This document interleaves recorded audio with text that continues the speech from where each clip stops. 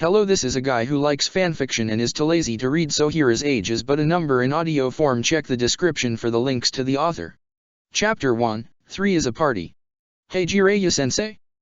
What's a good gift for Auntie Tsunade? A young male's voice interrupted the peaceful atmosphere that had settled long ago in the area. The older male turned his head to glance at his student, slightly surprised to hear the boy show interest in something that wasn't shinobi related. Why are you asking, Naruto? It was indeed something to take note of, considering the boy wasn't exactly normal. The teen preferred to remain in isolation and loved silence. He wasn't much of a talker and generally only participated in social activities if it was, in his words, logical. The blonde possessed similar idealisms to that of the Aburame in Konoha. Considering his upbringing, it wasn't all that surprising. He was emotionally stunted due to the treatment by the populace in Konoha. Hiruzen had tried all he could, but he was only one man. Kami rest his soul. The young teen glanced towards his teacher with a blank face before tilting his head slightly. Is it not the appropriate gesture when you wish to show gratitude on one's birthday? After all, it is what you would do for me. It was slightly unnerving being under the stare of the boy. But the older male had grown used to it over the years. Well, yes. But I was more interested in why you wish to give her a gift. Not that there's anything wrong with it. Jiraiya shrugged his shoulders lightly after his statement. His student turned away from him and stared out into the empty field with that same emotionless gaze. Is it not logical of me to give her a gift? She is the only person aside from yourself to show genuine care for me. The older male sighed at the 16-year-old's statement. It was true for the most part. Jiraiya would visit Naruto on his birthday every year to make sure he had the essentials. The boy didn't have friends because he preferred to be alone. When the boy was 10 or so, Jiraiya suspected that he was a little on the spectrum. His teammate only being able to confirm this in private. Tsunade had showed genuine kindness and a far more gentler side to the young boy when she had met him. Though she had left Konoha of her own volition, she was still loyal through and through. The older woman discovering she had an actual living family member was what truly enticed her return to take the mantle of the fifth Hokage. Tsunade finding out about Naruto's condition and his treatment had struck a fire in her that he hadn't seen since Dan's death. Jiraiya had feared for even his own safety following the woman's wrath. She could be quite vengeful when she needed to be. Jiraiya shook his head slightly and responded to his student's question. Well, maybe some sake. The older male had a small grin at that. Auntie Tsunade drinks too much to begin with. It is unhealthy. She has the ability to cleanse and purge the after effects of consuming such large quantities, but it doesn't mean it's logical to do so. The boy's face remained blank, but the older male could see the glimpse of annoyance in his student's eyes. Why do you care so much? A little crush perhaps? A sly grin morphed on his face. The boy's face turned towards the man with a raised eyebrow. She would be far more interested in a younger man than one who has vacated his prime. The statement was so blunt that Jiraiya could feel it smack him in his face. Literally. Jiraiya's eyebrow twitched following his student's statement. Oi. Yeah, little shit. I'm only 45 years old. If you haven't noticed, Tsunade is the same age as me. The young man gave a light shrug and retorted. Yes, but she is still in her prime and will remain that way until her early 60s. Auntie Tsunade is Uzumaki and Senja born. The boy then leaned against the tree he sat in front of and closed his eyes, continuing on. She may be 45, but the combined genetics of those two clans puts her at mid-20s. You and I both know very well that her excuse of using a genjutsu to hide her age is just that. An excuse. It is impossible to have such finite control of one's chakra to pull off such a feat 24/7. The Toad Sage was annoyed that every single word that was being said was entirely true. Why does the brat feel the need to attack his age? Also, I did not mean to offend you. I was merely stating facts. Yes. Well, most people do not wish to hear such things. The boy furrowed his eyebrows with genuine confusion. Why is that? Why would anyone wish to hear the opposite of the truth? The older male just sighed as he remembered just who in fact he was talking to. A prodigy of all things shinobi-related but completely oblivious to all things, normally human-related. A conundrum if he ever saw one. Because Naruto, some things that are truthful can actually be detrimental. Jiraiya began to scribble in his notepad as he knew that Naruto would begin asking questions. The truth being a detriment? How is that logical? Jiraiya sat silent for several seconds wondering how he should approach the subject. His young student was eyeing him with a mixture of curiosity and confusion. The only emotions the boy seemed to ever really show. Got it, he snapped his fingers. Say you wish to give Tsunade a compliment. How would you do so? The man stared at his student with a smile. Naruto blinked before responding. I would tell her that she is both powerful and beautiful. His sensei nodded before continuing on. Now, what are things that you dislike about Tsunade and how would you tell her? The older male immediately held his hands up in defense at Naruto's piercing stare. No jokes this time. I'm being serious. The young male nodded slightly before narrowing his eyes. I would tell her that her frequent use of alcohol is slightly barbaric. Jiraiya snapped his finger following the boy's answer. That is something you would not verbally tell Tsunade. He could tell that he was getting through to the boy now. But why not? Alcohol is a detriment to her health. The blonde had his head tilted slightly with a vexed expression on his face. Because Tsunade knows her limits. Alcohol is a detriment to anyone besides Jinhurikis and that woman. Her body actually purges the toxins in the alcohol faster than they can affect her. Tsunade just chooses to block it. He gave a slight shrug afterwards. I don't understand. Jiraiya gave a small smile at that and responded. It's due to the fact that Tsunade enjoys the feeling of it. Alcohol will never truly harm the woman. It's physically impossible. I assume she dramatizes her drunkenness to get you and Shizune annoyed. Naruto adopted a frown for a slight moment before shrugging. If it makes her happy I will continue to indulge in her little game. A shrug following suit. A comfortable silence sat in the clearing after the boy's statement. Jiraiya glanced at his student for a small moment. Despite his earlier tease the boy might actually have an infatuation with the woman. It would make sense. Naruto may not understand basic human emotions but he indeed had them. It wouldn't be a stretch to believe he had a crush on the woman. It's not like there were any other women that the Jinhuriki would frequently speak with. Kakashi had informed him of the dynamics of Team 7. Which weren't that great to begin with. A young man with a heart full of vengeance, a young woman that didn't understand the true interests of being a kunoichi, and another young man who lacked basic human sympathy and empathy. A clusterfuck was the first thing to come to mind. Jiraiya and Naruto were on this 3-year trip due to the event of his teammates' choices regarding the village.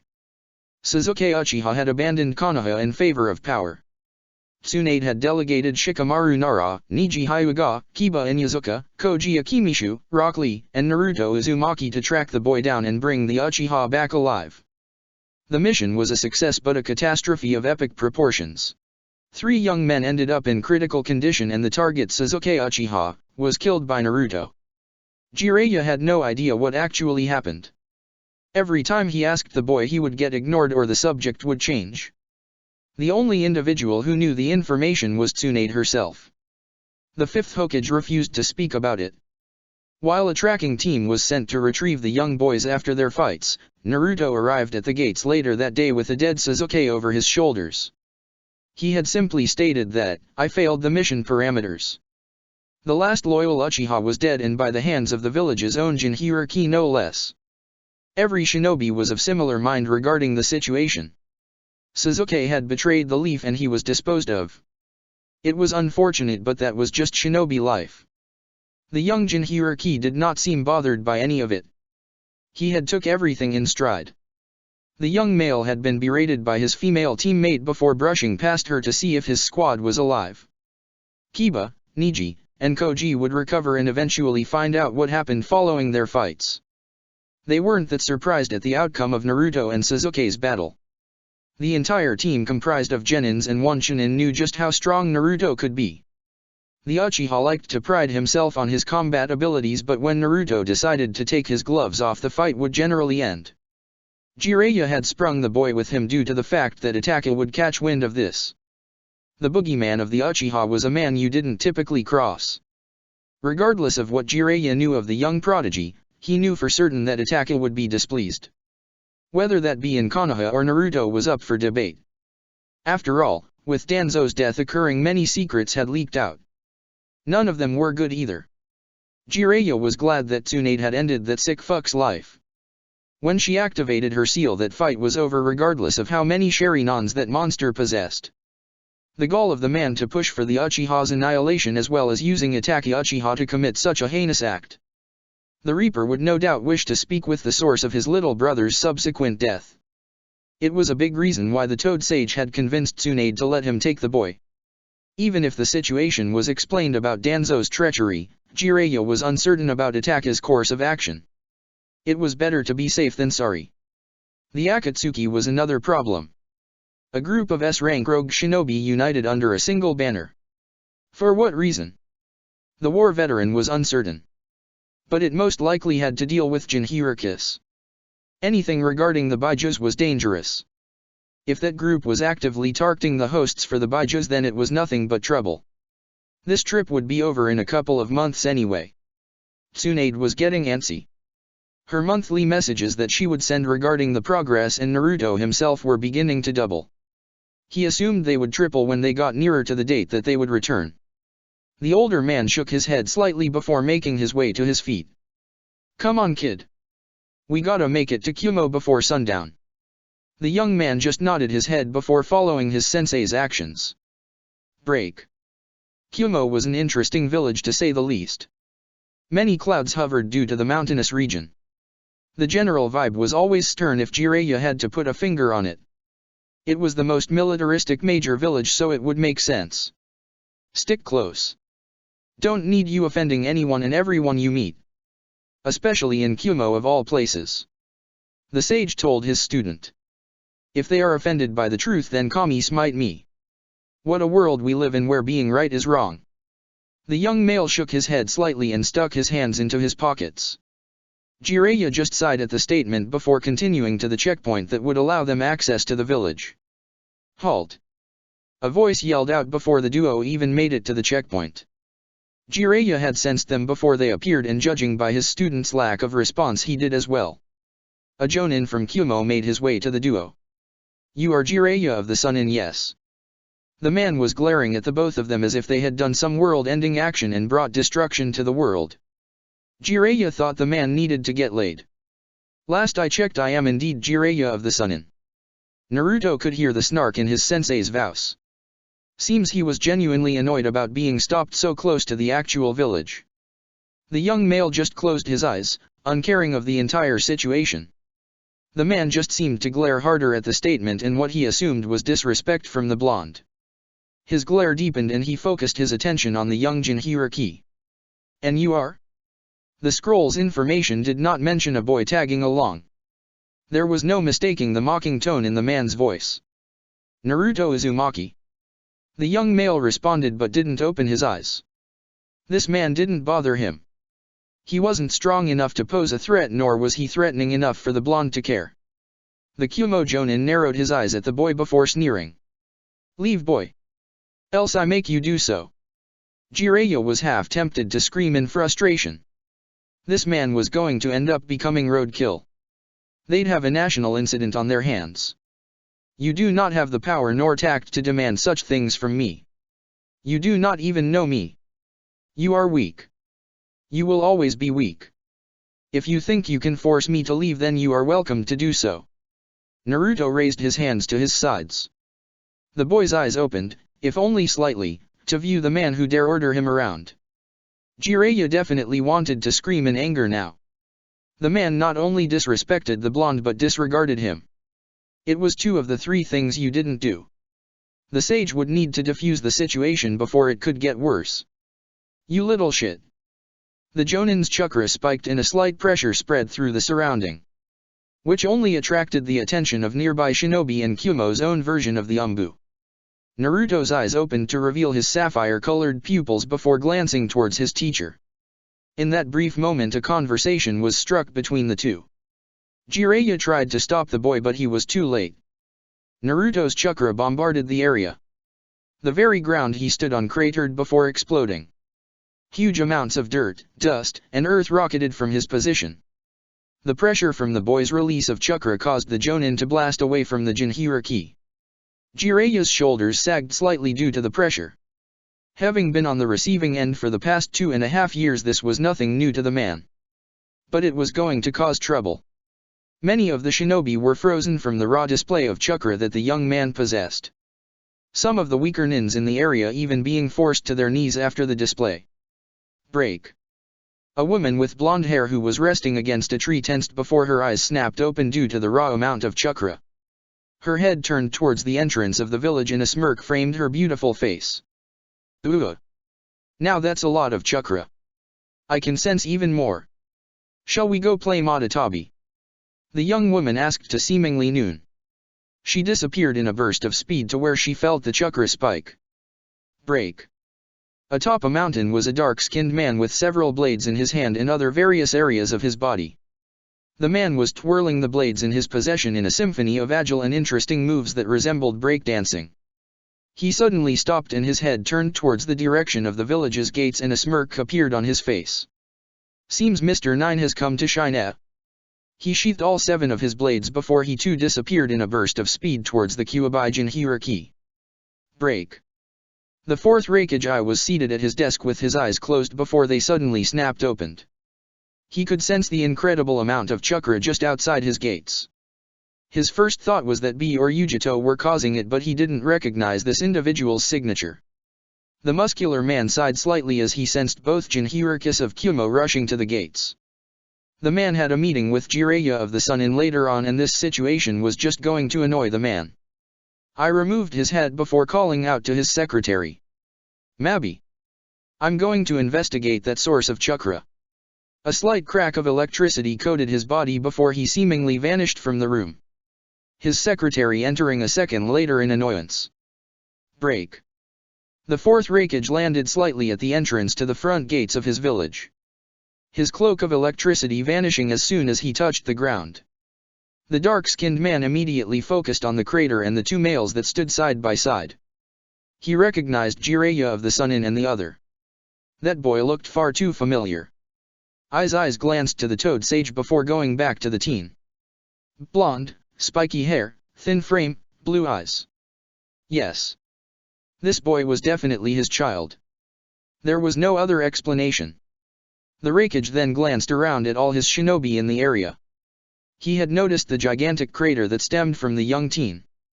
It wasn't hard to guess that this boy, who was also his child, was the Kyuubi Jinhiriki. The boy had far more chakra than even B did. If the teen was even half as talented as his father was, then his men most likely stood no chance. I began to walk slowly towards the duo. The young male had his arms crossed against his chest with his eyes closed. The Toad Sage had an annoyed expression on his face. B and Yujito touched down shortly after. Their gazes sought the young males and a tense silence entered the area. You two. Stay out of this. I didn't even turn around to acknowledge his strongest shinobi and kept his attention on the duo in front of him. The Raikage got within 5 feet of the 2 men and stopped. His 2 Jinhirikis following. It was quiet for several short moments before Jiraiya eventually sighed and decided to get to the point. My student and I arrived and were immediately set upon by one of your shinobi. The man threatened my student and my student retaliated. The Toad Sage's eyebrow twitched slightly afterwards. I was silent before his gaze swept to the blonde who still refused to open his eyes. The Raikage then glanced to one of his men stationed at the gate and asked if what the sage said was true. Yes, sir. The Jonin gate guard replied. I turned back towards the duo before sighing. Bring the man here. Tuchanin proceeded to fulfill the Raikage's request. The Jonin was then dumped in front of the leader. I crouched down slightly in front of the man and stared into his eyes. Did you threaten these 2 men? Yes. Yes, sir. The man's gaze was locked on the ground following his statement. I sighed loudly in annoyance before rising to his full height. Faster than the Jonin could react, he was kicked straight through the village's gates by I himself. The Jonin crashed through an unoccupied stand before coming to a stop. I apologize for my shinobi's actions. You are guests in my village and shall be treated as such. I then turned and swept his gaze on every shinobi that was present. If another transgression occurs with these two men unprovoked, you will be stripped in the gallows. Do I make myself clear? A loud chorus of "Yes, sir," chanted throughout the clearing. The Raikage nodded once before turning his gaze back to the two men in front of him. I believe we have a meeting to get to Jiraiya. Your student is welcome to join. The dark-skinned man offered. The young blonde finally opened his eyes, retaining that same blank face the entire time. He glanced at the Raikage before looking directly at his sensei. I appreciate the offer, Raikage-sama, but I will have to refuse. Naruto bowed slightly to the man. I do not wish to intrude on personal affairs. If it is all right with you, I would like a training ground to meditate in.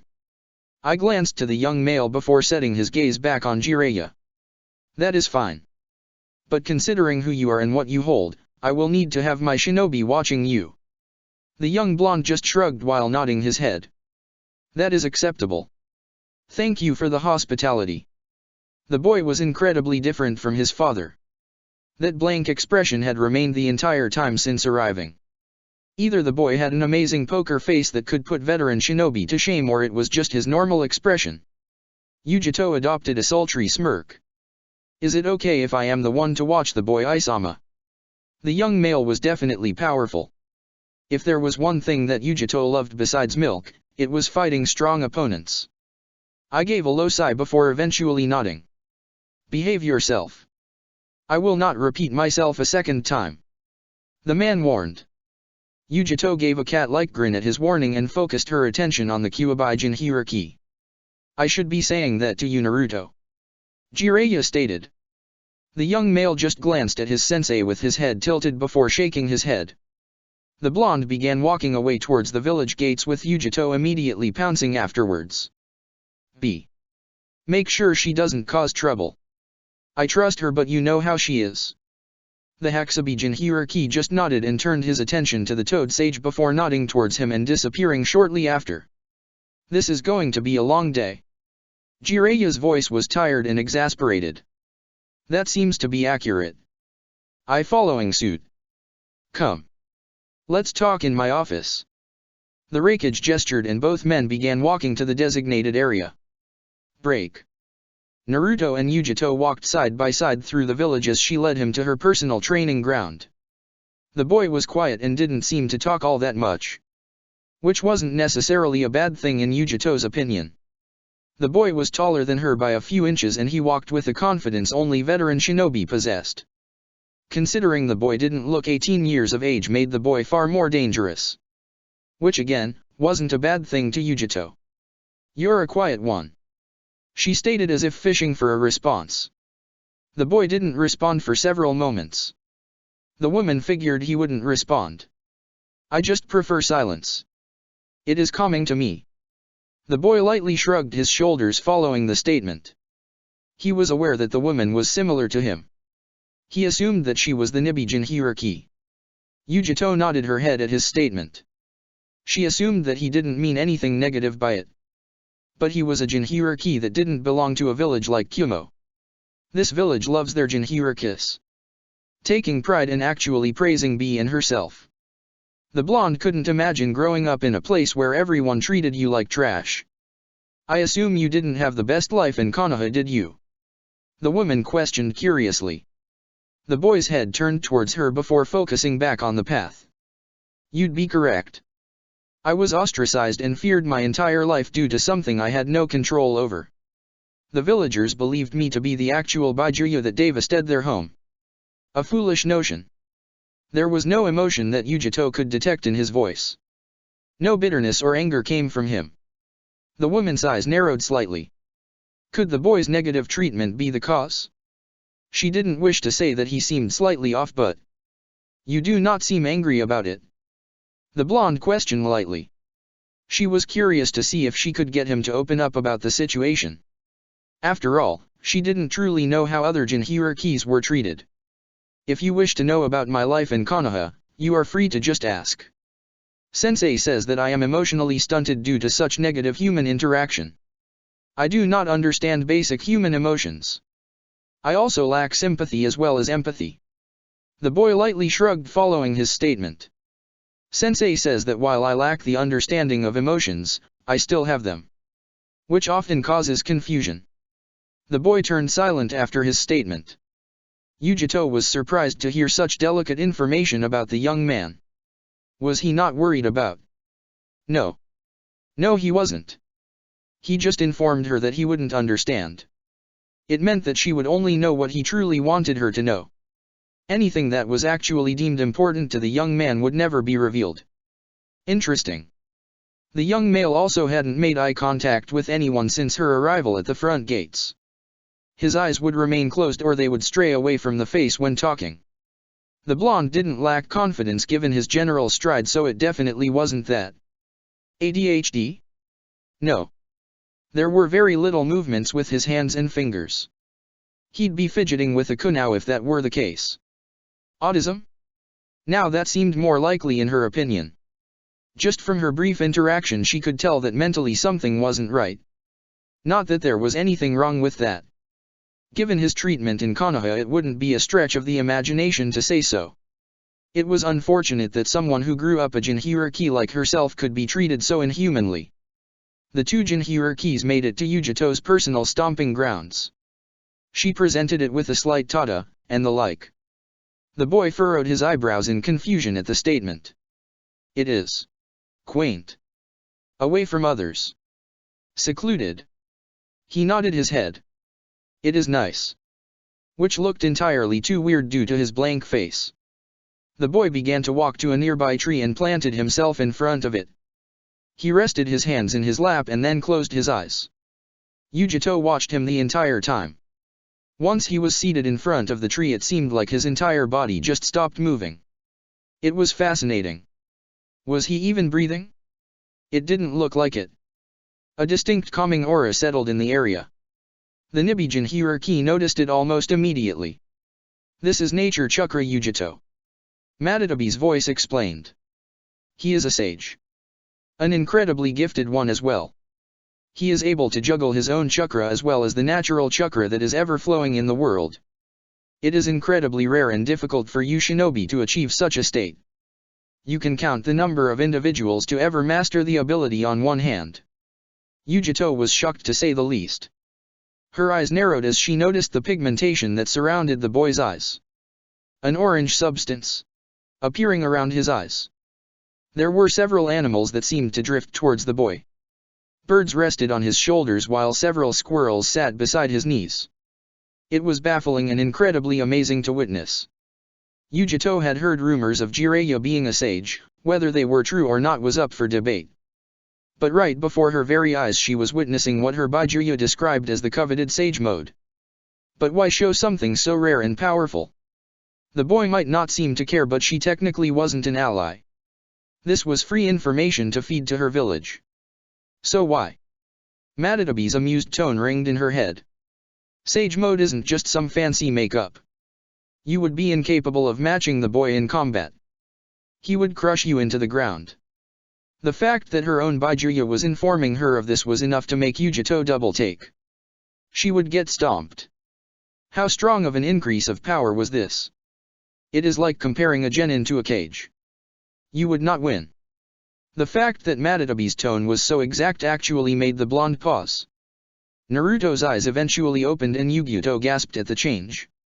He possessed a bar-like pupil similar to that of a toad while the actual color of the eyes were yellow.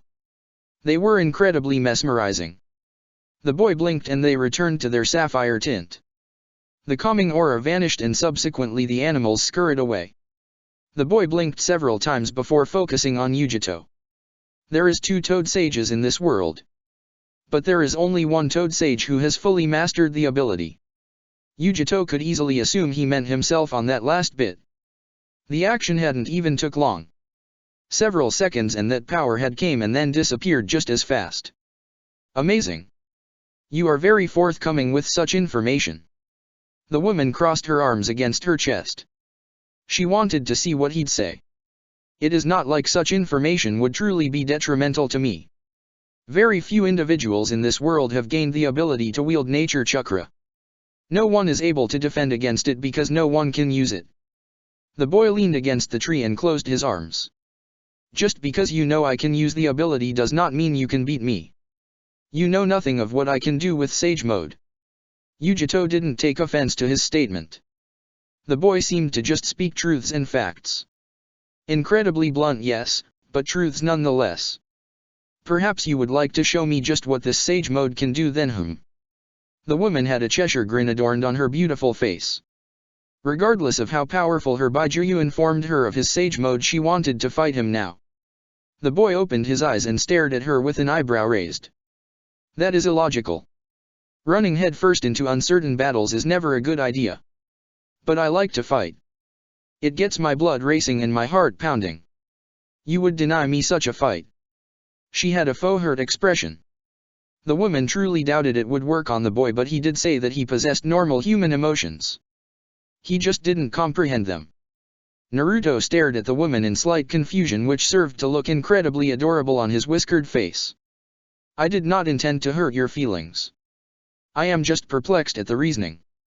But if you wish to spar, then I will do so. My only wish is that you keep what you learn to yourself. Yujito blinked at that. She could agree to do so, but she could also lie and then later inform her cage. You seem to be putting some level of trust into me. I could agree and be lying. The younger blonde just shrugged before responding. That is how shinobi life is. If you choose to do so, I cannot stop you. I was only asking for the sake of doing so. Eventually I will be forced to use Sage Mode in an actual fight. If I do not kill the person, or if there are bystanders, then people will know of my ability. I am just delaying the inevitable for as long as possible. It made sense to Yujito. The boy was truthful with everything that came out of his mouth. That or he was just an incredibly amazing liar. That'd be something. The blonde eventually just settled on agreeing to his terms. She got to fight with someone with an incredibly rare ability, and all she had to do was keep it to herself. Why not? Though Madatabi seemed highly amused at the entire situation. Would she truly get stomped so easily? Only one way to find out. I agree then. Now let's fight. I want to see just how powerful this Sage Mode really is. Following her statement, the woman flared the entirety of her chakra, and similar to the boy's action earlier, the ground cratered and an insane pressure settled in the training grounds. Naruto was unaffected, it would seem. The boy closed his eyes for several seconds before gaining access to Sage Mode. The boy rolled his neck slightly before standing to his feet. Crossing his arms against his chest, he opened his eyes and stared directly at the Nibijin hierarchy. I will allow you the honor of attacking first. Yujito gave a feral smirk before charging towards the boy. She was going to enjoy this immensely. Break. This is annoying to say the least, Jiraiya. I directed to the man sitting across from him in his office. You say the group is comprised of S-rank nuke nins. The man's arms were crossed in front of his chest. The white-haired man nodded grimly. We encountered 2 of their members prior to electing our 5th Hokage. Itachi Uchiha and Kisame Hoshigaki. Both S-rank and both incredibly powerful. The fact that these are just 2 of the members makes you wonder who's the monster in charge of keeping these men and women in line. That was truly a terrifying thought to both men. To be able to keep men like Kisame Hoshigaki in line meant that the leader was nothing short of monstrous. This was a major problem. You are certain they are after the Baijuyu? The man stared hard at Jiraiya.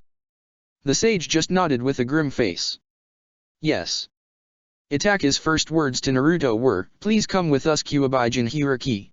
If that isn't enough proof, then I should just retire from the corps. The man leaned against his chair with a sigh. I knew the circumstances regarding anything dealing with Jinhirikis and their Baijus. Anyone who wanted to kidnap the hosts couldn't be plotting anything good. It was a shit show waiting to happen. Have you informed the other leaders? I was curious to see if Jiraiya had took the risk of allowing Naruto into IWA of all places. The white-haired man sighed at the question. I sent scrolls to all the other villages. Suna and Kiri responded, as well as you yourself. We have informed the Mizu Cage and Kaze Cage. IWA remains to be seen. I'm certain my scroll was burned as soon as it entered. The man rolled his eyes in annoyance following the statement. Yes. Onoki is not only stubborn but a sore loser. There was a certain amount of humor in the Raikage's voice that made Jiraiya smirk. Akatsuki is a major threat at this point in time. I am not so foolish to believe that Kumo is indestructible. While I'm confident in our power, the title of S rank is not given so easily. There are reasons for this. Jiraiya nodded his head in agreement. While I do not expect cooperation or alliances or anything of the sort, I am merely wishing to help inform the villages. My godson's life is on the line, and if I am able to prevent his death, then I will do anything possible to keep it that way. I nodded his head at the man's statement. B was his brother and Yujito was his sister. He'd be damned if he lost both of them. I will see if I can get Onoki to reconsider. Perhaps I can talk some sense into the old bastard.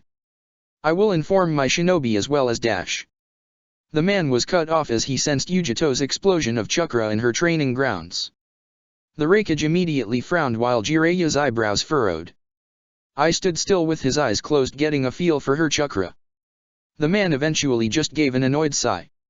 Little shit almost gave me a heart attack. This talk of Akatsuki already has me jumpy.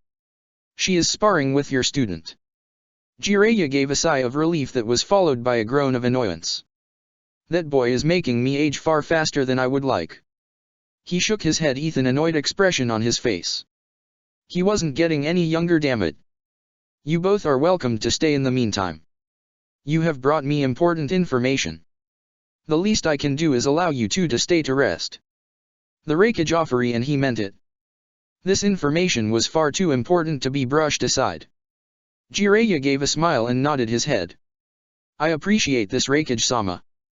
The man proceeded to stand up and bow slightly to the dark-skinned man. I called for Mabi to set up rooms for the sage and his student so they could rest for the next few days. Chapter 2, Emotion, Anger. If you want, I can explain to you what the definition of insanity is, Yujito-san. Naruto's monotonous voice stated in the training field. The boy's clothes were slightly scuffed with dirt and a few drops of sweat ran down the side of his face. Other than that, the boy looked as if he had just taken a light jog rather than beat down an elite jonin who harbored the Nibi for 2 hours. Said carrier of Nibi gave a low groan of agony before she began to shift and try to stand on her feet. Yujito's clothes were torn and caked with dirt and blood. A trickle of the copper substance ran down the side of her face as her beautiful face morphed into an angry scowl. What in the actual fuck are you? Her voice came out hoarse and thick-laced with frustration. She managed to adjust her position to her hands and knees and began to stand. The blonde proceeded to heave slightly and a thick wad of blood flew out of her mouth. I am a sage, the boy responded. He gave a slow blink as the woman's face seemed to get even angrier. Did he say something wrong? He was a sage. Was his answer inadequate? Yujito's face pulled back into a feral snarl before her chakra spiked. It began to mix with her Baiju's chakra, coalescing the two chakras into a beautiful shade of navy blue. Naruto watched on with slight curiosity. Perhaps she was finally going to take this serious. Maybe he should return the favor? It would be logical to give it your all if your opponent was going to be doing the same. Naruto tilted his head when several Kumonin appeared beside Yujito. The whiskered teen immediately identified the dark-skinned man as the Hakubi Jinhuriki due to the amount of chakra he possessed, as well as having seen him earlier, and 3 unknown shinobi who likely were around his age. A blonde-haired woman with pale skin sporting a noticeable bust, a dark-skinned woman with unique red hair, and another dark-skinned male with snowy white hair. Interesting bunch these 3 were. The Kyuubi Jinhuriki released his sage mode and proceeded to close his eyes while folding his arms across his chest. The Hakubi Jinhuriki was most likely here to prevent Yujito from accessing her Baiju's chakra. Whether or not it was for his or her safety was up for debate. Synced Jinhuriki or not, he would still win. No need to get angry, Yuji. B had a large smirk following the statement. The 3 other individuals were staring directly at the male who had noticeably thrashed Yujito and would have forced her to use her Baiju's power to even touch him. You interrupted our spar. We were about to get serious. The blonde teen almost seemed bothered. Hard to tell considering his voice was blank. Who in the hell are you anyway? It seemed the red hair was impatient and crass. But she had an above-average physique and the handle on the sword strapped to her back was kept incredibly clean. A skilled Kenjutsu user.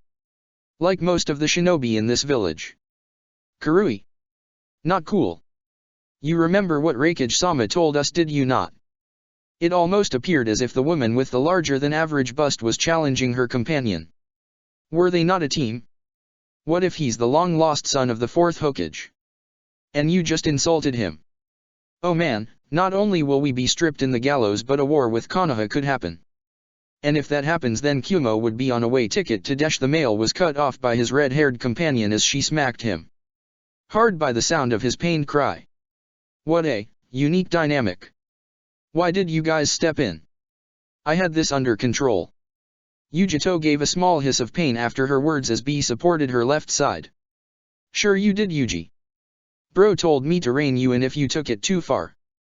Judging by Mr. Nine's state, you didn't have anything under control. B had stated that jokingly, but the woman knew there was a hint of seriousness in that statement. She glanced over to the boy, knowing what B said was true. This boy had destroyed her. To answer your earlier question, I am Naruto Uzumaki. You are a crass woman. The teen pointed out.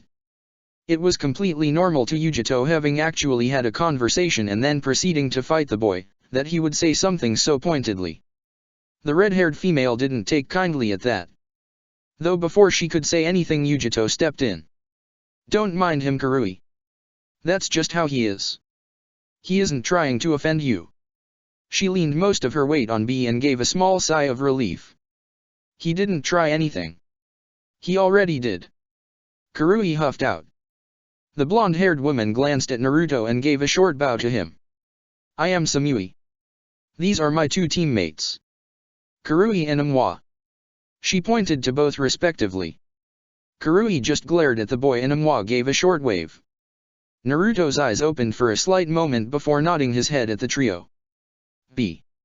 You called him Mr. Nine. Does that mean? Samui questioned her leader. Killer B stared directly at Naruto for several seconds before nodding his head. It seems Mr. Nine is strong even without his partner The Hakusebi Jinhyuriki stated with a small grin. It is what I am told in my village and by my sensei. The blonde teen looked directly into Killer B's eyes following that statement. Naruto's eyes were blank and unfocused for a few seconds before he shook his head. The Kyuubi and I prefer to be alone. I ask that you respect our decision. The Hakusebi Jinhyuriki nodded his head slowly while Yujito narrowed her eyes slightly. They both knew a warning when they heard it. There was emotion in that sentence.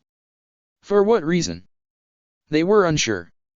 The two locked eyes for a few moments before nodding slightly. If we are done here, then I will take my leave. You did well, Yujito. Naruto began to walk away before one of the trio called out to him. How about you spar with us three? Samui called out to the boy. Naruto glanced at her and then to her teammates before ending on B as if asking for permission. Killer B gave a nod with a grin before he disappeared with Yujito in a shunshin. The man trusted them with an unknown individual who proved capable of battering one of their strongest shinobi. The man was either very stupid or had an ulterior motive. Naruto didn't understand his actions, but the man was already gone. The blonde Jinhyuriki shifted his body towards Samui, idly noticing that her teammates already moved into positions just out his sight. They were competent, which was already a good sign to Naruto. Sensei did often say that a good shinobi takes advantage of any and all situations. Even after witnessing one of your strongest comrades in her state, you still wish to fight me? The boy tilted his head with a slightly confused expression. Samui compared it to that of a young child asking their parents a question to something they didn't know. It was cute. Are you mocking us? That's not very cool, Whiskers. I may not be a Jinhyuriki, but I have years of experience. The busted blonde shifted most of her weight on her right leg. Naruto blinked at her comment before his eyes roamed up and down her body. He stared for several seconds before his head tilted to the left. Years? You look as old as me. How old are you? Samui narrowed her eyes at the boy as he stared at her body. He wasn't ogling her body, and he genuinely seemed to want to know. Yujito had stated that he didn't try to offend if his earlier comment on Karui was anything to go by. He was a Jinhyuriki, probably wasn't treated all that well. I am 29. It is rude to ask a woman her age, Naruto-san. Samui fingered the sheath of her katana as the words came out.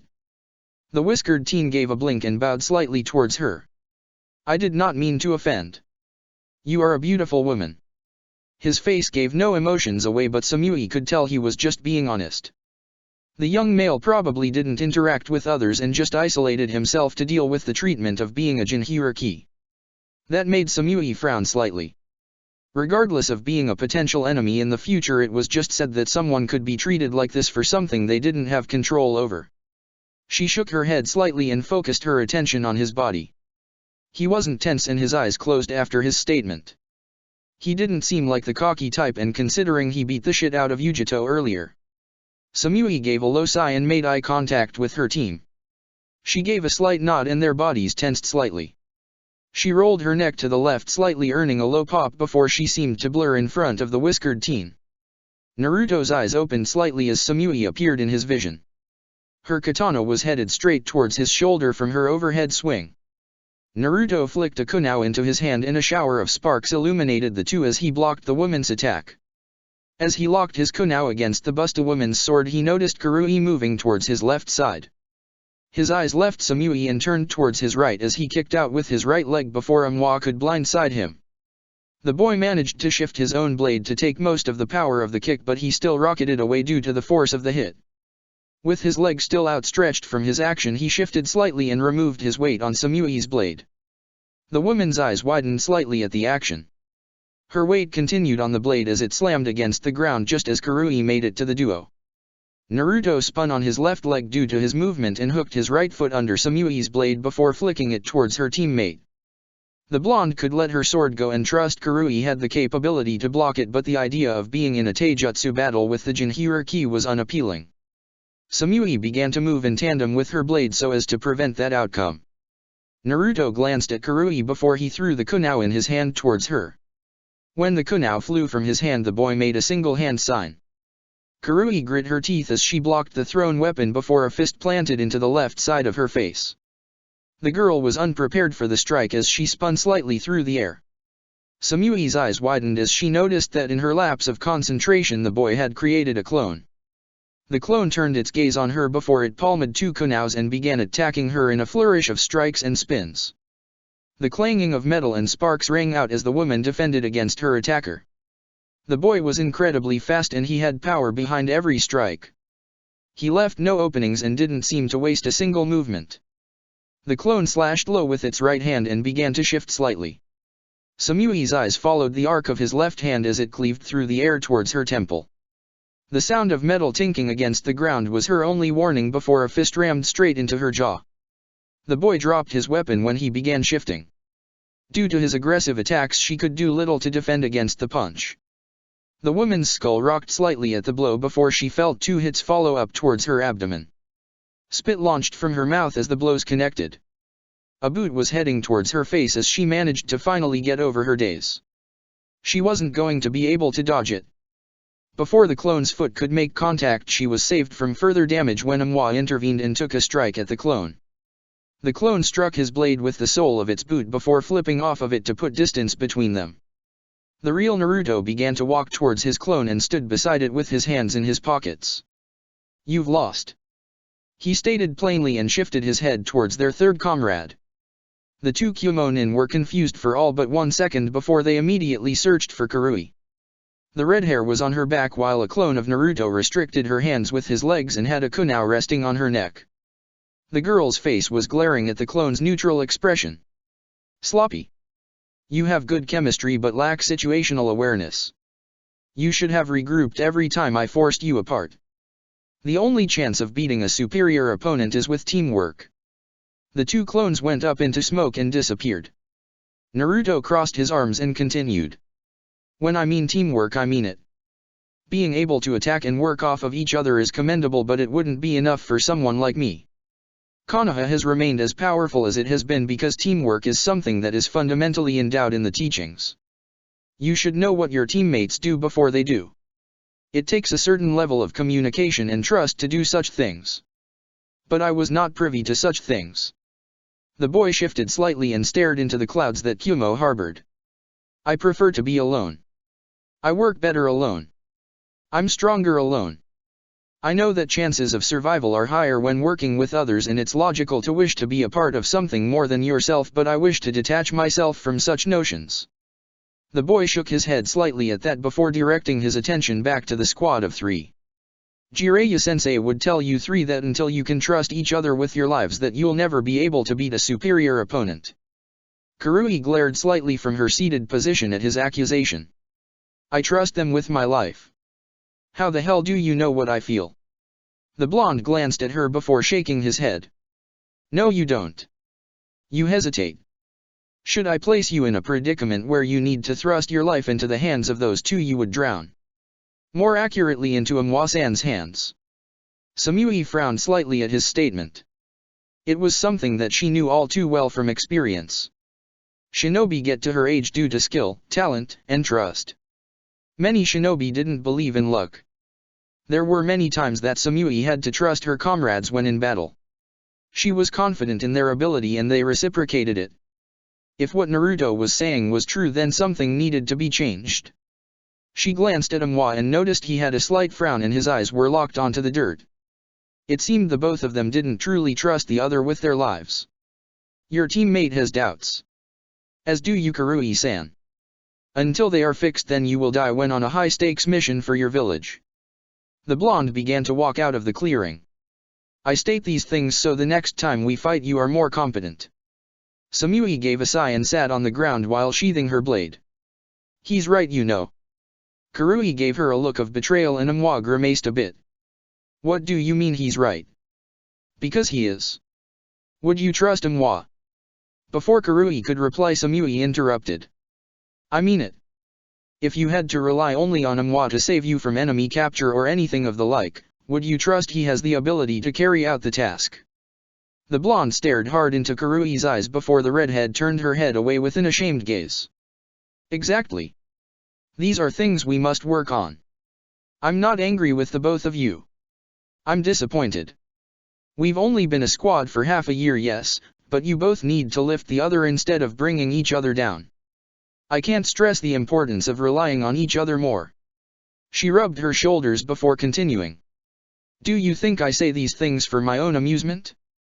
You two need to get along. I let it slide for the first couple of months, but I'm stomping it here and now. Do I make myself clear? She eyed both of them and gave a hard stare as they nodded meekly. The Busta woman proceeded to get up before gesturing with her sword for them to follow suit. Then prove it. Until you both can best me with teamwork, we will not be leaving this area. Before the two could protest, Samui gave them a fierce glare. That was an order. Disobey it and I'll make this even harder on you. I should have done this when we formed this squad. I will not sit by and watch you two die on the field because of a lack of camaraderie. Now shut up and ready your blades. Break. Naruto pulsed his chakra as he left the training ground. He immediately locked onto Jiraiya's signature and began to make his way to his sensei. As he began to make his way through the village, the boy's thoughts began to unravel and focus on a certain person. Tsunade Senju, or Auntie Tsunade, as she preferred to be called. She had declared herself as his self-imposed guardian when he and Jiraiya were sent to retrieve her. The mission was a success. Naruto believed it so. The woman did return and indeed did take the hat. That was their mission after all. Of course there were many stipulations following soon after. She was the Hokage and she had made sure the village knew it. Hiruzen had been far more lenient in his reign as the Hokage, and more often than not things would be swept under the rug. But when Auntie Tsunade took the hat, things got dirty and bloody. She had dug into files upon files of many of Konoha's darker ploys that Hiruzen and Danzo had enforced. The woman wasn't stupid. She knew that every village had its more darker side, but Danzo was a different story. While Hiruzen had kept Naruto out of the crippled Warhawk's grasp, she knew it was only a matter of time before he would strike. Tsunade hadn't allowed that. She decided to handle it the, as she put it, Uzumaki way. By killing the man. Yes. It was that simple. She had even gone so far as to welcome anyone who would further challenge her rule to the hat. Abuse of power would lead to a revolt. Such a thing had merits, yes, but the shinobi of Konoha also had to realize who they were dealing with. That individual being Tsunade Senju. The woman who could cause earthquakes with kicks and topple mountains with punches. A woman whose spirit was alight with flame after meeting Naruto. The blonde teen didn't truly understand the significance of their meeting at the time, but Jiraiya-sensei had tried to explain to him the importance of it. Thousands of shinobi against a single woman seemed reasonable, yes? Incorrect. Against Tsunade, numbers were irrelevant. She was still in her prime. The Sannin were famous for a reason due to their strength. Many shinobi liked to believe that Jiraiya or Orochimaru were the ones to be feared, but only true shinobi knew the danger that the medic presented. It was why Orochimaru retreated when Tsunade truly got involved in the fight. Kabuto had been heavily damaged by Naruto, and their only chance to truly survive was to turn tail and escape. It was unfortunate that the snake managed to get away. It would have been quite a large sum of money to get if his head was turned in at the bounty boards. Another day perhaps. Naruto was confident that the snake wouldn't be able to truly match him. After all, Sasuke was dead and he had no true vessel. It would only be a matter of time before someone decided to kill the pale bastard. Entering the hotel, Naruto made his way to his shared room with Jiraiya and opened the door. The blonde stopped at the door and gazed into the room with mild confusion. He hadn't done another cursory pulse of his chakra after the initial one. So the fact that a woman was now in their room was surprising. Even more so considering she wasn't glaring at his sensei. She possessed snowy white hair that complemented her dark skin. She was a beautiful woman. Naruto slowly blinked and just shook his head while bypassing the scene and heading directly into the bathroom for a shower. Not even bothering to greet the woman or his sensei. The woman raised a delicate eyebrow as the shower head turned on. "You have an interesting student, Jiraiya-san." The older male just smiled as he continued scribbling on his notepad. "Yes, he is. Naruto has an interesting and unique outlook on life." He ended it with that. It wasn't his place to inform the woman of his student's behavior. She could ask him herself. The room was quiet for several minutes following Jiraiya's statement, with the occasional noise of a pencil scrawling over paper. Mabi closed her eyes and rested against the chair she sat in. I had informed her that Jiraiya and his student were to be treated as important guests. She was to be their guide for the next following days to ensure things were to their liking. The woman didn't know why the Raikage saw these two as such important individuals, considering they weren't lords or delegates from other villages. Just two shinobi on a training trip. She gave a low sigh as the sound of running water cut off. A minute later and the Toad Sage's student came out with a towel wrapped around his neck. The boy had no shirt on but was mindful enough to wear shorts. Mabi was thankful for that. Giving a lady a free show, Naruto? Where are your manners? Jiraiya's voice was teasing. I have them.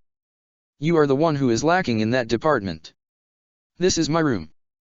The boy proceeded to dry his damp hair with his towel. She is also a shinobi.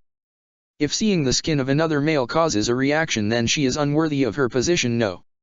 He glanced towards the Jonin and locked eyes with her. Mabi stared back with a calm gaze. The boy was lacking in emotion. The way he phrased his words had no mocking bite to them and just seemed to state the obvious facts. She would indeed not be worthy of her title and rank if something this minor was thrown at her. You would be correct, Naruto-san. Though I understand that I stopped by unannounced, it is still polite to dress properly and introduce yourself. She crossed her legs in her seat and watched in slight amusement as the boy tilted his head. The blonde gave a slight nod before picking a scroll on the bed and unsealing a new change of clothes. He proceeded to put on his shirt and introduce himself. I am Naruto Uzumaki. Forgive me if I offended you. The blonde slightly bowed to her following his statement. The dark-skinned woman waved her hand dismissively at his apology. It is fine, Naruto-san. I am Mabi. I am to be your guides for the remainder of your stay. The boy stared at her face for several seconds before his eyes roamed down her body. Mabi raised an eyebrow at his blatant actions. I'm starting to see the logic of your statement, sensei. I have indeed noticed that every kunoichi is in fact beautiful. The boy nodded his head slightly before taking a seat by the window of the hotel room and staring outside. I never lie when it comes to women, Naruto. The man can't need writing but had a larger than normal grin adorned on his face. I'd believe you if Auntie Tsunade hadn't punched you through 4 walls on our first meeting. You were ogling her body then and you continued to do so even upon our departure from Konoha. A heavy pressure appeared in the room following his statement. Mabi's eyebrows furrowed in confusion after the boy's statement. The room was deathly silent and there was a tension that made the woman slightly uncomfortable. The scribbling of Jiraiya's pencil stopped and he immediately fixated his gaze on Naruto. If Jiraiya had any uncertainties about the boy's infatuation with his teammate then they were dashed immediately. It seemed his student wasn't even aware of what he was doing. Jiraiya began to glance around the room and noticed that the walls were beginning to shake and the floor was starting to creak. Mabi grimaced as the boy's chakra began to seep out in concentrated pulses. Whatever was going on wasn't good at all. Naruto. Stop. Jiraiya's voice was firm. The pressure stopped increasing but it didn't disappear. The blonde continued to gaze out the window but his eyes were lit with anger. If you were any other person, you'd be dead. The blonde's tone was layered with acid as he practically spit the response out. If there was one emotion that Naruto was truly intimate with, it'd most certainly be anger. Anger was a simple emotion even in its various subforms. There was no confusion when a cloud of hateful energy wrapped around you. Naruto had plenty of it stored up in his body. The fact he was even able to master Sage Mode in spite of these facts was truly incredible. Mabi shifted uncomfortably as she sat in the crossroads of these two. Hearing the boy's statement was slightly worrying. Was Jiraiya going to push the issue? Is that a threat? Jiraiya's voice came out calm despite the tense situation. I don't make threats. Every word I speak is the truth. The boy continued to stare out the window and refused to even glance at the other occupants. Jiraiya knew a volatile situation when he saw one. His student was quite literally a ticking time bomb. Anything in regards to Tsunade was off limits. It seemed the boy was subconsciously channeling that same protectiveness that she did to him. The sage had teased the boy multiple times on their training trip about it and he had noticed that every time he pushed it further Naruto would display his emotions. The question now though, does he push it further? You are upset Naruto. Jiraiya calmly stated. It was for the best if he did not push it. The older man wasn't actually sure if he could truly subdue the boy should he choose to use Sage Mode. The abilities of a sage heightened your own power by leagues. It was literally comparing a genin to a cage after the boost. His student didn't respond to the statement but Jiraiya knew he was listening. Do you feel it? The older male crossed his arms slightly as he glanced towards the silent Mabi whose entire body was tense. I prefer you not speak of Tsunade in my presence. Jiraiya narrowed his eyes at Rhe statement. It was his own way of saying, this makes me angry. It wasn't much but he could work with that. And why is that? She and I are teammates after all. He noticed that Naruto rolled his neck slightly to the left while a breath vacated his body. He was getting agitated it seemed. You do not respect her. The boy's hands began to curl and uncurl at timed intervals. Jiraiya was unaware due to the positioning of Naruto's body. Naruto's eyes began to bleed red as he stared out the window while his hands continued their repetitive actions. Why Auntie Tsunade puts up with your deplorable actions is beyond me. The pressure began to rise and the room began to shake again due to Naruto's anger. Mabi flinched as the pressure wrapped around her entire body. Jiraiya gave a hard frown and proceeded to stand up. He would soon regret the next words that came from his mouth. You are being irrational Naruto. You don't even understand why you are angry in the first place. What would Tsunade say if he was cut off as Naruto's fist embedded itself into his stomach? The Toad Sage flew through the hotel room door and crashed into the room directly opposite of theirs. Mabi's eyes widened as she noticed the crimson cloak covering the boy. Two large, floppy ears sat atop his bed and three tails waved behind him slowly. The amount of anger and rage wafting off the boy was enough to cause the woman to retch slightly. And Yugito's chakra cloak couldn't compete with this. And this was only three tails. I'm being irrational. You are lucky that I respect you and appreciate everything you've done for me. Mabi cringed at the alteration of his voice. Something that should only exist in the deepest and darkest of nightmares. Jiraiya slowly walked back into the room with a minor limp, ignoring the onlookers and shinobi that were now investigating. Perhaps he shouldn't have pushed the boy. He deserved a bit of it. A light punch if anything. Certainly not full-powered. He was sure a rib or two was broken now. The cloak that previously surrounded the blonde now began to dissipate. His face adopted a frown and he shifted his body towards the window. I want to go back to Konoha. I'm finished. Jiraiya narrowed his eyes. They had 6 more months left for their trip, but in all honesty the boy already learned everything Jiraiya had to teach him. They were only on this trip due to the threat of the Akatsuki. The sage felt the need to warn the other villages to be on the lookout for members of the mercenary group. The older male sighed slightly before nodding his head. There's not much left I could teach you. So if you truly wish to, I can send a message to Tsunade now. The boy shook his head, which surprised the male before Naruto closed his eyes. We leave tonight or I go myself. Jiraiya's eyes widened at the statement. By himself? For what reason? Because he was upset due to their conversation? Naruto. Tonight. The boy actually glared at the man for several seconds before disappearing in a shunshin. The room was silent for several moments before Mabi shifted uncomfortably and began to leave. I hope you enjoyed your brief stay at our village. She proceeded to vacate the building to inform the Raikage of the situation that just happened. Jiraiya just sighed before jizzing a slight hiss of pain. The kid hit hard. Chapter 3, The Slaughter Begins. I personally feel like you overreacted, Naruto. Jiraiya voiced in a slight petulant tone. Sometimes I wonder who the sensei really is between the two of us. Naruto's voice was the usual monotone, but Jiraiya could sense the admonishing undertone. Haim will reprimand you. The Toad Sage pointed out plainly. Jiraiya wasn't looking for another reason to anger the boy. A fact was a fact. You can't really assault your commanding officers. The blonde glanced at his teacher before shutting his eyes and turning back to the road. She would give me a hug and pat me on the back. You are delusional.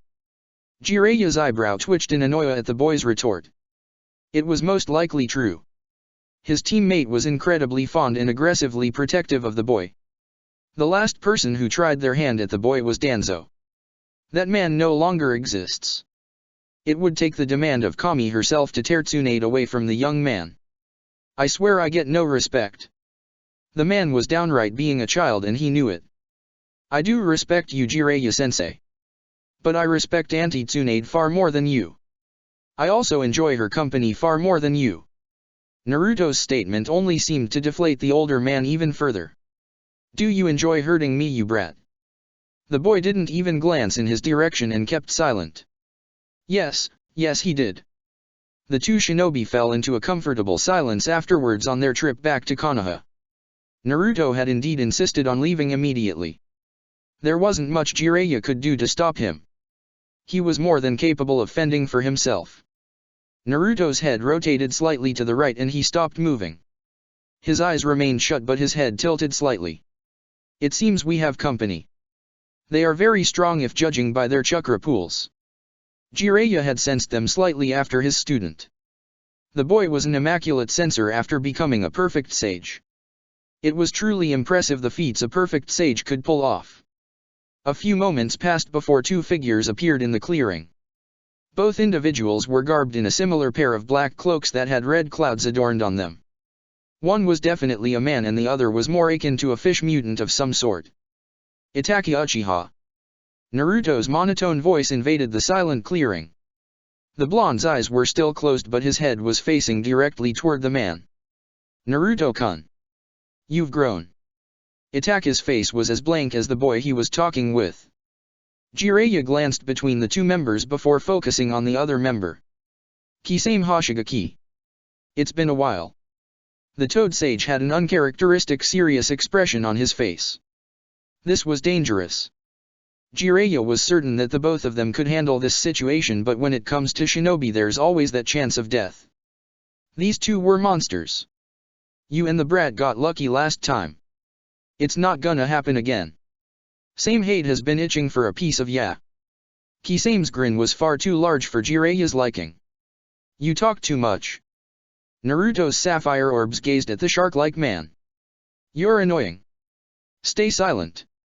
Following the boy's comment, the ground beneath the Akatsuki duo exploded and several clones of Naruto attacked Kisame. Itaka disappeared in a flock of crows while Kisame began to batter away the group. Naruto shut his eyes before holding up a half-ram hand seal. The clones that surrounded Kisame began to glow white before expanding and detonating. The explosion rocked the very foundation they were standing on, blowing up massive chunks of earth and several trees being reduced to ash. Jiraiya's mane of hair was blown back due to the force of the explosion. You deal with Kisame. Itaka wants me. Naruto began to walk towards the Reaper of the Uchiha with his hands in his pockets. Itaka was an incredibly powerful shinobi, but like all shinobi he had a weakness. And Itaka's weakness was extremely potent. The blonde would most certainly take advantage of it. Be careful, Naruto. Tsunade wants you to return. Remember that promise. The sage asked as he stared at the massive cloud of dust that was beginning to dissipate from Naruto's jutsu. Yes, I do. Itaka cannot beat me. The outcome will be the same every time. Well, at least his confidence is high. That was always a plus. Jiraiya shook his head and began to dash at the cloud of smoke. Naruto was arguably stronger than he was. If there was anyone who could match Itaka's prowess, it would definitely be his student.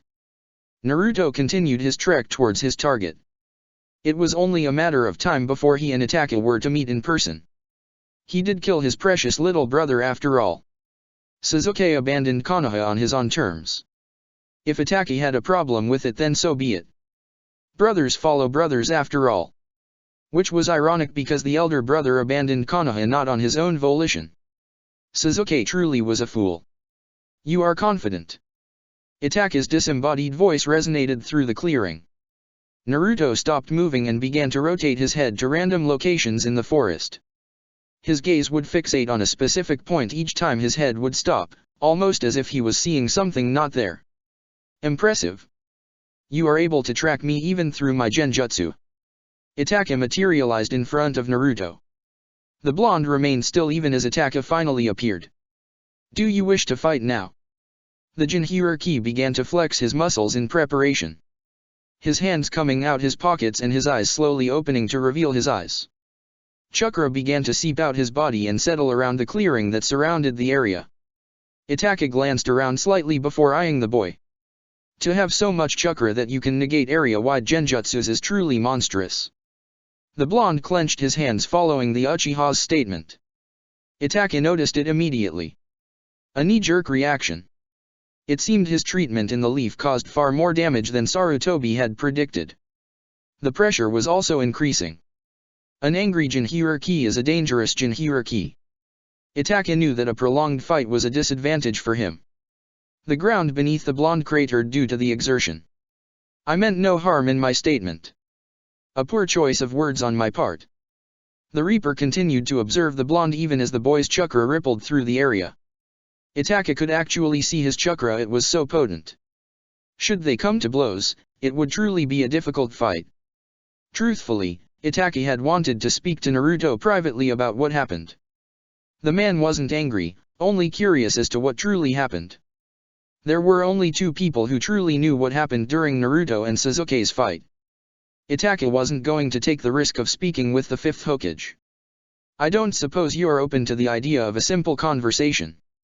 The infamous Uchiha questioned. His Dojutsu bore into the Jinchuriki who stared directly back into them without a care. Itaka was now aware that Naruto was even more dangerous than before. The Uchiha blinked and Naruto's face appeared a foot away. The boy's left fist was on course to the older male's temple. Itaka's Sharingan could see the air being physically split from the sheer speed of the Jinchuriki's punch. Blocking was absolutely impossible. He'd have to be on the defensive this entire fight and only redirect blows. Timing would be his only counter to such force and speed. Itaka stepped back as the fist sailed past his head. Before being able to retaliate with an attack of his own, he was forced to jump back as a clone appeared above the boy. A boot careening towards his skull that would take him out of commission should he be hit by it. The Uchiha's hands shifted through 7 seals in a single second. A stream of fire erupted from his lips afterwards. The force from the jutsu pushed him back in air to further the distance between the two. His crimson eyes snapped to the left as the boy yet again appeared directly in his blind spot. He knows the Sharingan's field of vision. Itaka weaved his hand and gripped the wrist of the Jinhiriki. He immediately twisted the appendage and pulled downwards while shooting his knee towards the boy's stomach. The blonde casually raised his knee, stopping the blow from making contact with his abdomen. Both prodigies locked gazes for all but a second. Naruto's foot curled around Itaka's ankle and he locked the appendages together. Itaka braced his body as the blonde crouched lightly on his remaining leg. The boy fell backwards and dragged the older male with him. The two shinobi were perpendicular to the ground as Naruto's foot sprang back towards his abdomen and shot out with terrifying speed towards the Uchiha. The Uchiha managed to direct the blow outwards using his palm. The foot still scraped the side of his hip and he was forced to relinquish the hold he had on the boy. Itaka was sent into the air due to the kick. Even after being weakened, he was still pushed airborne. Naruto placed a single hand on the ground to balance himself and he flipped into a crouch and immediately rocketed towards the Akatsuki member. A giant fireball was sent in retaliation for his efforts. The blonde clicked his teeth together as the jutsu swallowed him whole before eventually imploding in on itself. Itaka landed without a sound and stared directly at the explosion. The male was well aware that it would take far more to even put a dent on the boy. Jinhiriki were durable and a single fireball would possibly only annoy him. Fighting an Uchiha is annoying. Itaka's gaze swept behind him and he stared at the boy who had not but a singe on his body. His arms were crossed and he was staring at the sky. You all fight the same. The boy shook his head and redirected his attention towards the Uchiha. The boy's hands came to rest together and Itaka felt a surge of chakra explode from the boy. It's only fair that I fight the same. Itaka's eyes widened as a tornado of wind exploded out from Naruto's body. He began to retreat as the wind tore through the earth. It shredded several trees to small bits of lumber as it continued to grow in size. The unknown jutsu was absolutely devastating. The winds were roaring with a hunger that could only be satiated with destruction. Then, it began to move. The natural disaster was sent careening through the destroyed clearing, swallowing everything in its path and rendering the earth to dust from the razor-sharp winds that emanated from it. Itaka frowned as he thought of ways to deal with this predicament. The boy's jutsus were on a level of destruction that only someone like Pain could properly match. The Uchiha doubted the boy was even trying. His Dojutsu could see the hundreds of thousands of wind blades shooting out from the tornado. A tornado of pure wind with thousands of wind blades shrouding it in an invisible dome of microscopic-like needles designed to disintegrate. It was as magnificent as it was deadly. The older male knew that Naruto was exploiting his illness. The boy could easily keep him at bay with jutsus like this. He would either have to waste large amounts of chakra to subdue it or be forced to use his Susanoo, both of which were unfavorable to the Uchiha. His vision was already beginning to thin as it was. Using his Manji-ko Sharingan would be his only saving grace, that is if he could manage to actually land a hit on the boy. The blonde's speed was incredible. Itaka's Sharingan began to spin and morph until it fully changed from the trio of tomos, with it now resembling a three-blade shuriken. Red chakra flared around him as his Susanoo began to form around his body. It appeared skeletal in appearance as the skull bobbed slightly. A ribcage formed around Itaka which then extended upwards forming the torso while two arms shot out of the torso. After the full skeletal structure appeared, muscles began to form around the skeleton. The arms flexed slightly as a shield appeared in its right hand and a shield in the left. A headpiece appeared on the head as robes shrouded the being. There in all its glory, was the Uchiha clan's ultimate defensive and offensive ability. The Susanoo's eyes glowed bright orange as it banged its sword against its shield. Itaka raised his arm and made a slashing motion as the celestial being mimicked his movements. The colossal being gave a roar before slashing directly into the tornado. The tornado held for several seconds before it began to warp in distortion. The sword cleaved through the jutsu a second afterwards and a massive explosion of wind detonated the battleground. It took half a minute for the raging winds to finally settle. Itaka surveyed the damage of the battleground. Truly monstrous.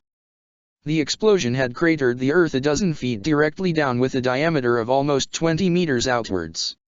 I feel honored to witness the Uchiha clan's most powerful ability in action. Though, it's unfortunate it will be the last. Itaka's eyes tracked the boy's movement as he jumped out of the massive crater. The Uchiha immediately noticed the difference of the boy. Foreign chakra shrouded around the boy and his eyes were different. Orange pigmentation colored his eyes and his stance was relaxed unlike the previous exchange of fists. His pupils were toad-like in appearance with a horizontal bar. The boy's arms were crossed against his chest as he slowly began to make his way towards the ancient protector that was the Susanoo. If you somehow manage to survive this fight, then I will tell you how Sasuke died. Itake's eyes narrowed at the statement. Was the boy truly so confident in his ability to best the Susanoo? The Uchiha motioned his Susanoo to attack. The Titan raised its sword high into the air before it dropped in the blink of an eye. The weapon of chakra sliced through the air so quickly that a sonic boom erupted from the force. The Susanoo's weapon made contact with the Jinchuriki and an explosion of dust blanketed the area from the attack. The dust began to fade and only then did Itachi truly begin to understand why the boy was so confident. The older male couldn't believe what he was witnessing. The blonde was holding the sword of the Susanoo, almost casually without a hint of worry. His celestial being was struggling to drive the weapon down as the blonde's arm weren't even showing signs of strain. The Uchiha's mouth opened slightly as he tried to understand what was happening. He had brought the full force of the Susanoo down upon him and was rewarded with nothing. The palm of the boy's hand wasn't even cut. Naruto's eyes locked with Itachi's and a bored expression appeared on his face. He shifted his arm upwards and the arm and sword of the Susanoo flew directly into the air. Itachi's eyes widened as his Susanoo shifted backwards from the show of strength. It was unreal. Naruto sped towards his opponent to take advantage of his unbalanced being. The Susanoo raised its shield to block Naruto from getting close. The blonde reared his fist back before rocketing it towards the Yata mirror.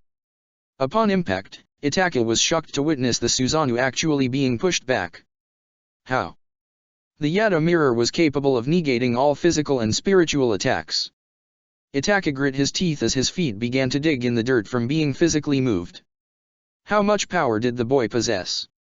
The Jinchuriki shifted his body before pushing even more strength into his punch. His entire body twisted and chakra rippled out from the center of his fist. The Uchiha braced himself as his Susanoo was rocketed backwards from the punch. The Titan flew for several meters as the chakra construct dug its sword into the earth to halt its movement. Immediately after the Jinchuriki attacked again, though this time he came from above. The two locked eyes for a split second as the Yata mirror appeared directly in the line of sight. Naruto shifted his body and raised his entire right leg in the air. His foot crashed into the shield of the Susanoo with a force that rattled Itachi's teeth. The ground beneath the Susanoo exploded and Itachi gave a grunt of pain at the attack. The absolute power from the attacks was physically weakening his Susanoo and his body.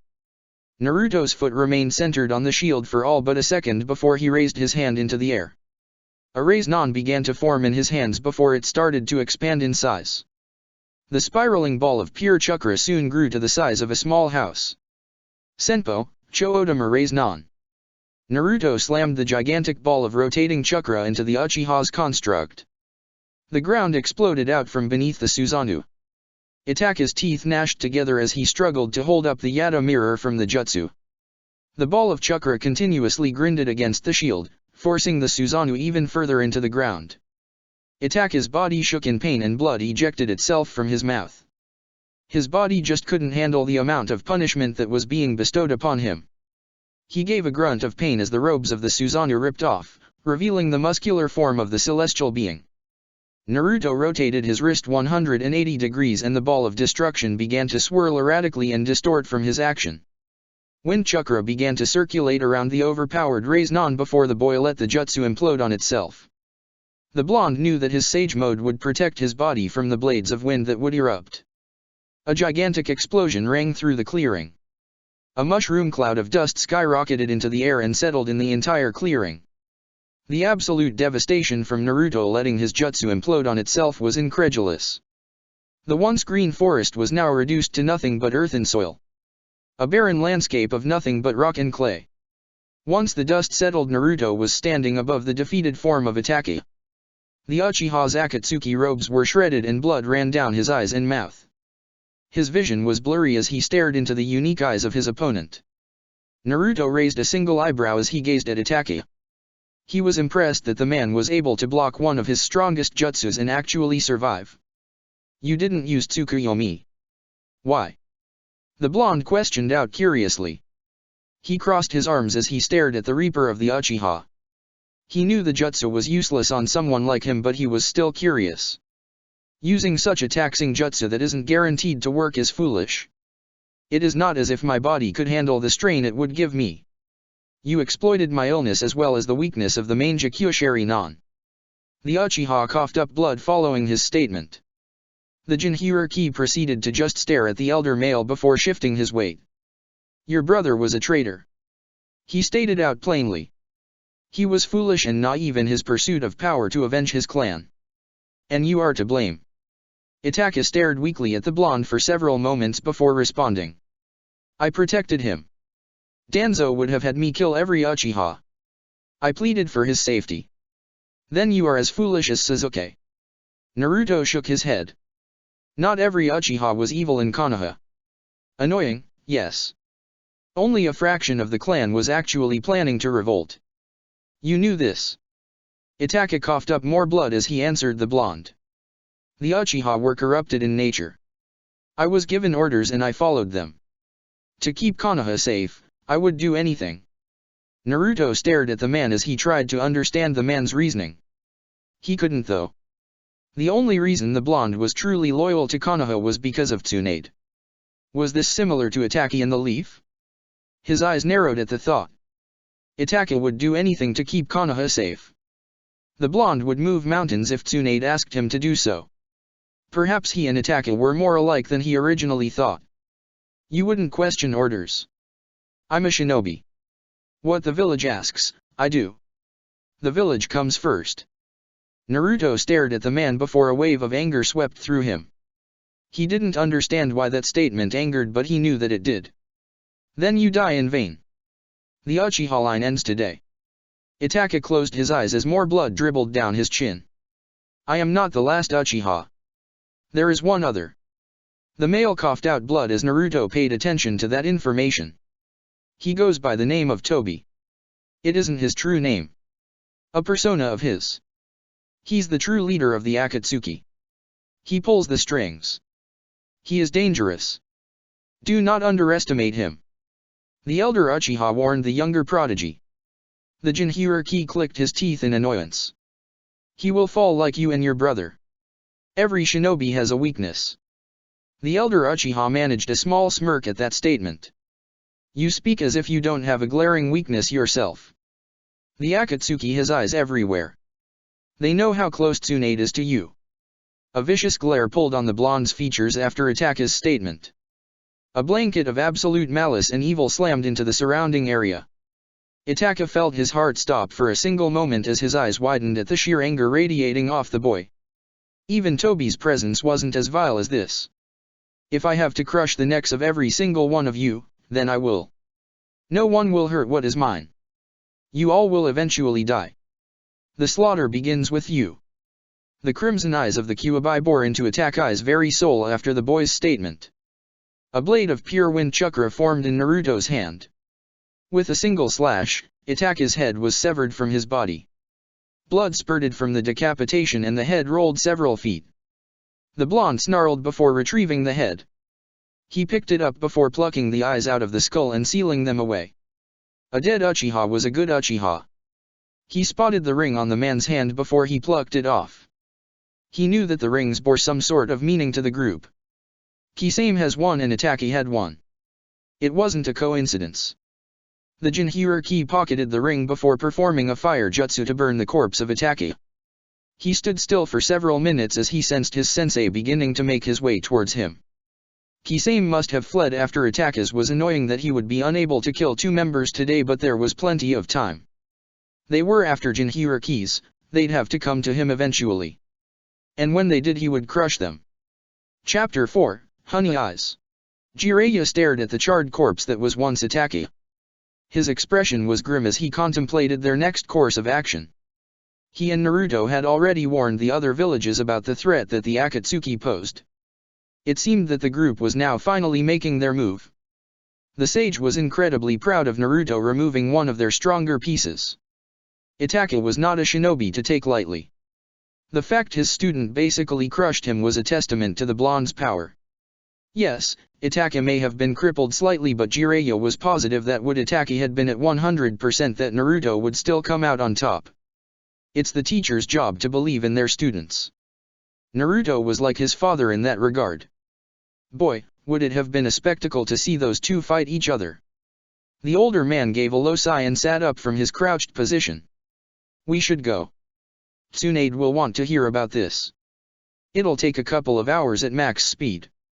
The white-haired sage dusted his hands off as he turned to his student. The blonde was staring off into the distance with his arms crossed. It would have been normal enough, but the boy was gazing in the exact direction that Kisame had retreated to. I want to give chase. But I'm also aware that should I follow, I'm no doubt to run into several members at once. I'm confident in my strength, but I'm not foolish. That annoyance will live to see another day. Naruto placed his hands into his pockets and closed his eyes before making his way to Jiraiya. There's not much we can do. Considering you took out Itachi. I'm sure they won't send anyone but their leader after you. Itachi was stronger than the members we have intel on. Jiraiya crossed his arms and surveyed the damage between the two prodigies. He shook his head at the carnage left behind. It was absurd. Kakaza the Five Hearts monster, Sasori of the Red Sand, Haiden the immortal zombie, Kisame the tireless Bijiryu, and Deidara the med bomber. The blonde named off boredly. They wouldn't prove much of a fight. Altogether? That's a different story. Jiraiya glanced at the boy before he began to head off in the direction of Konoha. He didn't bother looking behind him to see if Naruto was following. Yeah. Well. Most people can't take on the typical A-rank shinobi. You're talking lightly about 5S rank shinobi capable of fighting armies. Naruto didn't respond for several moments as he kept pace with his teacher.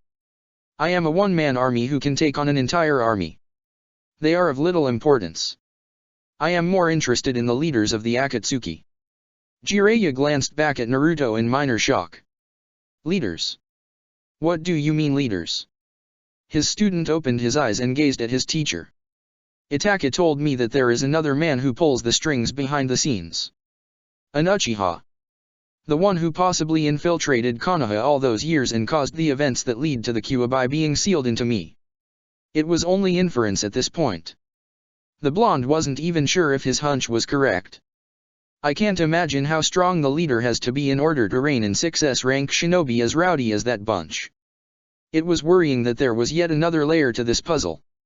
As if they didn't already have enough shit on their plate. Don't try to. It's pointless. You worrying will make you doubt your ability. Have you gotten weak in your old age? Jiraiya could actually detect some semblance of humor in the boy's tone. He was learning. Great. Wait. He was just insulted. Naruto was aware of the emotions that shifted on his teacher's face but ignored him. It was true after all.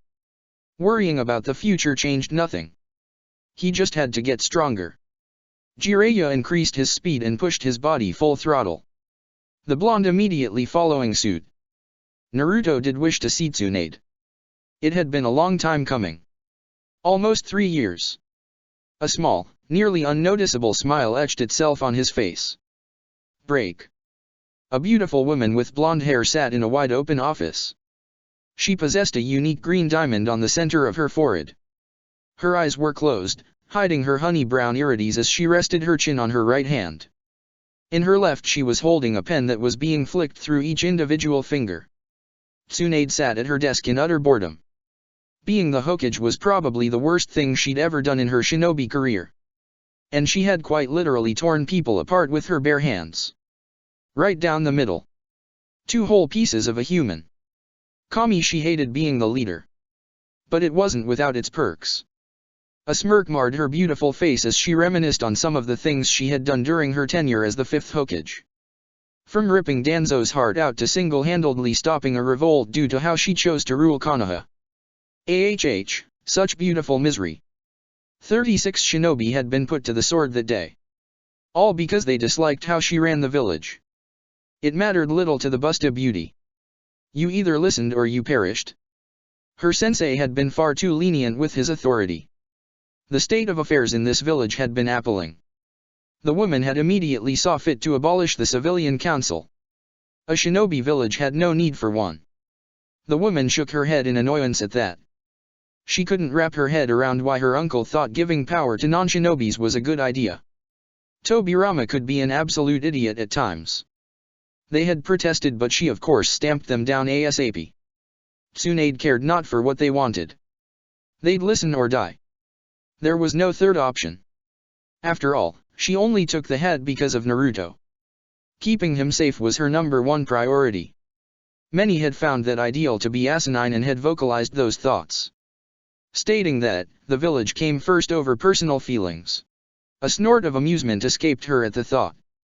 They could suck her non-existent dick. She'd be damned if the son of Minato suffered a second longer in this cesspool of a village. Her grandfather must be rolling in his grave. He and Madara had built this village on the ideals of peace and acceptance, and yet those very same people spat in the boy's face, abusing him and treating him less than dirt. Ostracized for carrying the Kyuubi and all the suffering that came with it. Had Minato and Kushina been alive, surely this village would have been purged for such insolence. Hiruzen did an awful job caring for the boy. She loved her sensei, but the respect she once had for the man was gone, allowing all this negativity to fester after Minato's sacrifice. The room shook as her anger made its presence known. He had allowed Orochimaru to escape, allowed Danzo to run amok and ploy behind his back, let Naruto suffer at the hands of this village, and subsequently wiped the Uchihas from history. How? It was unfathomable to the blonde. Experimentations on the masses to the cultivation of Sharinans. Unacceptable. The desk she sat at exploded into 1,000 pieces of wood, the tiny splinters spreading across the room in disarray. Great. Now I'm pissed. Tsunade's eyes opened, revealing the beautiful light brown pupils that rested. Only now they were alight with anger. The woman stood up and began to walk to the window of the room, the hidden Umbu all cringing at the anger that wafted in the room. She flicked the windows open, which expectantly blew them off their hinges, practically eviscerating the wood and glass that held it together. The woman's arms crossed beneath her impressive bust as she stared out at the village that brought her nothing but anger and sorrow. If it wasn't for that whiskered little brat, she wouldn't have all this stress. She shook her head at the thought. No. She was just frustrated. It wasn't his fault. Naruto was similar to a kitten. Well, at least in her opinion. Harmless until backed into a corner. He was more like a dog, a pit bull then. Kitten seemed to sell him short. The boy was dangerous after all. A shinobi, that is. He excelled in all things related to the shinobi arts. People skills and communication, etc. Not so much. But she had been making progress with him before he left on that training trip. The blonde's tense shoulders seemed to relax as gentle breezes swept through her hair. She missed the boy. A lot. This job was bearable when was around. Tsunade hadn't even saw fit to drink her alcohol that much anymore. What was the point if there wasn't someone to admonish her about the dangers it had on her health? Sure, Shizune would do it, but it was always more amusing when Naruto did so. A smile formed on her face as she pictured the boy's little pout. He was so cute. Worrying about her health and such.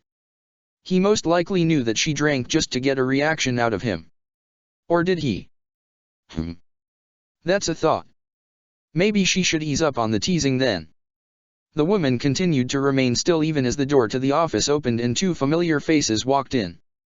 The two individuals stood at the splintered remains of her desk unperturbed, waiting patiently for her to acknowledge them. Guess you can teach old dogs new tricks. Tsunade would make them wait though.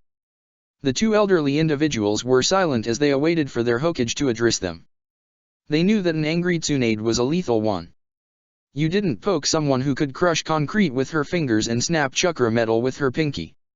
It was stupidity at its finest. Koharu and Homura were content with waiting. What do you two want? Tsunade remained in her position as the two elders straightened.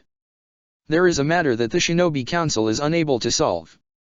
They request your presence, Hokage-sama. Koharu informed her superior. This was always the nerve-wracking part. The blonde was quick to anger and it didn't take much to set the woman off. Tsunade gave an irritated sigh following the woman's statement.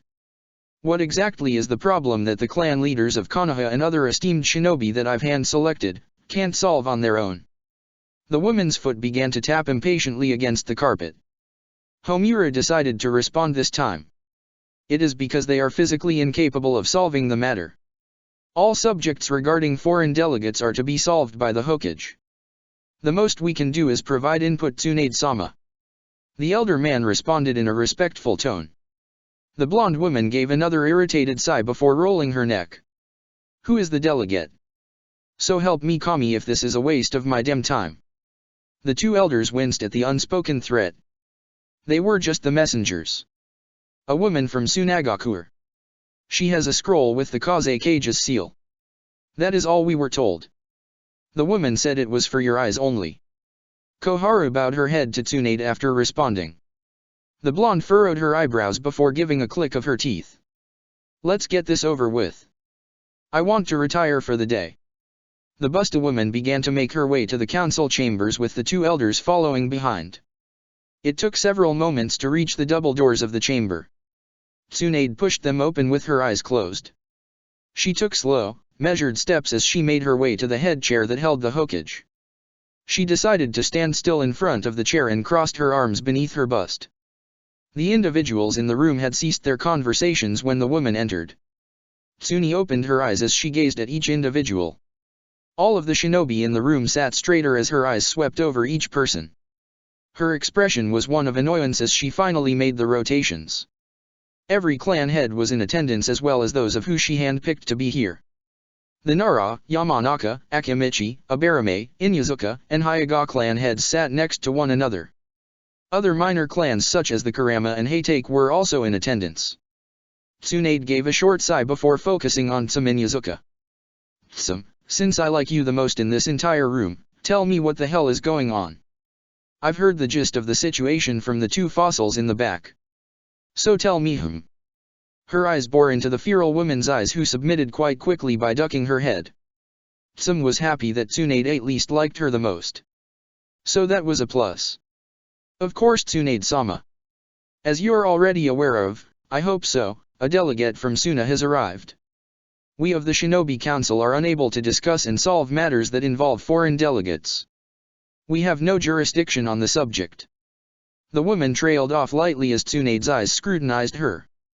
The blonde woman eventually rolled her finger for her to continue on. To which Tsum nodded her head. Her name is Temari. Chunin rank. Prominent wind user.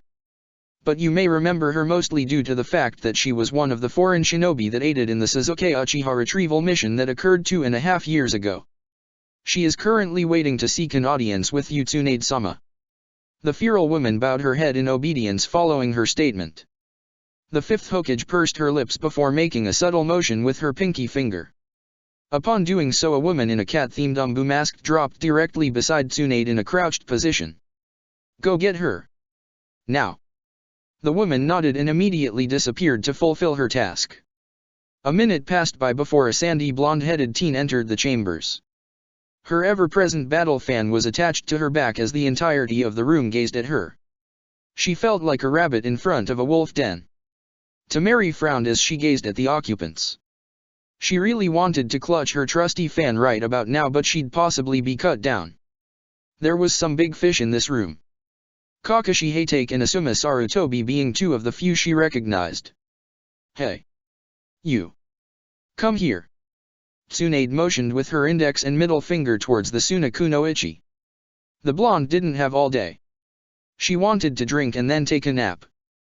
Temari swallowed thickly before making her way to the busty Hokage. This woman was far more dangerous than everyone in this entire room combined. The Sunakunoichi could still remember the absolute monstrous pressure the woman released upon finding out that half of the team was in critical condition and Naruto had not been found or shown up. It was the single most terrifying experience she'd ever been through. Which was saying a lot considering her younger brother was Gaara. The older woman held her hand out expectantly. Temari fished the scroll out of her shirt before placing it in the palm of Tsunade's hand. The older blonde continued to stare at Temari for several moments as the Sunakunoichi wilted under the gaze. The fifth Hokage nodded before prying the scroll apart and reading through the text. The woman's expression became more and more annoyed before she abruptly crumbled the scroll in her hands. Tamari cringed at the angered look in the woman's eyes. How in the hell did she even grind the paper to dust like that? What the hell? The woman's fierce gaze found Tamari's and she withered at the look. My office. Now. Tamari gave a light yelp before sprinting out the room. The fifth Hokage rubbed her temples and gave an annoyed sigh. You're all free to go. All of the gathered shinobi just glanced to one another before wisely deciding to leave.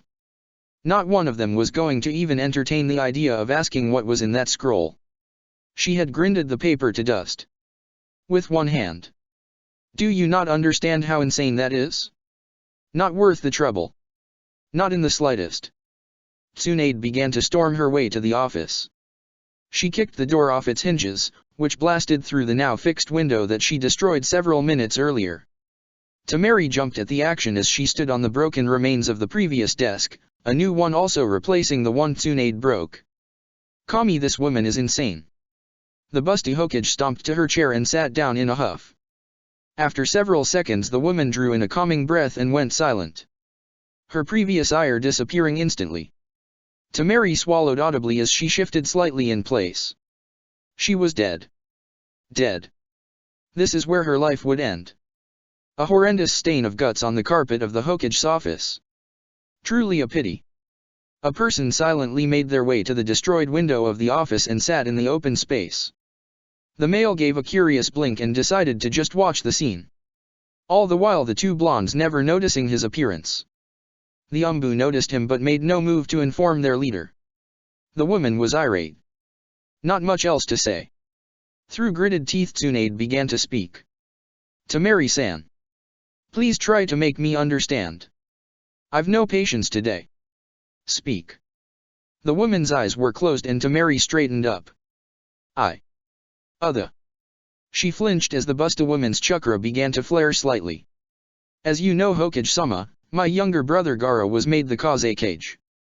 But, the village has not truly accepted his reign as they still remember how he used to be.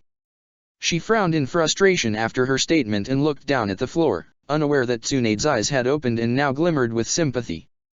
The Council of Suna controls most of what happens. Gaara has tried all he can, but until he can garner the trust of the populace he is essentially just a figurehead. It doesn't change the fact he is the strongest shinobi in our village.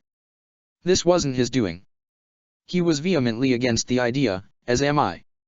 She trailed off after her statement and shifted uncomfortably in the office. Sunda was quiet as she processed what the 19-year-old was telling her. She was aware that this wasn't the Ichibai Jinhyurikis doing. The boy was similar to Naruto in nature now. Quiet and usually emotionless. It's no wonder the two got along well. Her favorite brat had changed the boy for the better. And now look at him, leader of his village. And at such a young age as well. Impressive. The older blonde gave a low hum and rested her cheek on the fist of her right hand. Her eyes became half-lidded and she stared directly at Tamari, who shifted at the predatory gaze. So. Suna's little council believes that I'll just bend the knee to their demands? With such little compensation. Tamari shifted yet again at the woman's question. Well, this was getting dangerous. She loved her village with a furious passion even through the stupid decisions. She needed to mediate this before it got out of hand. If Tsunade wished to march her troops to Suna there was little stopping her. Konoha could crush Suna with little to no effort. Naruto had already proven capable of beating Gaara. She wasn't sure if it was possible on her brother's turf, but the blonde must have only gotten stronger since then. I know that the conditions are not entirely favorable, but the village has little else we can truly offer. Surely there must be something I can do to dash. Tsunade's finger rested on Tamari's lips, silencing her. The sandy blonde's eyes widened exponentially at the action. She hadn't seen the woman even move from her seat. The Hokage was staring at her with a far more gentle expression on her beautiful face. You do not have to do anything. I don't look like it, but I've been around for a while. I know how this shit works. A marriage contract binding our villages together is absolutely out of the question. I already know exactly who it is that they are asking for. The woman's gentle expression shifted into something far more terrifying. Naruto is the single most important person in my life aside from Shizoan. And while I have nothing against you personally, Naruto isn't some little shogi piece that I throw around haphazardly. You tell your little council that if they push the issue I will come down there myself. Do I make my self clear? Temari shakily nodded her head as the woman continued to glare directly at her. Stories of Tsunade's brutality on the field were known worldwide. Tsunagakure as a whole stood no chance against the woman. It wasn't a secret that her village was the weakest of the Big Five. Tsunade's finger pulled away from Temari's lips before she patted the girl's cheek with an almost mother-like quality. Good. I'm glad we see eye to eye, Temari-chan. Now, you're free to stay for the night before leaving. I'm sure you wish you get home rather quickly, yes? The Busta woman gave the girl an amused smile afterwards. The gesture was incredibly annoying to the Suna Kunoichi, but she dare not voice it. Yes, Hokage-sama. The reply was stiff and her eyebrow began to twitch as the older blonde continued her cheek pats for several more moments. Tsunade finally let off her amusement and gave the girl a small nod before sitting at her desk again. Nico. Escort her out. If anyone slanders her or even tries touching her, bring them to me. The purple-haired Umbu captain appeared beside the woman and gave her leader a nod before gesturing for the girl to follow. Tsunade gave a low sigh and began to massage her temples. Fucking stupid. This job sucks. Why did I take it? She began to grumble and throw curses to the gods at her misfortune. The figure in the window that had watched the entire scene finally began to move. The man crept his way through the room before placing his hands on the Busta woman's shoulders. Tsunade's entire body tensed and her eyes shot open. Before she could smear the person who was able to sneak up on her, a familiar voice spoke. Because you wished to protect me. That is what you said after all. Tsunade's body relaxed under the gentle ministrations of Naruto's hands.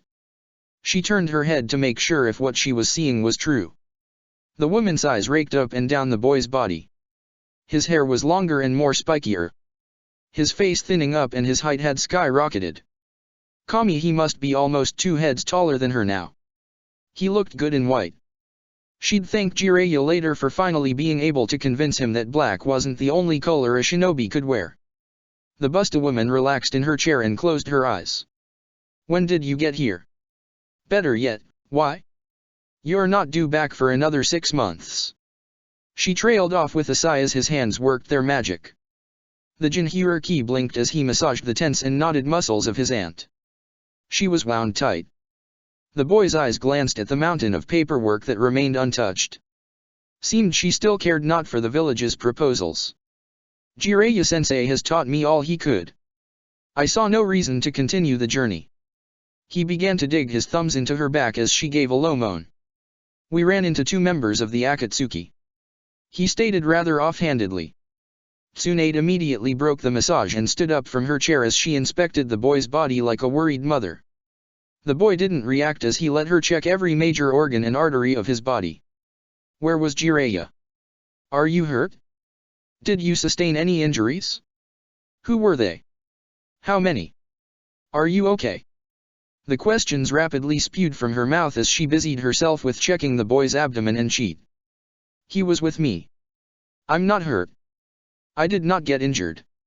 Itaki Uchiha and Kisame Hoshigaki. 2. I am content. The blonde answered each question that was asked of him. The Busta beauty stopped her search after his statement and stared into his eyes. His head was tilted to the side like a curious puppy as he stared back at her. She finally managed to get a good look at her favorite shinobi. A gentle smile appeared on her face and she immediately pulled the boy into a hug. Both of her arms wrapped around his back and she lay her head on his chest. I'm glad you're okay. I worry about you. The boy's arms awkwardly hung at his sides before he slowly and hesitantly wrapped his arms around her. Tsunade's smile widened at the rather awkward hug he was giving her. The boy was still unused to gestures of affection, but he has definitely improved since that day almost 3 years ago. Several more seconds passed by before the boy finally relaxed in the position, his head coming to rest against hers and his shoulder muscles uncoiling. The boy said nothing as he stood in the embrace of his fellow blonde. He inhaled lightly through his nose as Tsunade's scent invaded his senses. His right hand that rested on her lower back began to wrap further around her. A warm feeling covering his entire body as he stood arm in arm with his aunt. It filled him with a unique emotion that made his heart beat faster. Naruto was unsure of what it was, but it felt right. "I missed you, Auntie Tsunade." His voice came out small and hesitant, as if he was unsure of what he was saying. Tsunade's smile grew at the statement as she increased her grip on the boy. He was durable enough. A stronger hug wouldn't break him. Hopefully. The two blondes stood still in the center of the room for several moments longer than necessary. The Umbu in the room watching the entire ordeal silently. The three masked nin had their own assumptions regarding the relationship between their leader and the Jinhuriki, but they'd never speak it aloud. Only amongst themselves would the topic be brought up. At times, it seemed as if Tsunade cared a little too much for the boy. It bordered on obsessive at times. The boy had only been 14 at the time and never truly understood the mannerisms that people possessed. What Tsunade had been doing was out of the norm. She'd take hours out of her day just speaking to the boy about mundane topics. Asking opinions, thoughts, and anything that would spark something with emotion. Day after day she'd spoon her way through. And each day the lingering touches would last a second or two longer than they should have. The gentle brush of her hand on his as he listened to her stories. How her hand would rest on his shoulder and linger when they were out in the village. The woman's gaze searching for something that only she was able to see. Whatever it is that their cage could see had sparked, in their opinion, an unhealthy interest in the boy. Every day since the boy's departure she'd speak of him. Mostly to herself or with Shizune.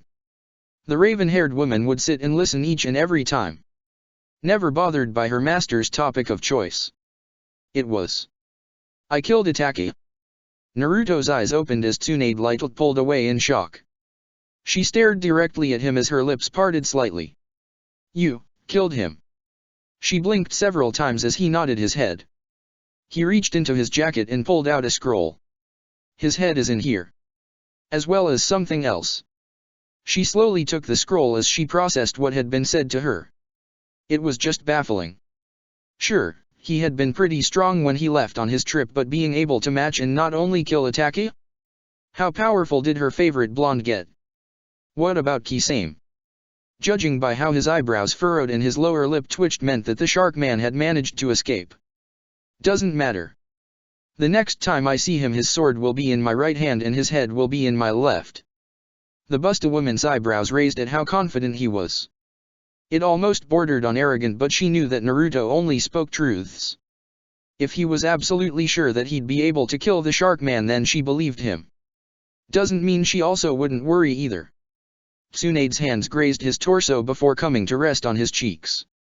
She lightly caressed his whisker marks before speaking. "How strong are you, Naruto?" The Jinhuriki though was distracted as he stared into her eyes. It was rare to see such beautiful honey brown eyes in Fire Country. Most individuals possessed ebony or dark brown pupils. Her eyes truly were beauty-dash. The boy blinked as Tsunade's fingers pulled on his cheeks, stretching them out slightly. The woman had a small pout as she stretched his cheeks.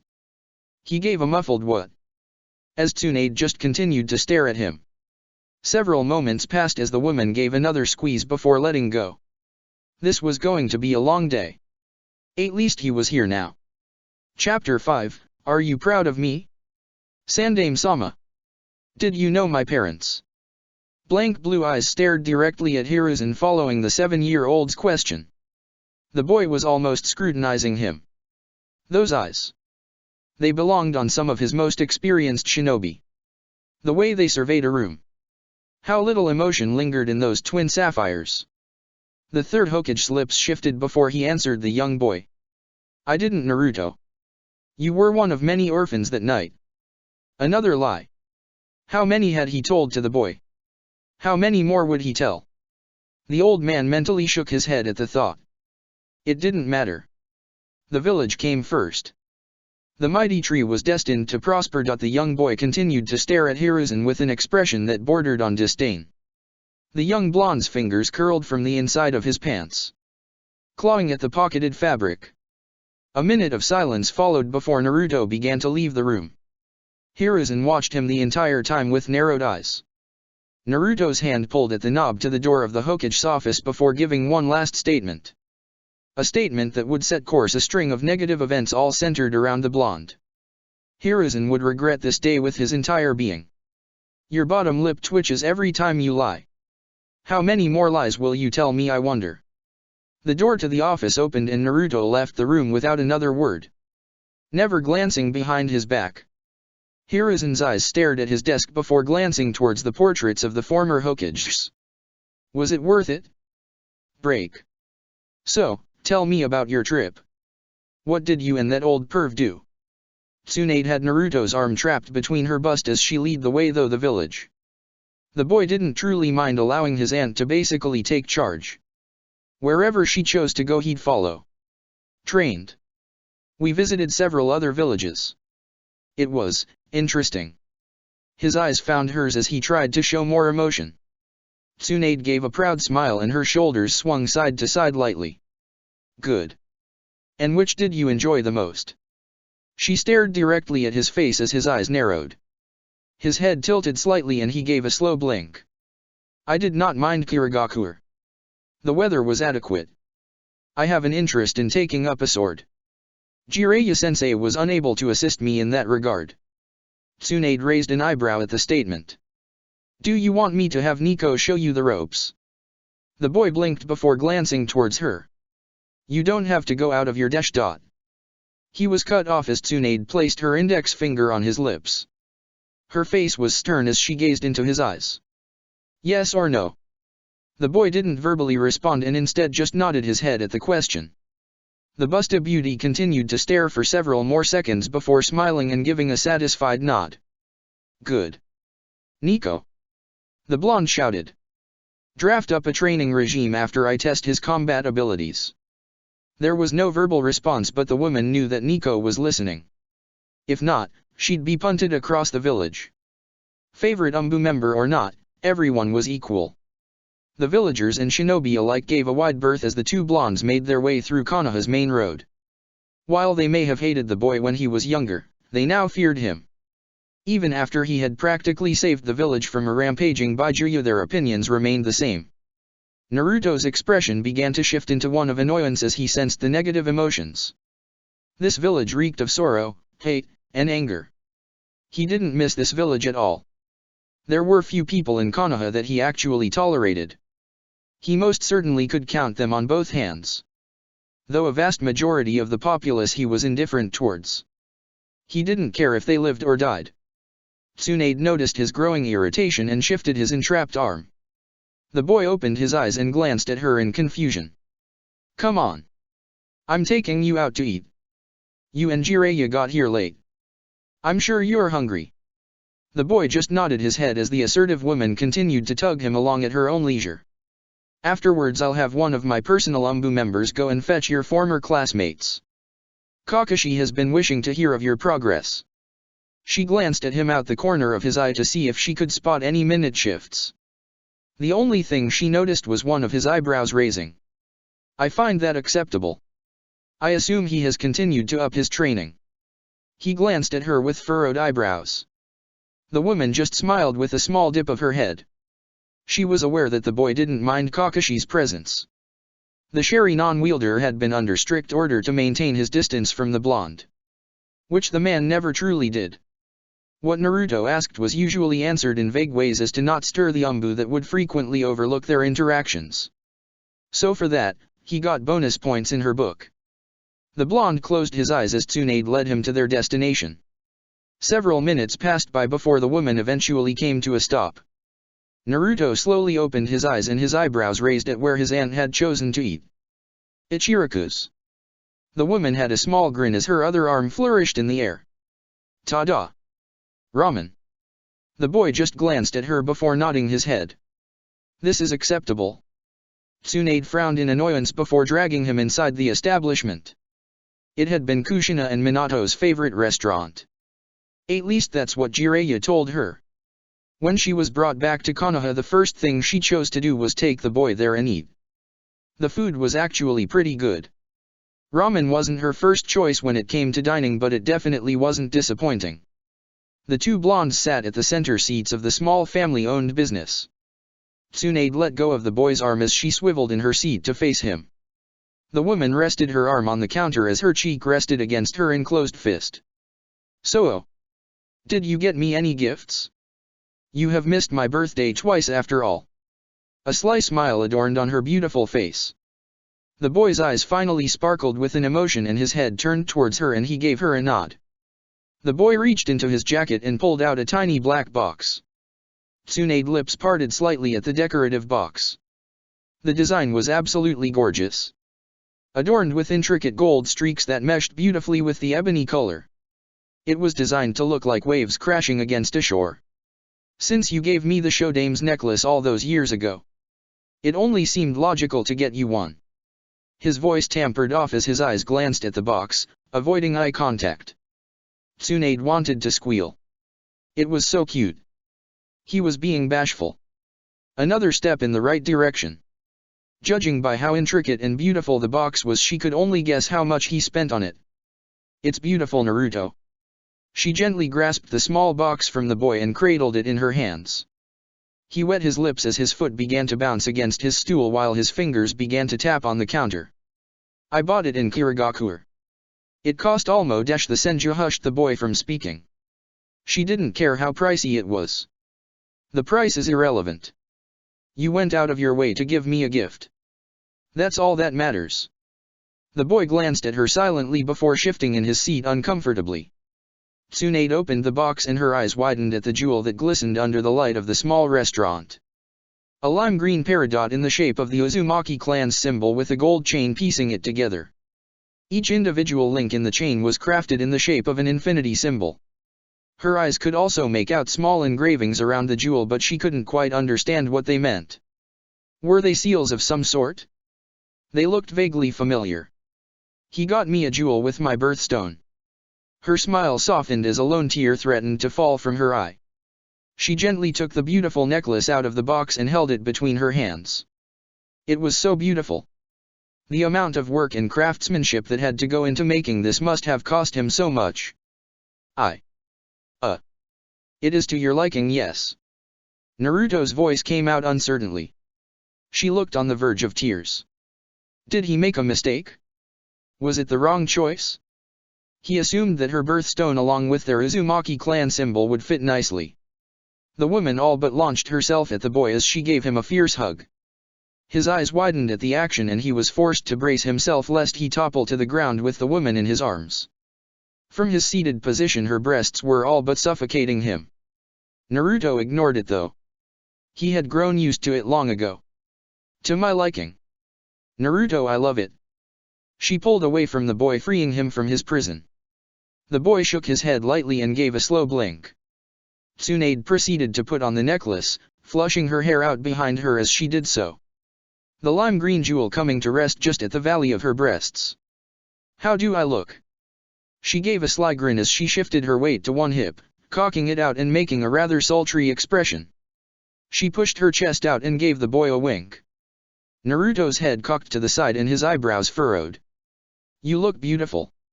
Like a quasi Tsunade. The woman's flirty smile faltered for a second before it softened. She made her way to the boy who gazed at her curiously. Her right hand came to rest under his chin before she planted her lips upon his forehead, reminiscent of the day she had saved his life and promised to protect him.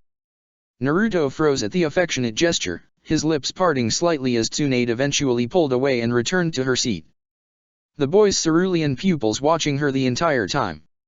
Several moments passed in silence before a young woman's voice caught the attention of the two blondes. Hello. Welcome to Dash. The two blondes turned in sync to the woman whose eyes widened. Ayam was serving the Hokage and her nephew today. Oh shit, crap. If she screwed this up she was dead. She'd get blasted through the wall of the restaurant, exploding in a shower of guts and blood. She'd be forever known as the ramen worker that got flattened. Ayam began to mentally sob at the thought. She was so young. She had so many things in life she wanted to accomplish. Like losing her virginity. Okami. She was going to die a virgin now. More mental tears fell from her face at the thought. Hello there.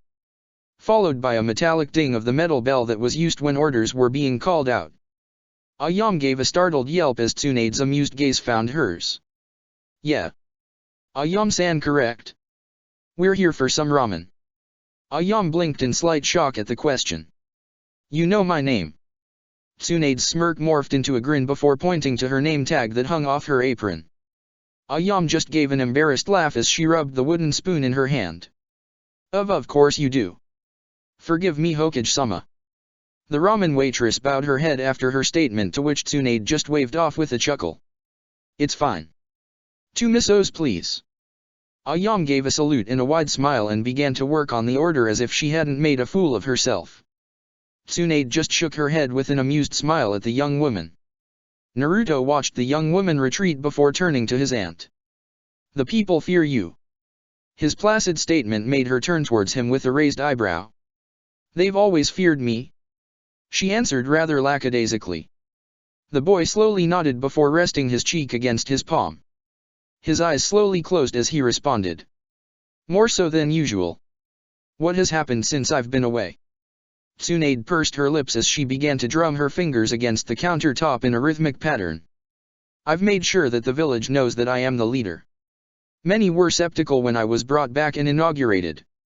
You already know this. It doesn't matter. I was chosen to lead and I'm going to do it. Sensei ruined this village and now I'm stuck cleaning his fucking mess. Naruto didn't comment on that statement. He was well aware of the Sandame's machinations and flaws. Naruto didn't usually linger on the past, but he didn't mourn the man's death. The old man dug his own grave and he had to eventually lay in it. It was ironic that his favorite student was the one to plunge his blade into his heart. He always did manipulate things from the shadows. I never truly understood how he and Danzo never saw eye to eye. They were more alike than they wished to admit. The boy tapped his fingers against the countertop. It's fortunate that they both perished. Tsunade glanced towards the boy with a small smirk. Is my little Naru-chan pouting? Her hand came to rest on his cheek and lightly tug at his cheeks. She could tell he was unamused by the slight curl of his nose. I do not pout. I am a shinobi. Pouting is beneath me. The blonde continued her actions as the boy's fingers began to drum faster.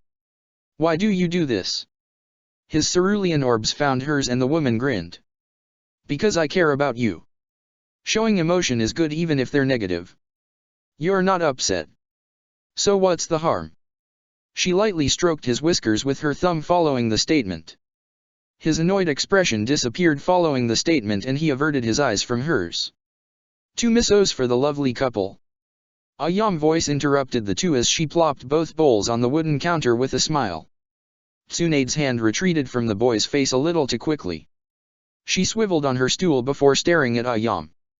The young ramen waitress belatedly realized her statement. Her eyes widened before bowing and apologizing. The Busta woman continued to stare at the waitress in annoyance as Naruto just watched on. Lovely couple. His head tilted towards his aunt who was beginning to chew the young brunette out. That same feeling of warmth spread through his body at the thought. His gaze went to the brothy noodles that now sat in front of him and the corners of his mouth slightly shifted upwards. Break. Tsunade was once again pulling her favorite blonde along as they made their way to the old Team 7 training grounds. The meal had been enjoyable for both blondes. Where is Jiraiya anyway? Naruto shifted his arm that was trapped between her breasts before speaking. He said he had some contacts that he needed to speak with. The woman gave a non-committal hum at the statement. She didn't really care where the pervert was, but keeping Jiraiya on his short leash was always the better option. They continued in comfortable silence before an Umbu member touched down beside the couple. The shinobi you've requested are at the location, Hokage-sama. Tsunade nodded her head as the Umbu member disappeared. It took several more minutes before both individuals broke through the foliage that covered the clearing. There were multiple shinobi present in the clearing. Some were congregated together speaking with one another while others were laying on the ground looking up at the sky. The shinobi in the clearing turned towards the duo's direction and conversation ceased. Tsunade and Naruto leisurely strolled up the group of shinobi as Naruto's eyes opened. His former classmates had really changed in the last 2.5 years. Judging by their expressions, they likely thought the same. Tsunade, yet again, flourished her other arm and spoke with a smile. Ta-da! Naruto proceeded to glance at her with a plain expression. Normally when presenting a gift it is supposed to instill some type of pleasure. Naruto trailed off afterwards, at which the entire gathering sweat dropped. The blonde beauty chuckled at his response and pulled him forward to greet the other shinobi. The Jinchuriki gave a low sigh at her actions. He was indifferent to many of the ones here. The only people he would prefer to go out of his way to speak with in the clearing were Kakashi, Shizune, Anko, Shino, Neji, Shikamaru and Hinata. The boy clicked his teeth lightly, which made the grip that Tsunade had on his arm increase in strength. He was stuck here and he knew it. His old sensei was the first to greet them. His right hand was in his pocket and his signature ice smile was ever present. He made his way to the blonde couple and placed his left hand atop Naruto's shoulder and proceeded to make the action one would do when ruffling someone's hair. The Jinchuriki just stared plainly as the man continued the gesture for several seconds. I'm certain you're aware that I'm taller than I used to be. But for your mental health, I thought it necessary to inform you anyway. A smirk formed on the Sharingan wielder's face at Naruto's statement. Oh, I'm very much aware. I just think it's funny. Eventually the man stopped his action before giving Naruto a firm handshake, with which the blonde reciprocated. I'm glad to see you back, Naruto. I'm sure you're stronger than me now. There was humor in the man's voice, but Naruto knew better. I could take you on with an arm tied behind my back, Kakashi-sensei. Kakashi stared into his eyes for a single second before nodding his head. I stopped being your sensei after Team 7 was disbanded. Kakashi is fine. The masked shinobi didn't respond to the boy's overall proclamation. Kakashi would never doubt the boy's statement. There was confidence and then there was arrogance. Naruto never displayed arrogance and the man highly doubted he ever would. Tsunade let go of Naruto's arm and made her way to Shizune to speak in private. Naruto's eyes trailed after her before he caught the kunai that had been thrown at him. You have not changed, Anko-san. Said woman gave a pout before responding in a manner fitting a spoiled child. You act like that's a bad thing. And it's Anko-chan. Say it with me. Ch-a-a-a-a-a-a-a-a-a-a-on. The boy just turned back toward his former sensei and ignored her. Anko just smiled before bouncing her way up to the two men who were now conversing with one another. Shikamaru remained on the ground with his hands behind his head as some of the other shinobi greeted the boy. Most of which were returned with a slight nod of the head or a simple hello. The Nara felt someone step beside him but made no move to speak. It was far too much trouble to do so. You noticed it, yes? The mellow voice of Neji directed towards the lazy male. Shikamaru just gave a low sigh before nodding his head. Shino appeared beside the duo, greeting both with a nod. It is still surprising to see you without bandages around your head, Neji-san. The Abarame teen commented on. The Hyuga glanced at the boy before crossing his arms against his chest while shifting on the balls of his heels. I have Tsunade-sama to thank for that. Abolishing the Hyuga's birdcage seal. I now feel like a true free man. I will lay my life on the line when she asks. My loyalty to her transcends the Hyuga clan's interests. Shino did not comment on the boy's statement, but he did give a nod to the older boy. The three males stood/laid in silence as the greetings came to a slow end. The Jinchuriki began to make his way to the three boys who he could call his friends. You three haven't changed much.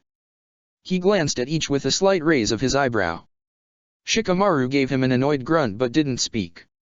Neji gave the boy a small smile with a nod of his head, with Shino giving the boy a nod as well. Naruto glanced around slightly before pocketing his hands and closing his eyes. It does not surprise me that Harano-san isn't here. The blonde shrugged before continuing. Where is Lee-san and Tenten-san? They were sent on a mission with Kurane-san. Team 8 has a new sensei. The Hyuga gestured with a head tilt towards the trench coat wearing woman. Anko-san leads them now. I've also been promoted to Jonin. Congratulations. I assume you're the only one then. His gaze swept through the clearing before focusing back on the pale-eyed teen.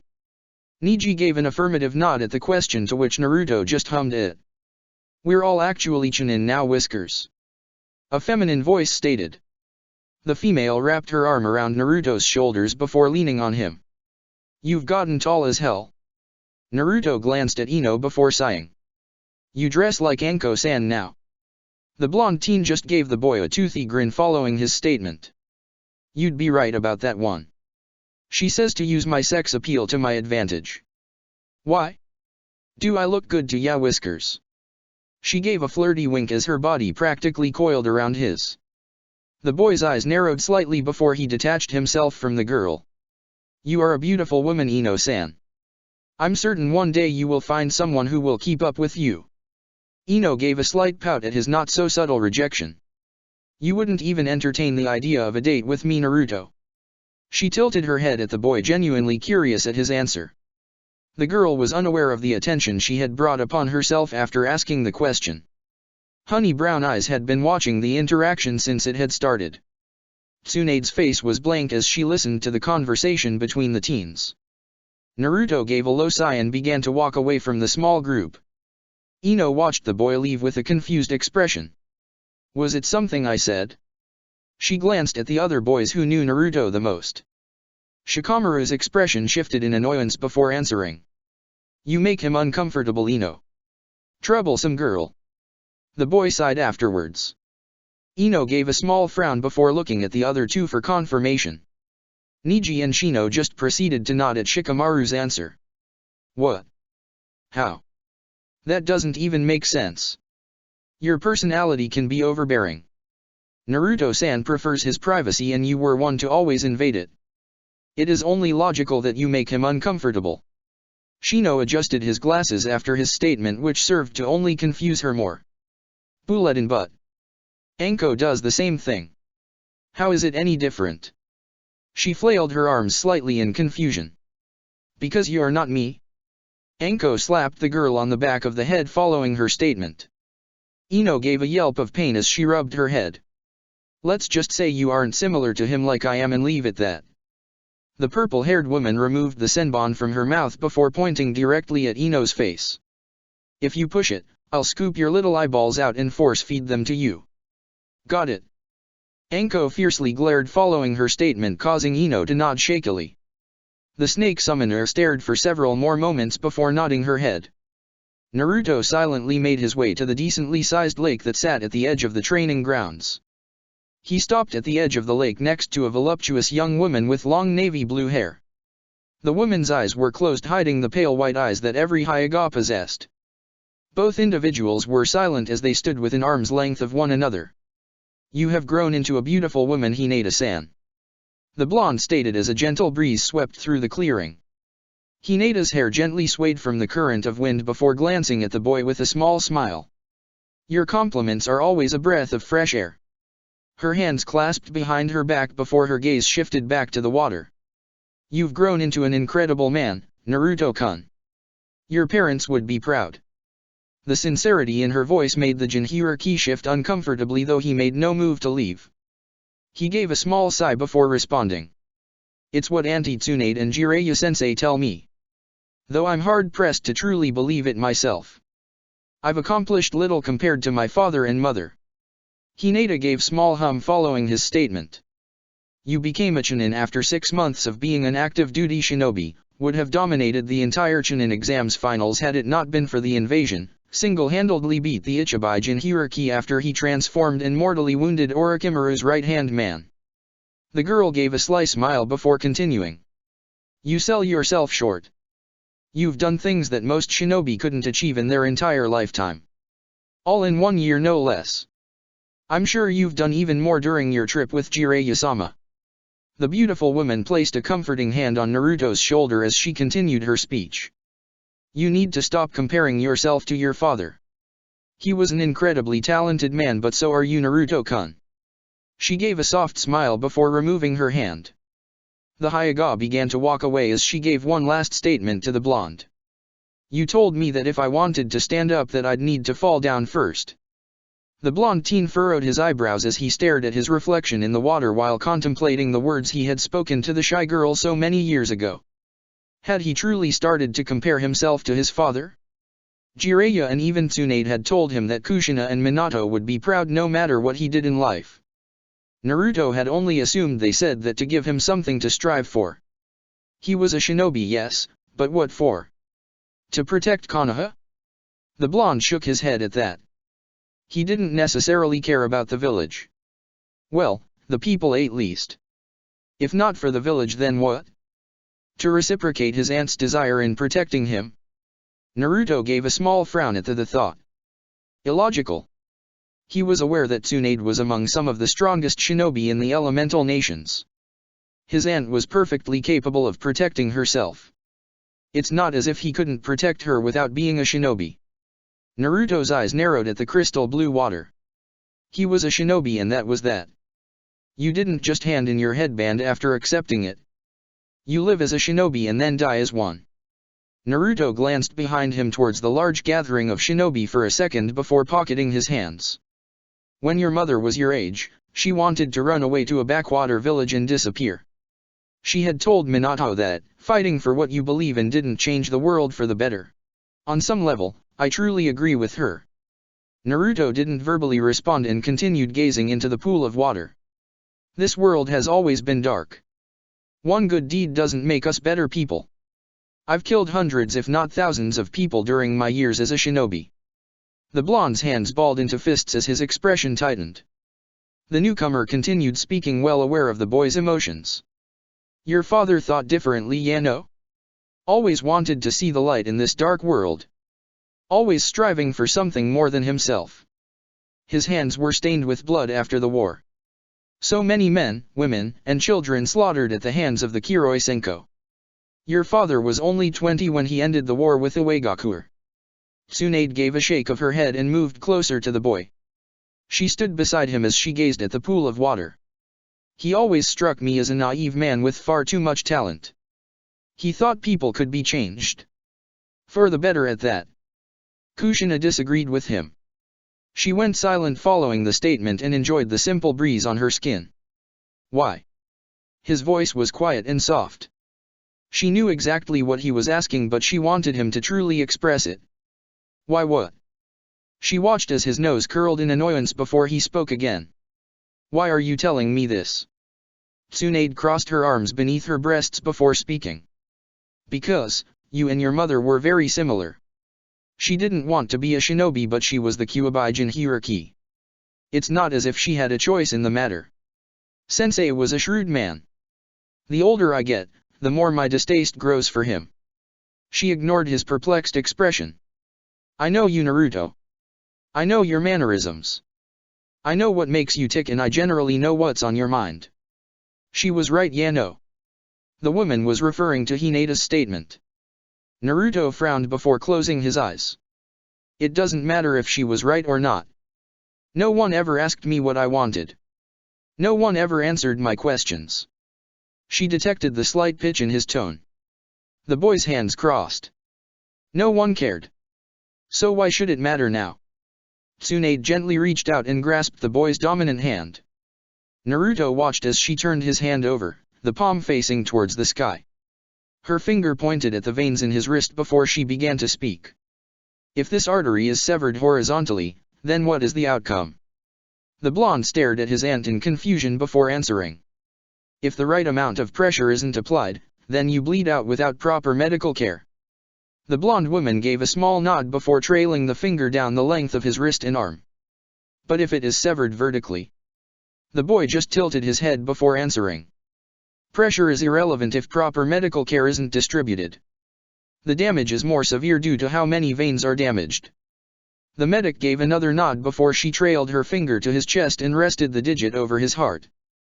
Now, what is it that both require to staunch the bleeding? She gazed directly into his eyes following her question. It took all but a few seconds for Naruto to truly understand why she was asking these questions. She gave a beautiful smile before resting her palm over his heart. You have emotions, but don't understand them. What did I tell you 3 years ago, Naruto? The Jinhiriki stared into her honey brown eyes but didn't respond. I will always be here for you. And I will protect you with every fiber of my being. I'm aware that one day you won't need my help. But that doesn't mean I won't give it. Anything that you need or want, I will try my damnedest to make sure you get it because I believe you deserve it. Tsunade's hand pulled away and her smile caused that same familiar warmth to spread through his body. The Busta woman gave him a small wink as she turned to the shinobi in the clearing and gathered their attention. Team 10 will be providing aid in Naruto's assessment test tomorrow. I wish to see what he's learned, and what better way to do so than have you three try your hand him. Her smile was downright terrifying. Team 10 just grimaced at the demand of their cage.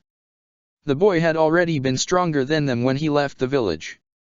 It was going to be a one-sided thrashing. Now, you're all free to go. It's getting late. The shinobi began to disappear as Shizune made her way to the blonde couple. She had been watching their interaction the entire time. Tsunade-sama, have you informed Naruto-kun what has happened to his home? The boy snapped his gaze towards the woman as Tsunade gave a nervous laugh. I can explain. The Busta woman slightly shrank at the boy's piercing stare. The raven-haired woman just smiled as the boy grilled his aunt. It's nice to see Tsunade-sama smiling again. Chapter 6, Hurt. What have you done? A woman screamed as Naruto stared at the body that laid on the ground. A young 10-year-old boy was splayed out on the ground with his neck twisted at an awkward angle.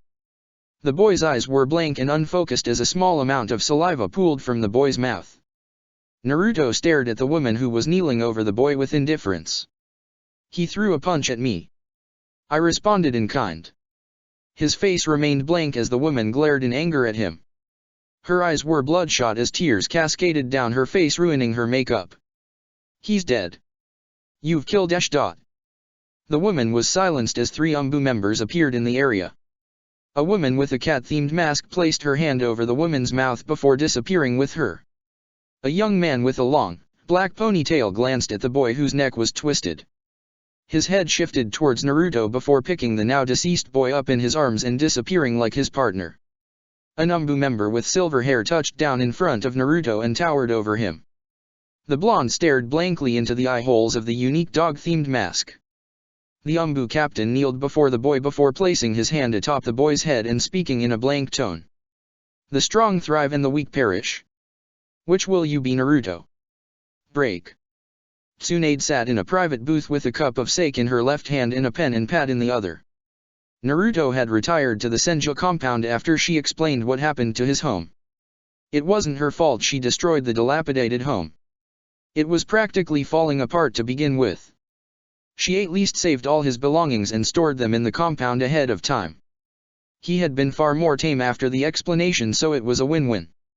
The blonde woman idly twirled the utensil in her hand as she rested against the booth.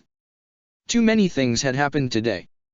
From Suna's marriage alliance proposal, Naruto's sudden appearance from his training trip, learning the extra details of Akatsuki's actual leaders and her outing with the boy.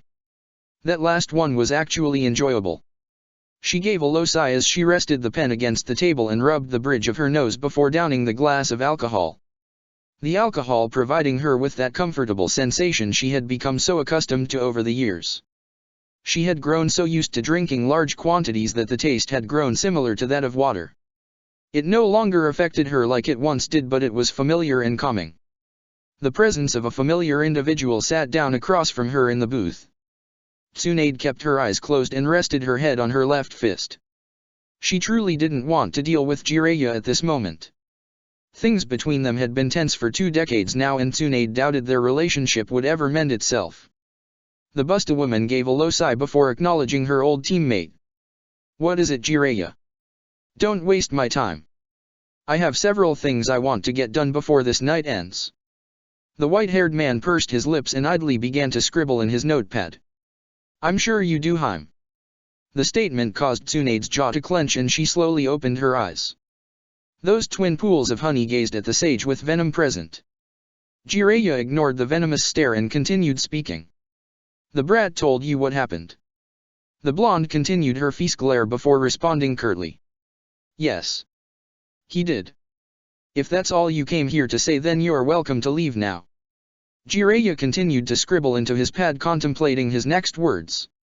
The man's eyes narrowed slightly before speaking. Yeah, no. He began searchingly. When I was younger I had my fair share of run-ins with older women. Tsunade's head began to tilt as her eyes narrowed to tiny slits. It was always an interesting experience. Tsunade's response was quiet as she gazed at the sage. If I were you, I'd choose my next words very, very, very carefully. The woman's head slowly left her fisted hand before she placed them gently on the table. Jiraiya almost seemed to end the entire discussion altogether. Several seconds went by in silence before he bulldozed through.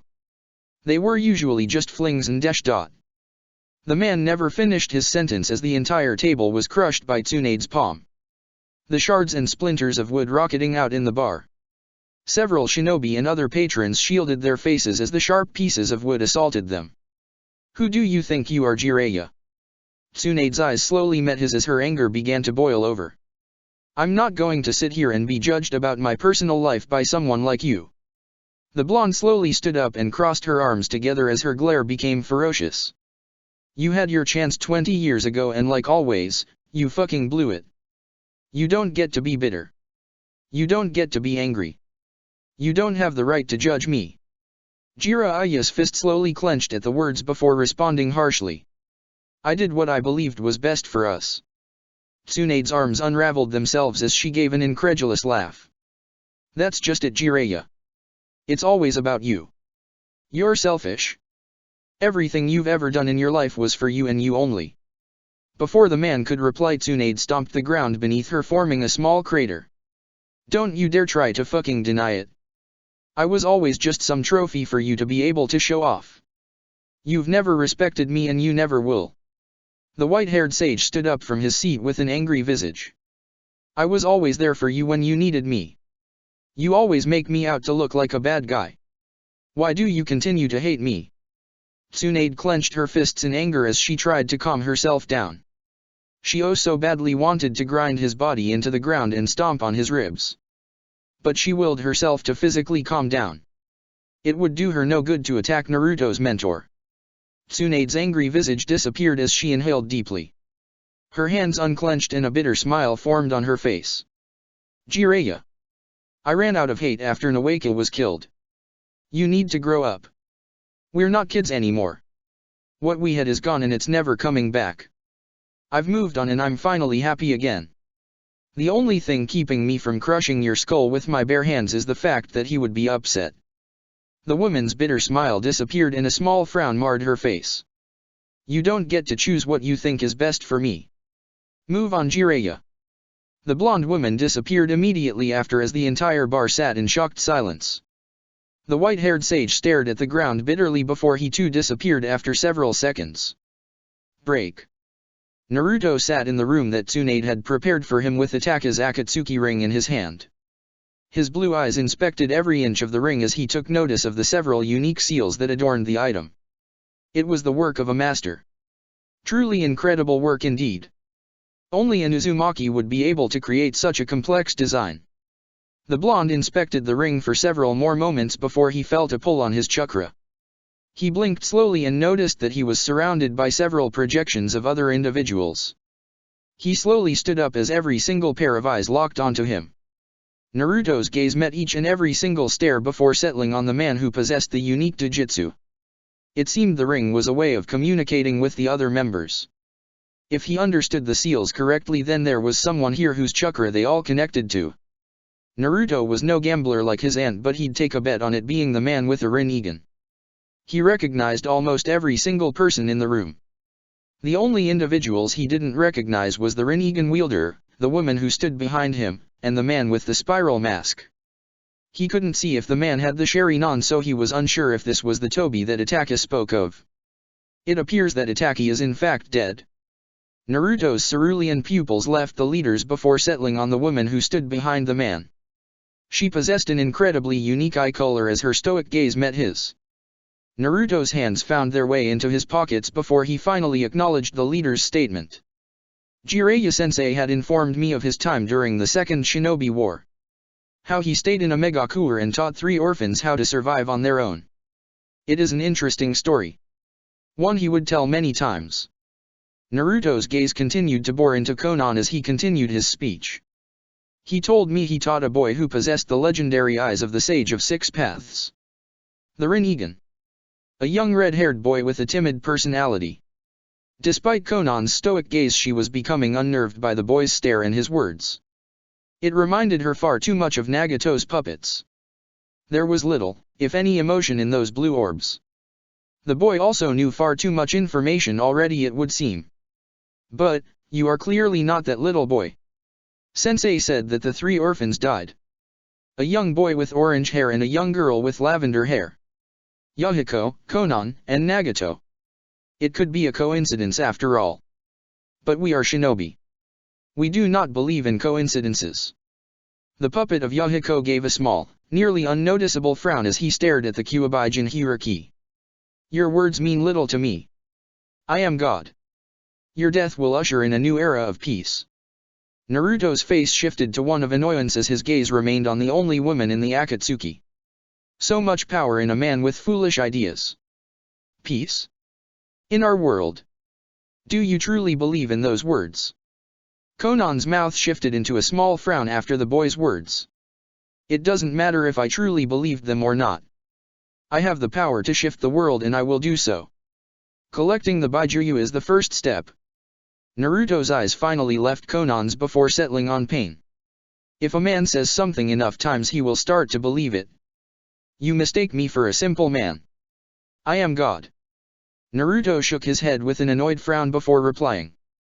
The only thing special about you is those eyes. Without them you are nothing. Pain narrowed his eyes at the boy as his head tilted. I will come for you personally, Kyuubi Jinhiriki. Naruto's hands came out of his pockets as he turned them palm side up. You will die doing so. Just like Itaka did. After I kill you, a Megakuer is next. The strong thrive and the weak perish. The boy's astral projection began to disappear after his words as the puppet of Yahiko frowned. Itaka was an important member of the group and with his death, there was going to be issues. Nagato needed to push their plans ahead of schedule. The Kyuubi Jinhiriki was another factor. But the man was confident that he'd be able to deal with the boy. After all, he was Pain. The god of aim. Naruto slowly blinked as he found himself back in his room at the Senju compound. He rolled the ring in his hands for several seconds before his head shifted towards the door of his room. Naruto blinked several times as he sensed his aunt enter the house. Several moments of seemingly silence passed before his eyes narrowed. The blonde sealed the ring away before making his way towards Tsunade. Something was wrong. He could sense it. He made his way through the ever-winding halls of the extremely large home before finding Tsunade sitting on the couch with her hands covering her face as her body was racked with slight trembles. The boy scowled before making his way towards the woman. The closer that the Jinhiriki got, the more sobs he could hear from her. His fists began to clench as he immediately dashed towards her. Tsunade jumped in shock as Naruto gently pried her hands away from her face. Her eyes met his and she could practically taste the anger that was beginning to permeate in the air. Tears slowly slid down her face as his thumbs lightly stroked the back of her hands. Who did this? Tsunade's eyes narrowed in sadness as she glanced at the ground in silence.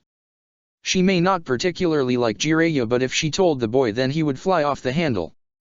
Tsunade was aware that she doted on the boy and was viciously protective of him. But the sheer rage wafting off of him was palpable. She truly wasn't sure if Naruto would go out of his way to attack Jiraiya. It doesn't matter. She gave a small sniff before continuing. You don't need to get involved. Naruto continued to stare at the woman for several seconds as he idly stroked the woman's hands. There was only several specific things that would ever make the woman crack like this. Reminiscing on Dan and Noeka were one of them, but she disproved that due to her statement. Ruling that out meant it was either something with Shizune or Jiraiya, and considering he spoke with Shizune a short while ago before the woman retired to her own room. Sensei needs to learn exactly what respect is. His hands detached themselves from hers as he began to leave to go have a talk with Jiraiya. Before the boy could take 2 steps away, Tsunade grabbed a hold of his hand, stopping him. The boy furrowed his eyebrows in confusion before glancing at his aunt. Why are you stopping me? Tsunade gave a low sigh before drying her eyes with her other hand. I told you I don't want you getting involved. I can handle this myself. The boy just continued to stare at her with a blank face even as she soothingly stroked his hand. I already told Sensei how I've felt about his actions regarding you. The woman frowned before sighing softly. It seems she'd have to do this the hard way. Her face hardened before she stared directly into the boy's cerulean pupils. Naruto. What did I just say? The boy blinked slowly as a frown formed on his face. You will not get involved. I do not want you getting involved. This is between him and I've already settled it. If it continues on the other hand. The woman trailed off at the end, but she knew he would understand. She could tell he was getting frustrated due to his fingers curling under her hand and how his nose pulled back slightly. The woman sighed before getting up and gently caressing his face. Please, Naruto? For me. The boy averted his gaze from hers as his shoulders uncoiled. He stared at the ground in annoyance for several seconds before responding. If that is what you wish. Tsunade pursed her lips before a small, teasing smile framed her visage. Woof. Is my little Naru-chan pouting? I thought you were a shinobi and you didn't pout. The woman's hand began to pat his cheek like a mother would do to their child. Her smile grew larger as his nose curled even more at the gesture and statement. She continued to do the annoying gesture knowing that he would crack eventually. The blonde grew tired of the gesture after several seconds and gripped her hand gently before moving it away from his face. Must you do this every time? His eyes narrowed as her grin grew even bigger. My little Naru-chan. Your auntie loves you very much. I know you feel the same. Naruto's head tilted as the words left Tsunade's mouth. Her tone shifted towards the end almost as if she knew something he didn't. He gazed at the woman in confusion as that teasing smile shifted into something different. The boy didn't understand the action and it was gone before he could fully analyze it. I'm glad that you're so protective of me, Naruto. Her hand gently stroked his whiskers before pulling away. Thank you. The boy just nodded at the statement as Tsunade began to walk away. Get some sleep. You do have that assessment test tomorrow after all. It's going to be where the Chunin exam finals were held. Good night, Naruto. The boy's eyes remained on the woman until she rounded the corner of the living room. Break. Naruto sighed to himself as he was pulled along by the Hokage to the arena. He saw no reason to even have to do this, but his aunt was adamant he do so. He was one of, if not the strongest shinobi in the village. The only exceptions were Tsunade and Might Guy. Both of which could match him in strength and speed. Tsunade glanced at the boy before sighing. I know you don't want to do this, but I need to see you in action. I don't doubt for a second that you've gotten even stronger. I just wish to see how much. The Jinhuriki gave her a nod to which she smiled at. Clearly happy that he was complying with her demands. The two blondes walked in silence before entering the massive coliseum. Upon entering, the teen gave an annoyed click of his teeth as he spotted the numerous onlookers who were waiting to witness the spectacle. There was far more people than he would have preferred here in the arena. The Hokage shook her head lightly at his reaction before pulling him along. The young teen making no effort to stop her. You alive, Naruto? Just one fight and then we can go home, okay? The woman's honey brown eyes locked onto his and he gave a small nod. The duo continued their journey towards the center of the arena as the shinobi ceased their conversation. The Hokage let go of the boy's arm and began to walk further towards the stands before explaining in depth what was happening and why it was happening. Naruto tuned out the explanation due to already having heard it. His eyes roamed around the rocky terrain as he spotted the entirety of Team 10 preparing for the fight. Asuma was sharpening his knives, Koji and Ino were stretching, and to the surprise of no one, Shikamaru was laying on the ground with his eyes closed. Truly a man of class. Naruto idly noticed that Tsunade was now standing against one of the metal railings as Team 10 began to move towards the center of the arena. The blonde rolled his neck several times before his attention snapped towards the opposite side of the stands. The boy's stare shifted into annoyance as he gazed at the individual standing at the farthest part of the arena. Tsunade immediately shifted her attention towards the area and upon noticing who was standing there, tried to stop Naruto from acting. The woman was too slow to do so as the boy disappeared in a burst of speed. Naruto appeared crouching on the metal railings of the arena as he stared at Jiraiya. His face being only several inches away from the man's own. The two men stared into each other's eyes for several moments as the shinobi around the duo began to move away. They could sense the tension between the two and wanted no part in it. The blonde Hokage gave a frustrated growl at the man's timing. He just had to show his stupid face after what happened last night. The idiot had to know that Naruto would find out. Why was he even here to begin with? We already did this before, sensei. Do you wish for the same outcome? Naruto tilted his head as he stared at his mentor. The white-haired man gave a small frown before responding dismissively. This doesn't concern you, brat. Naruto's eyes narrowed as they turned cold. Auntie Tsunade is my concern. When will you grow up, sensei? Jiraiya's face hardened at the statement as his eyes narrowed. What happens between Tsunade and I is between us. Not her little guard dog. Naruto's face became blank before he slowly rose to his full height on the metal railing. The boy towered over Jiraiya as he cracked his neck. Big words from a small man. The Toad Sage glared at the boy for several moments before shaking his head and walking away. Naruto's eyes narrowed as his face pulled back into a scowl. Always running away from your problems. Just like when you disappeared after father's death. What excuse are you going to make up this time, Godfather? Jiraiya stopped dead in his tracks as his fists tightened in anger. Naruto's fists responded in kind as he glared in anger at Jiraiya's back. You think you're the only one who suffered because of his death? I had no one. No mother. No father. You didn't do your job. Naruto's eyes bled crimson as his anger boiled over. He trusted you. And you spit on his grave. Jiraiya spun around and glared daggers at the boy. I wasn't mature enough to raise you. You think I wanted to leave you alone? Naruto's glare became vicious as he stepped off the railing onto the ground. You're not even mature now. It was never about being mature. It was about doing what was asked of you. Father tasked you with my care and you failed. I trusted Sensei to watch over you. The Jinhiraki's chakra exploded beneath his feet as his anger exploded. I'll kill you. The man's eyes widened as the boy appeared in a flash directly in front of him. Jiraiya was unable to prevent the fist that embedded itself into his abdomen. Saliva and blood shot out from his mouth as he doubled over in pain. When? The Jinhiraki's clawed hand wrapped itself around the man's face before slamming his body into the cement, forming a large crater. Jiraiya shouted in pain as his vision was obscured from the hand. Before he could even think to defend himself, he was sent careening into the arena, spinning uncontrollably. The blonde teen gave a shout of anger before disappearing in a flash and reappearing directly above the sage. Jiraiya tried for a hasty defense but was unsuccessful as the boy's boot connected with his face. The man rocketed towards the ground from the kick as a large explosion of dust kicked up from the attack. Tsunade grit her teeth as she ripped off her green Haori. Naruto was going to kill the man if she didn't stop him. Guy. Kakashi. On me. He's going to kill him if we don't intervene.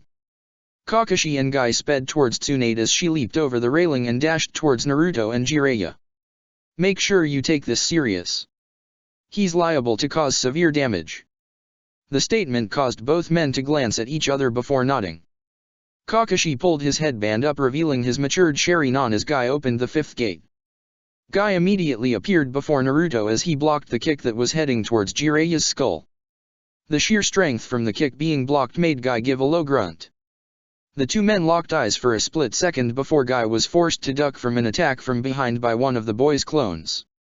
The Taijutsu user dispatched the clone with a roundhouse but was unable to prevent the boy from kicking Jiraiya into the arena's wall. The Toad Sage coughed up blood as his back impacted the wall, forming a giant human-sized hole. The man collapsed onto the ground with a small grunt as he struggled to raise himself to one knee. Naruto's vision was obstructed as Guy stood in his direct field of view. The blonde snarled as his muscles began to coil. Move. Before I make you. Might Guy frowned before settling in his Goken stance. I cannot, Naruto-kun. Hokage-sama has given me an order and I must follow it. The blonde slowly turned his head behind him as Tsunade and Kakashi appeared.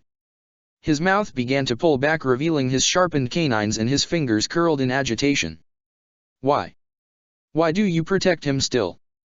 Tsunade frowned in sadness at the look of frustration etched on the boy's face. The look of betrayal that shone in his eyes made her stomach churn. He was hurting. Tsunade subtly ordered Guy, Kakashi, and the surrounding Anbu to stand down. She exhaled a low breath before slowly and calmly walking towards the boy. She raised her hands towards the boy as her palms rested towards the sky. Oh, Naruto-kun. I'm not protecting him. Her voice took on a soothing tone as her honey brown eyes met his blood-red ones. But, you'll kill him if I don't step in. I know that you're hurting Naruto-kun. His slitted pupils found the ground as his mouth pulled back in a grimace. Jiraiya should have been there for you. I should have been here. The woman was within arm's reach of the boy before she gently took his hand in hers. Her eyes narrowed in sadness as tears dripped down the boy's face. Killing him won't relieve that pain. Her other hand came to rest on the back of his head as she gently stroked the mane of spiky hair. Tsunade gently guided his head towards her as she whispered into his ear. Kakashi took note of how quickly the boy calmed down after the woman's whisper. He was unsure of what was said, but it accomplished the woman's goal. Kakashi glanced towards Jiraiya, who was now sitting on the ground with his back resting against the wall of the Colosseum. The man's face was contorted in a grimace as he gave a low wheeze. Tsunade's gaze found Jiraiya's and she gave a vicious glare at the man. He shouldn't even have been here in the first place. The blonde was unsure how Naruto had been able to keep his anger at bay when in constant contact with the man. She should have followed her gut when deciding how to proceed with Naruto's training. Her eyes shifted towards the boy as his face rested in the crook of her neck. She gave another gentle stroke of his hair before speaking soothingly to him. Come on. Let's go home. The boy didn't verbally respond but gave a slight tilt of the head from his position. Her eyes softened at the gesture before making a small gesture with her pinky. Nico immediately touched down beside the woman on one knee as Tsunade spoke in a quiet tone towards the woman. I'm done for the day. Any meetings I have are postponed. Get everyone out of here. Nico gave a short nod as she proceeded to leave to do her task. Though before she could leave, the Hokage stopped her with a raised palm. Jiraiya isn't to leave. Nico was quiet for several seconds before speaking. If he proceeds to leave anyway. Tsunade's eyes hardened at the question before responding. Hunt him down. Nico gave a short nod before disappearing with her Umbu squad in tow. Tsunade narrowed her eyes before gently gripping the blonde in her arms and disappearing. Chapter 7, An Angel's Resolve. Why are you stopping me? Crimson eyes with 3 tomos glared with unrestrained anger into a set of cerulean orbs that shone with indifference. My mission is to bring you back to the village. Naruto stood on the head of Madara Uchiha's statue with his arms crossed. His former teammate stood atop Hashirama Senju's statue. Sasuke grit his teeth in anger before slowly exhaling. Why try to bring me back? This village has done nothing but hold me back. You of all people should know this feeling. The blonde Jinhuriki shrugged his shoulders uncaringly before responding. It doesn't matter. Auntie Tsunade tasked me with your return and I shall do so. The Uchiha sneered at the boy before lightning formed in his left hand. The sound of 1,000 birds resonating from his hand. Everything you do is for that woman. Does she even know about your feelings? The Uzumaki's stare became harsh as a raisonne began to form in the palm of his hand. It doesn't matter. Sasuke gave a cruel grin before taunting Naruto. She'll never return your feelings. You do realize she's 3 times your age, right? A sad little boy with no one but his aunt. The boy's chakra exploded around him as a vicious glare erupted on his face. It seems like I'm going to fail my mission. You won't be coming back to Konoha alive. The raven-haired teen sneered before responding. We'll see who lives after this. The 2 teens rocketed towards one another before clashing with their jutsus. Chidori. Raisonne. Dull, cerulean orbs stared at the hundreds upon hundreds of homes, buildings, and establishments that made Konoha the mighty village it was. Several people merrily conversed with one another as they went about their daily routines. Oblivious to the true dangers that lurked beyond the giant gates of the village. The people of Konoha were complacent in their lives. Confident that should trouble ever rear its face that their beloved protectors would do their jobs. Overconfidence is a slow and insidious killer. Shinobi of Konoha were often arrogant in their belief that they were the top of the food chain in the elemental nations. And they'd be correct, in a sense. Konoha was powerful because it boasted powerful shinobi. Which in turn meant that should a powerful shinobi defect from their village, a serious problem would occur. Konoha was responsible for some of the worst tragedies in the elemental nations. Danzo Shimura and Orochimaru being two of the instigators for several wars, scandals, and just outright acts of terrorism in the nations. It wasn't surprising that most of the great villages, and even many minor villages, despised Konoha. Even now, Konoha was still standing atop the hierarchy of power. They possessed two of the Sunin, the Kyuubigen hierarchy, and countless feared Jonins across the elemental nations. Konoha had truly been a curse in the making. Hashirama Senju and Madara Uchiha believed they could unite as one and coexist peacefully. A nice sentiment to be sure, but it was truly a foolish endeavor. Naruto had never understood the finer details in life. What was there to do other than train and grow stronger? To stand atop others and bend the world to his heel. Power was logic in this broken world. If you didn't have power, you didn't get to weigh in on your opinions and beliefs. Naruto was a pragmatic individual. He had to be. He didn't understand what happiness truly was. He couldn't rely on his emotions and was therefore forced to rely on his intelligence. Emotions caused pain and logic dictated reason. Naruto believed he was superior to everyone else because he is superior. Who would be his equal in this world? He had already toppled one of the strongest shinobi to ever come out of Konoha. Who would challenge him? Who could provide that rush of adrenaline that fueled his blood? Who? The boy never truly boasted Konoha's ideals and beliefs either, opting to dismiss the history of Konoha and its traditions.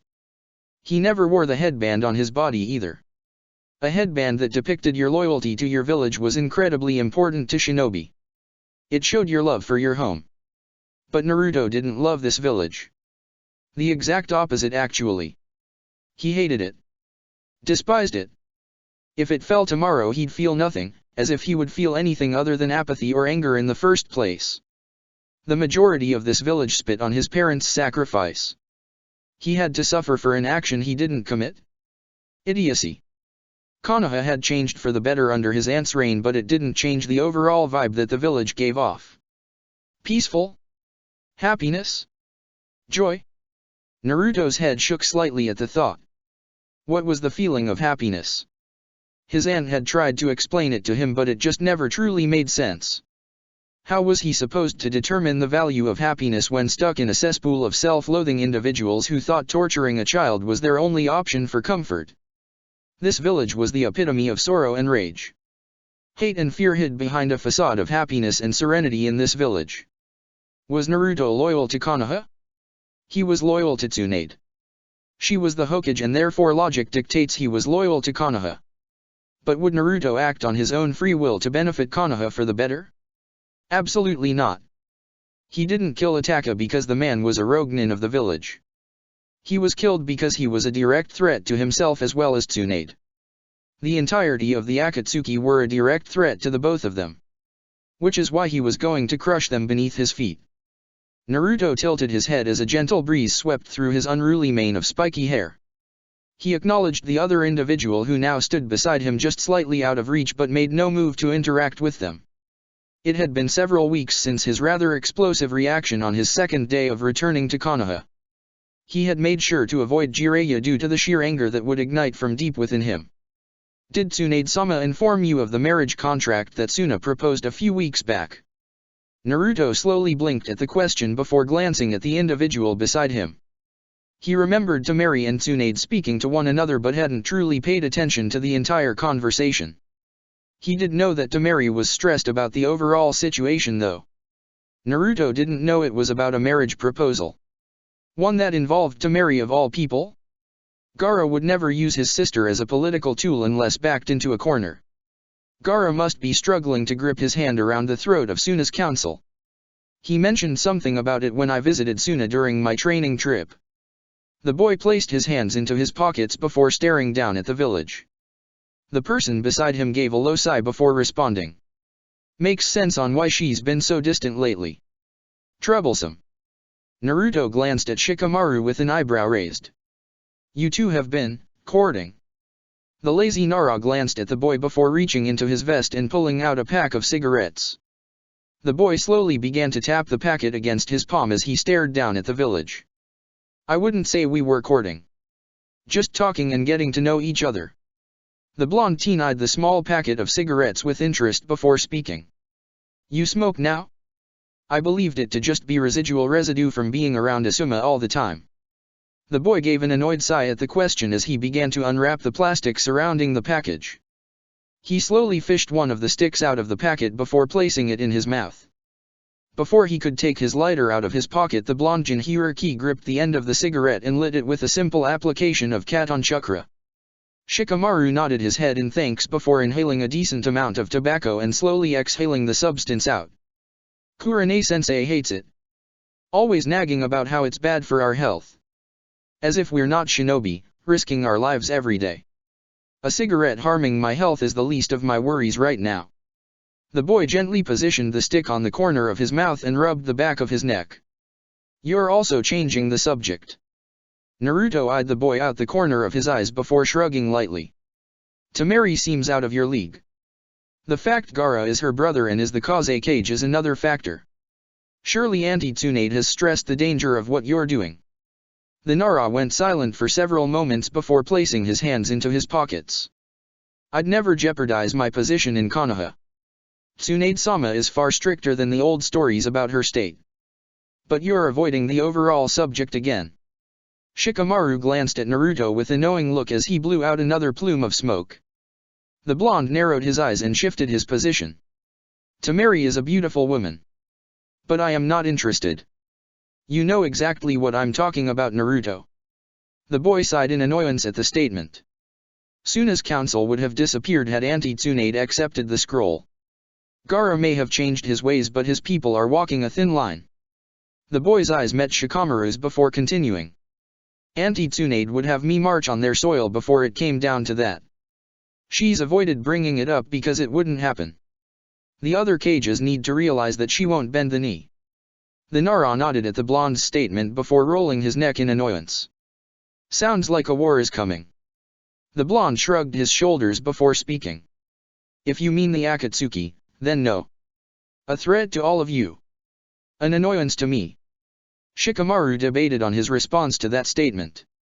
The Big Five had been beefing up their military. Tsunade had been ordering all of Konoha's shinobi to step it up.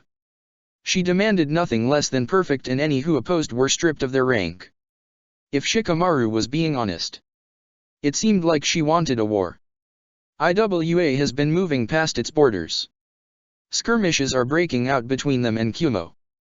Kiri has remained quiet due to their civil war, but apparently the revolt was successful.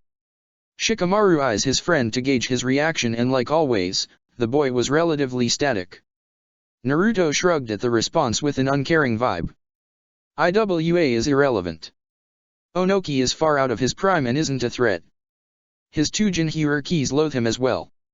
Should he choose to place his shinobi on Fire Country's soil, then he will lose them. Auntie Tsunade will personally mail their heads directly to him. He's an old warmonger who needs to retire. The boy rolled his neck before continuing. I recently visited Kumo. They possess an enormous amount of shinobi. It is no secret that Kumo has the largest military presence, but the Yondaime Raikage is not like his father. He won't seek out confrontation with the other villages. Kumo would crush IWA, and Onoki knows this. It is why he's moving closer to Suna and Konoha. If he wishes to test the boundaries, then I will remind him why my father is feared in their nation. Shikamaru's eyes sharpened at that particular statement. Naruto was talking extremely lightly about engaging Iwa's forces on a whim. He could read between the lines of his friend's words. The blonde teen never sugar-coated his words. If IWA tried to initiate, then Naruto would step onto the field. Tsunade had complete control of Naruto as well. And the blonde Jinhuriki was a monster of a shinobi. That was made perfectly evident those few weeks back when he almost killed Jiraiya. If Tsunade wanted a war with IWA, then she would gladly send Naruto to the front lines to confront the shinobi who were pushing on Fire Country's border. The woman was positive that sending what was most likely Konoha's strongest shinobi would send a clear message that Konoha was not afraid of fighting. And of Kiri. Naruto glanced at the boy before shrugging. Jiraiya and I were requested to aid in Kiri's civil war. It isn't common knowledge because Kiri has been so silent after their revolt was a success. The new Mizukage is more concerned about fixing her nation than anything else. You would fight in a war to protect Konoha. The blonde teen scoffed at the question as he stared at his friend. To protect Konoha? I'd sooner cut off my own hand than protect this village. The blonde turned away from the Nara before stepping towards the edge of the cliff that they stood atop of. I do what Auntie Tsunade tells me to do. If what I do benefits Konoha, then so be it. But do not believe I do what I do because I care about this village. I only remain here in the first place because of her. I am not loyal to this village and I will never be loyal to it. The Jinchuriki proceeded to step off the cliff after his statement as Shikamaru stared at the spot for several minutes. Shikamaru exhaled a large amount of smoke before throwing his cigarette away and sighing. Break. Sasori. Deidara. You both are to retrieve the Ichibai Jinchuriki from Suna. We need to push our plans ahead of schedule now. The infamous eyes of the Sage of Six Paths pierced through the darkness of Omegakure's tallest tower. Rain was pelting the enormous tower with reckless abandon as the aforementioned duo nodded before disappearing. The room was silent afterwards as the god of aim began to make his way towards the window of the tower that overlooked aim. The puppet of Yahiko surveyed the village with his Rinnegan as he contemplated how to move forward after procuring the Jinchurikis. He stood in silence before Konan made her presence known. Is it wise to push ahead of schedule? Pain remained quiet for several moments before speaking. It is necessary. The woman narrowed her eyes before responding. I didn't ask if it was necessary, Nagato. The Tendo puppet shrugged indifferently at the woman's harsh tone. It matters little. Our plan for peace is finally becoming reality. There is not a single person who can stop us from Susting. The woman's face contorted in annoyance before speaking. An Ataka's death is not enough for you to take matters into your own hands? If you haven't forgotten, we needed him. There are no Uchihas that are alive, Nagato. Her harsh tone caused the puppet to finally glance at her. Konan's mask of indifference cracked as a slight glare appeared on her face. Madara still lives. He is sufficient enough to complete Ataka's tasks. The woman exhaled a deep breath of annoyance at his statement. That man is a far cry from the real Madara and you know this. He fools no one. Is your ego truly blinding you so much that you continue to remain ignorant to what is happening? Pain tilted his head as the woman's unique Kekai Genkai began to flood the room. The man blinked several times before slowly responding. You are adamant about this. He narrowed his eyes as he stared into the woman's unique amber pupils. The Kyuubi Jinchuriki's words have truly shaken you. Konan glanced away as the thousands upon thousands of sheets of paper slowly began to coalesce into a singular shape before gently floating towards the woman and wrapping around her body. You shouldn't take his threat lightly. Uzumaki's do not lie, Nagato. Nagato was silent for several minutes as he turned his attention back to the village. You believe you can speak to him, don't you? Konan glanced away as her bloodline began to disappear into her body. He has the same eyes as you, Nagato. The puppet of Yahiko frowned at the comment and did not speak immediately. Pain slowly blinked before turning towards the woman. Are you doubting our ideal world of peace? Konan stared at the floor in silence. She knew her answer. She had known her answer for a long time, in fact. Konan was well aware of the man that Nagato had become after Yahiko's death. She had tried all she could to alleviate the pain he possessed. But she wasn't enough. She'd never be enough. Her best friend had become a shadow of himself. Succumbing to the poisonous words of the man who claimed himself to be Madara Uchiha. That man was not Madara. The true Madara Uchiha would not ask others to do his deeds. He'd do them. With or without help. Madara Uchiha was renowned for his strength and power. But he was also known for his pride. And no Uchiha in the elemental nations would ever stoop so low as to ask for help in something they could easily do themselves. Toby was incapable of procuring every single Jinchuriki by himself. He had to be. Nagato was essentially the strongest man in the elemental nations. But his broken mind state was his weakness. He was manipulated by Toby with this idiotic plan of gathering the Baijuya. I see. Your silence is all the confirmation needed. You have lost faith in me. Konan stared at the floor for several seconds before raising her gaze to the man and nodding. You are a shell of your former self, Nagato. I tried and tried and tried to help you. You changed. You took on this persona of a god. You've slaughtered innocent people, Nagato. The woman's hands clenched into fists as her body began to shake. What happened to peace through understanding? We created the Akatsuki as a sign of hope. Look at us now, Nagato. We're criminals. We're doing exactly what Hanzo said. Pain frowned heavily at the accusation. We are making a better world, Konan. I am saving these people from suffering any further. The deaths of the Jinhyurikis will create everlasting peace. This isn't what Yahiko wanted for us. Akatsuki was created to be a beacon of hope for AIM. But you subjugate the populace in fear. We hire psychopaths and scum for Kami's sake. Open your demise. Tears began to fall from Konan's face as Pain watched on with a small frown. The man gazed at the ground as he contemplated the words his best friend was speaking. Had he truly changed so much? Had he truly become a tyrant in his quest for peace? Nagato felt he was justified in his quest. This world needed peace. He had been bestowed the eyes of the strongest mortal that ever existed. It was his destiny to change this world. Had Konan never truly believed in what they were doing? It didn't matter if the deeds were immoral. The end justified the means. The only thing that mattered was making sure that Yahiko's dream of peace was achieved. You are the one who is forsaking Yahiko's dream. Konan's eyes widened in shock at Nagato's words. She couldn't believe that the man would even think she would forsake the man who had given her a purpose in life. The man who gave her true hope in this broken world. The boy who had saved her from starving in a ditch on the outskirts of AIM. How? How dare he? The woman's face contorted into anger as her body began to peel into layers of paper. You dare accuse me of turning my back on Yahiko? Who do you think you are? We took you in. We raised you. We fed you. A tsunami of paper flooded into the room before it exploded in the tiny space, forcing the Yahiko puppet to retreat.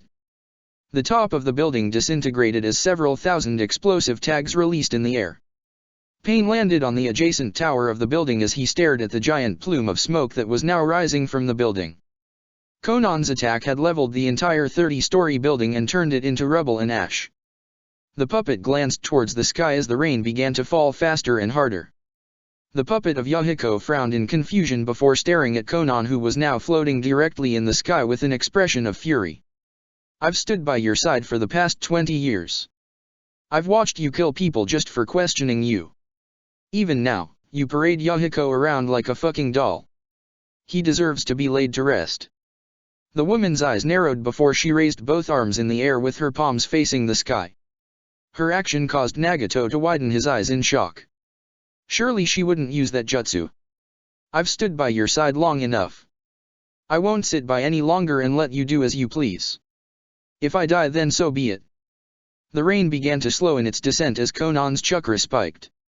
The thunderclouds that surrounded the entirety of Omegakure began to part as a ray of sunshine blasted through the village. I won't let Yahiko's vision be ruined by you, Nagato. His legacy, his dreams, his ambitions. You spit on them. The sunshine that illuminated the village disappeared as clouds began to form in the sky. A heavy frown marred Nagato's face as the 6 paths of pain appeared beside the Yahiko puppet. It seemed Konan had truly made her decision. There was no redeeming her now. She was actively putting AIM in danger. Nagato would not allow it. The Devapath slowly raised his right palm towards the woman. The Rinnegan glowed slightly as Nagato pushed his chakra through the receivers. Several seconds went by before the man frowned in confusion. What was happening? Why was the Devapath not responding? Pain frowned as the clouds began to blanket the entire village and casting it into darkness. I've been around you long enough to know the ins and outs of your eyes. I'm well aware that I'm no match for the 6 paths of pain.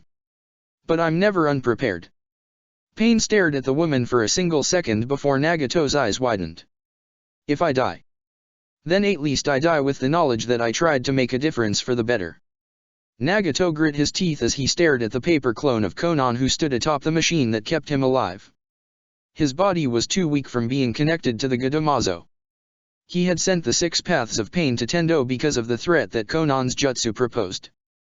It would level the entire village if he didn't stop her. The clone of Conan stared coldly at the main access pod that kept Nagato's puppets in action as both her hands pulled on the main chakra receivers that belonged to the Deva and Asura path. Those two were the true threats of the paths.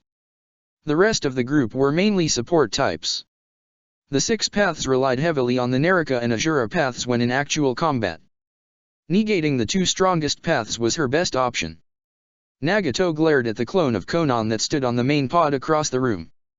He couldn't reach her due to his weakened state, and the other paths wouldn't be able to get back in time to stop the clone. Sweat began to fall down Conan's face as blood lightly dripped from her nose. The woman's hair flailed wildly in the air as the other paths moved to try to stop her. Several attempted throws resulted in failure due to the sheer height the woman rested at. Conan's teeth gnashed together before she closed her eyes. Paine's eyes widened as the dark sky began to physically split down the middle. The gargantuan split stretched across several miles as what could only be described as an ocean of paper tags emerging from the sky. The normally dark gray sky was nothing but pure white and expanded as far as the eye could see. The Rinnegan user stared at what was quite possibly billions upon billions of nothing but explosive paper tags. Conan raised her head towards the falling tags of paper with a tired smile. The woman slowly lowered both her arms as the ridiculous amount of tags began to descend towards the village, smothering it in pure white. I developed this jutsu in the off chance that Toby betrayed us. But it seems you did that all on your own. A Megakuer is a cursed nation, Nagato. It changed you into a monster. I can't allow it to exist any longer. There is 2 trillion explosive tags that are now dropping from the sky. It seems Deodara wasn't always drabbling on about explosions after all.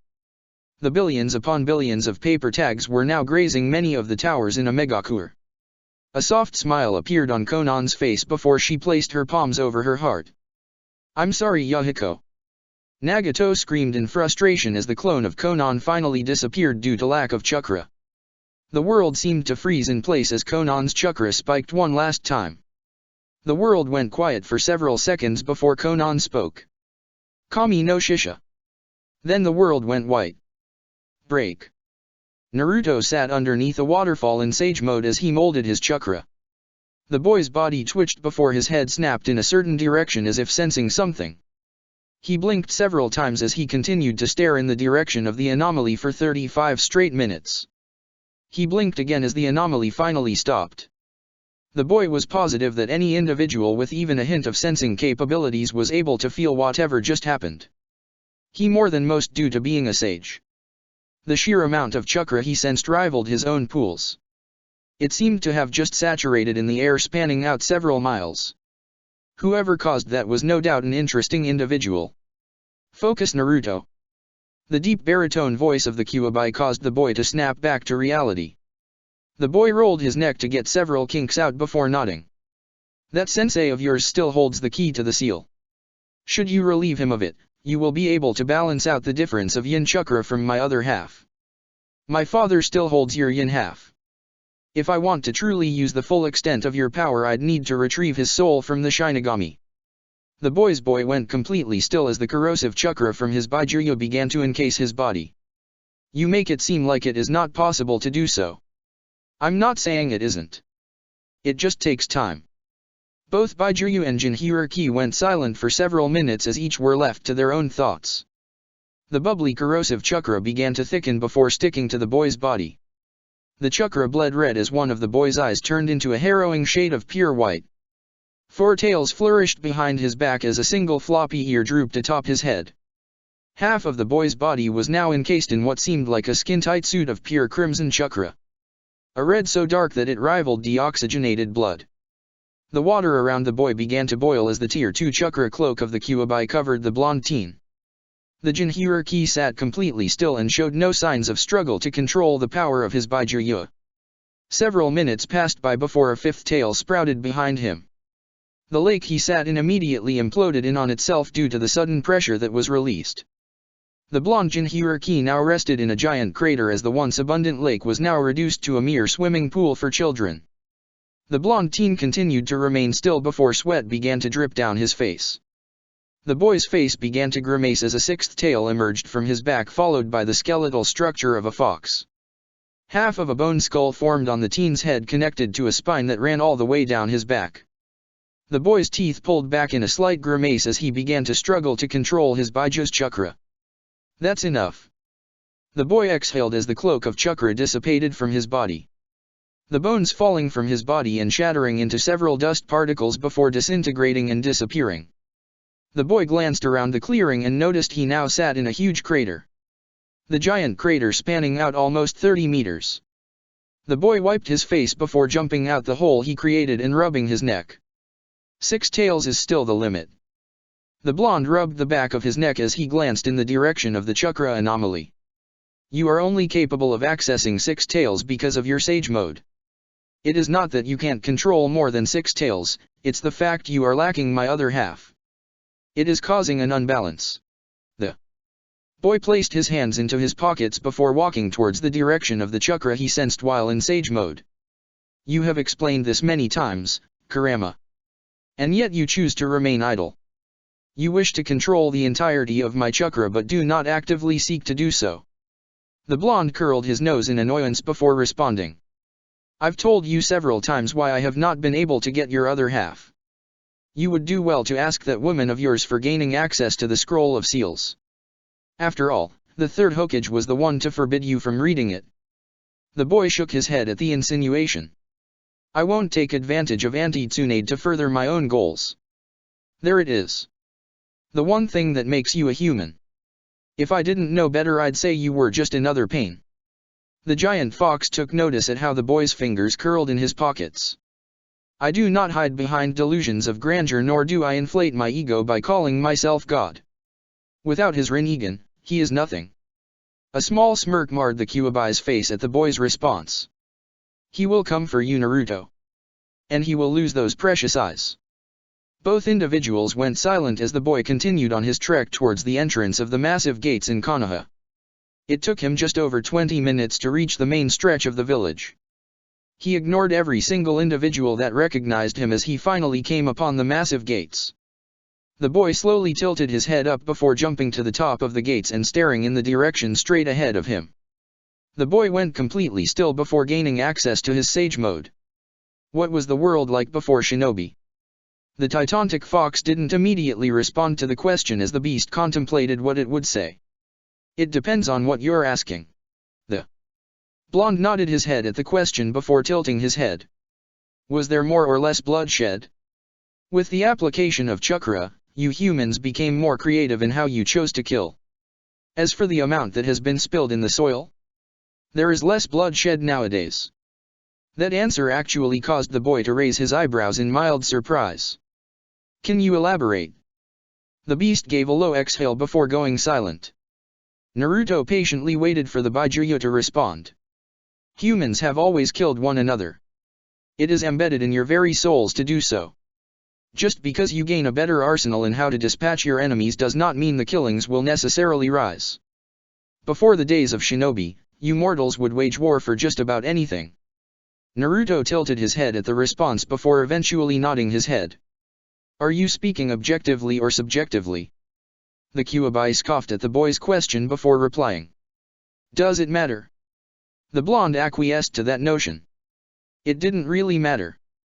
People were going to do as they pleased regardless of what others thought. Like he was doing. He was doing as he pleased. Within reason of that woman you desire. You speak too much, Kurama. The Kyuubi gave a dark chuckle before going completely silent.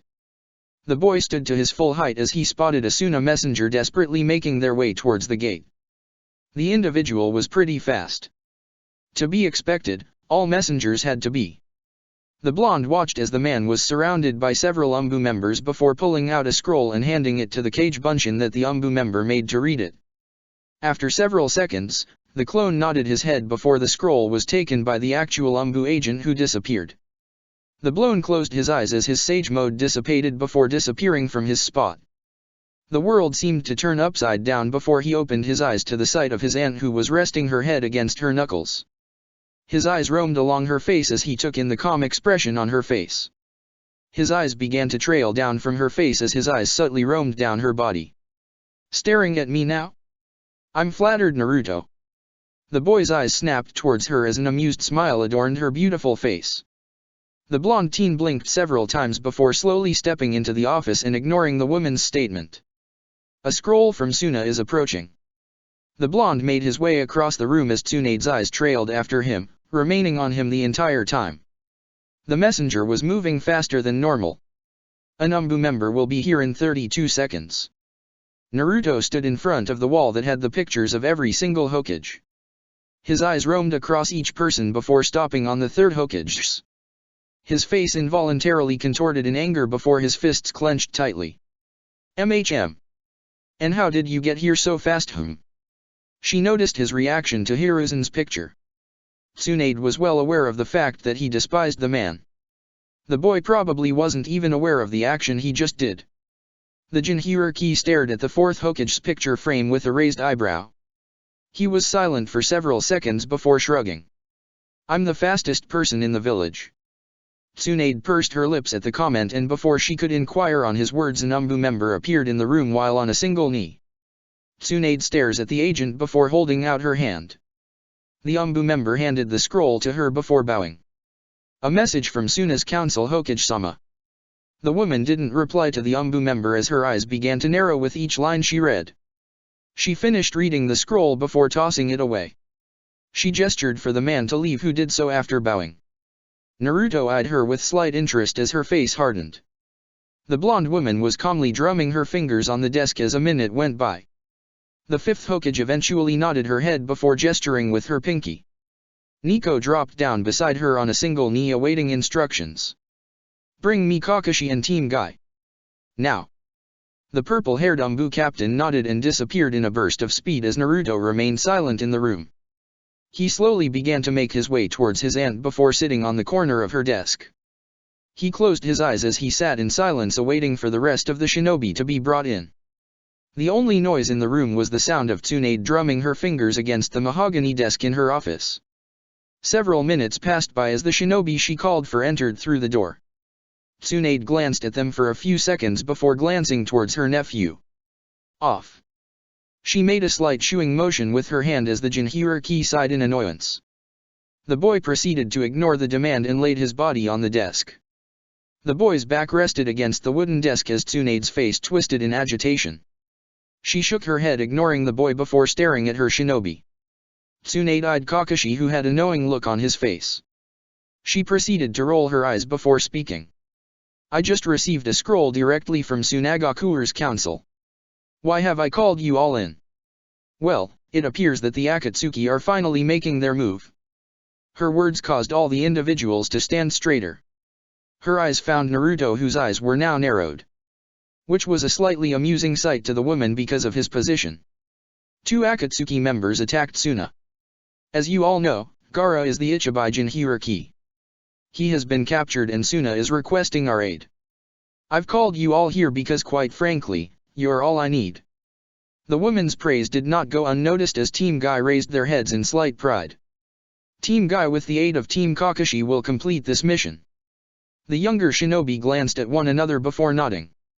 Guy saluted the blonde woman as Kakashi just nodded nonchalantly. Tsunade eyed Naruto before placing her index finger on the middle of his chest. "You will be leading this expedition, Naruto."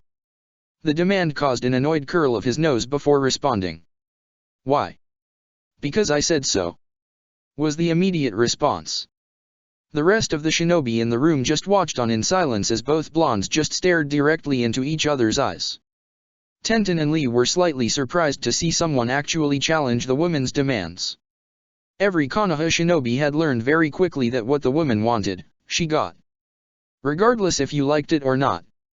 Sure, he was the nephew of the woman and she clearly showed favoritism, but he was openly challenging her. The Jinchuriki eventually just sighed in annoyance before closing his eyes. "As you wish, Auntie Tsunade." The woman nodded with a pleased expression on her face before patting his chest. The teen rolled off the desk and stood on both his feet before facing the shinobi he would now lead. He placed his hands into his pockets and closed his eyes. "You do what I say when I say it. If this is a problem, you can stay in Konoha. Because I do not need any of you to hunt down these Akatsuki members and retrieve Gaara." The boy rolled his neck slowly before continuing. We leave in 5 minutes. A tiny smirk appeared on Niji's face before he nodded and disappeared in a shunshin. The other 2 members of Team Guy gave small frowns before nodding and disappearing as well. Might Guy gave a large grin with a thumbs up before disappearing in a burst of speed. Kakashi just shrugged before holding up a lazy peace sign and walking out of the room. Tsunade placed her arms beneath her bust and proceeded to lean back in her chair as she waited for her nephew to speak. The boy lazily shifted on his heel as he eyed the woman. For what reason should I lead them? The blonde Kage just shrugged with a small smile. Because I want to annoy you. The boy just continued to stare at her without responding. The woman tilted her head before adjusting her arms beneath her chest to draw attention to her breasts. In doing so, it caused the boy to turn away with an annoyed sigh. They are all natural in case you're curious. I was not, but thank you for the information, Auntie Tsunade. The woman grinned in amusement before nodding her head. I made you leader because you will get the job done. Retrieving the Kaze Cage is obviously the main objective, but I also want the Akatsuki crushed. And who better to do so than my strongest shinobi? The woman's tone shifted at the end as she shimmied her shoulders side to side in a small dance. The blonde teen raised an eyebrow at the action before his lips slightly upturned. Tsunade grinned at the boy before gesturing for him to come closer. The boy did so with no hesitation as he stood in front of the desk. The woman sat up from her seat with a small smile. Open your hand. A gift for you and only you. The blonde teen blinked before holding his hand out. A small scroll was placed in his hands before Tsunade poked his nose. Don't open it until you get back from this mission. Understood. The boy just nodded his head before sealing the scroll away. Naruto began to turn away before Tsunade's hand gripped his wrist. The teen paused in his actions before he was pulled into a gentle embrace. The Busta woman wrapped her arms around his lower back while gently squeezing him. Her head rested on his chest before she spoke in a soft tone. Be safe, Naruto. The boy blinked at the actions before he returned the woman's embrace. His arms surrounded the petite woman as his chin rested atop the woman's blonde locks. He slowly inhaled her scent before responding. I'll return unharmed. The woman didn't verbally respond, but she nodded her head from her position. The couple remained in their embrace for several moments longer than necessary before Tsunade slowly pulled away. The woman smiled at the boy before gently poking his chest. Go. You have a mission after all. The teen nodded before he began to leave the office. His hand gripped the knob of the door before Tsunade spoke quietly. I love you, Naruto. The boy paused in his action and stood motionless for several seconds. He stood still for an entire minute before he awkwardly nodded his head. You too, Auntie Tsunade. The blonde teen disappeared through the door as a small smile blossomed on her face. Despite the boy's awkward response, her glorious plan was all coming together. By her estimate, it would only take several months. A single month if she began to truly push it. Konoha was already under her heel. Intricate plans did indeed take a long time before any kind of payout was achieved. It was only a matter of time before the elemental nations followed. Chapter 8, Uzumaki Values. Tsunade sat motionless in her chair for an hour after Naruto left her office. Her eyes were closed as she rested her fist on her cheek. The woman slowly opened her eyes before making a gesture with her hand. Nico appeared beside her on a single knee as she awaited further instructions from her cage. Tsunade was silent for several seconds before standing to her feet. Cancel my appointments and any meetings that acquire my attention. Nico glanced up towards the woman before nodding her head and disappearing. Tsunade gave a slight exhale before making her way out of the building. Her eyes closed as she made her way to the Umbu HQ. She idly sensed her personal guard watching over her for the entire journey. Her thoughts shifted to Naruto and the mission she sent him on. If everything went according to plan, then the Akatsuki were going to lose 2 more members. She doubted very much so that Naruto would allow either of them to get away. Over the 2-week period that he's been in Konoha, she had gotten a taste of the power he now possessed. It made her knees quiver in delight. It was, in layman terms, astounding. He was just overwhelmingly powerful. The boy might not compare to her in sheer physical strength, but he was nothing to scoff at. She realized that his anger towards Jiraiya had actually saved the man from death. Had the boy been of clear mind during that altercation, Well, there would only be one Toad Sage in this world. She had also gotten deeper into understanding the man he now was versus what he used to be. There was very little that had changed in terms of his overall personality, but his thought process had changed severely. He was no longer thinking as logical as he used to. Tsunade knew that there was something driving him.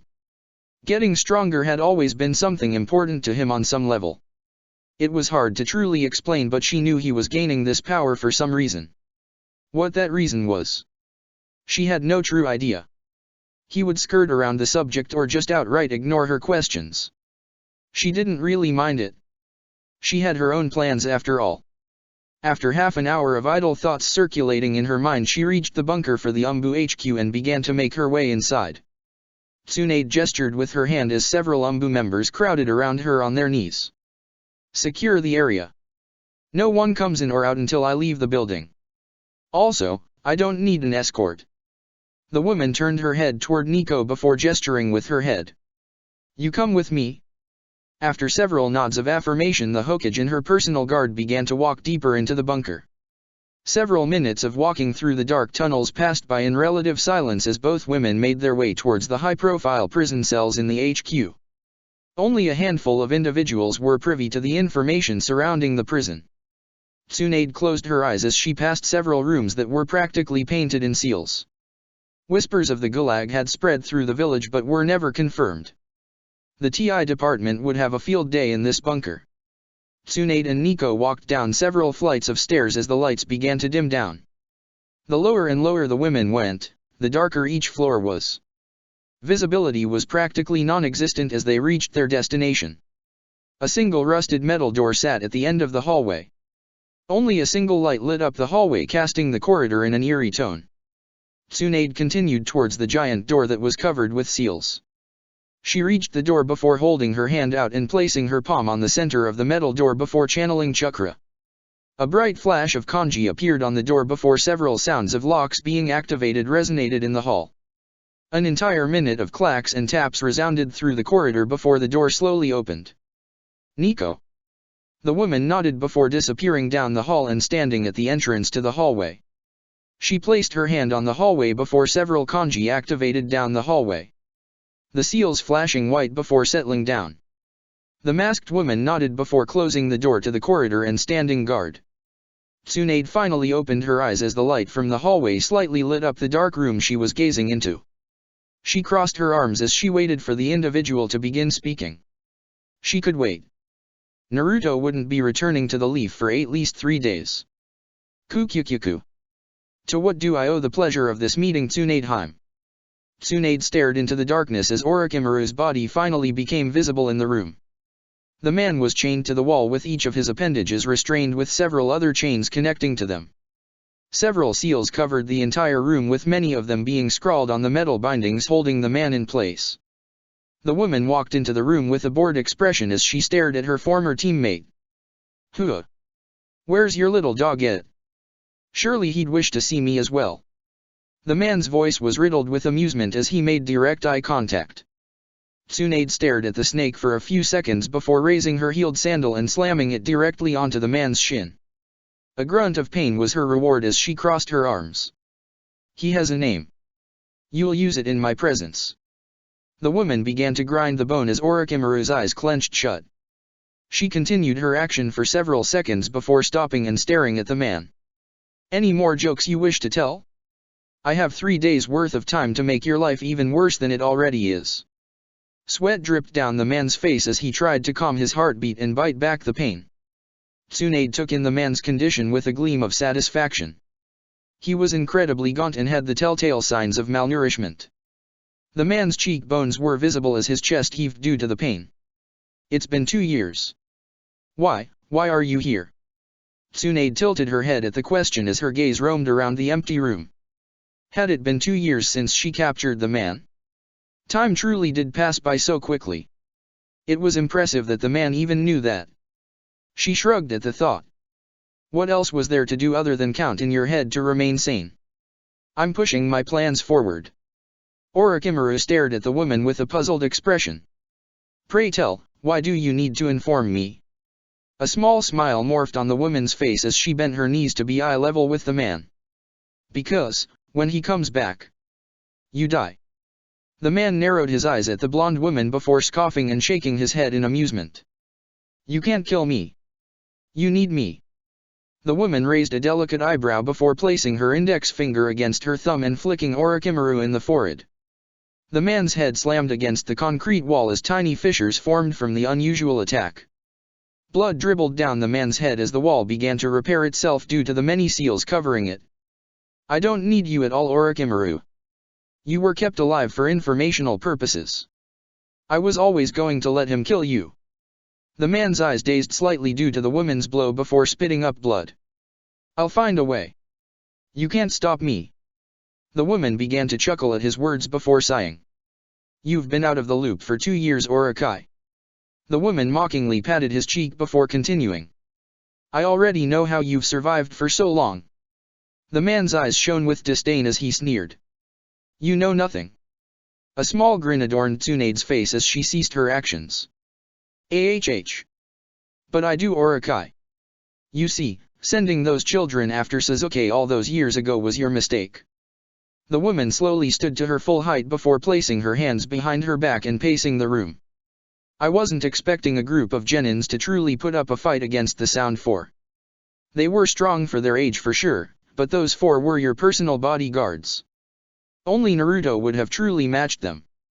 But color me surprised when I had those 5 boys return to the village.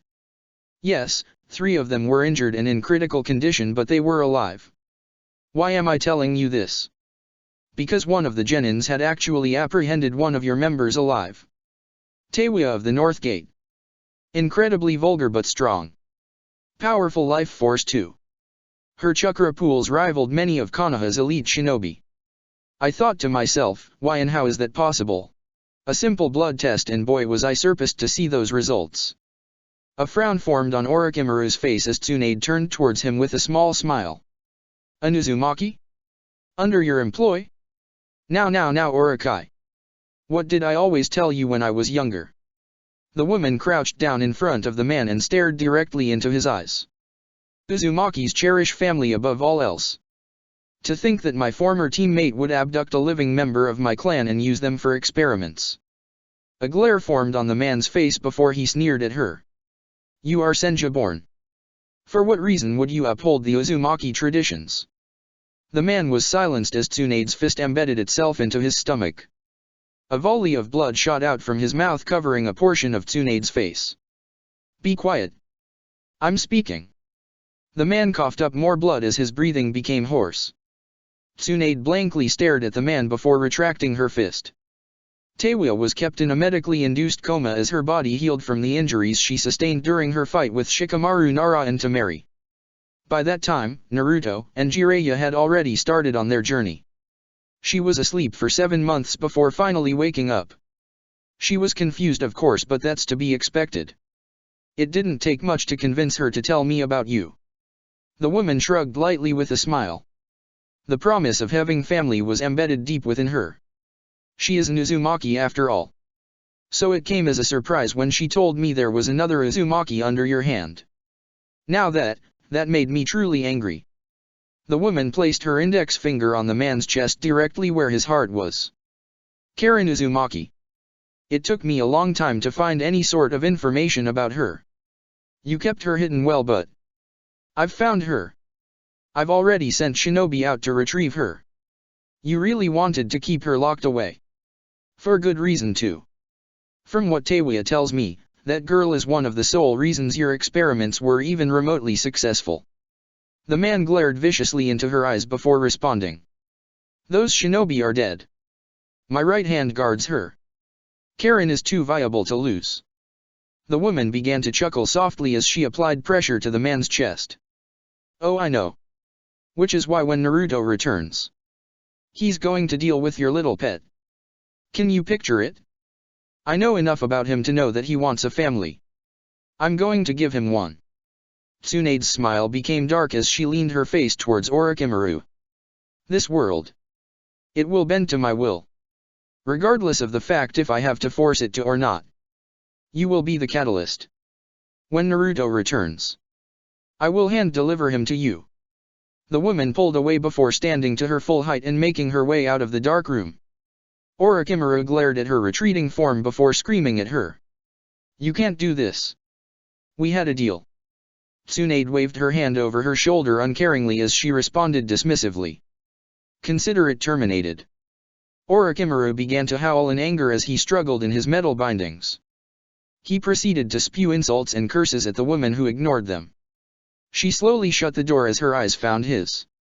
The door began to close as her body began to disappear behind it. Her cruel grin was the last thing the man saw before the metal door shut with a resounding clang. The seals around the door flashed white as every lock began to move back in place. With every lock reactivating, Orochimaru screamed louder and louder in anger. Tsunade stood in front of the metal door with her eyes closed and a cruel smirk on her face. Soon. Break. Naruto and his team traversed through the thick foliage of leaves and trees for several hours. The group was mostly silent the entire journey save for the occasional murmurs between the younger shinobi. Naruto ignored everything around him as his thoughts drifted towards his aunt and the words she had said before he left. "I love you, Naruto." His eyes narrowed as he hopped from one tree to another. That phrase kept repeating itself in his head as he thought about why she had said it. His aunt was well aware of how strong he truly was. For what reasoning did she have to warn him about being safe? It didn't make much sense, to him at least. Was she projecting her care for him? Possibly. Tsunade had been protective of him when she first laid eyes on him in Tanzaku town. She hadn't bothered to hide it either, especially when they confronted Orochimaru and Kabuto. After almost killing Kabuto with a Rasengan, Orochimaru believed him to be a true threat. As if their meeting in the Chunin exams hadn't already pointed to that being the case. Naruto hadn't been able to react to the man's speed as the Kusanagi was a hair away from piercing through his abdomen. The next thing he knew, Tsunade's chakra had exploded around her. She had released her stored-up yin chakra and blurred directly in front of the boy with her fist crashing down right on top of the blade. She had quite literally punched through the sword and destroyed it. Which was incredibly shocking considering the blade could cut through stone with ease. Orochimaru had retreated after she released her yin seal and was unable to save Kabuto from his demise. The man was killed by Tsunade, who stomped directly on his skull. It was an event that had truly made Naruto realize that Tsunade would keep her promise that she made when they first met. The group of 6 finally crossed into the desert of sand that made Sunagakur. Suna. Naruto stopped on the border that separated Fire Country and Wind Country from one another. He glanced to his left and right before narrowing his eyes and closing them. His team stopped behind him as his body went completely still. Orange pigmentation surrounded his eyes before he glanced to his right and stared in the direction for several seconds. "What do you sense, Naruto?" Kakashi made his way towards his old student and stared in the same direction. The blonde teen was silent for several seconds before nodding his head. "I sense them. It's faint, but I know what direction they're going." The boy crossed his arms against his chest as he contemplated exactly what he wished to do. Truth be told, he'd have no problem dealing with them himself. He actually preferred that method because it would allow him to let loose without having to worry about harming his team. A minute of silence went by as the boy made his decision. He rotated his head enough for Team Guy to see his unique eyes before gesturing with his head for them to move forward. "Lee. Tenten. Head to Suna and inform them that the situation is being handled. Guy, Kakashi, Neji. On me. I'd prefer to do this alone, but I promised Auntie Tsunade that I'd be careful. A shame I won't be able to stoke my flames of youth. Guy-sensei. Please fight earnestly."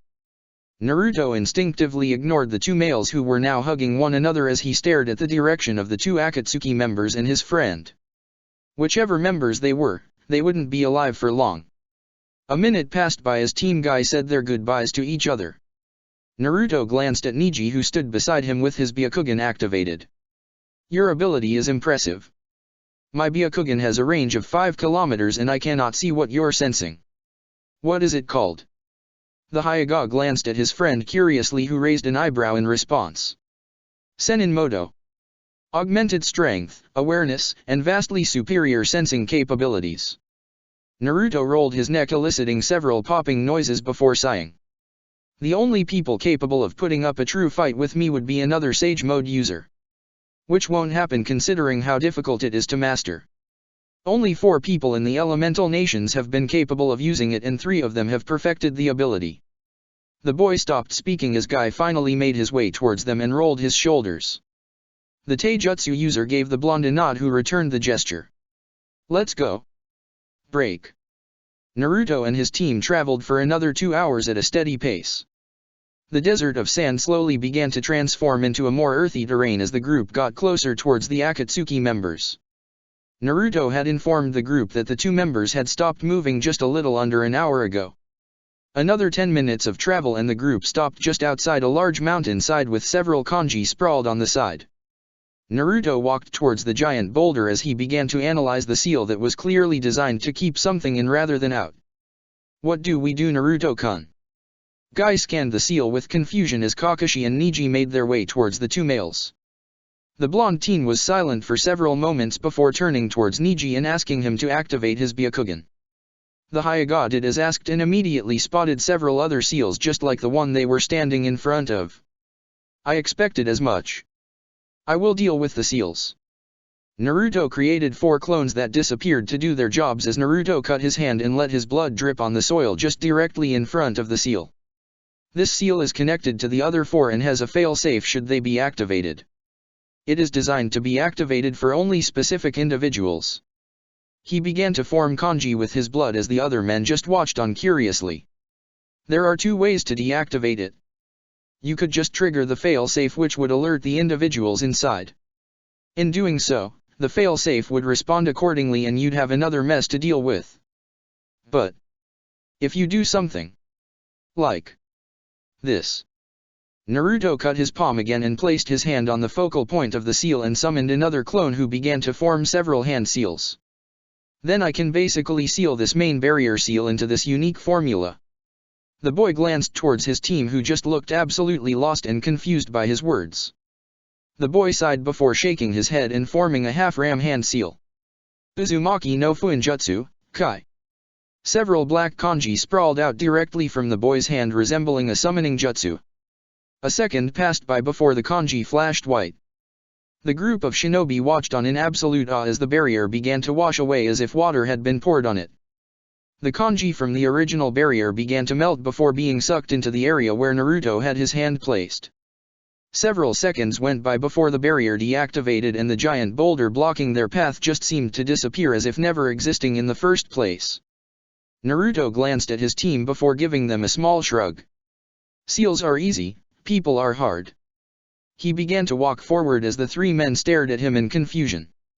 The group of 4 traveled for a short few minutes before they heard 2 men speaking. What the hell is taking so long? I thought we'd be doing the extraction by now. There was an annoyed sigh that followed the question before another voice responded. This voice was particularly gruff and deep. Leader Sama has his reasons. We just need to be patient. The other male scoffed at the response before responding. It's been like 2 hours. This is wasting time. I could be perfecting my art. I've already told you, Deidara. Your stupid explosions aren't art. Shut up, Sasori. You think your dumb little puppets are art? Pfft. Idiocy. The group of 4 shinobi stood at the entrance of the relatively massive cave and were staring at the 2 Akatsuki members who were now bickering like children. Naruto sighed in annoyance before holding his palm out in front of him. A raise-non began to form in his hand as the Teo Akatsuki members snapped towards the 4 shinobi.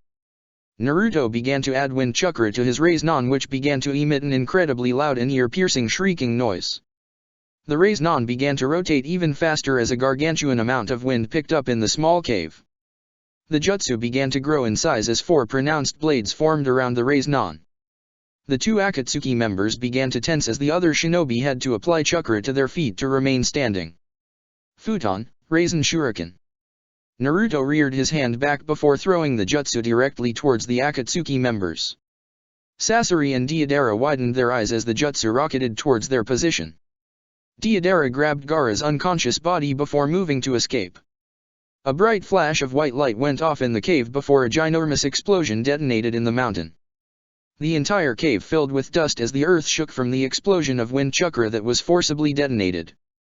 Naruto swung his arm to the side as a powerful gust of wind swept through the area and cleared the dust that had been kicked up from his jutsu. The light from the sun filled the entire cave as the group gazed at the gaping hole that was created from the blonde's jutsu. Naruto frowned in slight annoyance before walking towards the gigantic hole. His team followed closely behind as his cerulean orbs stared down at the two members of the Akatsuki. Deidara's cloak was now completely shredded as he was now shirtless with small tears in his pants. His face was contorted in a grimace as his visible eye was clenched shut. Blood was caked on the left side of his face as he held onto the stump of his left arm that was bisected the shoulder. Naruto glanced at Sasori, who was no longer in his main puppet. A young man was staring back at him, but Naruto knew otherwise. It seemed Sasori was no longer human. His puppet body now sported several tears through the material and his Akatsuki cloak was half strung on his body. "You're both alive. Maybe your ranks aren't just for show." Naruto placed his hands into his pockets before jumping out of the cavern and landing with ease. The two Akatsuki members glared at the boy who practically almost one-shot them with a single jutsu. The sheer destructive force from that jutsu was insane. It was a condensed ball of millions of microscopic wind blades rotating at an incredible speed. And he just threw it. Kakashi, Guy, and Neji gazed at the boy in shock. How much power did he truly possess? He basically just destroyed half a fucking mountain. With a single jutsu, no less. Deidara grit his teeth in pain as he glanced towards Sasori. "I thought this little brat wasn't gonna be a problem."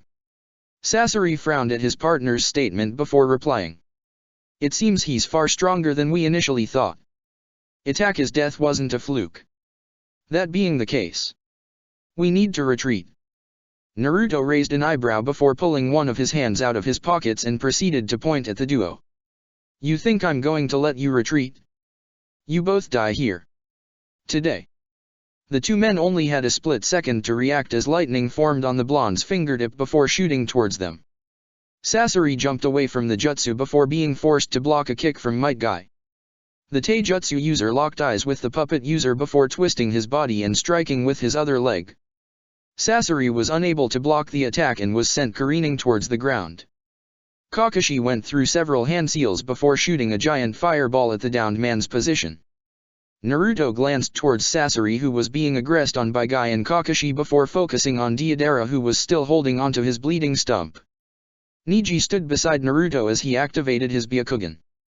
"I believe you are capable of dealing with him alone. I will assist Kakashi and Guy. Good luck." The Hyuga nodded at his friend before disappearing in a shunshin and heading towards his comrades. Deidara grit his teeth as he glanced at the body of an unconscious Gaara. This wasn't going as planned. Pain wasn't responding to their call, Itachi was dead, and now he and Sasori were dealing with this monster. "You little shit. I'm gonna kill you." Naruto placed his hand back into his pocket before closing his eyes. "Your words mean nothing if you don't have the strength to back them up. You will not live past today." The Jinchuriki took a single step forward before blurring out of sight. Deidara's eyes widened before he was struck directly on his left cheek. The impact from the blow snapped his head to the left and he was unable to block the fist that embedded itself in his stomach. Blood spewed from his mouth as he tried to retaliate with a sloppy punch. Naruto weaved around the punch before gripping the man's arm and snapping his elbow. The blonde-haired Akatsuki member screamed out in pain before being silenced by a roundhouse kick that knocked several teeth out. "You are incredibly weak. Without the usage of your arms, you're barely above average." Naruto frowned in annoyance as the man slowly tried to get to his feet. Deidara began to vomit a volley of blood as he struggled to raise himself up. "Too many times have I fought people like you that rely on gimmicks. Without your crutches to aid you, you're just pathetic." Deidara reached into his pouch as he tried to mold a construct to launch at the boy. He was unsuccessful as the boy appeared directly in front of him with his fist already in motion. Deidara's skull impacted the rocky terrain, causing him to see stars. Naruto threw 3 more punches at the man before stomping directly on his ribcage. Deidara screamed out in pain before being punched directly in his jaw. His teeth slammed together in a loud crunch as the man's jaw hung limply. Naruto stared at Deidara, who was now no longer moving. The boy sighed to himself and pocketed his left hand before forming a wind blade in his right. I do hope that pain proves to be a challenge. The Jinhuriki flicked his wrist and Deidara's head rolled on the ground. Naruto sighed in annoyance before gripping the head by the man's ponytail and sealing it away. He formed several hand seals before shooting a stream of fire at the man's body and incinerating it completely. Naruto turned towards his team's direction and spotted dozens upon dozens of puppets floating in the air. It seems like Sasori was taking them seriously. Which didn't really matter because he was going to die soon. Naruto remained in his spot for a few moments before his eyes widened. His body began to be pulled into a vortex before he immediately disappeared in a yellow flash. He appeared several yards away as a man began to appear from a swirling vortex. Naruto's face shifted into a glare as he stared at the man who had actually gotten the drop on him. Tisk. You know that jutsu. You are even more dangerous than I thought. Kurama began to growl deep within Naruto upon recognizing the man. This is the man that infiltrated the village all those years ago. I'd know that foul chakra signature anywhere. Naruto frowned in annoyance before speaking aloud. This is the imposter you speak of, Kurama. The masked man frowned behind his mask at the statement. He claims to be Madara Uchiha. He is a cheap imitation. Naruto popped his neck several times before staring directly into the man's Sharingan. My father forced you to retreat. The man tilted his head before responding in a mocking tone. Your father is also dead? Naruto crossed his arms over his chest before raising an eyebrow. And yet you hide behind a mask because of shame. Truly a small man you are, Toby. The masked man bristled at the statement before he began to disappear in a vortex. I will come for you and I will take the Kyuubi. Naruto shrugged his shoulders nonchalantly as he responded. Then do it now. The man's visible eye narrowed as he completely disappeared from view. Naruto continued to remain on alert as Kurama began to rage on about the man. The blonde Jinhuriki allowed the beast to rant about the man. Kurama deserved to be angry. He wouldn't deny the fox that. Naruto glanced towards Gaara, who was laying face down in the dirt before walking towards him. He crouched beside his friend before turning his body over and analyzing the several injuries he had. Naruto didn't notice anything too bad, but Gaara would definitely need a medic. Naruto summoned several clones who stood by Gaara watching over him as several large explosions racked the area. The Jinhuriki began to make his way towards his team, who were now struggling to get close to Sasori. The man had several dozen puppets who were guarding his body and keeping the Jonins at bay. Naruto closed his eyes as he gained access to his Sage mode. He raised his hand directly into the sky as a hurricane of wind began to crash down in the area. The Konoha shinobi immediately began to disperse, not wanting to get caught up in any jutsu the blonde would potentially use. Naruto nodded his head as several dozen of Sasori's puppets began to flail wildly in the air due to the massive current of wind. Senpo, Tatsumaki. The hurricane of wind immediately spiraled down into a massive tornado as several dozen trees wheat immediately uprooted from the earth. Sasori only had a second to react before Naruto swung his hand down, causing the massive tornado to completely obliterate the terrain. An enormous explosion of wind and debris shook the earth as the tornado exploded into thousands of jagged blades of winds. The leftover wind blades began to spin erratically before detonating into smaller blades of wind. The process was repeated several times before a massive explosion of wind detonated the area. Naruto stared at the jutsu he had just released with slight shock. I've never actually used that one before. Kakashi stood behind his former student and just stared at the barren landscape that was littered with cuts from millions of wind blades. I don't even know why I'm surprised anymore. Guy stared at the destroyed landscape before giving Naruto a thumbs up, to which the boy just ignored. He began to make his way towards the epicenter, not truly knowing if Sasori was dead due to him being a puppet now. He reached the epicenter of the explosion and found absolutely no trace of the puppet man's existence. The Jinhuriki proceeded to shrug before placing his hands into his pockets. How powerful are you, Naruto? Neji stared at his friend in awe. The boy glanced at his friend before shrugging again. Powerful enough. Chapter 9, Secrets Unfold. Nico.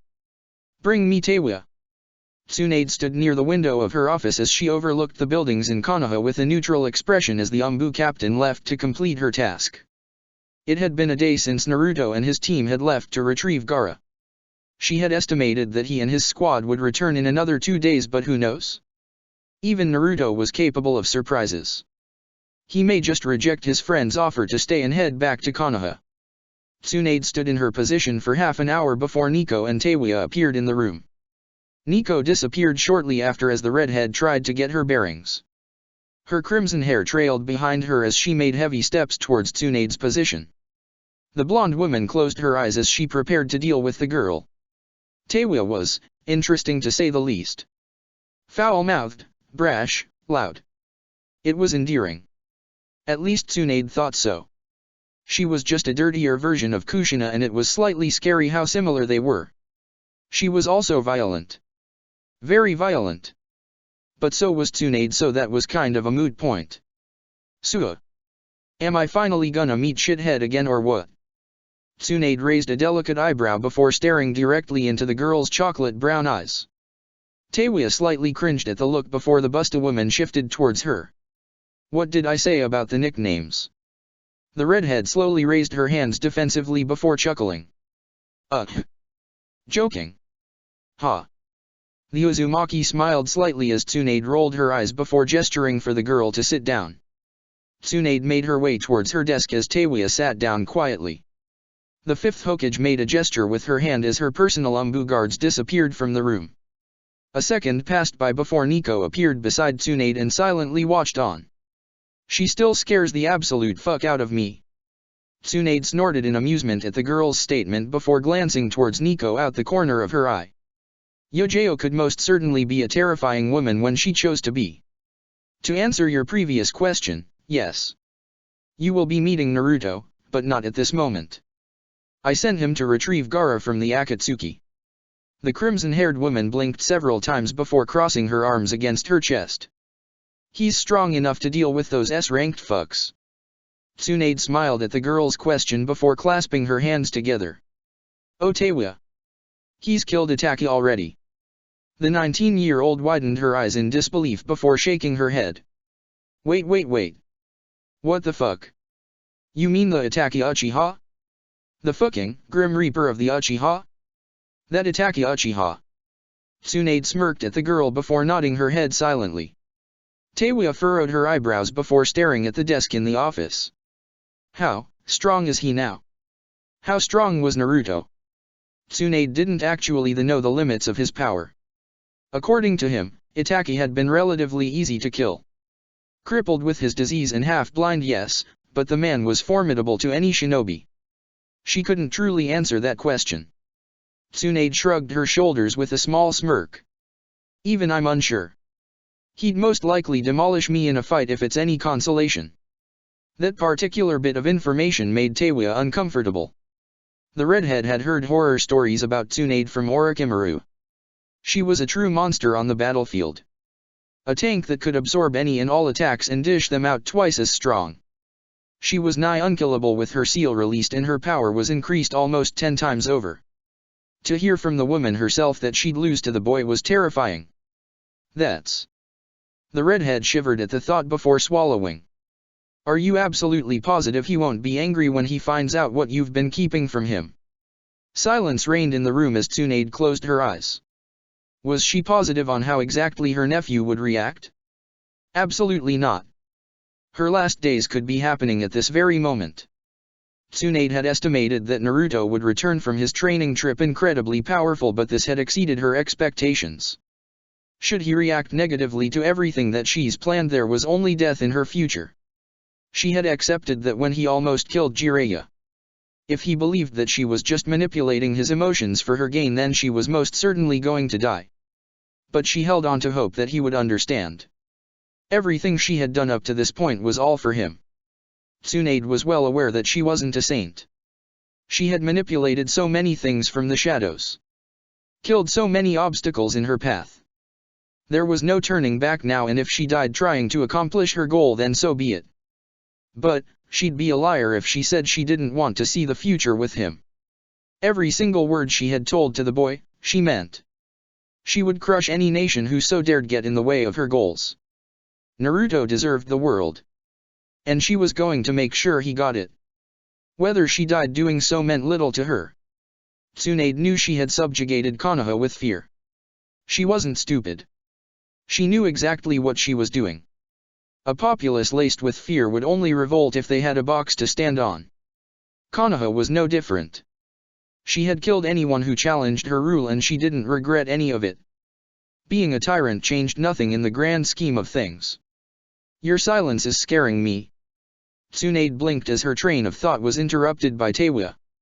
She furrowed her eyebrows as she noticed the girl's knee shaking in anxiety. Even Nico was staring at her. How long had she been thinking about the question? She sighed before shaking her head. It should scare you. I'm not actually sure how he'll react. The Busta woman leaned back into her chair and sighed. In fact, this could very well be our last days alive.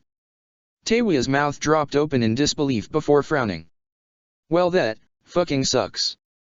I get saved just to die 2 years later. Fucking cool. The amount of sarcasm in that sentence made Tsunade burst out into laughter.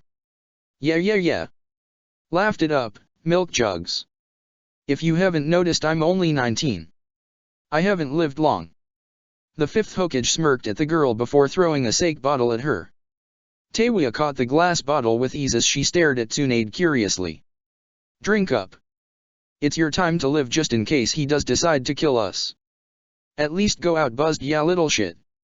The crimson-haired girl just snorted before smashing the tip of the bottle and drinking from it. Teiwa practically inhaled half of the bottle before pulling back and wiping her mouth clean. The girl gave an obnoxiously loud belch before offering the bottle to Tsunade, who took it with a smirk. After this, you're going back in the gulag. Tsunade began to chug the rest of the bottle down as the red-headed girl petulantly pouted with her arms crossed. Fuck my whole entire life. Shit is so boring in those cells. There's literally nothing to do. At least get me a fucking TV or something. Fuck, man. The redhead threw her arms in the air as Tsunade chuckled. There isn't service down there. Teiwa frowned heavily before laying her head on the desk like a pouting child. Then what the fuck am I supposed to do? Tsunade rolled her eyes at the dramatic girl before waving her hand dismissively. You have 10 fingers. How about using 3 of them? The red-headed woman shifted her head to glare at the Busta woman. You think I don't already do that? I masturbate like every fucking night. There isn't much else to fucking do. At least let me buy some fucking toys for fuck's sake. Tsunade groaned in exasperation before gesturing towards Yojao. Nico, take her to go get some damn dildos so she can shut the hell up. The masked woman nodded her head at the request before pulling a mask out from a scroll and handing it to an elated Teiwa. Yes. The girl pumped her fist in excitement as Nico placed a hand on her shoulder. The two women disappeared shortly afterwards, leaving Tsunade alone to her thoughts. Her gaze drifted towards the empty sake bottle as she sighed. Break. Naruto sat on a perch overlooking the Suna shinobi who were making their way towards his squad. Lee and Tenten were leading the front with a contingent of at least 50 Suna shinobi following closely behind them. They were quite a ways away, but they'd arrive soon. We need to push our plan forward now. That imposter is now aware of your trump card. Naruto's fingers curled in agitation at his partner's words. He had let his guard down for a second and it cost him his most valuable ability. The Hiraishin was supposed to be his ace in the hole, and now that man knew he possessed the ability. Toby would be far more cautious the next time they met. I will ask Auntie Tsunade for the scroll of seals when we return. I will not take any risks. If my father defeated him, then I will have no trouble doing so. Hubris isn't like you. I am not overconfident. I've mastered the Hiraishin. And it is for this reason that I am even agreeing with you. My parents will be avenged. That intangibility will be annoying, but it's nothing a barrier seal can't stop. Toby will die the next time we meet. I will make sure of it. There's the Naruto I know. I was worried you were getting soft on me. The boy scoffed before shifting towards his feet and speaking aloud. You speak too much, Kurama. His words attracted his squad's attention, who gazed at him curiously. The blonde ignored their stares and hopped down from his perch and moved towards Gaara, who was sitting down taking a nap. Kakashi-sensei. I have a question about your Sharingan. Naruto stood with his arms crossed as he stared into the open field in front of him. Kakashi glanced up from his book and raised an eyebrow. Shoot. Naruto tilted his head and glanced towards the man. Do you possess a Mangekyo Sharingan? The silver-haired Jonin blinked at the question in slight surprise before furrowing his eyebrows. Yes, I do. Why do you ask? Naruto's eyes narrowed at the response before turning around and staring at his former sensei. Can you show me the design and what it does? Kakashi stared at his student for several seconds before shrugging lightly. Neji and Guy watched on silently as the Jonin lifted his headband. They raised their eyebrows in surprise when his Sharingan began to morph into a different design altogether. Naruto narrowed his eyes at the design before gesturing with his hand. What exactly does it do? Every Mangekyo Sharingan has a unique ability that is tailored to one person. Kakashi furrowed his eyebrows before speaking. Well, it takes a lot of my chakra to even use, but I've been able to store things into a pocket dimension of sorts. Naruto narrowed his eyes before holding a kunai out in front of him. Show me. Now. The urgency in his voice surprised all three of the men in clearing. Kakashi stared into the boy's eyes for several seconds before nodding his head. Set it down on the ground just to be safe. Naruto threw the kunai at the ground and stared directly at it. Kakashi inhaled deeply before forming a ramzeel. Mangekyo Sharingan. Naruto watched as the item began to distort as a vortex encased the weapon. His lips thinned as the kunai was pulled into the vortex, leaving nothing behind. He breathed in deeply before staring at his former sensei. Who gave you that eye? The silver-haired man frowned as he hunched over to catch his breath. My old teammate. Obito Uchiha. He was killed after a boulder fell on top of him. He gave me his Sharingan. The man heaved slightly before shaking his head and standing up. Why do you ask? The three men watched in surprise as a scowl formed on the Jinchuriki's face. Because he's still alive. After I killed Deidara, I was almost sucked into a vortex not unlike your ability. The man appeared after I managed to escape the vortex. He wore a mask so I couldn't identify him. But that was the same ability. Kakashi stood ramrod straight with a shocked face. You're positive it was the same thing? Naruto shook his head and crossed his arms against his chest. Exactly the same thing. Except his was far faster. It would make sense because it's his eye and it's tailored to him specifically. Kakashi stared at the ground, lost for words. Obito was alive? And he was in the Akatsuki? What the hell was going on? Guy placed his hand on Kakashi's shoulder as he provided some measure of comfort for his best friend. The spandex-wearing man knew how much this was going to affect Kakashi. They needed to get back to Konoha as soon as possible.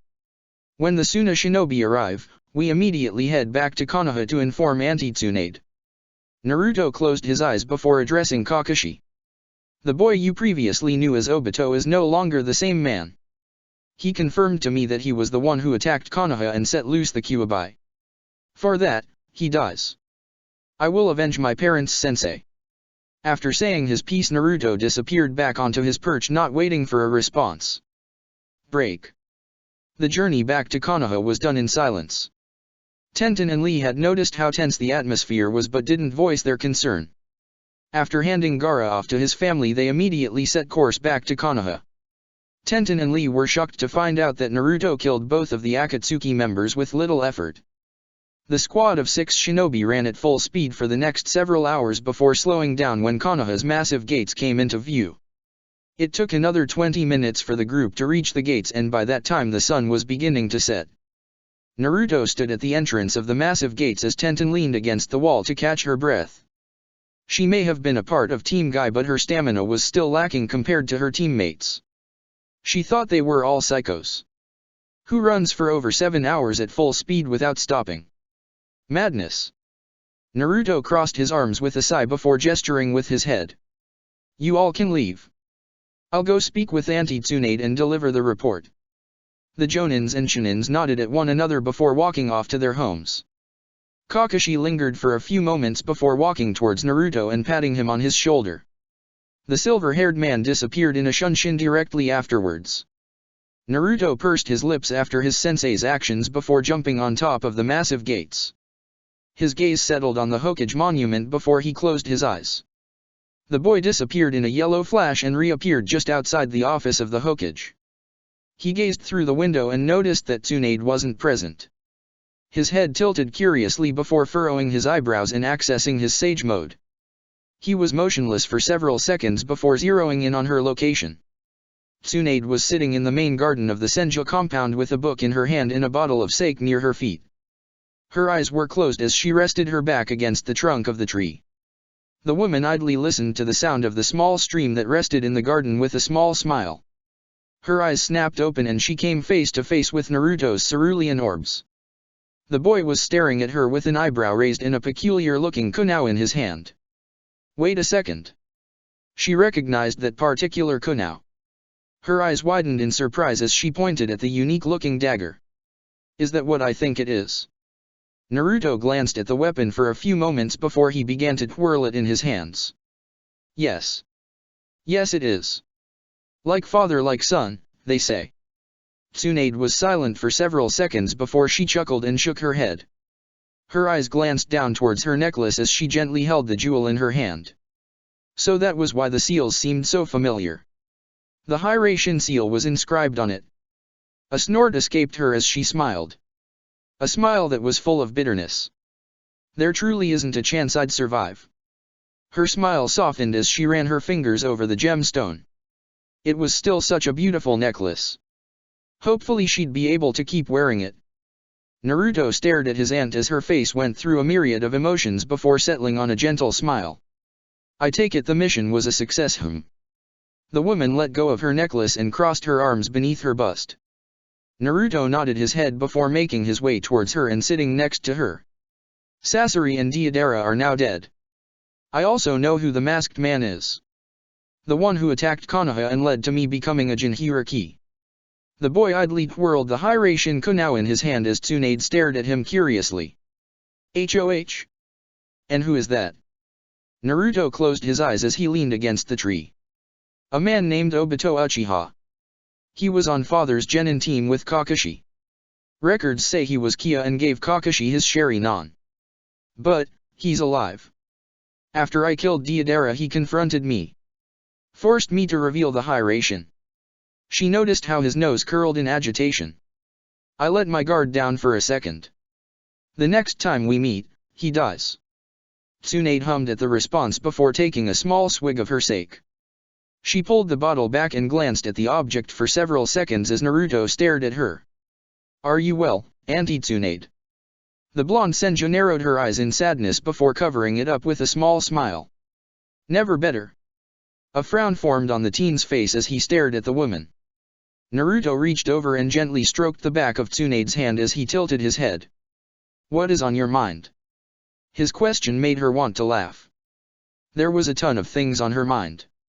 Many things. She was never an individual to show fear in the face of adversity, but right now she felt like a small child. Tsunade had gone over so many things she would say when Naruto returned, but everything was fleeting. For the first time since Dan's death, she was truly afraid. She was truly terrified of dying. Being a shinobi, death was certain. It was the only constant in their life. Everything changes but death remained vigilant. Tsunade had never been scared of dying in all her life. But at this very moment. Do you remember the day we first met, Naruto? The blonde teen furrowed his eyebrows before nodding his head. Yes. You said I looked familiar. Tsunade's eyes closed as a small smile formed on her face. Back then, you were like a chibi version of your father. Pudgy little cheeks and all. You were so cute. Naruto raised an eyebrow as his aunt gushed on. She began to giggle before continuing. I knew you were special back then. That you'd accomplish so much. Your potential was incredible.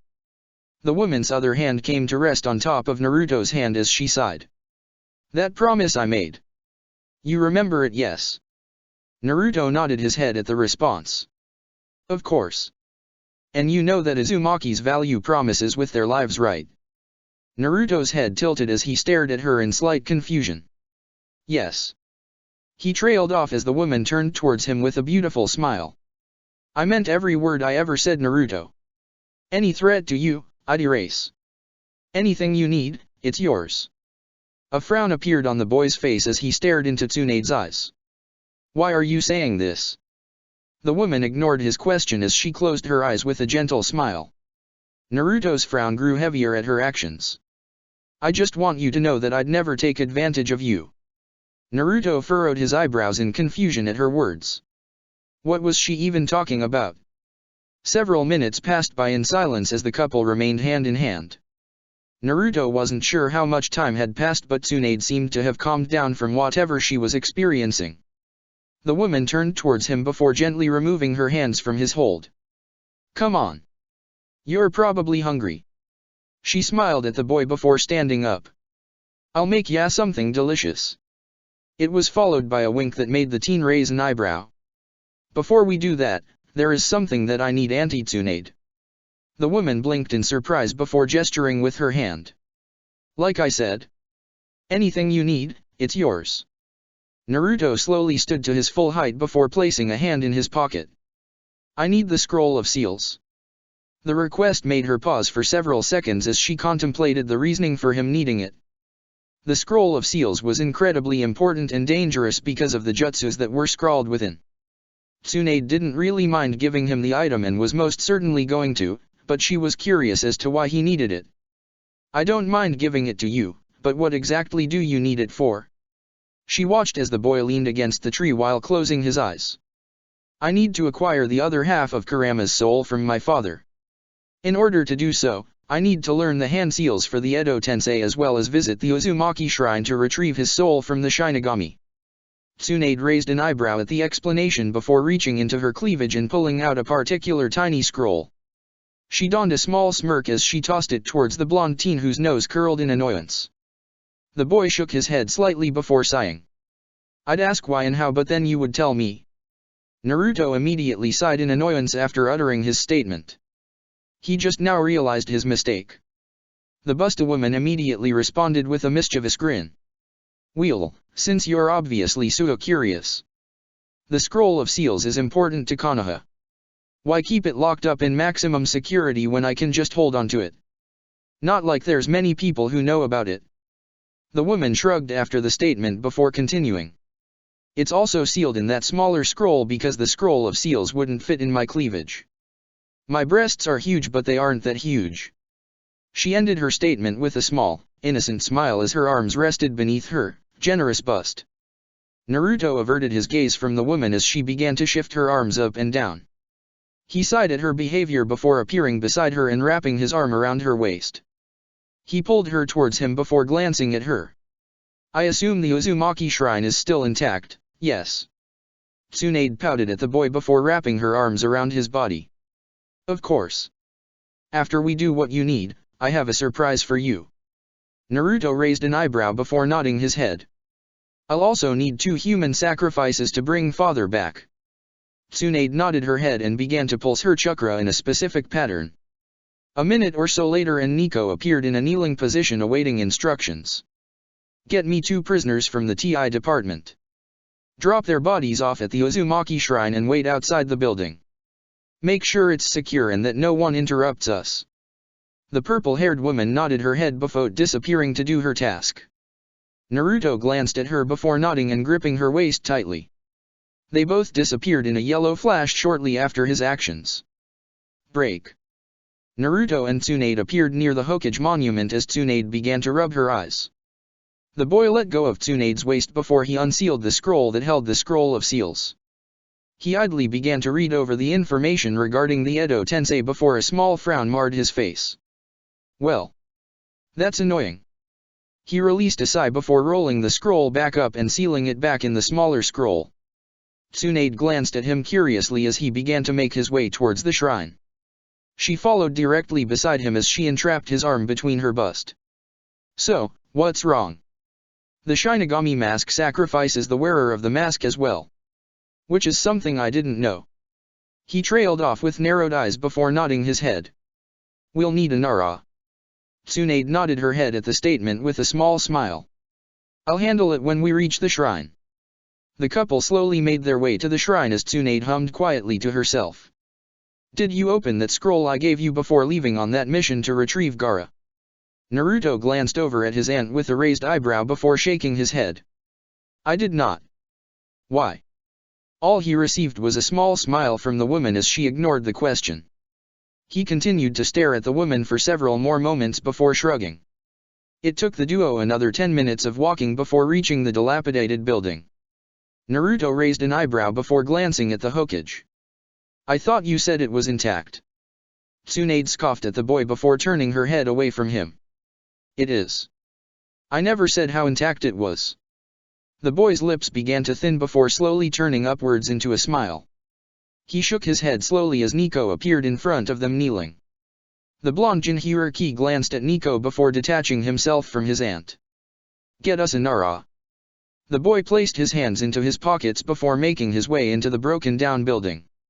Nico merely glanced at the boy before turning towards Tsunade. The blonde woman nodded her head with a smirk as Nico disappeared. She slowly made her way into the building and immediately noticed the two tied-up prisoners who were laying on the floor unconscious. Her gaze shifted towards Naruto, who had the scroll of seals unfurled and was examining the sealing formula for the Edo Tensei. He studied the diagram for several minutes before nodding his head. The boy unsealed all the materials he would need before beginning to draw the seals. Another minute or so passed by in silence before the smell of cigarette smoke assaulted Naruto's nose. He blinked slowly and began to turn his head towards the entrance as a familiar voice resounded through the building. I just knew that being woken up at 12 a.m. and having to follow an Umbu member at the request of the Hokage was your doing, Naruto. Troublesome. Shikamaru slowly entered through the entrance as he blew out a puff of smoke. Naruto stared at his friend for several moments before his face hardened. His gaze snapped towards Tsunade before he began to speak. You had her pick Shikamaru. Tsunade raised an eyebrow at his question before tilting her head. Of course. You trust him and that's enough for me. The blonde teen sighed in annoyance before rubbing his eyes. Shikamaru isn't exactly expendable, Auntie Tsunade. The woman crossed her arms with an exasperated huff. What else would you have me do, Naruto? You act as if you don't have a way of keeping him silent without the threat of killing him. The boy sighed again before going back to work. Of course I do, but I'd rather not have to do so. I enjoy Shikamaru's presence and killing him would be troublesome. I'm still here. The guy you're talking about, yeah. I'm him. Shikamaru deadpanned as the two blondes turned towards him before dismissing him.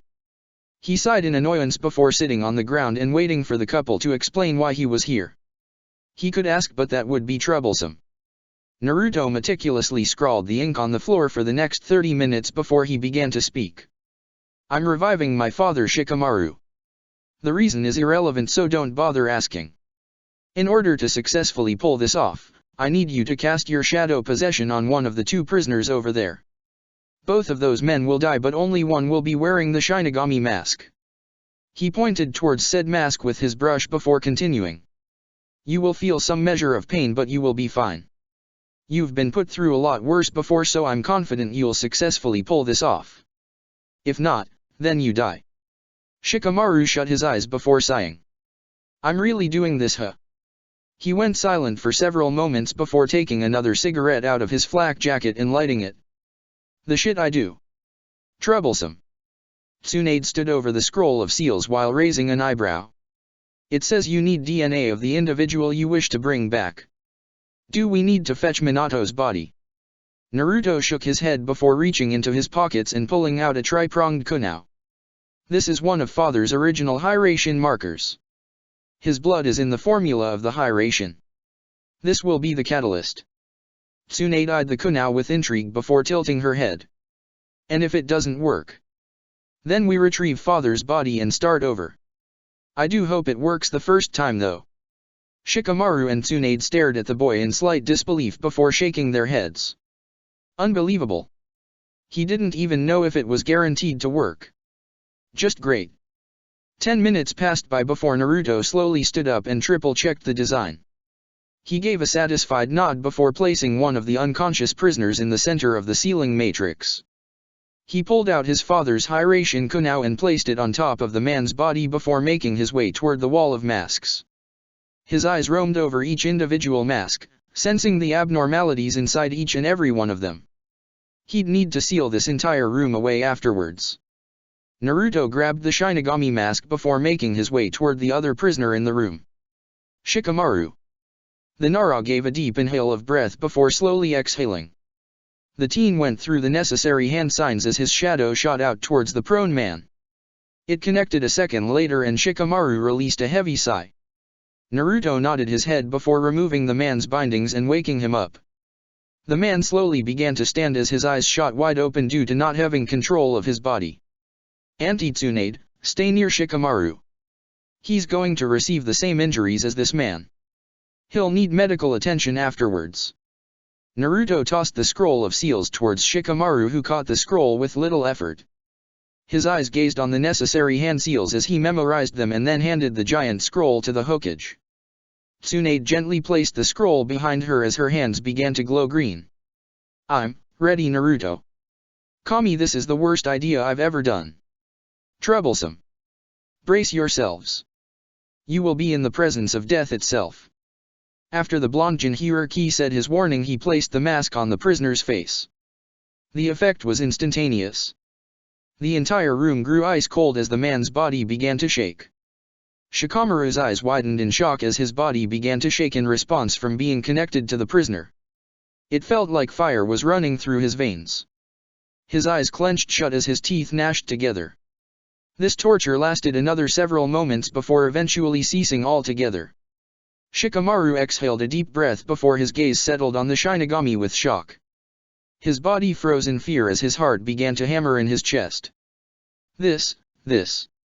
Stay focused, Shikamaru. You will be fine. Naruto's voice invaded Shikamaru's thoughts as his rapidly beating heart began to settle. He shook his head several times before giving a shaky nod. After calming himself, he immediately began to run through the necessary hand seals. Kukiyos, Edo Tensei. Several things happened at once. A large cut appeared on the prisoner's abdomen that began to rapidly leak blood, with the same thing happening to Shikamaru. A blue tendril began to leave from the Shinigami before encasing the prisoner, who was laying in the middle of the sealing matrix. Upon being fully encased, the man woke up and began to scream in agony as his body began to turn to ash. Naruto appeared beside Shikamaru before placing a seal on his arm that broke his contract with the masked prisoner. The prisoner was immediately sucked into the Shinigami's stomach, who disappeared directly afterwards. Shikamaru fell into his backside as Tsunade kneeled beside him to tend to his wound. Naruto surveyed the boy's injury before nodding and turning his direction towards the center of the room. Dull, cerulean orbs stared into a similar pair of cerulean orbs. There, in all his glory, was Minato Namikaze. His sclera was pitch black and he had numerous cracks running through his face and body. He was donned in his infamous cloak with flames at the bottom. He had a Hiraishin Kunao in his hand that he was idly spinning as he analyzed the group in front of him. Minato's eyes gazed at the individual in front of him, who could practically be his brother. This was most certainly his son. Similar hair, same eyes, same build.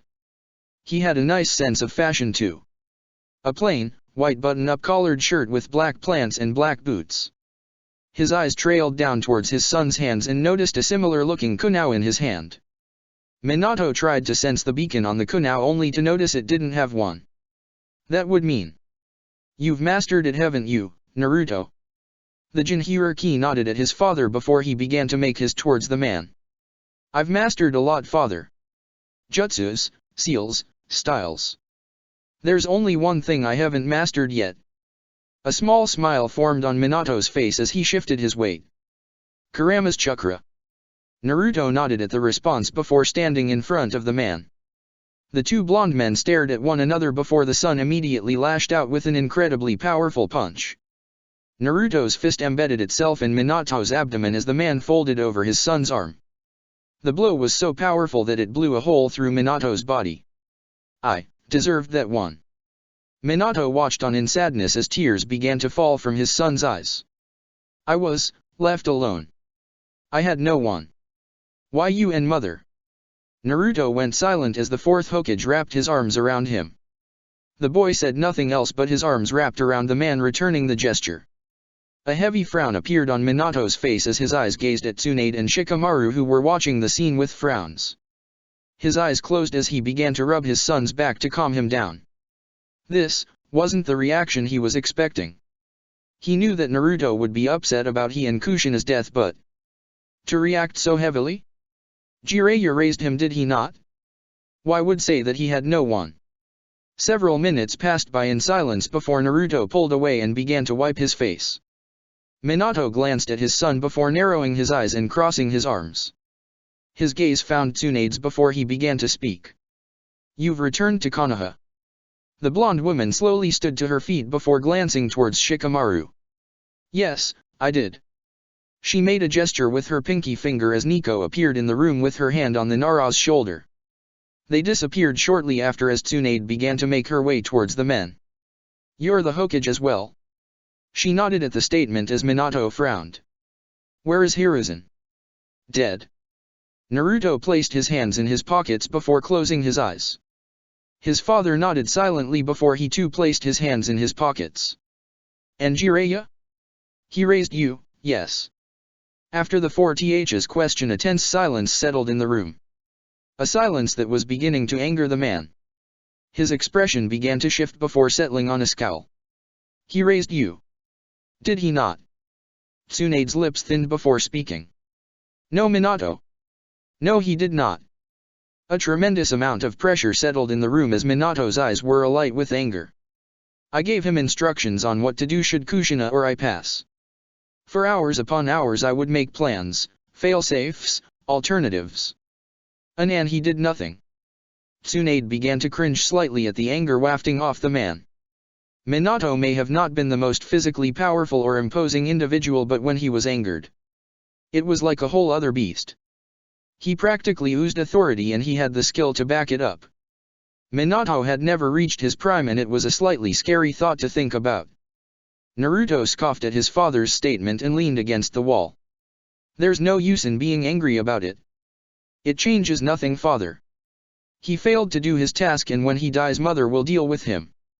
Tsunade watched as Minato immediately began to calm down before he sighed. Kushi-chan will kill him again. That gives me some measure of comfort at least. The man shook his head before placing his hand on Naruto's shoulder. I'm truly sorry that I wasn't here to raise you. I'm sure my chakra imprint said something similar, but I'm proud to be your father. It makes me happy to know that you're going to surpass me. The man gave a toothy grin before pulling Naruto into another hug. He patted the boy's back several times before pulling away and glancing towards Tsunade. His eyes bore into the woman for several moments before he tilted his head with furrowed eyebrows. Naruto. How old are you? The man continued to stare at Tsunade as Naruto raised an eyebrow. I'm going to be 17 soon. Tsunade's gaze was stoic as the boy's father continued to stare directly at her. She was actually becoming slightly unnerved. Did he know about her infatuation? After several more seconds the man slowly nodded before turning towards his son and smiling. Well, happy early birthday, son. Your gift? The other half of Kurama. He cheekily patted his son's head, who immediately swatted the hand away. The older man just laughed at his son's reaction before glancing towards Tsunade. Take care of my son, Tsunade. He gave her a knowing look before placing his hand on Naruto's stomach. Orange chakra began to form on Minato's hand before traveling directly into Naruto's stomach. The process went on for a few minutes before Minato pulled his hand away and patted his son's shoulder.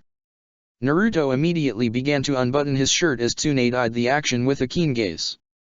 The blonde teen began to channel chakra as his seal appeared on his stomach. He glanced towards his seal for a small moment before curling his fingers and jamming them into his stomach. Tsunade watched in slight fascination as his fingers shifted through his stomach, similar to one sticking their hand through water. The seal rippled slightly before he began to rotate his hand. The noise being emanated from the seal was like notches that were being turned and unlocked. Seals were so fascinating. The boy slowly rotated the last lock before his chakra practically exploded out of his body. Tsunade was caught by surprise, not having expected the action. She was caught by Minato, who disappeared in a yellow flash just outside the dilapidated building. A second later and the building was practically eviscerated from the force of the boy's chakra. After the dust settled down from the explosive release of chakra, Naruto began to slowly walk out of the building without a shirt. A scene that Tsunade was happily gazing at without shame. Naruto began to clench and unclench his fists before sighing in annoyance. My chakra control is shot. His nose curled in agitation before he shook his head. Thank you, father. The fourth Hokage nodded with a smile as the teen made his way towards them. Naruto nodded his head at his father before placing his palm on his father's chest. Tell mother that. The teen trailed off in thought as a small frown appeared on his face. Minato just waited patiently for his son to gather his thoughts. Tell her that I've been eating healthy and that her worries are unfounded. As for my love life. He trailed off awkwardly before shaking his head with a dash of red on his cheeks. Never mind. Minato began to chuckle at his son's embarrassment before nodding. I'll tell Kushi-chan. Goodbye, Naruto. A seal formed on Minato's chest before his body began to disintegrate into ash. Naruto stared at the white ashes of his father before closing his eyes with a sigh. I need to gather all of the masks and seal them away. The Jinhuriki began to make his way through the wreckage and sifted through the rubble as he began to collect each individual mask. Tsunade sat down on a decent-sized boulder watching the boy collect the treasures of the Uzumaki clan. She wasn't a censor, but it didn't take a specialist to deduce the fact that he basically just doubled his reserves. As if he needed the extra boost in firepower. She rolled her eyes with a smile as he began to make his way towards her. You still have the scroll of seals, yes? The woman nodded as Naruto held his hand out in front of him. Tsunade threw the small scroll at the boy, who proceeded to burn the scroll immediately after catching it. Tsunade raised an eyebrow in surprise at the action. Knowledge of the Edo Tensei dies with me and Shikamaru. Should he be compromised in the field, the seal I placed on him will prevent him from speaking about the knowledge he possesses on the jutsu. The boy glanced down towards himself before frowning. I need a shirt. Tsunade licked her lips in delight before smiling coyly. I'm enjoying the view just fine. Don't ruin it. Her eyes unashamedly ran up and down his upper body as the teen frowned lightly. That is. Auntie Tsunade. Stop ogling my body. The boy crossed his arms against his chest as Tsunade just winked in response. I'll do as I please. She proceeded to pose rather provocatively and placed her index finger on her bottom lip with a sultry expression. Are you going to punish me if I don't listen? The Busta woman's eyes gleamed in satisfaction as the boy averted his gaze with a mighty blush. Oh, this was too much. Oh, Naruto-kun. It's okay to stare. She watched as the boy shifted in his position awkwardly before crossing his arms against his chest. It is rude to do so. A smirk appeared on the Hokage's face before she replied. It isn't if I let you do it though. The boy refused to glance over, but his face got even redder and Tsunade considered that a win. She jumped off the rock she was seated on before making her way towards Naruto. She gently pulled the boy's arm toward her chest before speaking. Come on. I'm taking you to your surprise gift. The teen proceeded to nod as Nico appeared beside the couple and placed her hand on Tsunade's shoulder. The trio immediately disappeared in a shunshin afterwards. Break. The trio of shinobi appeared in front of the Umbu HQ with nary a sound. Naruto furrowed his eyebrows in confusion before tilting his head. Why are we here? Tsunade shifted the boy's arm between her bust before smiling. Your gift is in here. I believe you are going to enjoy it immensely. The blonde teen glanced at his aunt for several moments before shrugging lightly. A squad of Umbu appeared in front of the blonde couple as Tsunade waved her hand. You all know what to do. Nico, on me. The other members nodded before disappearing as Nico stood directly behind the Hokage and her nephew. Tsunade began to guide the boy into the building, who matched her cadence. The teen noticed that the deeper they went down into the building, the less things he could sense. It was like there were AHH. His eyes landed on the many seals that were lining the walls and was easily able to identify the chakra-dampening seals. This must be a high-profile security area. And if that's the case, then who exactly was his gift? Auntie Tsunade. You're not saddling me with a slave, are you? The boy glanced towards the woman, who immediately began to bust out in laughter. Kami, no. We will be there shortly though. The teen shrugged afterwards and remained silent as they seemed to finally make it to their destination. A long, dark hallway with a single light in the middle of the corridor. Eerie vibes indeed. Tsunade guided the boy halfway down the corridor before turning to her right and stopping in front of a metal door with seals covering it. She bit her thumb and proceeded to smear her blood over the seal. The door was immediately unlocked with a simple clicking noise.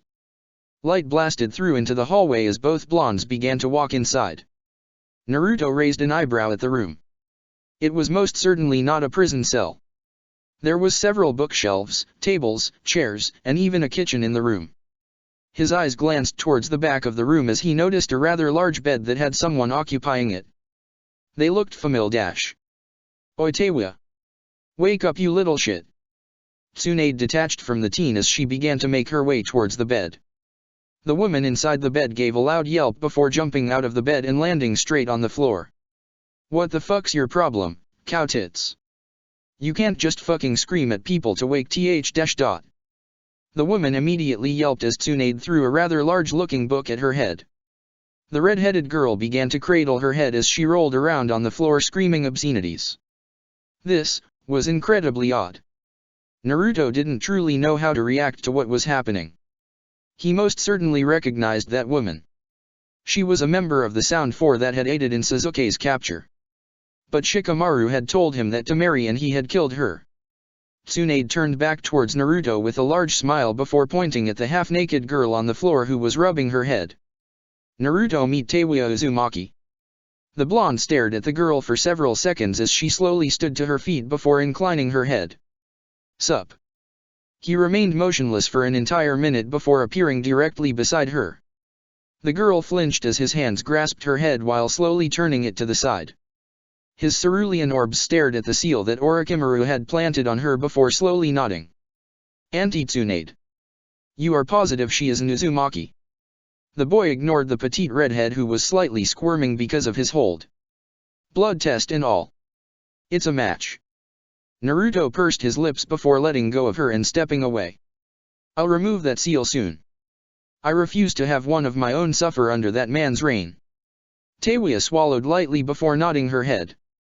But, just to be safe. He immediately placed his hand on her chest as a sealing matrix formed where her heart sat.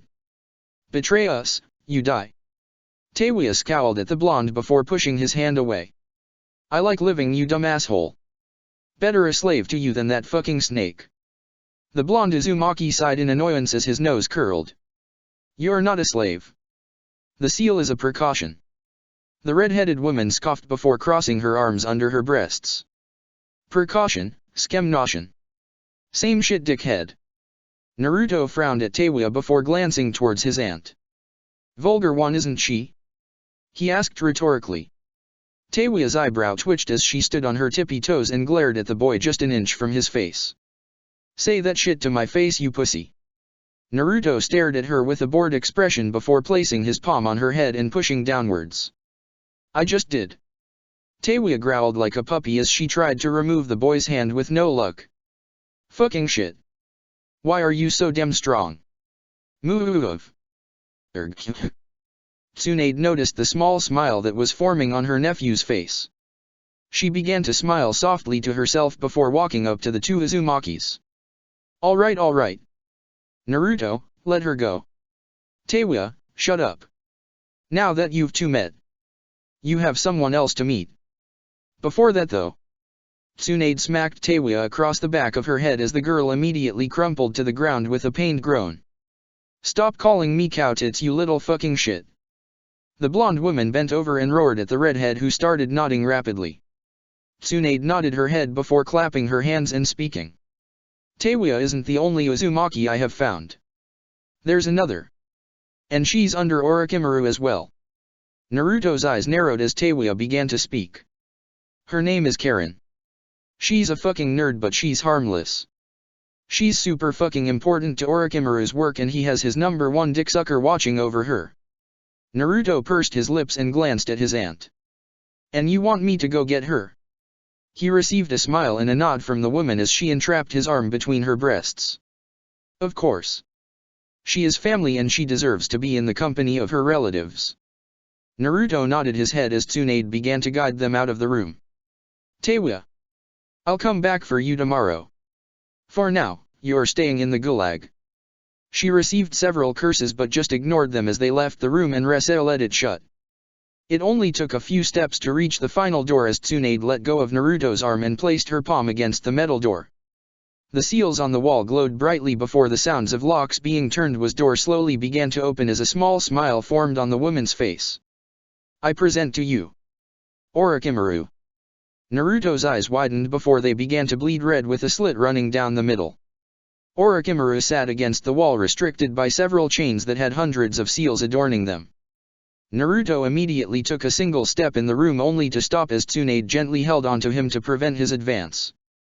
Now. I know what you're thinking, Naruto. I captured him almost a year ago. It was annoying, but I am a tenacious woman. She slowly began to circle around Naruto, whose eyes never strayed from the man on the ground. Her hands gently glided across the boy's body as she continued to speak. Do you know exactly why Jiraiya abandoned you? The room was instantly shrouded in a smog of malevolent energy as Naruto's body became encased in Kurama's chakra. Two tails swayed behind him as his claws grew sharper with his whiskers turning feral. Tsunade's smile grew bigger at the fear that was beginning to reside in Orochimaru's eyes. Because he was busy chasing after Orochimaru. A shockwave of hateful energy exploded in the room as Tsunade was forced to shield her face as the energy slammed into her. Several seconds passed by as she opened her eyes to a beautiful sight. Her smile became larger as she gazed at Naruto, who was now completely shrouded in blood-red chakra with four tails swaying behind him. His eyes were now pure white and were glowing brightly as a cloud of steam erupted from his mouth. Tsunade slowly made her way towards the boy and gently placed her hand on one of the boy's tails. Her hand began to burn from the corrosive chakra, but she ignored the pain as she slowly moved her hand down the tail and to his back. A growl tore itself from the boy's throat as another cloud of steam left his mouth. Leaving you alone to fend for yourself while Hiruzen watched you suffer. Tsunade shook her head as she gently rubbed the boy's arm while withholding a grunt of pain from the action. Naruto hunched over as he let out a monstrous roar. Two more tails appeared from the boy's tailbone as a skeletal structure began to form on his body, coupled with a spine and skull. The skull engulfed the boy's head and left only his eyes and mouth visible. Tsunade grimaced as the burning got worse but pushed through the pain. Sensei. He didn't look after you like he should have. You were abused by the villagers and he sat by and watched.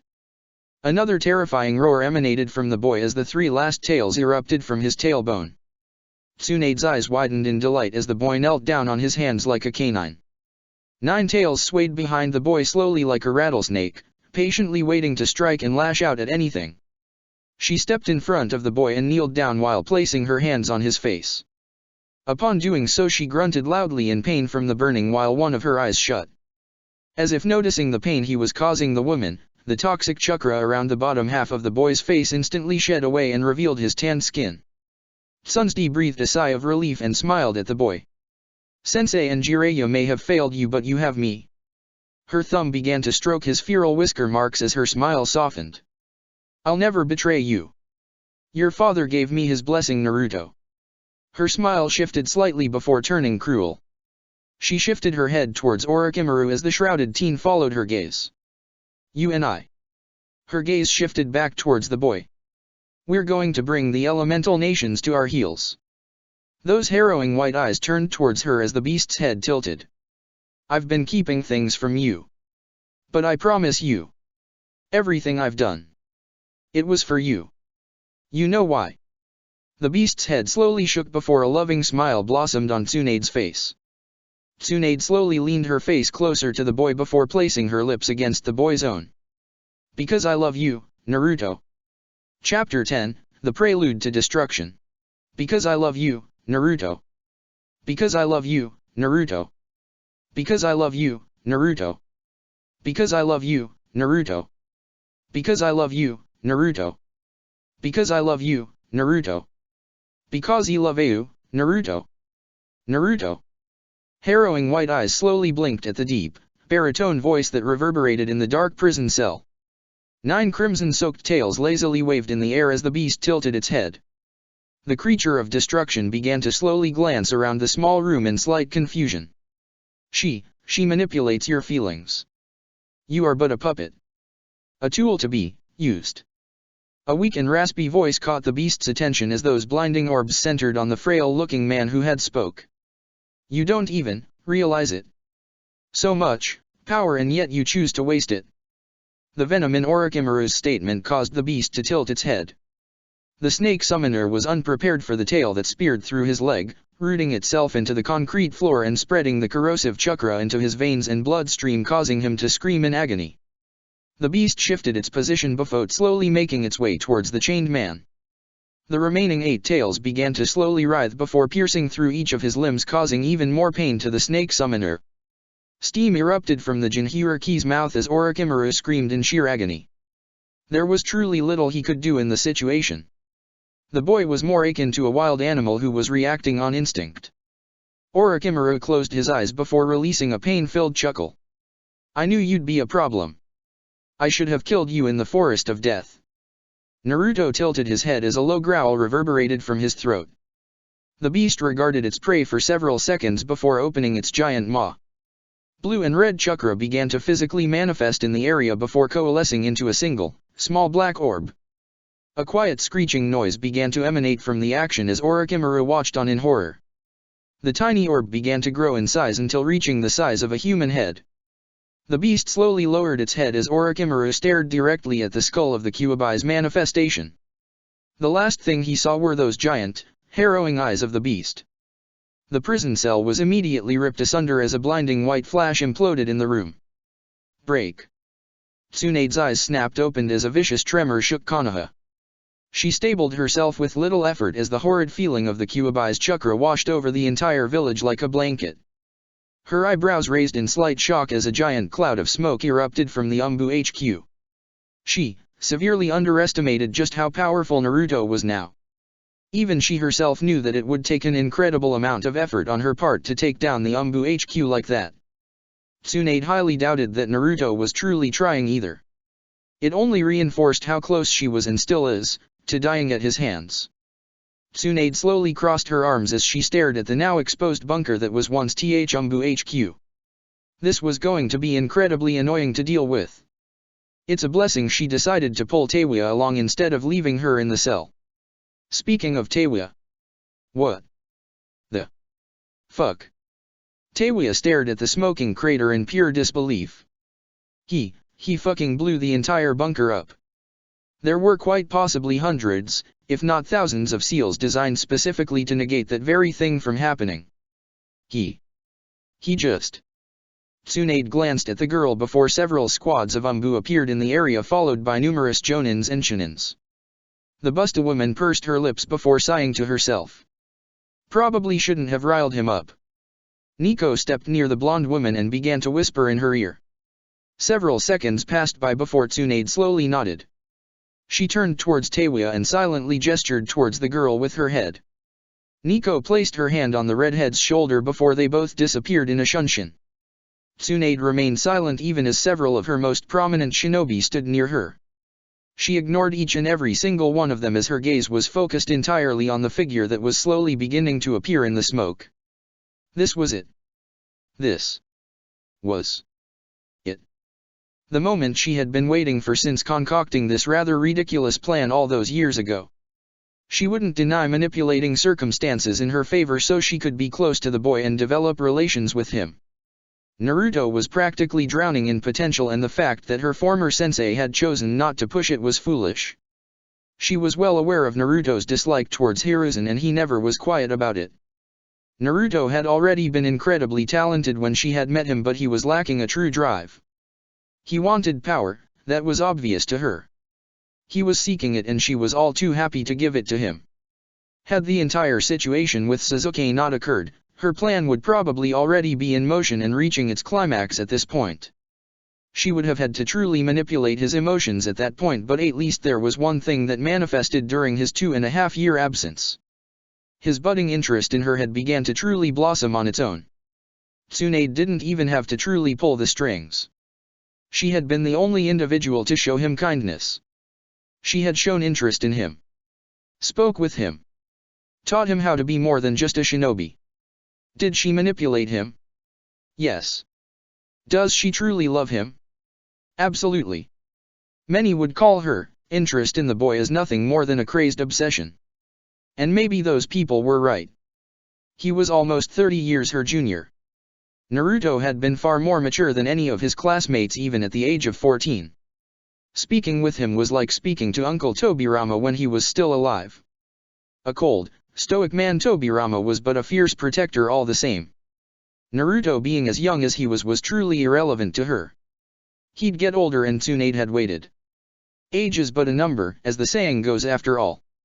Was it strange to have these feelings for a boy that could practically be her son? Most definitely. But Tsunade was a tenacious and ambitious woman. What she wanted, she got. And nothing would stop her. The area immediately became tense as the figure finally revealed itself. Numerous shinobi in the area slowly backed away in fear as they were assaulted with a disgusting amount of hatred and anger. The sheer rage and maliciousness being forced on them reminded them of the day the Kyuubi had appeared in the center of the village and began its rampage. The transformed Jinchuriki emerged from the cloud of smoke on all fours as his blinding white eyes surveyed the crowd in front of him. His 9 tails absent-mindedly swung side to side as he slowly sat down on his haunches. More shinobi began to appear due to the oppressive chakra and were immediately on guard as they spotted Naruto, who sported 9 tails and was covered in a cloak of pure crimson chakra.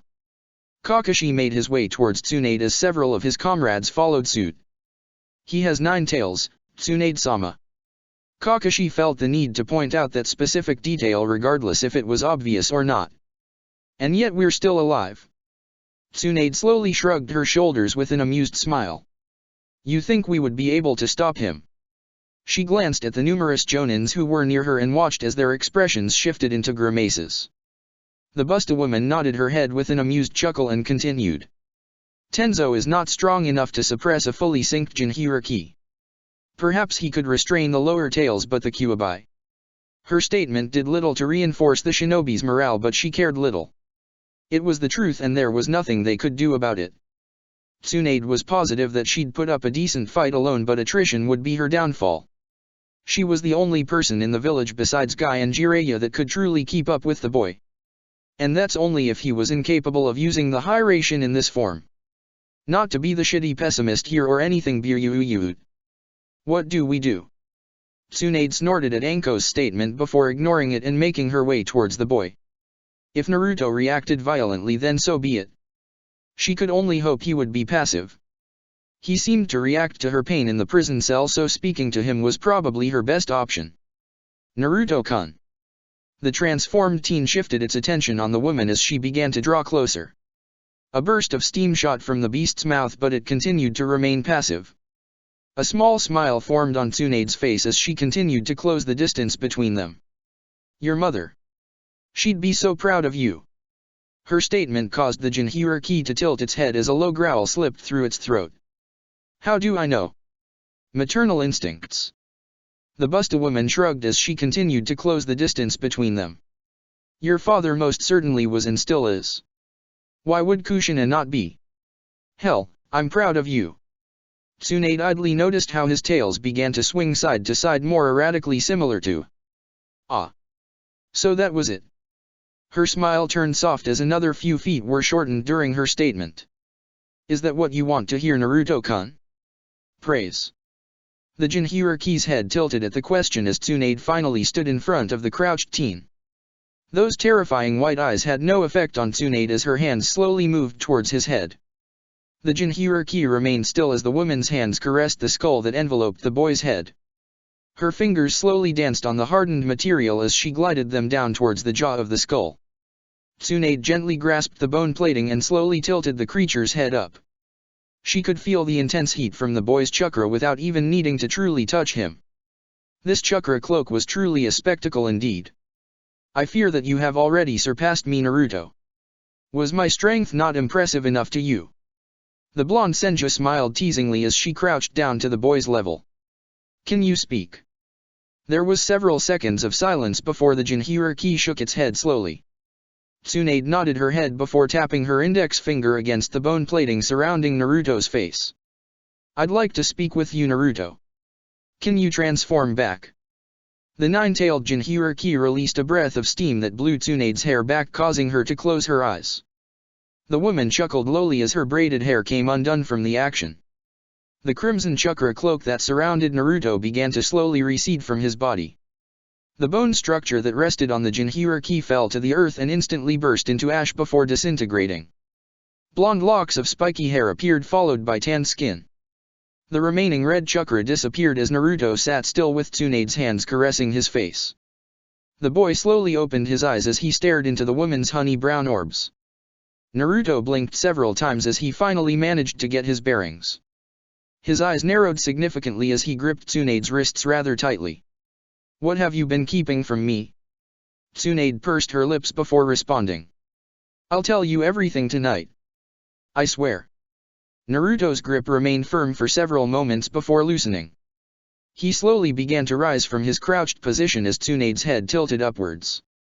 The blonde teen rolled his neck several times and began to stretch his muscles. After thoroughly stretching his muscles, the boy placed his hand on his stomach, causing his seal to appear. Curling his fingers, he plunged his hand into his stomach and began to rotate the seal. "I'll hold you to it, Auntie Tsunade." The woman smiled as she rose from her crouched position. "You still have no shirt on." Her eyebrows rose suggestively several times following her statement. The blonde teen shook his head before focusing his attention on the rather large group of shinobi in front of him. He slowly placed his hands into his pockets before tilting his head. "They look ready for war." Tsunade glanced over her shoulder for a second before shrugging. "Wouldn't really matter in the end now, would it?" No, it wouldn't." He began to move towards the crowd as he focused on his old sensei. "I need to speak with Kakashi-sensei. Afterwards, I'll see you at home." Tsunade narrowed her eyes at the teen's statement before smiling. At least he called her compound home, so that was a positive sign that he wasn't reacting negatively. "Of course, Naruto." He waved over his shoulder acknowledging her statement as he strode closer to the silver-haired Jonin who began to make his towards his student. Upon reaching one another, the blonde teen placed his hand on the man's shoulder before they disappeared in a yellow flash, shocking several shinobi in the clearing who recognized the ability.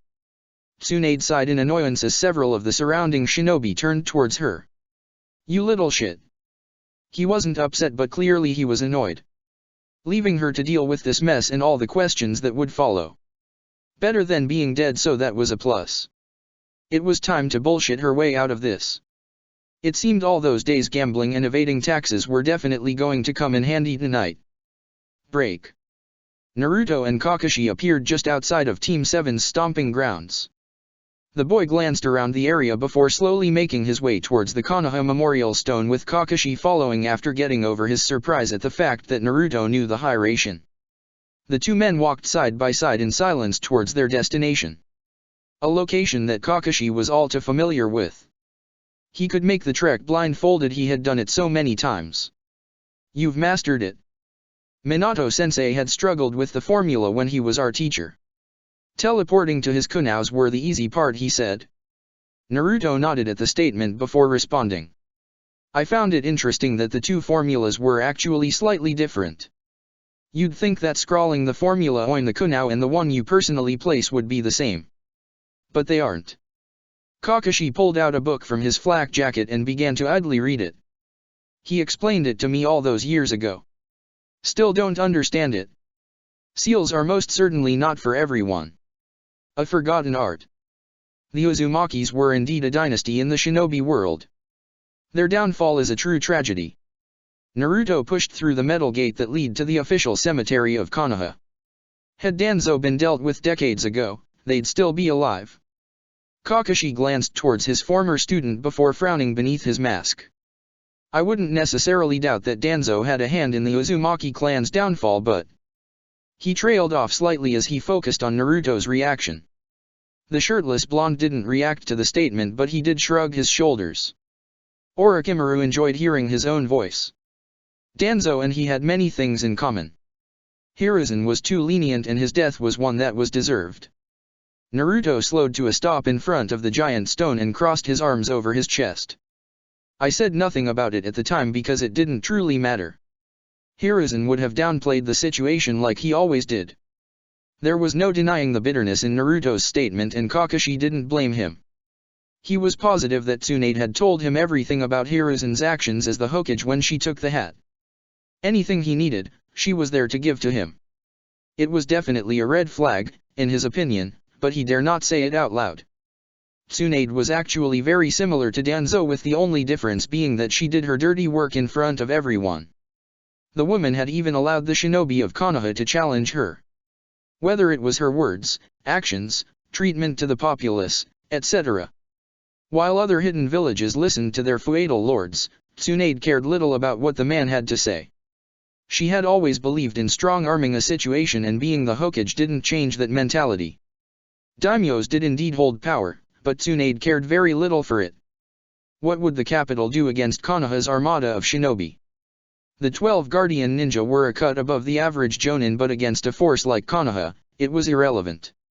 Should the daimyo not acquiesce to Tsunade's demands, then he'd be replaced by someone who does. That, or she'd have Naruto demonstrate why following her demands was the correct choice. The woman was a tyrant. It was no secret, and any shinobi in Konoha was aware of it. Revolts were crushed, traitors were executed, and the villagers knew very little. Danzo's eni had been put to good use by the woman after his death. Tsunade had a grander scheme in mind, and Kakashi was clueless as to what it was, but he had a few guesses. The woman had been posting several shinobi in the borders of Iwa and Kumo recently. Reports of skirmishes from Iwa and Kumo were starting to break out, and it looked as if another war was going to be brewing. It was only slightly convenient that the skirmishes were appearing after she had stationed shinobi in the areas. The younger generation was oblivious to the happenings, considering they weren't in the know for such information. But Kakashi had seen this same song and dance before. Iwa was being portrayed as the aggressor, just as they had been during the last war. A dispute over caravan had started the entire war. Tsunade was using their past mistakes against them. He glanced over to his former student, who remained motionless in front of the stone. How long would it take until Tsunade would make Naruto's presence known? He was clearly an integral part in this situation. What would Konoha gain in another war? Hadn't they lost enough already? Perhaps she held resentment for both of the nations that had caused her suffering. Kumo being responsible for Dan's death, and Iwa being responsible for Nawaka's, and both nations being involved in the Uzumaki's downfall as well. It actually made a lot of sense if that was the perspective. Naruto had inadvertently suffered due to the actions of both villages. If you took into consideration the fact that Tsunade practically had a leash on Naruto. You should take heed of those thoughts, sensei. Kakashi was brought out of his thoughts and focused on his former student. The blonde was staring directly at the list of Uchiha names that were inscribed on the stone. The silver-haired shinobi followed his student's gaze and noticed the single name that his student was focusing on. AHH. Tell me about Obito. Break. Have you found any information regarding Nagato? Obito stood atop a large mountain as he stared into the cratered remains that used to be a Megakure. What used to be a rainy and dreary village was now nothing more than a ruined landscape. Ash and charred earth was all that remained. If anything, this was better than what it used to be. Not by much, of course, but still. We've searched the entire landscape for the better part of 2 weeks. There is nothing we can sense. Zetsu's voice responded from behind the masked man. Obito's fists clenched in anger as he stared at the dilapidated crater. This wasn't supposed to be happening. What could have happened that would cause Nagato of all people to disappear? He was the strongest individual in the entire elemental nations, and he up and disappeared into thin air. There was very little to even truly investigate. The only thing that was for certain was the numerous upon numerous of explosions that occurred in the epicenter of the village. Obito had several theories on what exactly could have happened, but it truly mattered little. Without Nagato's body and eyes, their plan was ruined. This complicates things. He was well aware that this was an understatement. Without the Rinnegan there was absolutely no way to even have a chance at summoning the Juubi. There wasn't even an extra pair of eyes, since all the other paths were unable to be found as well. I'll say. Are you certain that there is nothing else to do? There is still one remaining Senju alive if all else fails to find Nagato's body.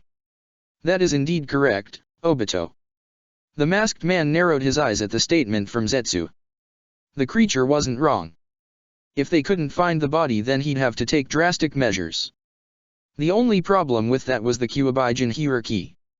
Obito highly doubted he'd be able to even touch the woman without the teen's interference.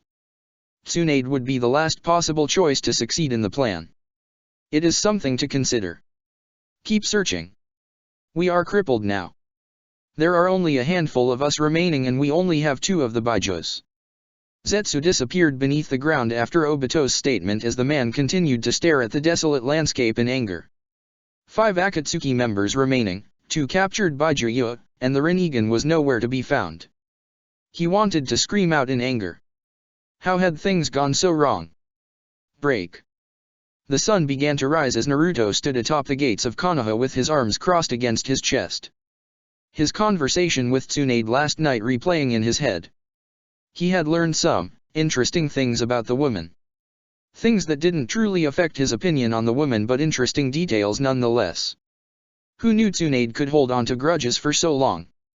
Naruto glanced to his right as Nico appeared beside him with a scroll in hand. The woman held the scroll out to him as he nodded his head. He took the scroll in his hands before unfurling the parchment and reading through the text.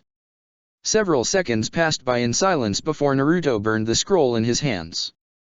Consider the mission complete. The blonde rolled his neck before staring directly into Yojo's eyes. If you don't hold up your end of the deal, I'll bury this village beneath my feet. Nico didn't physically react to the threat but nodded nonetheless. Hiruzen had truly made a mistake in dealing with Naruto all those years ago. He continued to stare at the woman for several seconds before disappearing in a yellow flash. The purple-haired woman released a sigh of relief after his departure.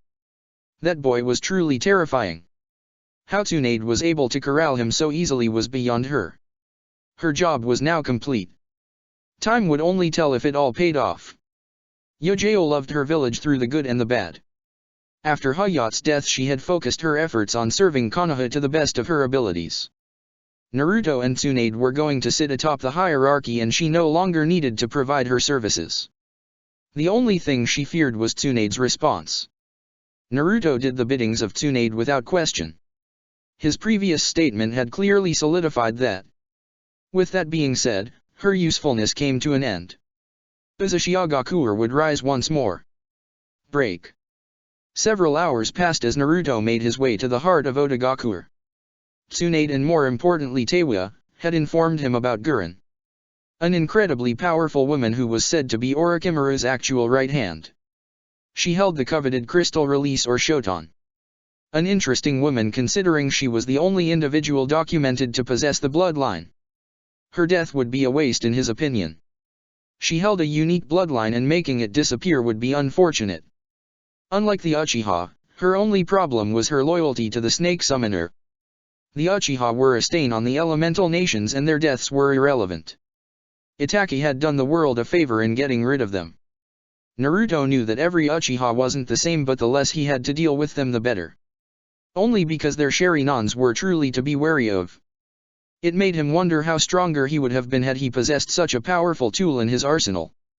It's too bad that almost every Uchiha had relied so heavily on the Sharingan. It became a crutch to so many. Which he found ironic due to the fact that one of his inspirations for gaining so much power was Madara Uchiha. That man was a pioneer for the Uchiha, and the fact his clan turned their backs on him just furthered the notion of the clan being spineless. To turn your back on the one man that gave you a voice in the world. The Uchihas were nothing but cowards. Madara had been one of the only Uchihas in their long line of blood that he truly respected.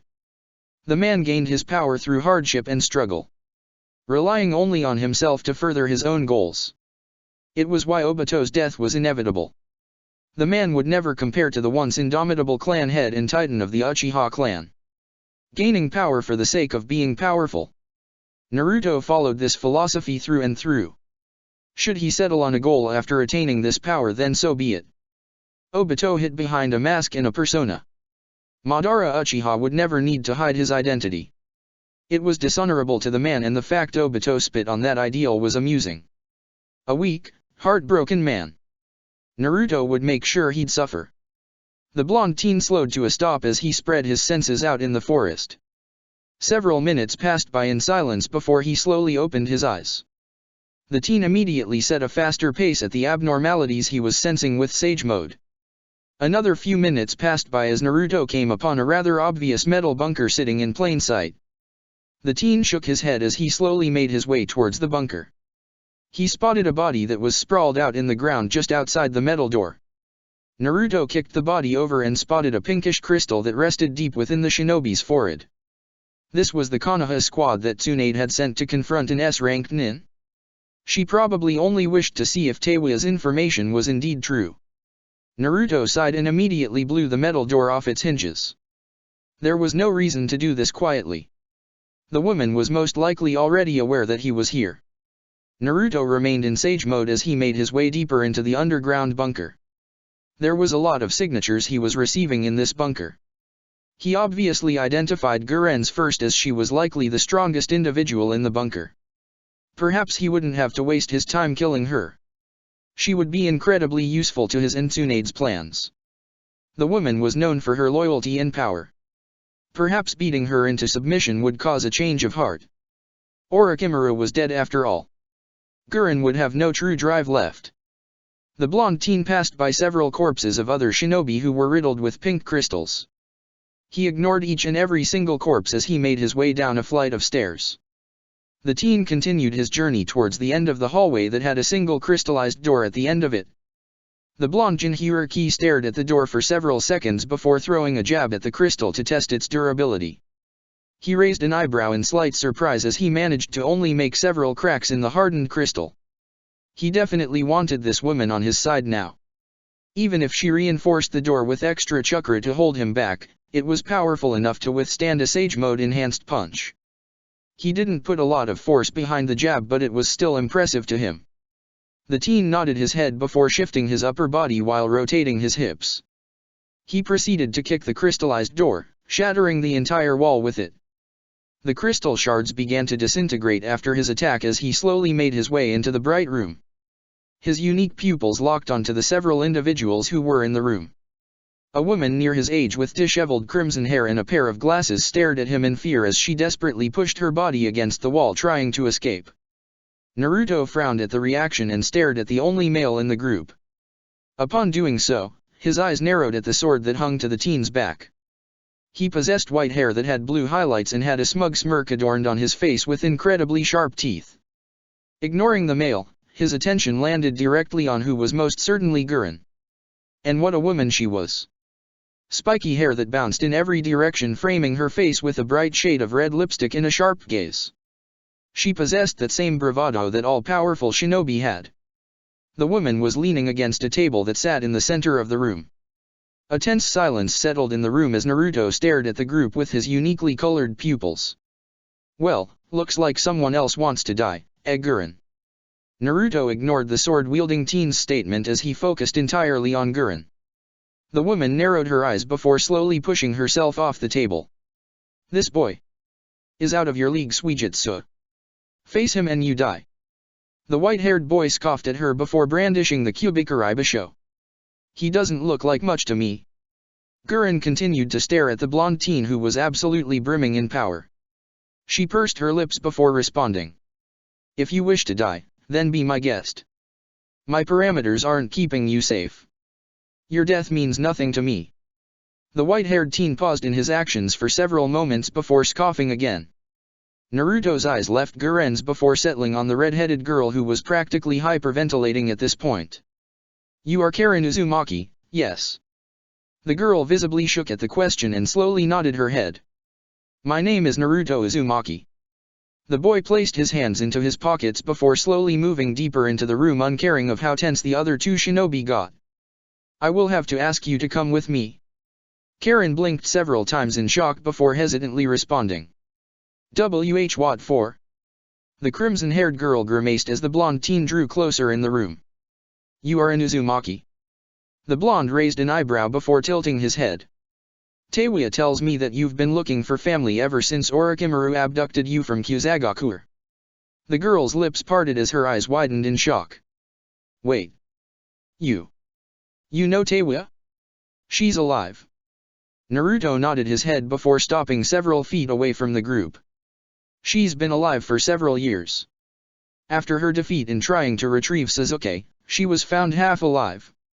The fifth Hokage spared her on a whim, hoping to gain information. It came as a surprise when she found out Teiwa was also an Uzumaki. Before Karen could respond, the sword-wielding teen scoffed in disbelief. And you think we'll just believe that crap you just uttered? Naruto ignored the teen altogether as he stared at Karen. It doesn't matter if you believe me or not. I'm taking Karen to Konoha because she belongs with family. You are welcome to try to stop me.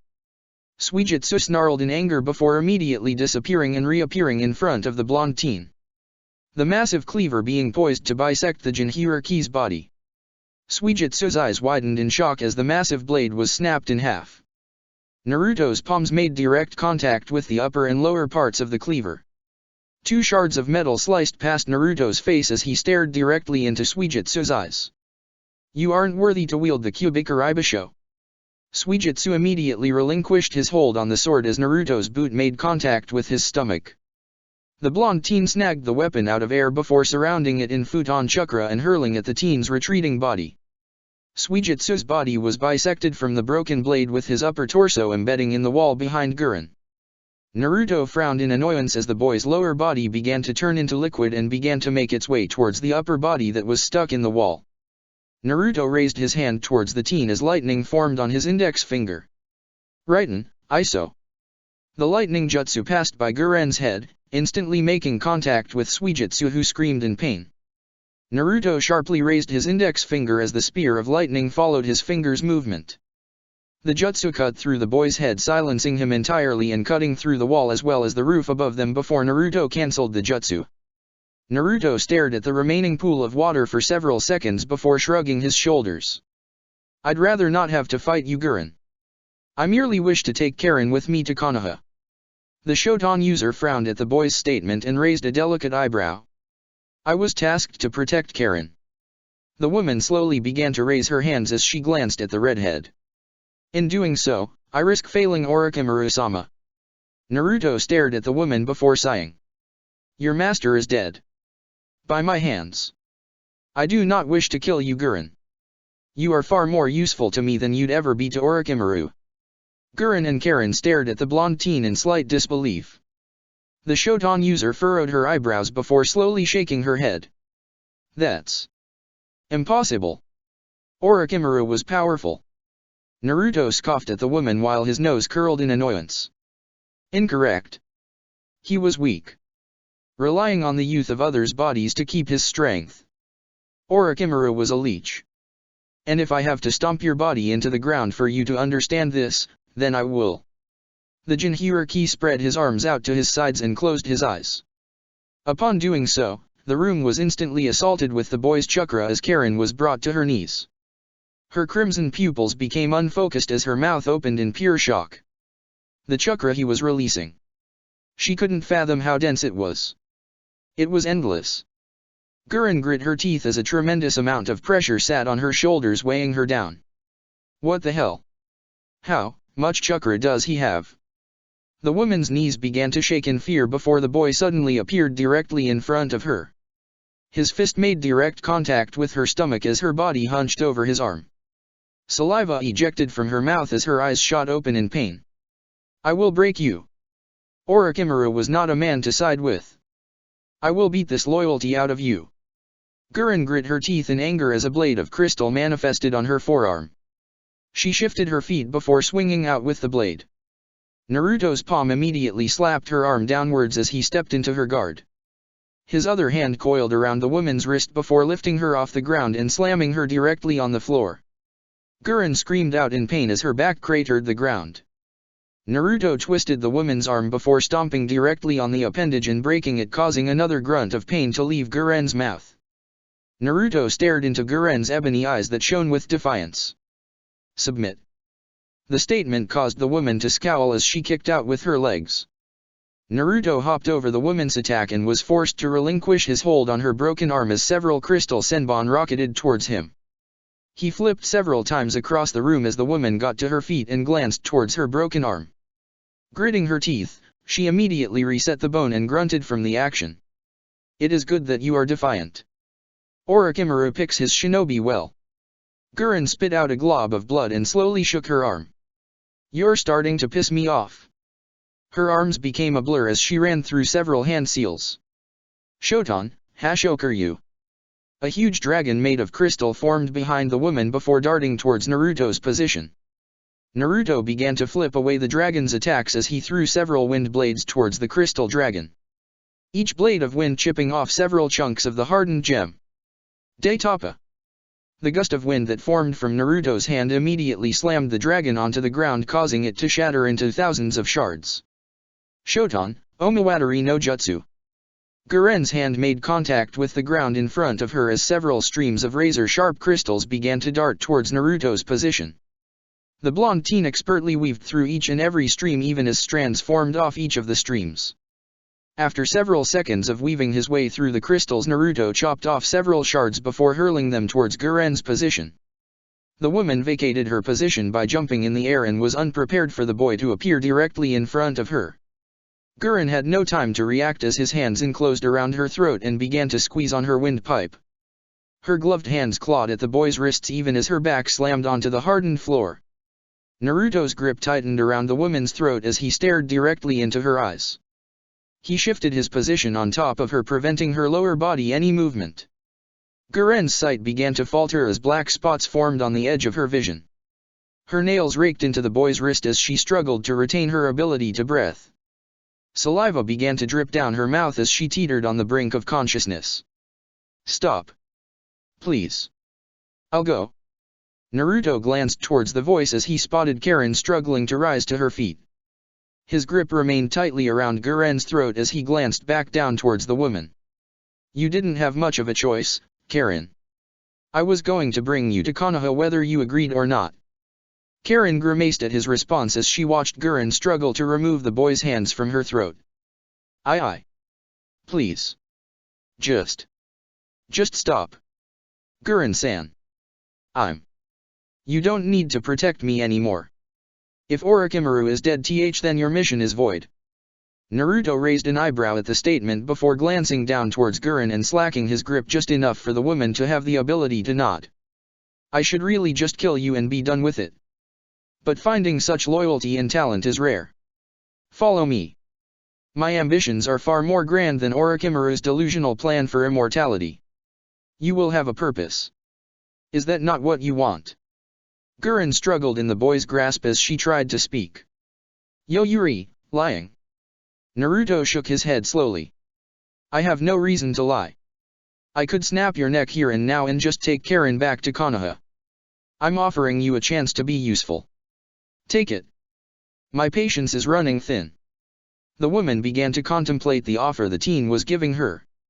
If he was telling the truth and Orochimaru really was dead, she no longer had a purpose. Yokomaru's death all those years ago had nearly broken her. Had Orochimaru not given her the task of looking after Karen, she would have surely routed somewhere or even taken her own life. She had devoted her entire life to serving Orochimaru. Even after the man chose another vessel, she still served him despite how betrayed she felt. She gazed into the teen's cerulean orbs as her grip on his wrists slackened. Closing her eyes, Gurren nodded her head in submission. This blonde teen, who was absolutely drowning in power, had defeated her with little effort. She was seen as the strongest subordinate under Orochimaru and was dealt with like a cage facing a genin. Shame filled her core as tears began to form in her eyes. Weak. Those words that Kabuto had spewed at her were now resurfacing and she loathed to accept them. Gurren had mocked the man's death at the hands of the slug Sunin. But was she any better? Defeated by this mere teenager? Her pride as a kunoichi was being spit on and it only served to make her angrier.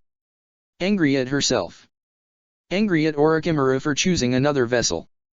Was she not powerful to him? Had she not proven herself worthy? Rage began to form in her breast at the thought. She was useful. She'd always been useful, how? How dare he think otherwise? Naruto watched the woman filter through her emotions with satisfaction. He knew all too well of the anger and rage that was brimming in Gurren. He had been like that at one point and it only served to make him stronger. This woman. She would be useful. Tsunade may have other thoughts about it, but Naruto was certain that Gurren would grow under their employ. She had to, there was no other option now. Naruto relinquished his hold on the woman as he slowly rose to his feet. Gurren's eyes shot open and she instinctively reached for her throat and began to massage windpipe. The woman coughed several times as her gaze rested on the blonde teen. The light from the building bounced off his form, cascading him in a bright glow. It may have been the fact she was half-starved of oxygen that's her think these thoughts. But he seemed like a benevolent god showing his subject mercy. With these thoughts, Gurren slowly shifted to one knee and struggled to rise as she coughed several more times. Naruto glanced down at the woman before offering his hand to her. The Shodan user stared at the appendage for several seconds before slowly reaching out and grasping his hand. Naruto stared into the woman's eyes before nodding his head. I expect you to grow stronger. The woman gently rubbed her throat before her gaze began to harden. Good. She was motivated. His attention shifted towards his fellow Uzumaki, who was watching interaction with no small amount of relief. Come. We are leaving. Naruto beckoned the redhead towards him, who did so with little reluctance. Naruto shifted towards Gurren before grasping her shoulder. You would never have won to begin with, Gurren. He reached into his back pocket before fishing out a kunai that each and every shinobi was familiar with. It was a humbling experience to Gurren, knowing she never truly had a chance. It only served to fill her with more hunger. To prove to the blonde she was worthy of being spared. Her past mistakes mattered little now. She had a new drive and she would make sure that the blonde recognized it. Yo you! Are you a Jinchuriki? Karen's question caused the boy to glance at her before nodding. I hold the Kyuubi. Naruto placed his hand on Karen's shoulder before continuing. And I'm the strongest person in the elemental nations. The three shinobi immediately disappeared in a yellow flash following the boy's proclamation. It was time to begin with his plans. The first step was now going to commence. Gathering the remaining Jinchurikis was going to be a hefty task, but they'd fall all the same. He'd make sure of it. The Baijus weren't toys to throw at other villages. Taking them from the remaining villages would spark war. And Naruto was prepared for it. Chapter 11, finally. Where exactly are we going, Naruto-sama? Naruto resisted the urge to sigh in annoyance at Gurren's question. It wasn't that the question in itself was annoying, but how she was choosing to address him was. Just Naruto is acceptable, Gurren. I have done nothing to warrant such respect from you. But to answer your question, we are going to Konoha's main cemetery. The woman nodded her head at the answer as she debated on asking the blonde another question. Years upon years of serving Orochimaru had taught her that one too many questions was dangerous. She didn't know enough about Naruto to truly test those boundaries, and quite frankly, she didn't necessarily want to do it either. He was terrifying enough as is. Several moments passed in silence as the blonde placed his hands in his pockets and glanced towards the woman. You are welcome to voice your curiosities. Anything that I find reasonable or acceptable, I will answer.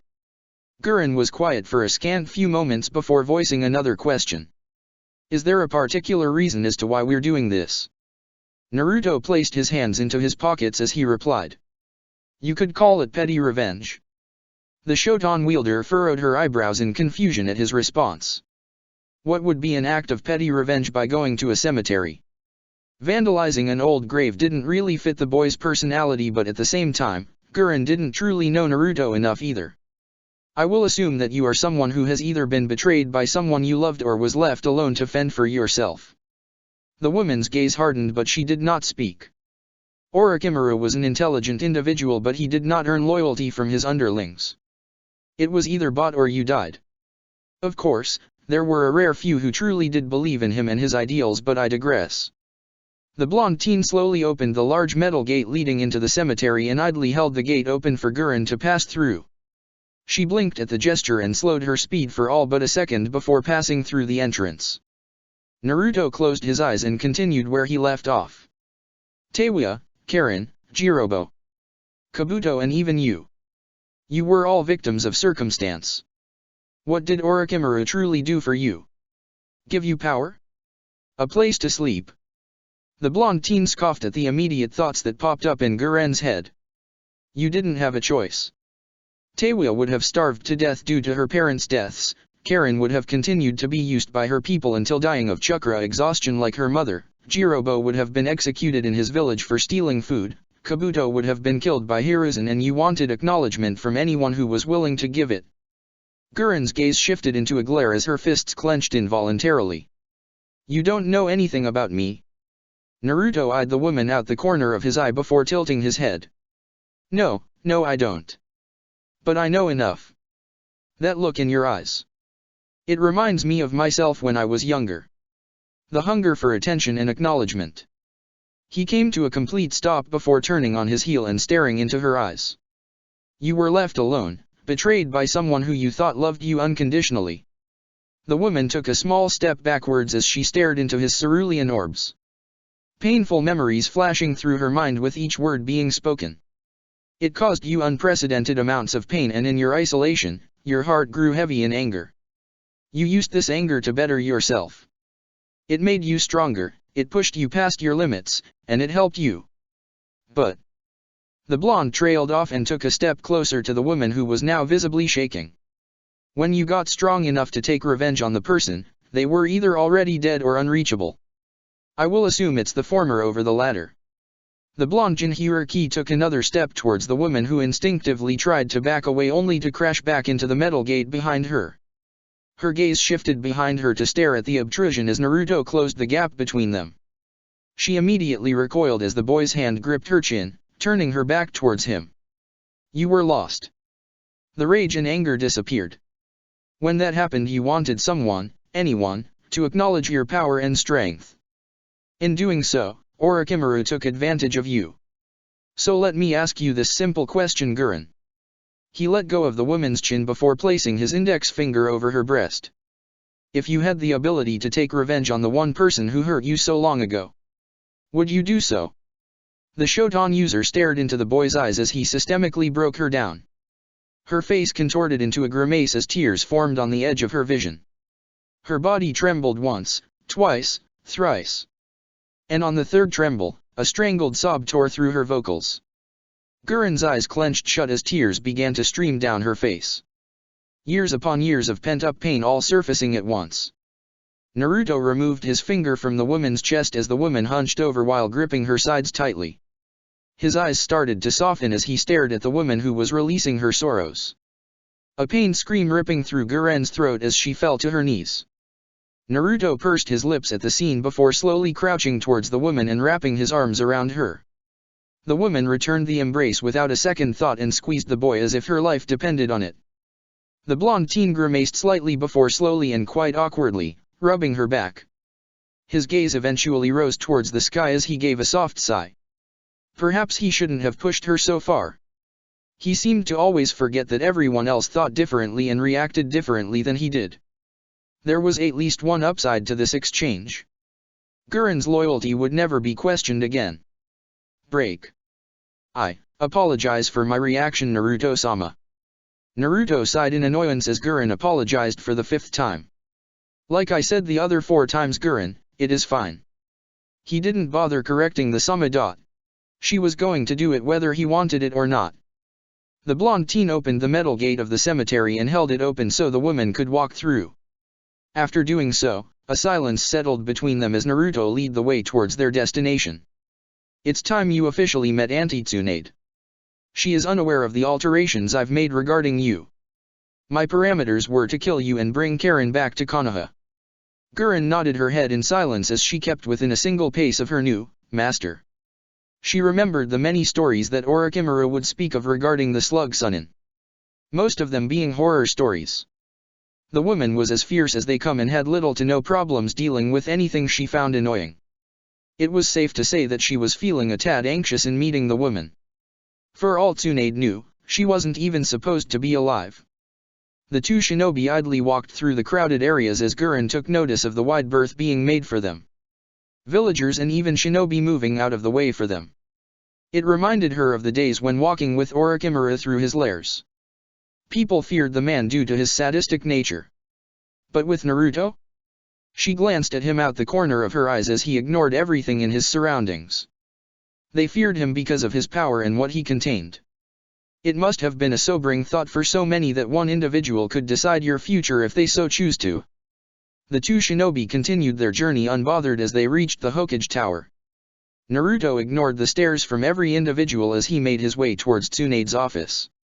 The duo ignored the receptionist who sat just outside the office, the woman shaking her head in annoyance at their actions. Naruto heard idle conversation emanating from the office and pushed the door open. The conversation ceased immediately as he slowly stepped into the office. Gurren swallowed her trepidation as she stepped inside the room slightly behind the teen. Naruto opened his eyes as he stared at the small group of women in the room. His eyes landed on Tsunade, who gave him a coy smile. Ignoring the woman's teasing, he shifted his gaze towards Nico, who was standing directly on Tsunade's right. He nodded his head in greeting to the woman before shifting to the woman who was seated in one of the chairs in front of the wooden desk. Shizune waved with a small smile as Naruto returned the gesture with a nod of his head.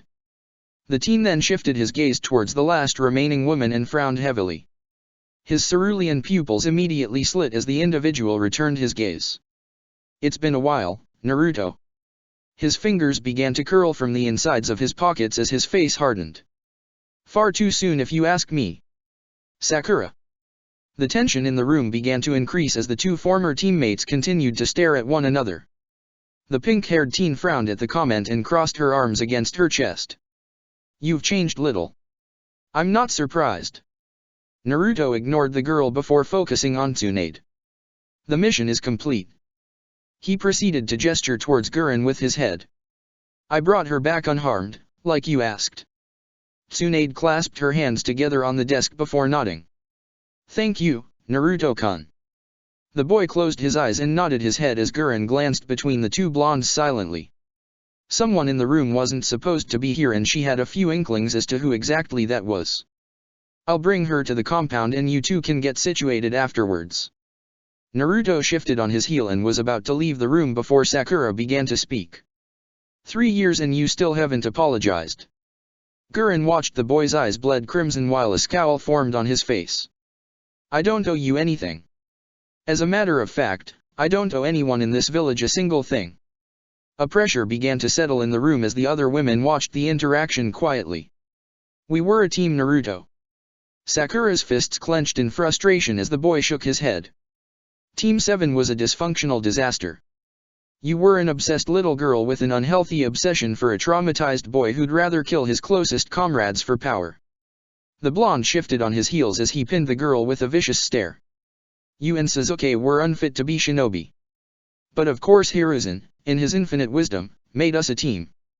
I did not have an unhealthy obsession with Sasuke." The pinkette returned the boy's scowl with one of her own. "You act like me and Sasuke were the only problem on the team." "Because you were." Naruto pointed his index finger towards her before continuing. "Team 7 shouldn't have been formed to begin with. Sasuke's betrayal and subsequent death are all the proof needed. You sure as hell didn't help in that regard. We were supposed to rely on one another. You just pushed us to the side like we were trash. Everything was always about you." Naruto scoffed at the girl and shook his head before making his way to the door of the office. "You are as naive as you are useless. Grow up, Sakura. We aren't kids anymore. Sasuke becoming a shinobi was a mistake and you weren't prepared to be one. Blaming everyone else for your shortcomings is disgraceful. The fact you're still a shinobi astounds me.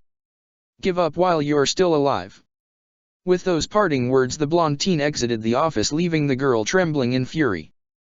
Gurren glanced at the women in the room as she made direct eye contact with Tsunade, who had a small smirk on her face. "You would be Gurren, I presume?" The blue-haired woman swallowed quietly before nodding her head slowly. Tsunade continued to stare at the woman before nodding her head with a small sigh. "We'll speak later." Gurren nodded her head at the woman as her gaze shifted towards the pink-haired girl in the room. The Shodan user frowned slightly at the woman before speaking. "I don't know who you are, nor do I care either. I'm going to say this one time and one time only, so listen closely. Stay away from Naruto-sama." Sakura's glare centered on the woman before she sneered at her. "Who the hell do you think you are? You don't tell me what I can and can't do." Gurren continued to stare at the teen before raising an eyebrow. "I can, I will, and I just did." You'll stay away from him or I'll make you. If I have to break your knees to prove it, then I will. She proceeded to exit the office without another word after stating her promise, because it was most certainly not a threat. The room was silent as all the women processed what Gurren had said. Sakura was baffled at the fact that some random woman had so brazenly threatened her. Who did this bitch think she was? Well, that was amusing. Tsunade chuckled merrily at the interaction before clapping her hands. Nico. I'm done for the day. I need to speak with Naruto. You know what to do while I'm gone. Nico nodded her head as Tsunade slowly rose from her seat. Come, Shizune. Sakura frowned at how lackadaisical the Hokage was being. You're just going to let that woman threaten one of your shinobi. Tsunade stretched her arms before shrugging. You're a kunoichi. Solve your problems with your fists. I'm not your mother. Tsunade placed her hand on Shizune's shoulder before disappearing in a shunshin as Sakura watched them disappear in aggravation. Break. Gurren glanced at Naruto as she followed the boy down the long marketplace of Konoha's main market section. Bad blood between you two. Naruto rolled his neck slowly at the question before responding. I don't lie when I speak. Ever. The blonde teen expertly weaved his way through the crowded area with his eyes closed. What I said about her is true. She may claim to think otherwise, but it is truly irrelevant. I don't care for Sakura. Nor do I care for this village. I don't wear Konoha's Hitaiate for a reason. Gurren nodded her head as she ran her gaze up and down his body. He wasn't lying. There was no way to truly identify what village he'd be from when out on missions. Not representing your village was as bad as marking your village's headband signifying your status as a Nukenin. Naruto was practically spitting on this village due to these actions. Many of the higher UPS must bristle when in his presence. It is a rather bold statement. Naruto shrugged his shoulders at her statement. I'm a petty person. This village has done nothing for me. I was spiked just for existing. I'd spit on the Hokage's desk if Auntie Tsunade wasn't the Hokage. Gurren raised a delicate eyebrow before shoving a villager out of her path and glaring at him. Is she really your aunt? She proceeded to wipe her hands on another villager's coat. No. But we are family due to the Uzumaki blood running through us.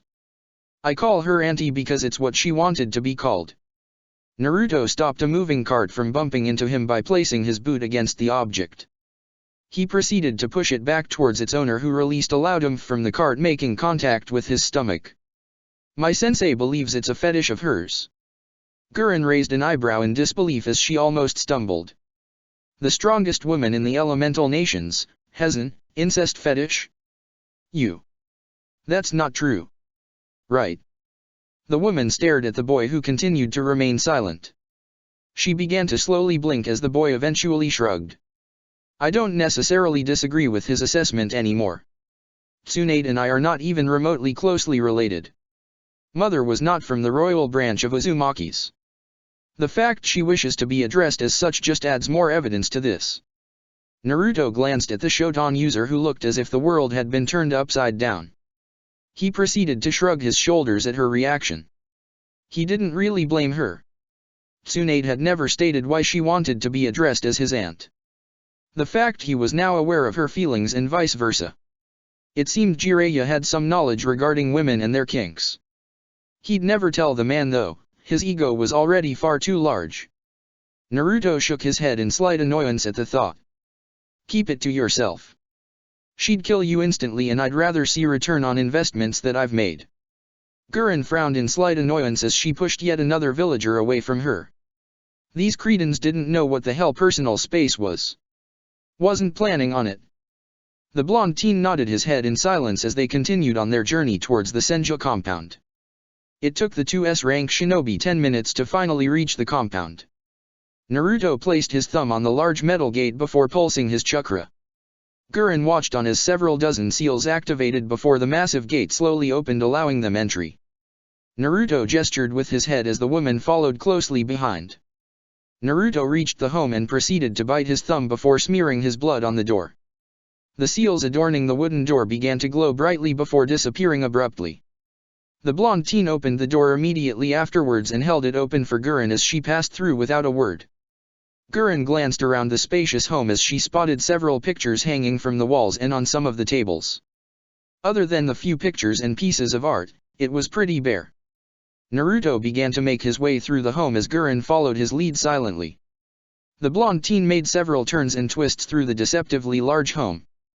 How many hallways were there? Gurren glanced into various rooms of the home that were either empty of being used for storage. This home was ridiculously large. Seals are an incredible thing, no? Gurren was pulled from her thoughts by the boy's question. She tilted her head slightly before glancing around the long hallway they were walking in. You mean? Naruto nodded his head as he placed one of his hands into his pocket. The main home of the compound is only 2,500 square foot, but we've been walking for several minutes. Fuinjutsu is limited only by your imagination. Gurren's perspective changed entirely as she glanced around the various rooms and corridors with a sense of wonder. The two shinobi finally reached the main living room of the compound and spotted Tsunade resting on a couch with a cup of tea in front of her and a book in her hand. Shizune was seated on the adjacent couch and was reading through a rather large scroll. Naruto proceeded to step into the room, gathering the attention of the two women who smiled at him. Naruto-kun. What took you so long? Tsunade smiled coyly at the boy as Naruto began to walk towards her. Her honey brown eyes were glued to his form the entire time as he closed the distance between them. Upon reaching her, he gently lifted her legs off the couch and proceeded to sit down while placing her legs on his lap. The blonde teen sat deeper into the soft cushions of the furniture as he sighed lowly. Gurren wished to experience the glory that is Konoha. The Busta woman raised an eyebrow in amusement at his sarcastic answer. She hummed lowly before shifting her attention towards the aforementioned woman who was standing rather awkwardly in the entrance of the living room. She placed her book on the table in front of her before glancing towards Gurren. She smiled before gesturing with her hand towards the love seat that was placed only a couple of feet away from the couch. Make yourself at home, Gurren. I'm sure you'll both be explaining exactly how you're alive. I remember specifically stating, kill Orochimaru's number 2 and bring Karen back. Suga. Sit. Be my guest. I eagerly await. The woman gave a sweet smile afterwards that caused Gurren's entire body to tense up. Naruto sighed lowly and proceeded to pinch the woman's thigh. Gurren will prove to be useful in our plans moving forward. Tsunade shook her leg afterwards and glanced at the teen. Gurren, sit. The woman glanced at her new self-proclaimed master and proceeded to make her way towards the love seat. She sat down in the comfortable chair before glancing towards the busted blonde who proceeded to stare directly into her eyes. The two powerful women bore into one another for several minutes as Naruto and Shizune watched the spectacle. Be mindful of your position from now on, Gurren. You are only alive because of Naruto. Do what you're told, when you're told, as you're told, and there will be little you have to worry about. Tsunade pinned the woman with a hefty amount of killing intent to get her point across.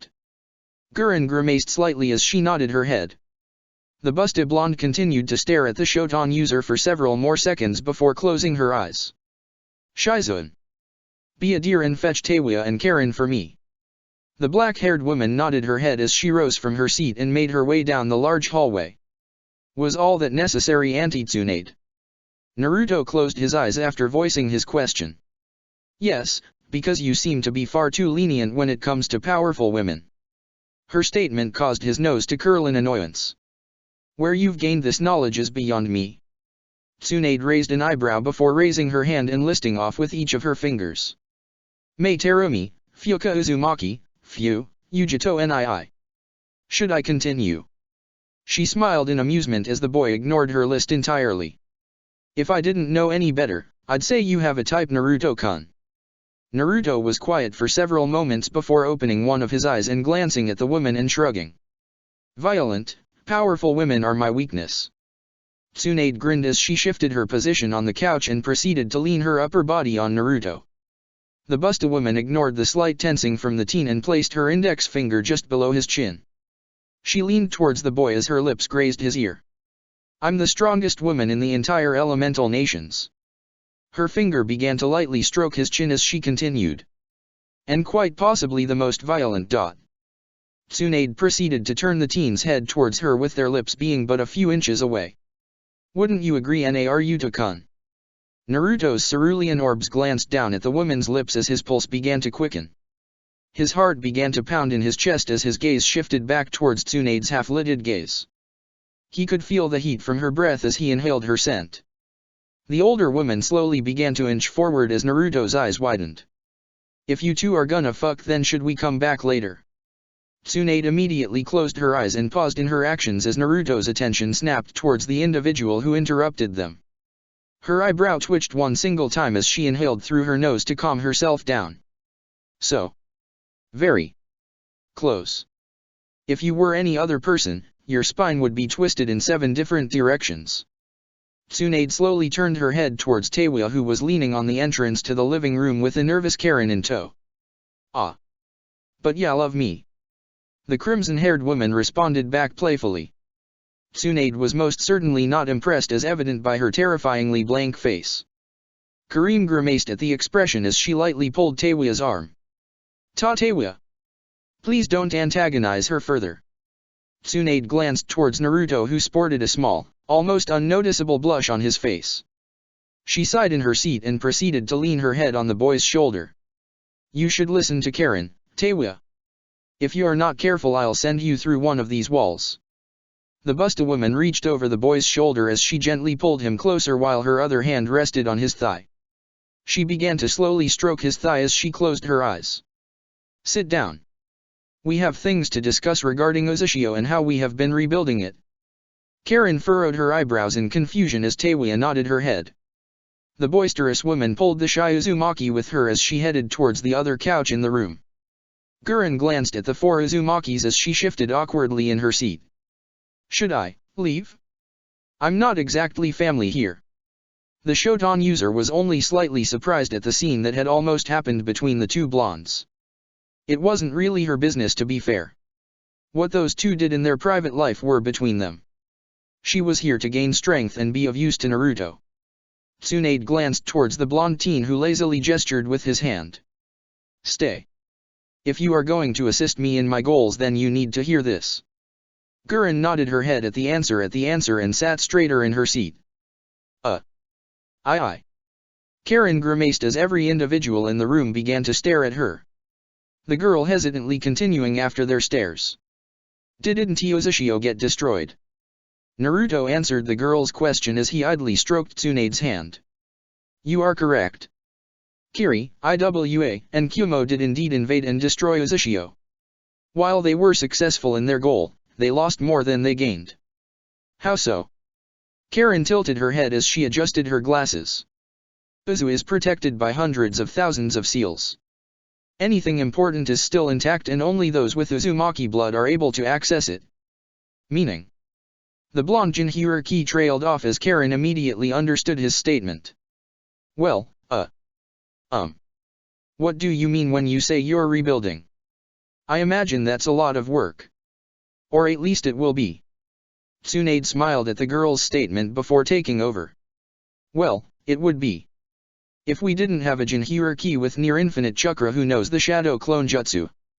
Naruto rolled his eyes at the woman's response but nodded nonetheless. "Before even I was aware of Tsunade's plan, I had been sending clones to Uzu to rebuild and restore the village. Almost 2 years of near non-stop working has done wonders for the island." Naruto glanced at Tsunade out the corner of his eyes as she innocently smiled. "Wait. You mean you weren't even aware of Tsunade's own plans regarding Uzu? Were you two acting independently from one another?" Karen tilted her head as her spiky hair bounced from the action. "Precisely. Tsunade and I actually have different goals, but our end game is the same. For the better part of 3 years, she has been manipulating circumstances between the villages to spark a cold war. I'm now aware of the fact that Jiraiya and I were sent to Kiri to gain favor with Mei Terumi, who is now the leader of Kiri. It was the first true test of my power at the time. Kiri and Suna are in Konoha's back pocket due to my choices when being an active shinobi for Konoha. I had always had a goal that I was going to achieve. My original goal was to rebuild Uzu from the ground up and restore it to its former glory." Teiwa narrowed her eyes as she leaned back in her seat.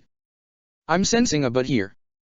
Naruto shifted in his seat and was silent for several moments before shrugging his shoulders. "I'm going to be taking the Baijus away from the elemental nations. The group of women, besides Tsunade, all blinked in shock at the statement. He was going to take the Baijus? The Baijuyu are not toys for the elemental nations to just throw at one another when they're having a feud. No one in this world understands what it means to be a Jinhiriki except for a Jinhiriki. None of you would ever understand the pain of carrying this burden. And I will make sure it stays that way. Regardless if the world agrees or not, I'm doing it. The major villages are more than welcome to stop me. The group was silent after his proclamation as they took in what was being said. Taking the Baijuyu away from the major villages. This had so many consequences. The villages would froth at the mouth for their Baijus. How are you going to take all of them? Gurren gestured with her hand as she questioned the blonde. Naruto proceeded to reach into one of pockets before brandishing a Hirei Shinkunao. I have several of them marked already. The only ones not marked are Iwa's Jinhirikis and the Hexabi. But that will be changing soon because Auntie Tsunade is about to ignite the next war. The woman smiled innocently as she shifted her body closer to Naruto. I will be sending a statement to Onoki. A rather bloody one at that. He is testing the boundaries of Suna by stationing a small contingent of shinobi at their borders. A terrifying smile formed on her face as she closed her eyes. I'm going to annihilate the entire army of shinobi. By myself. It will send a clear message to Onoki. The room went completely silent after the older blonde's statement. She was basically starting a war for the hell of it. Isn't that a bit extreme? Karen nervously glanced at the two blondes who were practically cuddling on the couch. Tsunade lazily shrugged her shoulders. Truthfully, yes. But Naruto has proven to be far stronger than I initially assumed. Truth be told, Naruto can demolish each of the nations by himself. While it isn't entirely practical, it's an option we have. The major villages have spent far too long bullying other small villages and sparking wars to take verbal threats serious. So we will make them act. Violence begets violence. It only takes one major blow to truly open these people's eyes. Minato did it once before and now Naruto will do so as well. Naruto curled his nose at her statement. Father did it because he believed the original reason for the war was foolish. If the major villages wish to test my might, then I will show them exactly why I claim to be the strongest shinobi in the elemental nations. The Akatsuki are the only thing that stand between my true goal. We have dwindled their numbers and the last remaining members will be dealt with soon. And I do hope the Rinnegan user proves to be powerful. It is unsatisfying having to fight such weak individuals. Well. Shit. Teiwa's statement summed up the thoughts of the other two women that weren't privy to this knowledge. This plan just seemed outrageous and incredulous. Karen didn't truly understand just how these two could be so confident when speaking so casually about sparking what was practically the fourth shinobi war. Gurren shifted in her seat as she narrowed her eyes. There were so many other variables to take in regarding these plans of theirs. Tsunade and Naruto did not seem like the type of people to just do something on a whim. Evident by Naruto's statement when addressing his original goal for Uzu. He had been planning this for quite some time and Tsunade had been manipulating things from behind the scenes. How many people do you have supporting your goals? Naruto glanced at Tsunade, who opened her eyes and nodded. He shrugged his shoulders before responding. There are actually many Uzumakis who are alive. They are currently residing in Uzu as we speak. It is not many, but they exist. And numbers matter little when it comes to the Uzumakis. Uzu was unprepared for the invasion and still managed to hold them off for 3 days. Every Uzumaki that fell took 5 enemies with them and the remaining Uzumakis scattered across the elemental nations. I have restored their faith, I have restored their hope, and I will lead them to a new future. Whether or not the major villages follows means little to me. I will crush them as they did to Uzu. Tsunade smiled from her position as she rested her head in the crook of his neck. Hearing you speak like that gets me excited. Teiwa groaned in exasperation at the action. If you tried any harder you'd be riding his fucking dick. Tsunade scoffed at the girl as she replied. If I had it my way, I'd already be riding him. You're just jealous because I have a man that wants to pin me against that wall and dash dot. The Busta woman didn't finish her statement due to the hand that was now covering her mouth. Naruto closed his eyes as a small blush formed on his face from the images that were popping up in his head. These women were going to be the death of him and he knew it. Please stop. Such things shouldn't be said in public. Naruto's nose curled as he kept his hand over Tsunade's mouth. He glanced at the woman who was very clearly smiling underneath his appendage. PFFTTT. I doubt he even knows where to put his dick. Teiwa grinned at the boy who turned towards her with an annoyed glare. I am emotionally inept, not stupid. I'm aware of how sex works. His expression turned flat as the girl scoffed disbelievingly. I will crush you. Teiwa's grin grew as she leaned forward in her seat. Oh. Is that an invitation? A threesome sounds fun. Naruto sighed in annoyance as he shook his head. Why were these women so open about this subject? Annoying Uzumaki women. Tsunade grasped the boy's hand and removed it from her mouth as she spoke. Is that what you want, Naruto-kun? We can definitely make it happen. Karen and Gurren watched on in silent amusement as the boy sighed in annoyance. It seemed the strongest shinobi in the elemental nations was easily embarrassed. The blonde teen rolled his eyes in annoyance before speaking. Enough. We have things to do. He glanced at Tsunade before raising an eyebrow. Where is Fuka? Tsunade chuckled quietly before clearing her throat. She's making sure that things are going smoothly in Uzu. I didn't want to risk the chance of people seeing her in Konoha and thinking your mother somehow resurrected from the grave. Naruto nodded his head at the answer before slowly rising to his feet. Gurren. Since you were Orikimsura's right hand and know most of the ins and outs of Oto, you'll be leading the village. Kill anyone who disagrees. I have no need for stragglers. While you're at it, train Teiwa. As brutal as you can. The blonde teen ignored the girl's scowl as he continued. Karen. Go familiarize yourself with Shizune. She will tell you the role you will play. Understood. The women all nodded, with Teiwa doing so reluctantly.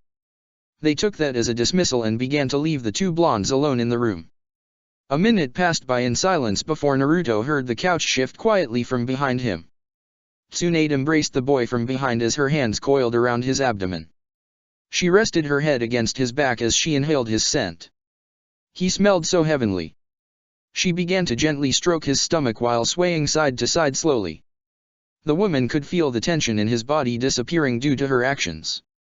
The couple remained silent as they basked in each other's presence. Tsunade's fingers began to slowly and methodically unbutton his shirt. She began to hum softly as the boy made no effort to stop her. She undid several buttons exposing the boy's stomach. She felt his body tense for all but a second before relaxing. Her fingernails began to lightly rake across his skin as he released a quiet sigh. She noticed the goosebumps that began to form on his skin and smiled silently. Her fingers trailed higher as she started to undo the remaining buttons. After unclasping the final button, Tsunade slowly reached towards the collar and lightly tugged on it. The blonde teen took the hint and allowed his arms to slip through the sleeves of the shirt. The shirt fell to the ground as the woman moved the garment away with her foot. Tsunade smiled as she embraced him once again. She inhaled his scent once more and had to resist the urge to shudder. Her fingers began to trail across his hardened muscles as she planted light kisses on his back. The woman smiled as she felt his back arch, if only slightly. You know. Another kiss. I've waited so long. Another inhale. The fact you haven't turned me away. Her fingernails dug into his abdomen as she placed yet another kiss on his back. Means you want this as much as I do. Tsunade's left hand began to trail down his stomach and rested on the hem of his pants. Before she could try to unbutton them, her wrist was gripped gently by Naruto. I will not deny that statement, but... The boy trailed off silently as Tsunade waited patiently for him to speak. She was not upset that he stopped her from going forward. She had a few inklings as to why he would do this, but she wanted to hear him express it to her. Understanding and compartmentalizing his emotions was development that he needed, and she would be there for him every step of the way. I would prefer to move slowly. I do not understand the finer details of what it means to love someone. So I'd rather not rush into something like this. I am attracted to you, and when you are around me I feel lighter. I am not sure if I'm even expressing this correctly. The boy's head tilted downward as he sighed lowly. He gently moved Tsunade's hand from his waist but didn't push it away from his body. I hope I have not angered you. Tsunade stroked the boy's stomach with a soft smile. Oh Naruto. Look at me. The boy hesitated for several seconds before slowly turning towards the woman. His head tilted down as Tsunade's arms encircled around his lower back. The difference in height being incredibly evident now that they were facing one another. I'm not angry at all. I know that this is new to you and everything that will follow will be confusing. But I'm here for you. I will teach you these things just as I have before. It is no secret that I want you to be mine. But I can wait until the day you are truly comfortable. Naruto's lips parted slightly as her honey brown eyes bore into his. Her eyes were full of affection and love as she closed the distance between them. His hands moved awkwardly as they restlessly roamed her hips and lower back. Tsunade began to chuckle as her arms tightened around his lower back. Whatever feels most comfortable for you is fine, Naruto-kun. The boy paused in his actions before slowly moving his hands and resting them over her rear, causing her to smile in amusement. He swallowed lightly as the woman stepped into him and pulled their bodies flush together. The woman's scent invaded his nostrils as his eyes trailed over her face. Tsunade began to slowly stand on the tips of her toes while her left hand started to trail upwards. She tilted her head slightly to one side before closing her eyes and gently pressing her lias against his. Naruto's eyes widened at the action as he stood completely still. Her lips were soft and delicate, completely opposite of the brash and violent personality she possessed. He slowly closed his eyes as he tried to mimic her own actions. His hands inadvertently gripping the flesh of her supple rear as her left hand rested in his spiky hair. Tsunade exhaled through her nose as a soft and gentle moan escaped her. She had been waiting for this exact moment for so long now. The kiss she had given him when he was transformed was nothing compared to this. Awkward and inexperienced as it may be, but she loved every single second of it. Tsunade began to pull away from the boy as her eyes opened, but was surprised when the boy darted back towards her lips. Her surprise remained for all but a second before returning his gesture and releasing a soft moan while closing her eyes. I could get used to this. Chapter 12, The King of Uzu. Just keep running. Just keep running. No matter how much her body hurt, she continued to run. The distance? Irrelevant. The destination? It didn't matter. All she knew was that she had to run. Her mind replaying the sequence of events that had led to this moment. Okami, how could she be stupid? She blew the entire village up. All those lives. Gone. And for what? And no. It was for the best. Nagato. He changed. Her ankle snagged on a loose limb of a tree as she went tumbling through the mud.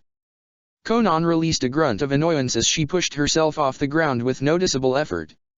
Her vision swam and she teetered on the edge unconsciousness. Her teeth gnashing together before she managed to hull herself up and continue her futile trek. Because that's exactly what this was. Futile. Konan knew that Tobi and Zetsu were searching for her. She had been far too hasty in her retreat after nuking AIM. Her ember eyes glanced down at the dirty and crumbled scroll that was held tightly in her left hand. Nagato's body. They couldn't have it. She wouldn't let them. She'd have time to mourn her best friend's death later, but for now. Run. She didn't truly know how long she'd been running. Days? Weeks? Her head hurt at the thought. When was the last time she ate? She must be suffering from chakra exhaustion. Her jutsu had damaged her chakra coils severely, and without a proper medic nin, she'd probably never recover. But it mattered little to her. The Rinnegan was far too important to the Akatsuki's plans. Then destroy them. Her light blue hair shook violently at the thought. Just thinking about destroying them made her nauseous.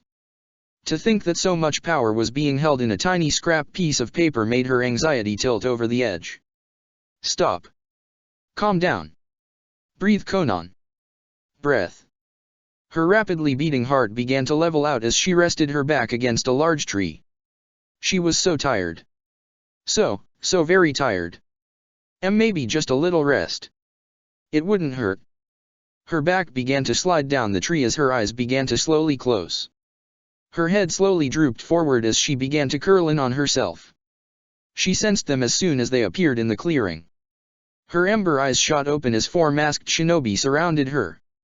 She could sense their chakra levels and not a single one of them was below Jonin. Konan grit her teeth in anger as she desperately tried to crawl backwards only to realize she had been resting against the massive tree.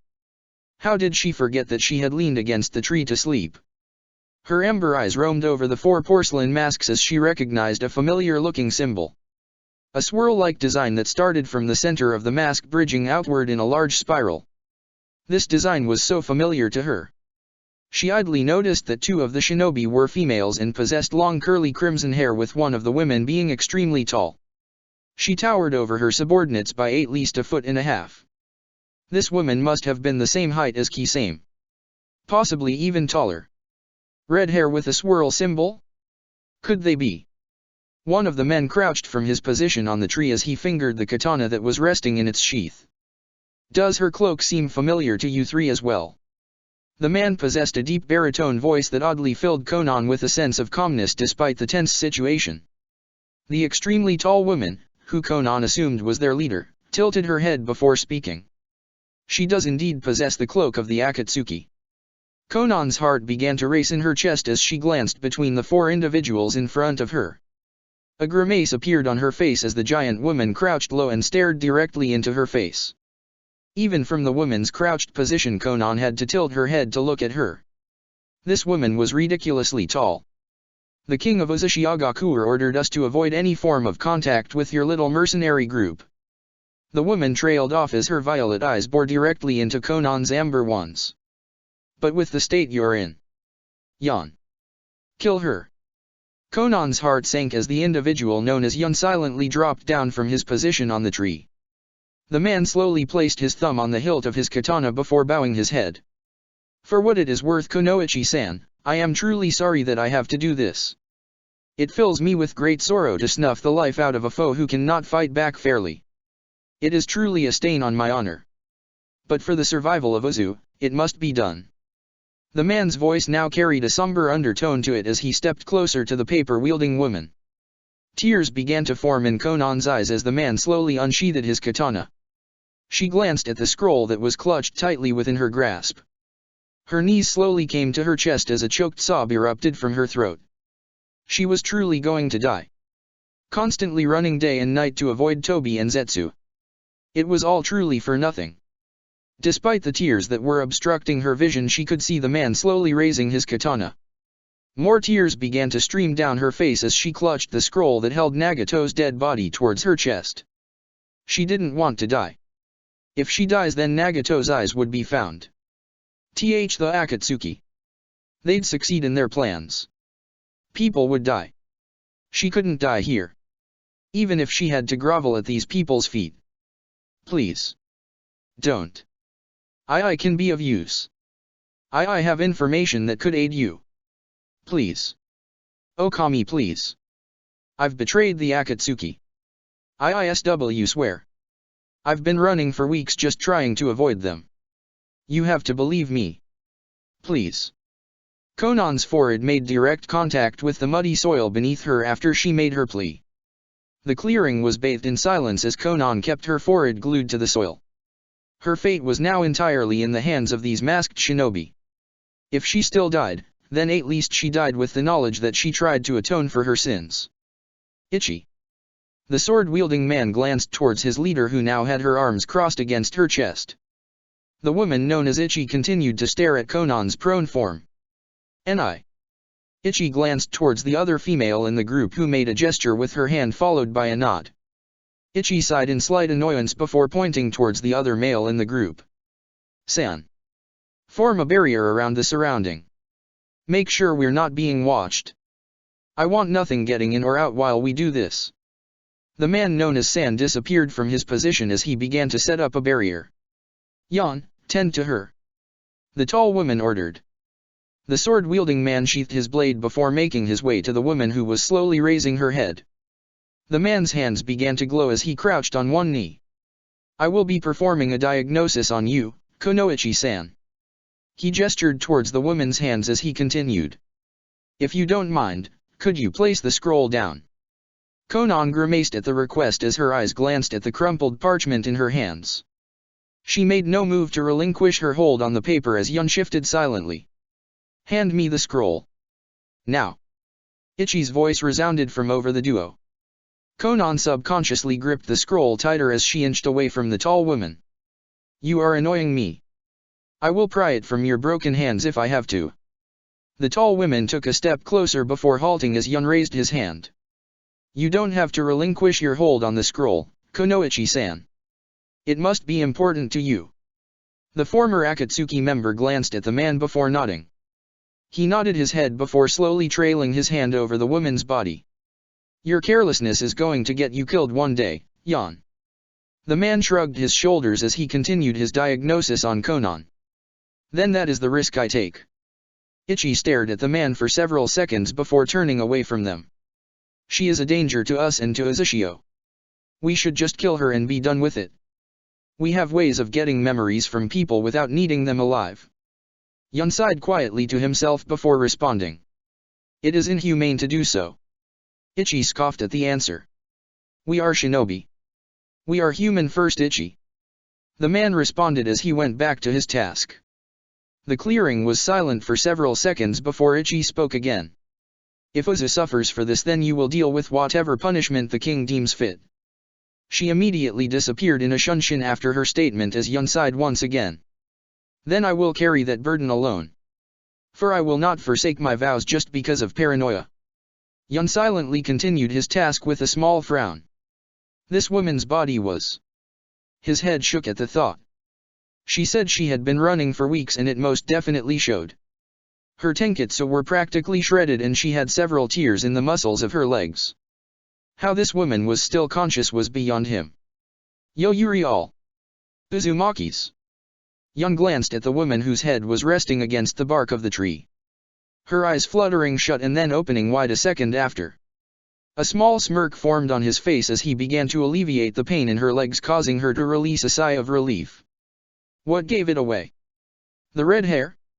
Or the Uzumaki clan symbol on our masks? Konan's eyes began to close as another sigh of relief vacated her. Uzu. It was destroyed. Yun made a soft humming noise as he acknowledged her statement. Correct.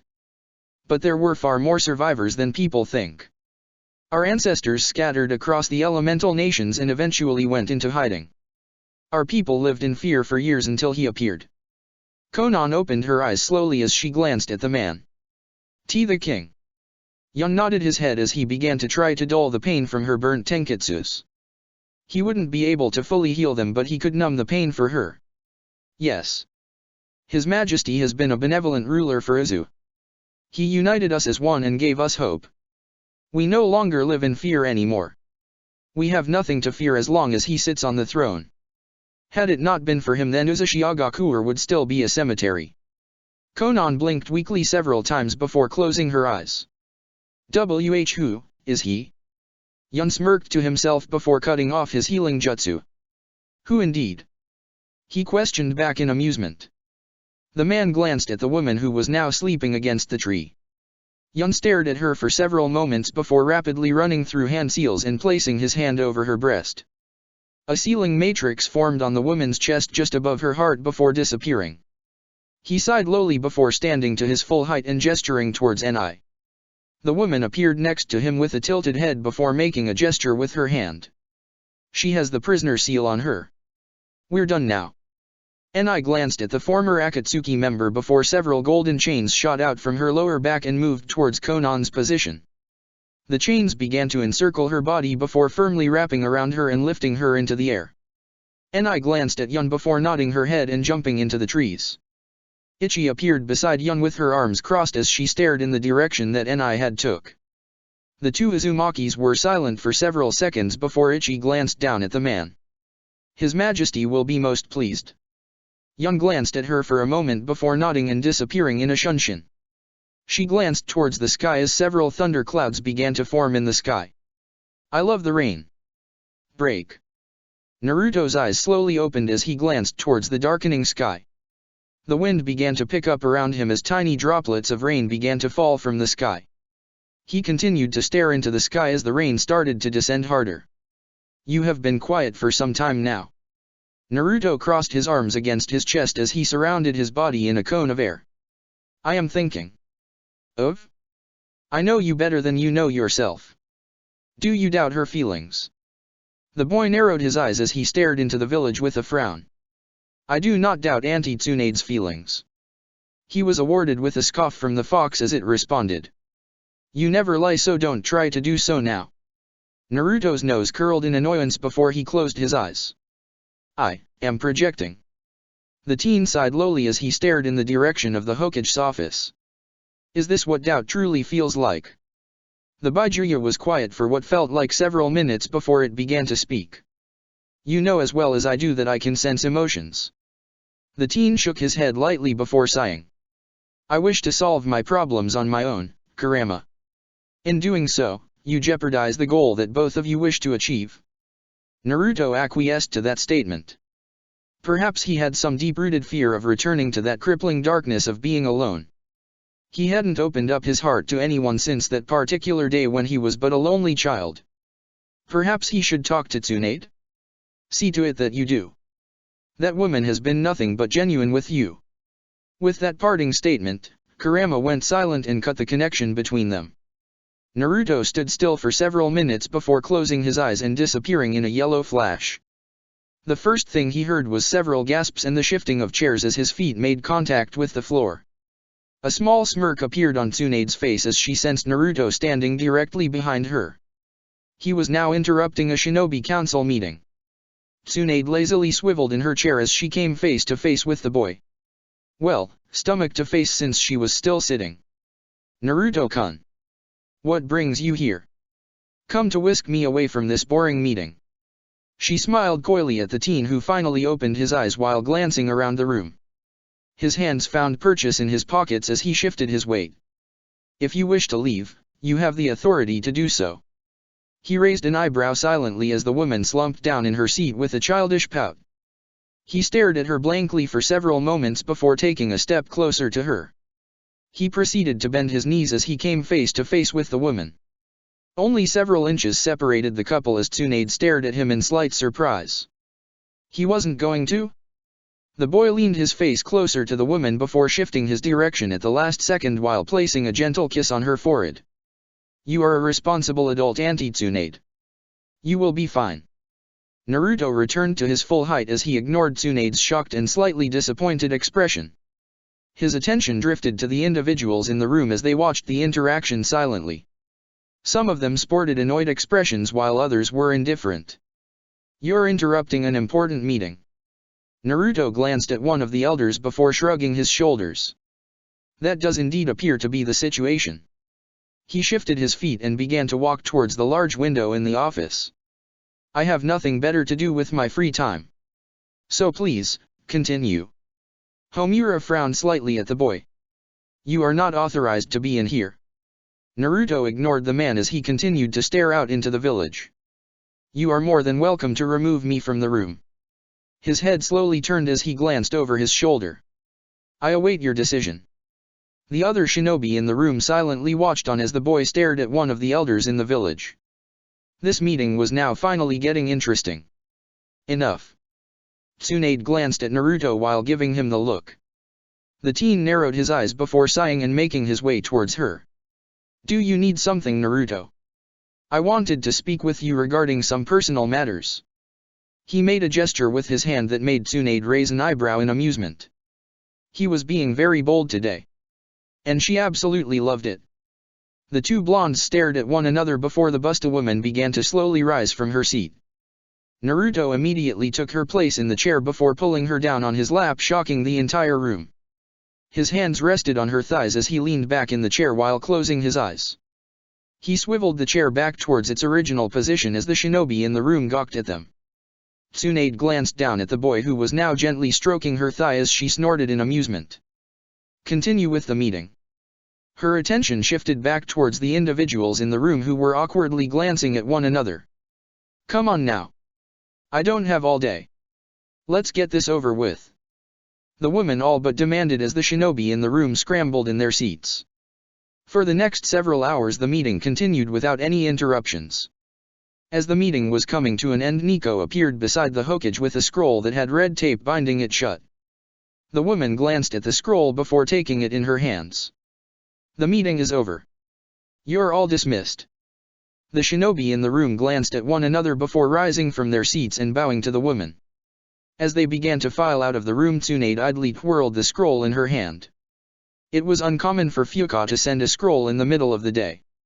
Something important must be happening. She began to unfurl the scroll as she leaned back on her lover's chest. Her eyebrows furrowed with each line before turning towards Naruto. We have a situation in Uzu. Break. Apologies, Your Grace. I hope I have not interrupted your personal time with this situation. A woman with long, spiky crimson hair bowed on one knee as she addressed the king of Uzushiagakuer. Anything regarding Uzu is a priority. The man replied to the kneeling woman. He slowly made his way towards the woman before grasping her shoulder and gently pulling her to her feet. You have no need to kneel in front of me. Forgive me, Your Grace, but I cannot. I owe you my life.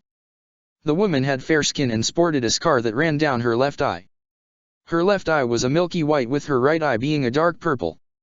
She was wearing a tight, form-fitting shirt that possessed the Uzumaki clan symbol on the breast with black tights and combat boots. The woman had 3 separate swords strapped to her waist that were all sheathed. The king of Uzu sighed at the statement before nodding his head. Take me to see Fuka. When we arrive, take some time off. Before the woman could protest, he raised his hand in the air. I insist, Kara. Go home. Spend time with your family. The woman known as Kara hesitated for a few seconds with an unsure expression before slowly nodding her head. The king of Uzu nodded his head before gesturing for the woman to lead the way. Kara nodded her head as she began to lead her king towards the palace. The building, which was more or less a castle, was reminiscent of the feudal homes that daimyos lived in. The Uzumaki banner sat directly on the center of the massive building.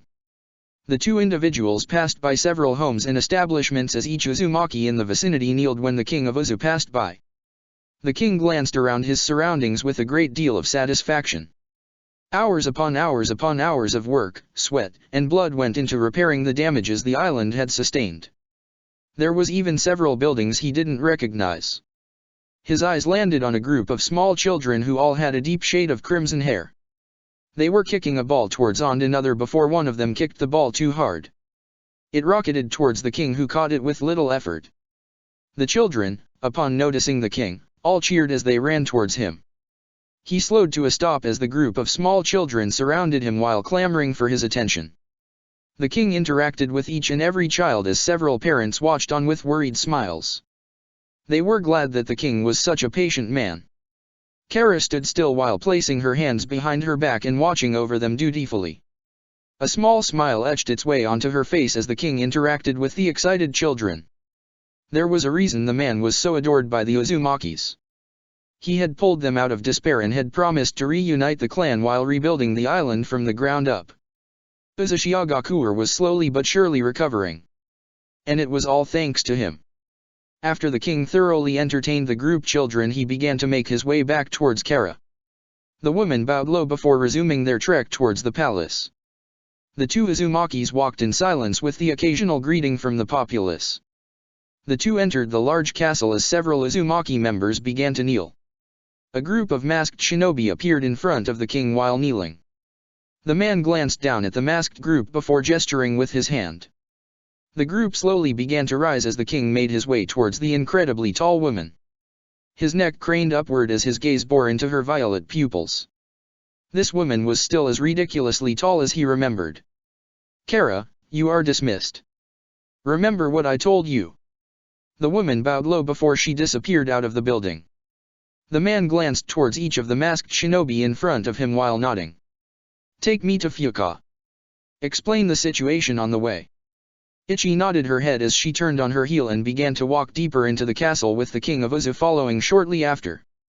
The other 3 members formed a small formation around the man as they followed closely behind. We were patrolling our normal route on the coast of Wave Country before NI sensed an individual with abnormally large reserves. We tracked the person down and were able to deduce that she was a former member of the Akatsuki. The king raised an eyebrow before questioning the tall woman. Former Akatsuki member. She inclined her head as her curly hair bounced from the action.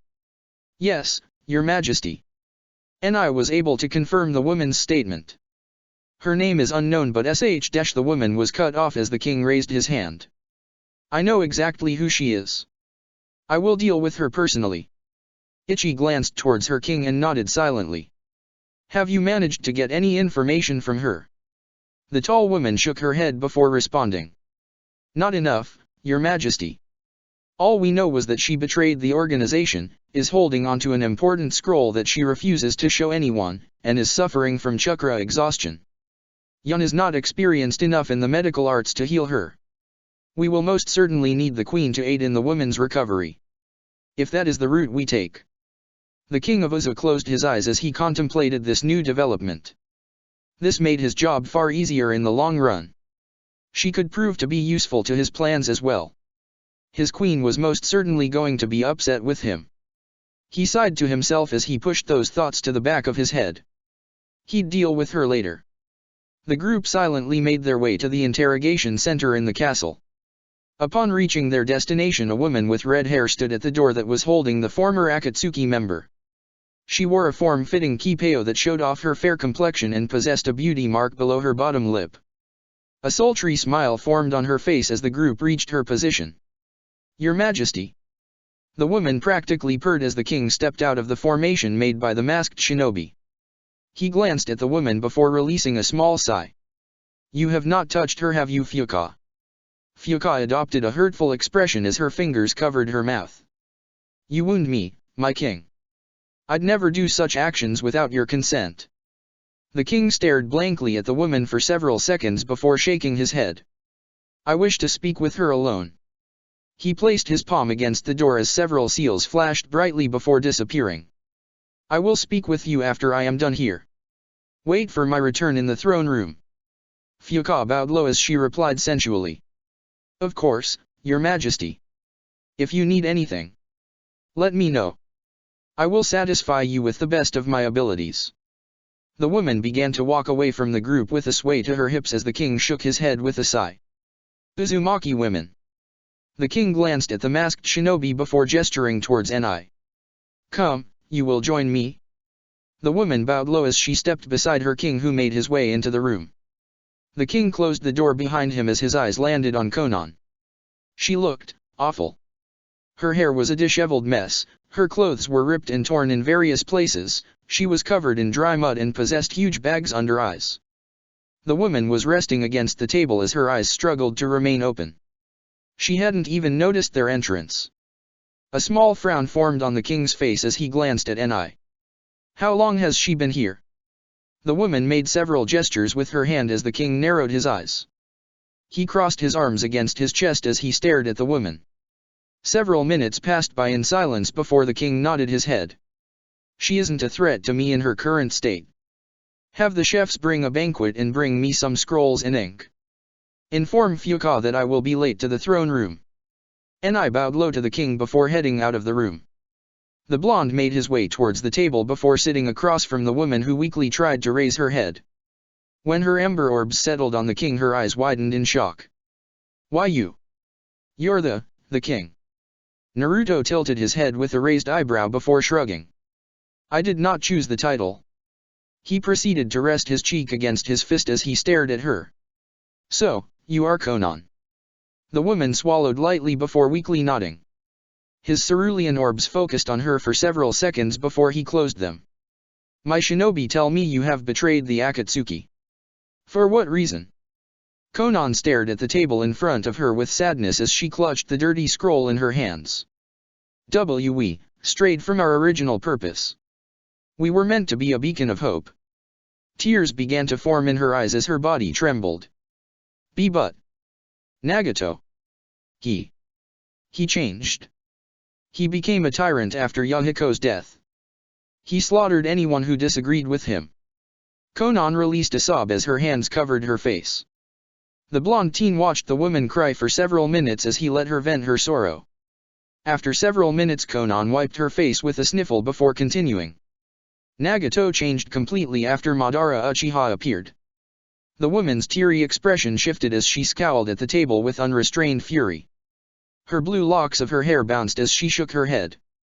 He's no Madara Uchiha. Only a coward hides behind a mask and has others do his bidding. He's weak. Spineless. The king of Uza raised an eyebrow in slight surprise at the sheer venom that she was releasing. He manipulated Nagato's fractured mind with this insane plan of peace. He told us that gathering all the Baijuyu and placing them in this husk of a monster would create a super weapon capable of subjugating the elemental nations. I tried everything I could to sway Nagato away from this, but he wouldn't listen. Every day. Every single day. I was there for him. I helped him, I healed him, I supported him. Her expression shifted once again as she glared at the table. He had the gall to accuse me of abandoning Yahiko's dream of peace. After we took him in and fed him. We saved his fucking life. And he spits on me. Me. Konan raised her fist before slamming it through the table in front of her. The one person who was with him for his entire life. I was there when he needed me. I comforted him when Yahiko was killed. No one comforted me when the man I loved was killed before my very eyes. I took care of his fractured mind. I made sure we survived. Naruto stared at the woman as she began to cradle her bruised fist while grimacing due to running her voice hoarse. She tried to calm her breathing down before jumping as the Jinchuriki gently grasped her hand. Her amber eyes snapped towards the blonde teen as her entire body tensed up. Though she soon released a sigh of pleasure and relief as the boy's hands became encased in a green glow. He gently ran his hands over her bruised fist as he alleviated the pain from her angered outburst. I understand the pain you must be feeling. Being betrayed by someone you once loved. The king continued to heal the woman's fist, ignoring her shocked expression. These experiences shape who we become in the future. Naruto glanced towards the woman whose amber eyes met his gaze. I understand your pain, Konan. The woman's eyes searched his face for several moments as she slowly shook her head. And no. You're lying. The blonde teen shrugged his shoulders and focused his attention back on her hand. I never lie. I have no reason to do so. You allow yourself to believe what you perceive to be as true. Konan stared at the table in silence as the blonde continued to heal her injured hand. The two shinobi remained quiet for several minutes as the king finished his task. He let go of her hand as Konan gently shook it before placing it in her lap. She was quiet for several seconds before speaking softly. Thank you. Naruto nodded his head before glancing towards the scroll in her hand. My shinobi also have informed me that whatever is in that scroll is important to you. He took note of the fact that Konan's entire body tensed up. While I'm most certainly curious, I would rather know what you did to betray the organization. Considering the state you were brought in, you were actively trying to avoid them. Ichi has informed me that you're suffering from chakra exhaustion. But you're an incredibly powerful woman, so I highly doubt that running would shred your tenketsus. Konan glanced at the scroll as she resisted the urge to cry once more. I couldn't sit by and watch Nagato cause any more destruction. So I. Her voice began to break as she clutched the scroll tighter. Naruto narrowed his eyes as he stared at the scroll before connecting the dots. You killed him. Konan trembled at the statement before shakily nodding her head. I had to. He became delusional. I couldn't sit by and watch anymore. His body. Naruto nodded his head as he stared at the scroll in her hands. He released a sigh and began to drum his fingers on the table. The Rinnegan is far more important to the Akatsuki's plan than I originally assumed. Konan glanced at the teen before nodding silently. Naruto gestured with his hand towards the scroll. Then why not destroy them? If Nagato is the only individual who possesses it, then the Akatsuki cannot finish their plan. Konan rapidly shook her head as her body began to shake. I can't. They're too important. The king of Uzu narrowed his eyes at the woman's statement before closing his eyes and accessing sage mode. He was quiet for several moments before focusing on the woman's lips. I see. You're aware of it, aren't you? Konan nodded her head with a grimace as her amber orbs settled on his unique pupils. The king of Uzu rose from his seat before making his way towards Konan. He crouched low in front of her before gesturing with his hand. "May I?" Konan glanced at his hand nervously before shakily nodding her head. She opened her mouth as the teen moved closer towards her orifice. He narrowed his eyes as he spotted a tiny seal that was on the underside of her tongue. He released a low sigh before gently grasping the woman's jaw and turning her head in various directions to study the seal. This went on for several minutes before he eventually nodded his head. Naruto released his hold on Konan before making his way to his seat and crossing his arms against his chest.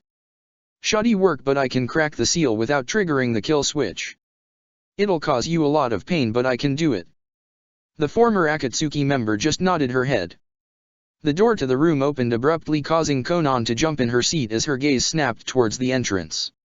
The aroma of food instantly flooded the room as her stomach released an obnoxiously loud growl. Naruto raised an eyebrow at the woman before glancing towards the chefs who were carting in food. The king of Uzu gestured with his hand before speaking.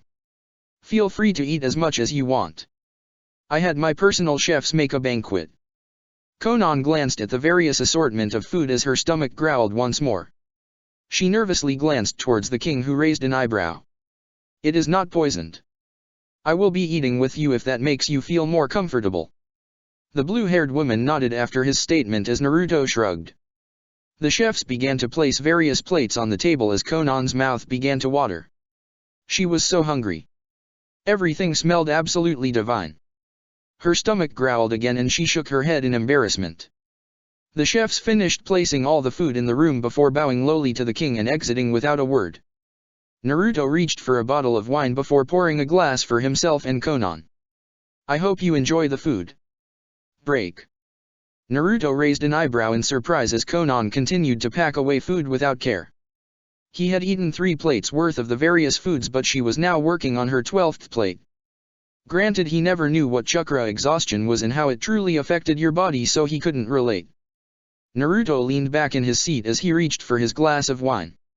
He gingerly sipped on the alcohol as he tapped his finger against the table. This was a unique situation. One of the original members of the Akatsuki had just betrayed the organization while killing their strongest member. A small smile formed on his face as he refilled his glass. The Akatsuki now had no true crutch to rely on. While Naruto was certainly disappointed he'd never get to fight Pain, his thrill for battle was of little concern for his and Tsunade's plans. He glanced towards the blue-haired woman who was finishing off her 13th plate and showed no signs of stopping soon. Voracious woman she was indeed. The king of Uzu slowly stood to his feet as Konan stopped eating and glanced at him. He waved his hand towards her before nodding his head. "Do not mind me. I think better when moving." He closed his eyes as he began to slowly pace around the room while lost in his thoughts and occasionally sipping on his wine. Konan eyed his movements for several moments before relaxing and once again devouring the food in front of her. He would need to summon Tsunade here to aid in healing Konan's ruptured tenketsu. They were severely damaged, but not so much to the point where she'd never use chakra again. A normal medic nin could certainly help her, but Tsunade would make sure the woman was up and running in a fifth of the time. He sighed to himself as he glanced towards Konan. He didn't know exactly how she killed Nagato, considering they were best friends and she was able to get close to him on a regular basis, but he did know that she was incredibly powerful. Konan was stronger than Gurren, and that was saying something. He had sensed both of them using Sage Mode, and Konan had actually managed to prick at his danger senses. Gurren lacked the experience that Konan possessed, and it was easy to see with the way they carried themselves. Konan may be grieving right now, but she would eventually be able to school her feelings on Nagato. The woman could provide further insight on Obito's ability and the other members' habits. While he wasn't worried about fighting any of them, having information on them made the process easier. Naruto refilled his glass of wine as he continued to pace around the room. He idly sipped on his wine as he glanced towards Konan, who seemed to finally be done eating. 17 plates. That was impressive. Naruto slowed to a stop as he blinked several times. His eyes found Konan, who was resting against the table with a satisfied expression and 3 empty bottles of wine. He blinked several times as he processed what just happened. He released an annoyed sigh before throwing his glass over his shoulder. Konan jumped at the sound of breaking glass as Naruto sat back in his seat. She looked at him in confusion and noticed he had an annoyed expression on his face. He ignored her questioning stare as he contemplated how he was going to deal with an annoyed Tsunade. Fuka was no doubt going to twist the situation with him and Konan just to annoy him. She'd tell Tsunade about their time alone and then she'd want answers. He released another annoyed sigh before shaking his head. Naruto would deal with Tsunade and Fuka later. Uzumaki women are troublesome. Kami Shikamaru, I'm speaking like you now. Naruto finished his wine before placing his glass in the table and snapping his fingers. Several seconds went by in silence before the door opened and several Uzumakis entered the room and began to take the leftover food and dishes. They bowed low to their king before exiting the room without a word. The door opened once again as Enai bounded through the room without a word. She kneeled next to her king as she eagerly awaited his orders. Naruto drummed his fingers against the table for several seconds before narrowing his eyes and holding out his hand. Enai rose from her position on the floor before placing several scrolls in his hand. Naruto placed the items on the table before glancing towards the short woman who was staring at him expectantly. He gazed at her for several seconds before rolling his eyes. He reached out with his hand before patting the masked girl on her head like a parent would do for their child. Konan watched on in confusion as the woman released a happy sigh before bounding out the room with a skip to her step. The blue-haired woman tilted her head before staring at Naruto. He closed his eyes before shrugging his shoulders. You will come to realize that most Uzumakis are different. He gestured with his head towards the door that Enai had left through. Enai is a mute. Her throat was slit when she was just a child. She managed to survive the attack, but the trauma from the experience scarred her. To cope with the experience, she regressed in on herself. Her mind physically halted her mental development and she is but a child in an adult's body. Konan furrowed her eyebrows at the explanation before glancing towards the table silently. That is, sad. Naruto began to unfurl some of the scrolls before nodding silently. There are many like her in this village. Those who have gone through extreme trauma and pain when they were younger. Many of us have suffered at a young age, but we all share one thing in common. He unsealed several objects from the scrolls such as paper, writing utensils, and bottles of ink. We've overcome our struggles and have united as one. Konan glanced towards the table as the teen began to gently run his brush over the parchment. Her fingers began to pick at the paper of the scroll as she shifted in her seat. What will you do with me once the seal is removed? Naruto was quiet for several moments as he stared at the parchment in front of him. That is entirely up to you, Konan. He gently brushed over the paper with the skill of a master. I have my own goals and ambitions regarding the shinobi world, and I want your help. He glanced towards the woman as he stared directly into her ember orbs. Konan's lips parted at the boy's statement as she averted her gaze back to the scroll in her hands. I wouldn't be of much use. This world. I dreamed of a day where my children could one day live in peace without having to suffer the pain that I once experienced. Her hands began to tightly grip the parchment as a small frown morphed on her face. You wish for a family. Her ember eyes snapped towards his crystal blue ones as she nodded softly. It was a dream of mine when I was younger. To raise my children and show them the love of a parent. Something I was never able to receive. Naruto placed his brush down on the table before leaning back in his chair and crossing his arms against his chest. I could help you attain this dream of yours. Konan's expression turned harsh as she rounded on the boy to give her opinion on that statement. Naruto raised his hand stopping her from her outburst and sighed lowly. I did not mean it like that, Konan. I already have my own queen. He released a rather annoyed sigh after his statement that caused a small smile to bloom on Konan's face. An annoying one at that, but a queen nonetheless. The woman glanced down towards her scroll before sighing and slowly shaking her head. I do not know.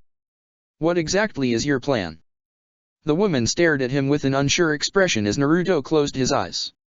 How was he going to respond to this question in such a way that would appeal to Konan? She already had to deal with one tyrant. What he and Tsunade were doing was basically the same thing, to an extent. His goal was more tame in that he wanted to build a dynasty in the elemental nations and completely shift the balance of power. Peace in a world where people like himself could demolish thousands of people without struggle. It was an asinine thought and belief. He could build a dynasty with Uzashigakure that could last generations, and taking away the Baijuyas were the first step. They weren't weapons to be pointed at other villages when leaders got upset. Of course, force would be needed to subjugate individuals who were too stuck in their ways. Uzu would be seen as a threat and people would most surely try to kill him, but he cared little. No one was capable of stopping him now that Konan had dealt with Nagato. He pursed his lips before sighing. I will be honest. My plan isn't that much different from the Akatsuki. I wish to build a dynasty that will last for years to come. Uzashigakure will stand at the hierarchy of the world. I will be taking the Baijuyas away from the major villages and I will store them away where they cannot be reached by humans. They are not just toys and weapons to be used for others' amusement. They have personalities and thoughts of their own. I will be the one to free them from their prisons. The world will come to see me as a tyrant, but that matters little to me.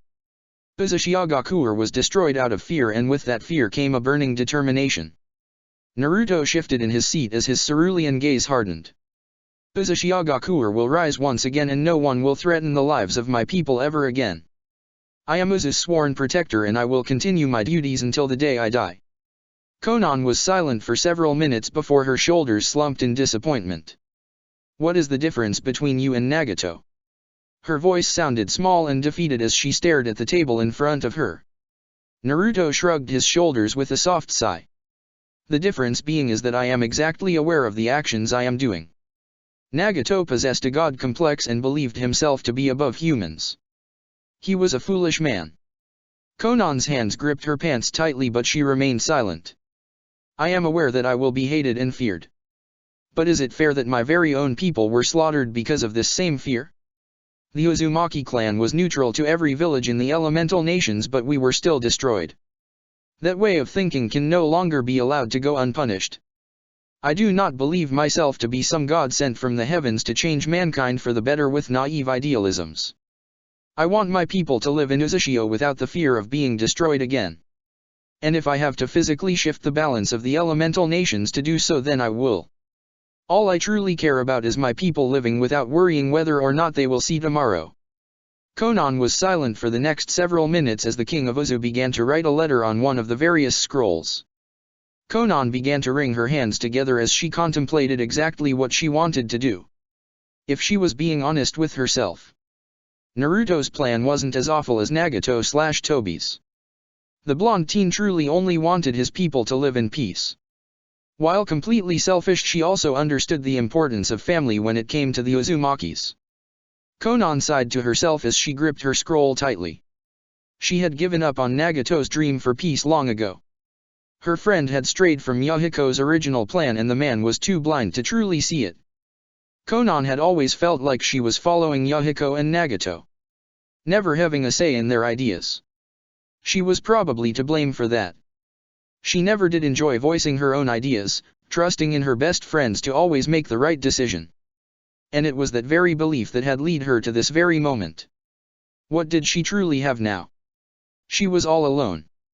The man she loved had died and now her only remaining friend was dead as well, at her own hands no less. What was there to do? Where could she go? The Akatsuki would hunt her down till the day she died. Or at least they will once they find out she's still alive. Her ember orbs strayed to the young teen who was scribbling on the parchment and just silently watched as he worked.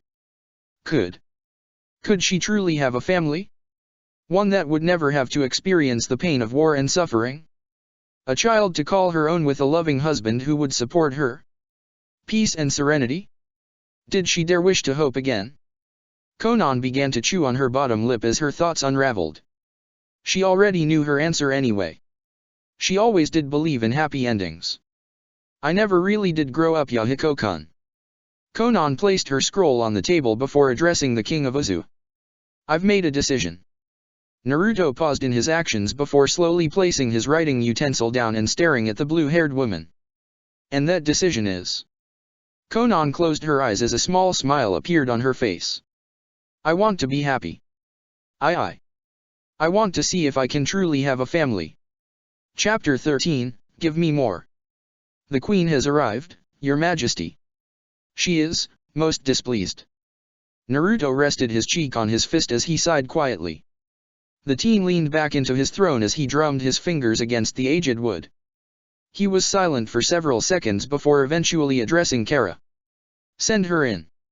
I will deal with her. Send Ichi to retrieve Konan as well." The scarred woman bowed lowly before swiftly moving out of the room. Tsunade had arrived far earlier than he originally expected. She must actually be genuinely annoyed with his decision if she moved so hastily. Naruto idly began to twirl one of his Hiraishin kunaus in his hand before sighing. Only 2 days had passed since he and most likely Fuka had sent for her, and she was most likely storming through the island, scaring the populace. His queen was most certainly a handful. What a troublesome woman. You have been complaining more often. Naruto's nose began to curl in annoyance as he closed his eyes. And you have been speaking more often. The sound of the beast snorting filled Naruto with a small amount of satisfaction. It seems you do understand how emotions work. What a genius you've become. Naruto silently raised an eyebrow at the statement as he spun the kunao on his index finger. For what reason do you have in being petty, Kurama? I am setting you free one day. The Kyuubi was silent for several moments before it responded with a small chuckle. I could be manipulating you as well. Naruto scoffed at the response as he began to juggle the weapon in his hand. You aren't subtle, Kurama. We are more alike than you truly wish to admit. I've never denied it either. Naruto nodded his head at the answer as he responded. You've never stated it either. I have no reason to do so. I'm not human and do not need sympathy from one regardless of their intentions. Is everyone going to try to annoy me today? Naruto released an agitated sigh as Kurama began to chuckle darkly before cutting the connection between them. The king of Uza was silent for several minutes before the large doors of the palace were blasted opened. He released an agitated sigh as he heard several Uzumaki members trying to placate his angry queen. It was most certainly commendable, even if it was a completely futile attempt in the end. The heavy steps of his queen began to draw closer as he sat quietly waiting for the woman to speak. He had learned long ago that an annoyed Tsunade spoke first. It was the law. My loving king. Oh, how I've missed you. The king of Uzu didn't miss the underlying venom in that statement. Fuka was definitely going to be punished for this transgression. Tsunade had most certainly not been missing him. Liar. Anti-Tsunade. He opened his eyes and was graced with the deceptively sickening smile of his queen. If Naruto was capable of feeling fear, he'd no doubt tremble before her. His cerulean orbs glanced behind her and noticed the dozens of Uzumakis that had tried to prevent her from storming into the palace. He would make sure to award them with something for their bravery. You should stop listening to Fuka. She is an annoying woman. The blonde woman raised an eyebrow before slowly drawing up the small flight of stairs that led to the throne. I'm well aware of her tendencies. You think I genuinely believe anything that comes out of that woman's mouth? A small smirk formed on her face as he rolled his eyes with a sigh. Then why do you storm through Uzu? It is completely unnecessary. Tsunade glanced behind her as she spotted several Uzumakis kneeling on the floor. The Busta woman shrugged her shoulders before speaking. Because I can and because it annoys you. She turned back towards the boy before smiling innocently. Fuka tells me you've been treating a woman you just met to dinner. And while I don't believe everything that woman says, there is always some measure of truth to her words. The Busta woman leaned forward as her breasts practically spilled out of her kimono-styled blouse. You wine and dined her? I feel underappreciated. Where is my wine and my dinner date? Are we not together? King and Queen. I am truly hurt, Naruto-kun. The questions actually caused the young teen to rub his face in annoyance. Tsunade was being petty just because she could and he knew it. But he highly doubted that she'd drop it if he didn't continue her little game. Regardless of what he'd do and say to appease her, it was a win/win for her. He proceeded to sigh in annoyance before responding. What is it that you truly want, Auntie Tsunade? He rolled his eyes as the woman smiled while swaying side to side like a child. Her arms clasped together behind her as she shifted her hips. A date, of course. It's why I'm doing this whole spiel in the first place. Is it not obvious? Tsunade tilted her head with an amused smile as her lover stared at her with a blank expression. Oh, how she loved annoying Naruto. Why not just ask then? You do not have to be dramatic. Tsunade shrugged her shoulders as she moved closer to the boy before taking her place on his lap. Because I didn't want to. It is your job, as my loving king, to please me whenever I so desire. The teen began to lightly stroke Tsunade's thigh as he closed his eyes. You make that statement sound more perverse than it should be. The Busta woman coiled around her lover as she shifted her position on the boy's lap. Her knees came to rest on the outside of his thighs as her hands rested against his chest. The woman, now straddling the teen, smiled sultrily before leaning closer and whispering into his ear.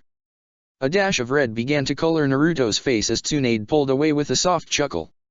Oh Naruto-kun, do not be so embarrassed. Her smile morphed into a grin as the boy shifted in his seat. You should not say such things in public, Auntie Tsunade. Tsunade leaned closer to her lover as their noses touched. A queen should be able to show her affection to her king. Do you disagree? Before the two blondes could continue, they were interrupted by Ichi, who spoke aloud. Forgive me for interrupting your personal time, Your Majesty, but I have brought her like you requested. Tsunade sighed in slight annoyance as her honey brown eyes gazed into her lover's crystal blue ones. She leaned in for a gentle kiss before pulling away with a wink. The Busta woman proceeded to shift in the boy's lap as her attention fixated on the small crowd of individuals in front of the throne. The king of Uzu rubbed his eyes as he willed his blush to disappear. He was silent for several moments before finally addressing the multiple people in the throne room. Anyone who was not specifically called for, leave. The Uzumakis who were kneeling before the throne stood up and bowed to their ruler before vacating the room. Naruto waited until every individual filed out of the room before he leaned his cheek on his fist. His cerulean orbs roamed across Ichi's squad before settling on Konan, who was staring at Tsunade with widened eyes. The Busta woman stared directly into Konan's amber orbs as her expression became flat. Tsunade zeroed in on Konan and proceeded to exert her will upon the woman. Konan was brought to her knees as her arms instinctively clutched her body due to the sheer weight of Tsunade's chakra. The palace began to physically shake as Tsunade continued to exert her will in the throne room. She slowly vacated her position from Naruto's lap as she began to move closer to the former Akatsuki member. With each step the Busta woman took, the pressure in the room multiplied. Ichi's squad were eventually brought to their knees as they placed their hands onto the marble floors of the palace to hold themselves up. Tsunade ignored the masked Uzumakis as she continued to slowly stalk towards Konan's downed position. The paper-wielding woman could do nothing as her forehead was grounded into the hardened floor of the palace. Tsunade folded her arms beneath her bust before she spoke. I will make this very clear. You are only alive because Naruto allows it, do not forget your place. You would be a mere bloodstain on the ground if I had my choice in the matter. The second I sense something questionable from you, I will crush you. Tsunade raised her foot in the air before slamming it down directly beside Konan's head. Her heeled sandal proceeded to break through the marble floor with zero resistance as she made her point. Tsunade. The woman glanced behind her as she stared into the cerulean orbs of her lover. The two blondes continued to stare at one another for several seconds before Tsunade turned back towards Konan. Be grateful that you are alive. I've made my point clear.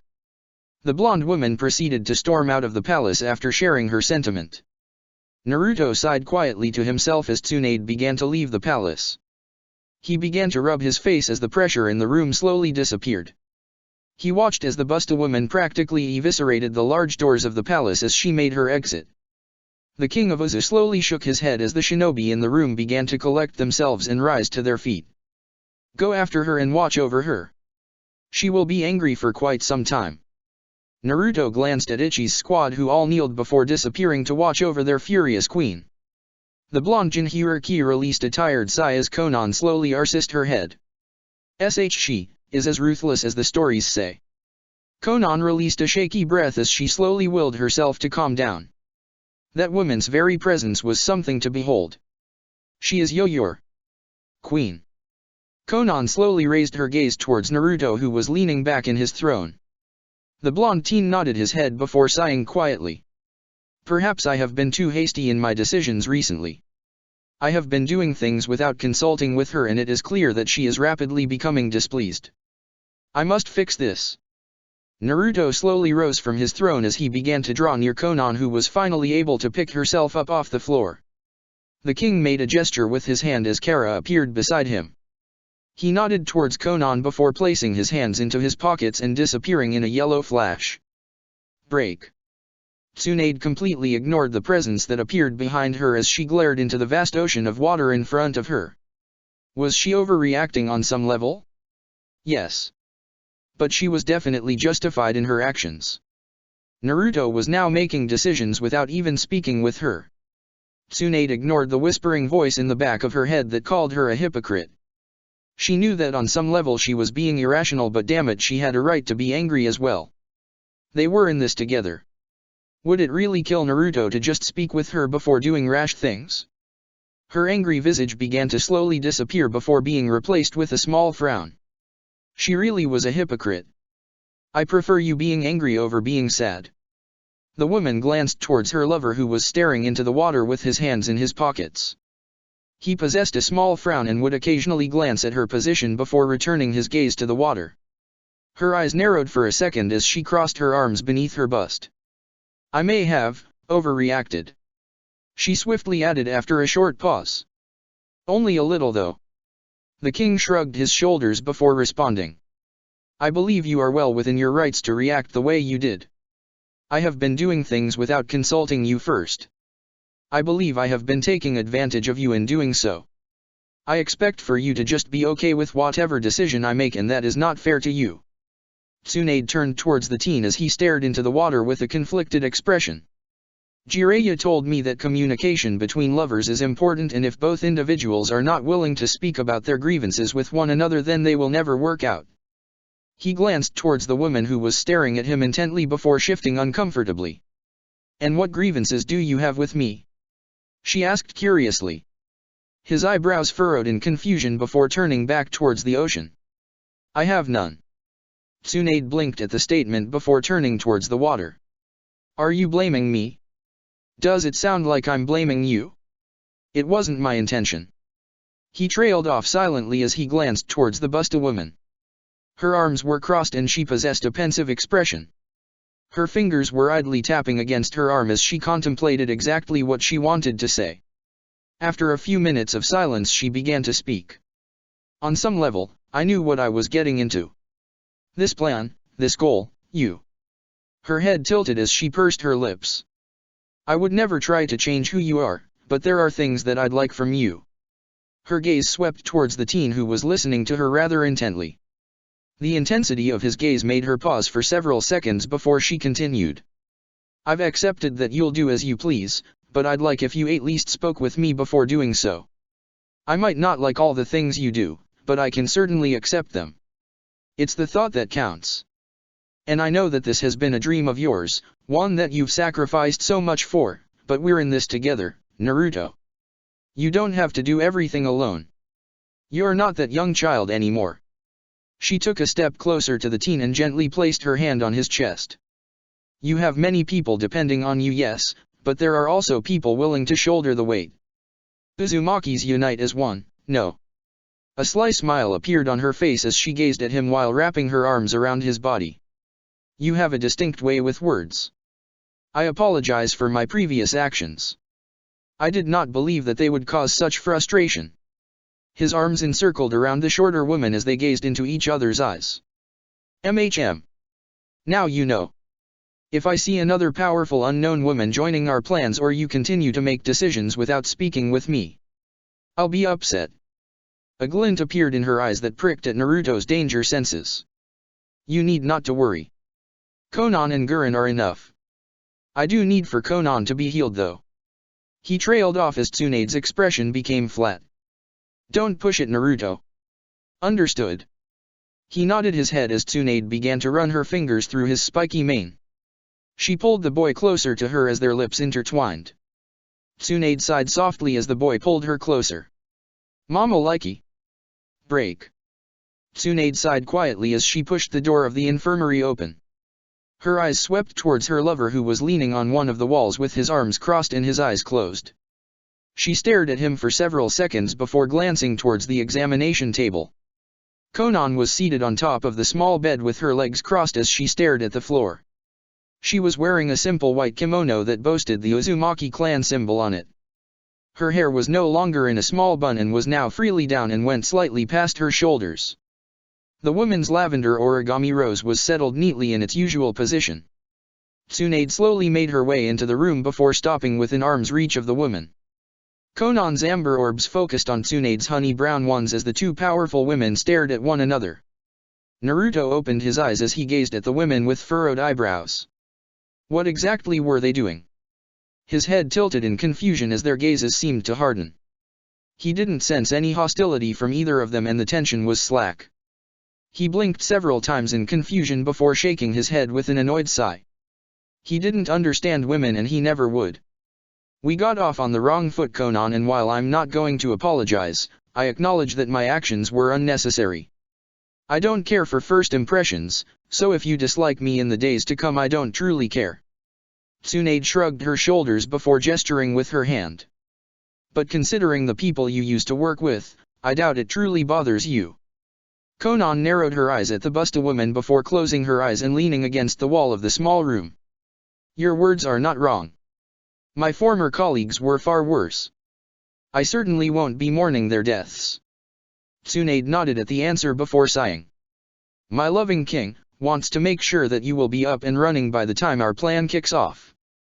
So I'll be running a diagnosis on you and then we'll heal you to make sure you'll be combat ready. Konan proceeded to nod her head as she sat up in her seat. Tsunade's hand became encased in a cone of visible chakra before she slowly passed her palm on the woman's navel. Her eyes slowly closed as she began to sift through the woman's various injuries. With each second that passed by, Tsunade's eyebrows furrowed. The woman's chakra system was practically destroyed. What in the hell had she done to cause such stress and damage to her tenketsus? She could tell that at least a few medic nin had been able to mend some of the more severe damages, but even then, Konan probably couldn't even channel her chakra properly. The damage to her chakra systems aside, the woman had clear signs of multiple muscle tears and several simple fractures in her legs. The medic nins had been able to nail these down and they were healing, but it would take far longer to do so if her chakra system remained like this. It also didn't help that her chakra pool wasn't refilling either. What a mess. Tsunade sighed to herself before pulling her hand back and pinching the bridge of her nose in annoyance. Where the hell did she even begin? This woman was a walking nightmare. The fact she's alive is a damn miracle. Do you have any idea just how lucky you are to be alive? I'm not sure I can even describe to you just how lucky you are. I was told you were able to run on pure adrenaline for a week. With several fractured bones and torn bones at that. A week. The blonde medic cut herself off as she released an aggravated huff. She slowly breathed in before exhaling and rubbing her face. What exactly did you do to end up in this situation? I need answers. Now. Konan grimaced as the woman's intense gaze bore into her. Her gaze focused on the floor as she began to wring her fingers together. She glanced towards the king of Uzu, who was now staring at her curiously. Her lips pursed for several seconds before she sighed quietly. I used a jutsu of mine. An incredibly powerful one at that. One with such power that it was able to completely annihilate a Megakure. Tsunade blinked several times before slowly tilting her head. You're telling me that you destroyed a Megakure? Like the entire village? Konan nodded her head with a grimace as her eyes began to water. I had no choice. There was no other option. The woman trailed off quietly as she began to wring her hands anxiously. Tsunade stared at the woman with parted lips for several seconds before glancing towards Naruto, who had narrowed eyes. A Megakure no longer exists. Naruto was awarded with a nod from the blue-haired woman, who was now on the verge of breaking down. This was interesting. He slowly closed his eyes as he dipped his head forward. Konan had the power to completely level an entire village. There was few shinobi in the entire elemental nations who possessed the sheer firepower to do such a thing. How exactly did you do it? Not anyone can just topple an entire village. The condition you were left in speaks volumes of how powerful the jutsu was and how dangerous it is. Konan sighed quietly as she slowly shook her head. Stray tears began to drip down her face as she sniffled. It was a jutsu that I planned to use if Madara were ever to betray us. I possess a rare bloodline that allows me to turn my chakra into paper. I'm able to make the paper as hard as steel, sharper than swords, and even have the ability to create explosive tags. The woman trailed off silently before sighing and wiping her eyes. I planted 2.5 trillion explosive tags in the clouds above a megacore. I never thought I'd actually use the jutsu. I. A choked sob tore through her as she clutched her chest. The woman began to break down as both blondes stared at her in slight surprise. Tsunade glanced towards Naruto before she slowly wrapped her arms around Konan, providing her with some measure of comfort. The brunette immediately latched onto Tsunade, who was taken aback from the reaction. The blonde woman grimaced lightly before sighing quietly and providing comfort for the woman. She began to lightly pat Konan's back as the woman's sobs began to soften. Naruto stared at the two women for several seconds before releasing a sigh and rubbing his face. This made things far more complicated. Naruto assumed the women had been emotional because of Nagato's death, but that couldn't be farther from the truth. While she was definitely said that she had to kill Nagato, she also basically killed every single person in a megacore. Innocents, men, women, children. She would live with this guilt for the rest of her life. Not only did they have to heal her broken body, they now had to heal her fractured mind. Naruto shook his head in annoyance before sighing quietly. Was Konan an absolute need for their plans? No. Was she useful? Incredibly so. She knew the ins and outs of the Akatsuki, their bases, the general abilities of the remaining members, and possessed Nagato's Rinnegan. Her usefulness outweighed the baggage she possessed at the moment. She still had a dream, and as long as he was able to provide that dream, then all was well. It would be annoying though. He could just kill her, take the eyes, and rip the memories out of her head. But he had already gave the woman his word. He didn't go back on his word regardless of his personal feelings on the matter. Naruto glanced back at the women, who were now speaking quietly to one another. Tsunade was gently rubbing Konan's shoulder, who was wiping her tears away while apologizing for her outburst. His queen waved off the woman's apologies before encasing her hand in green chakra. Tsunade began to run her hands over Konan's body as she began to reverse the damage the woman sustained from her jutsu. The king of Uzu narrowed his eyes as Tsunade began to idly make conversation with Konan. His eyes glanced at Konan's shoulders and noticed how relaxed the woman seemed to be. Tsunade's honey brown eyes found his gaze as she nodded with a smile. He stared at his lover for several seconds before silently making his way out of the room. Break. Naruto sat on his throne with narrowed eyes as he stared at the marble floors of the palace. With Konan now receiving proper care, it would only be a matter of time before he moved to hunt down the remaining Akatsuki members as well as the Jinhyurikis. He was setting himself up for failure with pushing things so fast. He was completely confident that he wouldn't fail, but in the elemental nations rarely do things ever go according to plan. He was hunting multiple S-rank shinobi as well as capturing each of the Jinhyurikis. It was incredibly ambitious, and a simple mistake could cost him everything. It would be incredibly annoying if he failed in his task.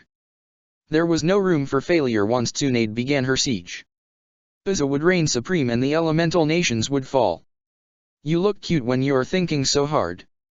Naruto glanced towards his right as he spotted his queen leaning on the throne. She had a small smile with her arms crossed beneath her bust. I will assume that Konan is now recovering. Tsunade snorted quietly before rolling over the arm of the throne and landing in Naruto's lap. Who do you think I am? I'm the best damn medic this world's ever seen. I can bring Poali back to life if I wanted.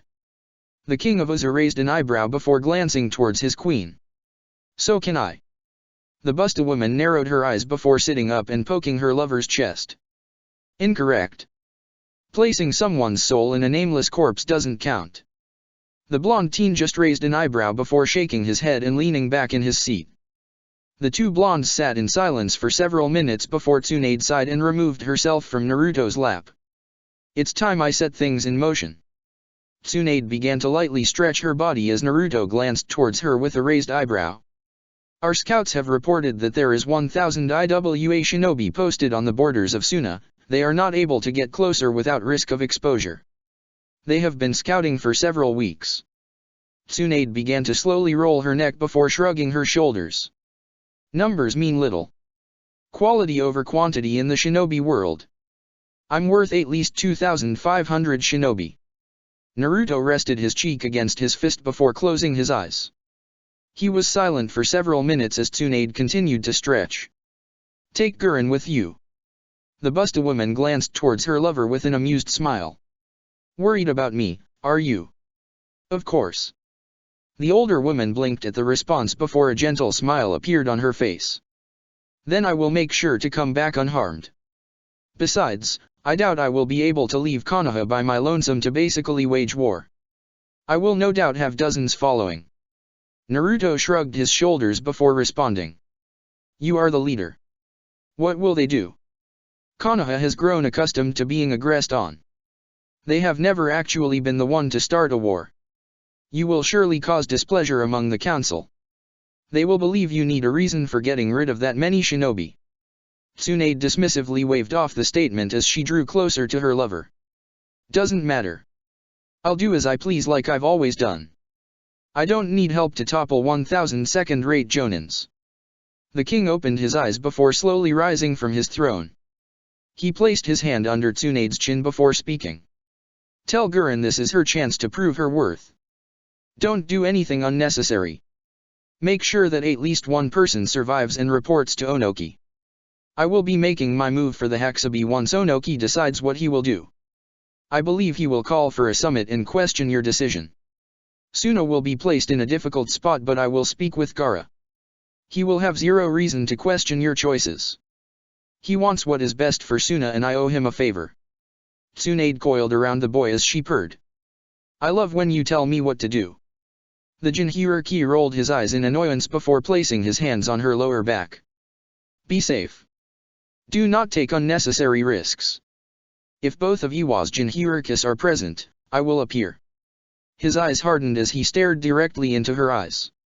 Do not take risks. Understood. Tsunade's flirty smile disappeared as she adopted a similar expression. Of course. I will call for you if things go south. The couple stared at one another for several seconds before sharing a gentle kiss. The two lovers remained lip-locked for several seconds before Naruto pulled away. Tsunade winked at the boy before she disappeared in a yellow flash. Naruto rolled his neck for several seconds before releasing a sigh. He made a gesture with his hand as Ichi and her squad appeared. I will return soon. Yan, come with me. The masked man rose from his kneeled position and silently made his way towards his king. When Konan fully recovers, we will be hunting the remaining Akatsuki members. Be prepared. The group of masked shinobi nodded their heads before disappearing from the throne room. Remove your mask, Yan. The less people that see our insignia, the better. The man slowly removed his mask before sealing it away on his person. He possessed an eye patch that sat over his left eye and sported an X-like scar on his chin. His eyes were a deep purple and he had stress lines that were similar to the ones Itaka possessed. It's been a while, Genji. The now named Genji proceeded to give a small smirk before bowing at the waist. It certainly has, Your Majesty. Are we to cause a bit of ruckus?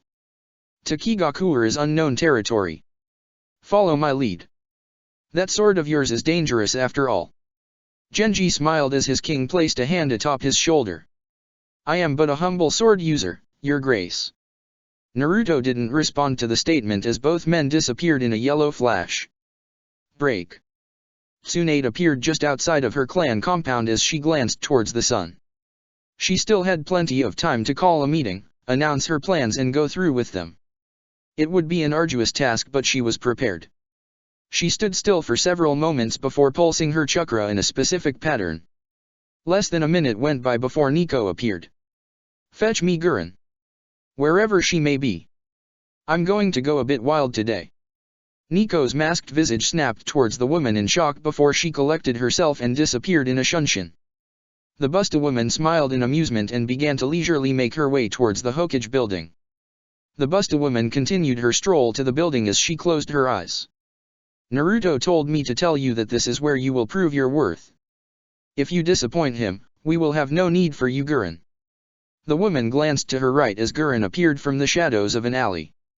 The Shoton user narrowed her eyes as she began to match Tsunade's pace.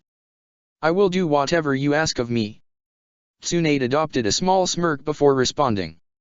I will be getting rid of a minor problem. Her smirk grew bigger at the woman's confusion. Well, minor for me. Tsunade proceeded to close her eyes as she explained. Onoki has been placing shinobi around the borders of Suna. He believes that we have been strategically causing skirmishes between them and Kumo. He's not necessarily wrong, but that matters little. Danzo's eni have their uses and this is one of them. He's pressuring Suna into reacting, and that is an issue because Suna is not strong enough on its own to fight Iwa off. Onoki is smart enough to not push into the desert because of Gaara, but that won't stop him from cutting off caravans, missions, and scouters. For that reason, I'm going to get rid of them. With your help, of course. Gurren blinked several times in silence before closing her eyes and nodding her head. I will follow your lead, Tsunade-sama. The Busta woman smiled at the response before glancing towards Gurren. Not even going to question how many shinobi we will be facing or the fact we're starting a war. It doesn't matter. I will prove my worth to Naruto-sama regardless of the task. I am strong and I will prove it. I have been second pick for everyone else and I will not be doing so again. My strength will be acknowledged. Tsunade remained quiet, but she boasted a small grin. She loved Gurren's attitude.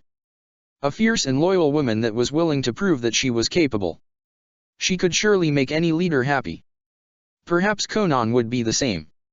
Time would surely tell. The woman did seem to hold a grudge against the Akatsuki. Nico. Fetch the Shinobi Council members who are available. They have 10 minutes to be in those chairs. Failure to do so will result in them being crushed through the earth. Tsunade continued her journey with Gurren following behind quietly. The two powerful ignored every individual as they slowly made their way to the council chambers. Where is Naruto-sama? Tsunade glanced at the woman before shrugging her shoulders. He's either heading towards Takigakure or is prepping to take the Hexabi. I doubt that Taki would put up much of a fight. They hold the Nanabi, correct? Tsunade nodded her head at the question. I see. Gurren trailed off and went silent after her statement. Taki despises their Jinhiriki. Naruto has actually interacted with her and knows her. He will either take her by force or ask her to come with him. The shinobi in Taki will immediately notice his presence, but I believe it's what he wants. He is a vengeful man after all. Gurren furrowed her eyebrows in confusion before glancing towards Tsunade. Vengeful? I didn't get that distinct impression. But I don't truly know Naruto-sama either.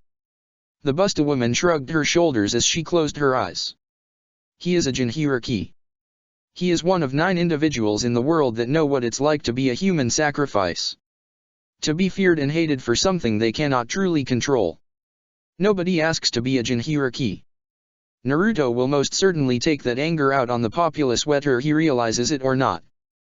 Gurren frowned at the response as she stared at the ground quietly. To be honest, I'm surprised Konoha is still standing. This village treated Naruto like dirt. They forced him into isolation and his watchers ignored his presence. Hiruzen neglected his duties and Jiraiya practically abandoned him. He either doesn't care anymore or is just waiting for a more opportune time. The Busta blonde shrugged her shoulders with a sigh as she opened the doors to the Hokage Tower. The Shodan user did not respond to that statement and dutifully followed her master's lover.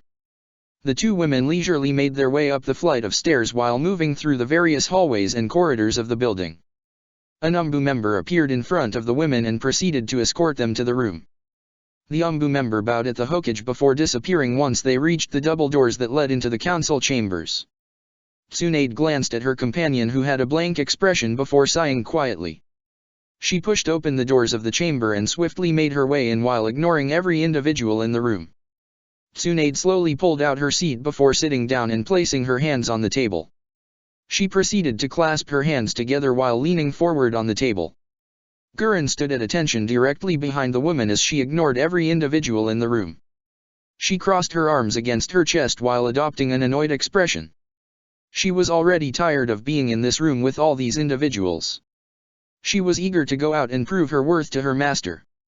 The entire room was silent as each occupant stared at their leader, waiting for her to address them.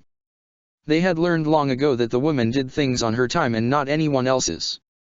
You're all wondering why I brought you here. Tsunade pointed out. And it's more of a formality than anything else because I really don't care what any of you think regarding my decisions as the Hokage. I will say this one time and one time only. The woman proceeded to swivel in her seat before standing up and clasping her hands behind her back. She glided past Gurren, who kept a watchful eye on the woman. Tsunade strode over to the giant window in the room before speaking with a measured tone. You are all aware of the fact that Onoki has stationed several hundred of his shinobi on the border of Sunagakure. He has had them scouting Suna's border for the better part of the past 3 weeks, give or take. It is not entirely troubling, but the Kaze Cage does not have the extra manpower to deal with the encroaching shinobi from IWA. Several seasoned shinobi in the meeting instantly caught on to where the woman was headed. Though they remained silent, not wishing to incur the woman's wrath. But if what she was getting at was any indication. Now, you may be wondering why I'm even saying any of this. If you're not, then you're not smart enough to be in this room, and it's clear I've made mistakes regarding the elite shinobi in this village. Tsunade proceeded to glance over her shoulder as she eyed the entire group of seasoned shinobi before speaking with finality. I will be dealing with Iwa's contingent of shinobi. The entire room was immediately thrust into chaos as several individuals began to exclaim in shock. Several individuals began to protest while others remained completely silent, not showing their support or denial against the woman's desire. Tsunade ignored their outbursts as she directed her attention back towards the window. The woman closed her eyes before silencing the room with a sickening amount of chakra. Her head tilted as her eyes narrowed to slits. Who leads this village? She asked rhetorically. The silence in the room was deafening. Not a single soul was even entertaining the idea of answering the woman's question. Konoha has gotten weaker since Hiruzen's reign. Hashirama and Tobirama lead this village with a clenched fist. Do not question my decisions. Tsunade slowly glanced behind her as she glared at every individual in the room. I did not want to be the Hokage. I did not ask to be the Hokage. I was made the Hokage, by most of you, no less. Do not sit here and question my authority. If you wanted a weak and spineless leader that you could lead around with a carrot, then you should have chosen Jiraiya. My decision is final and nothing any of you say will change it. Do I make myself clear? Tsunade immediately began to head out of the room as she slowly removed her green Haori. If I don't return, then Kakashi is your new Hokage. She proceeded to fold her Haori up before handing it off to one of the Umbu members. Gurren immediately began to trail after the woman as the room descended into silence. Tsunade had one last parting message as she pushed the doors of the room open. Close the gates once I leave the village. No one gets in and no one gets out. Effective immediately. Break. They seemed to handle that, well. Tsunade glanced towards Gurren, who possessed an annoyed expression. The blonde woman grinned in amusement before replying. I don't care if they accept it or not. What I say is law. The Shoton user nodded at the statement before glancing behind her as she spotted several squads of Umbu bounding through the rooftops. How many will follow? None. It is you and I against 1,000 shinobi. They are following to make sure the village undergoes lockdown. Gurren raised an eyebrow before shrugging her shoulders. More blood to color my crystals then. The blonde woman began to laugh merrily as she glanced at her companion. I knew I'd like you. My dearest king has chosen well. Gurren expertly hid the happiness that blossomed in her chest. She still had to prove herself to the woman and to her master. The two powerful women reached the massive gates of Konoha before stopping just in front of the exit/entrance. Nico immediately appeared beside Tsunade as she awaited for the woman to give her orders. Close the gates and enact martial law on the village. No one gets in, no one gets out. Lock down everything. Tsunade glanced towards Yojao, who immediately nodded her head before disappearing. The blonde woman glanced towards Gurren before nodding her head with a smirk. Tsunade's form blurred as she instantly shot off at top speed towards the direction of Sunakagure, with Gurren following shortly after. 4 hours passed by in relative silence, with both women keeping to themselves for the majority of the trip. Their tree-hopping journey had ended almost 2 hours ago and were now traveling along the desert of Suna. Crystal release. Gurren glanced towards Tsunade with a raised eyebrow before nodding her head. I'm the only known individual to possess it, yes. Is there anything you want to know? The Busta woman shrugged her shoulders as her eyes scanned the multiple sand dunes in the desert. That makes 3 now. Gurren frowned in confusion before questioning Tsunade's statement.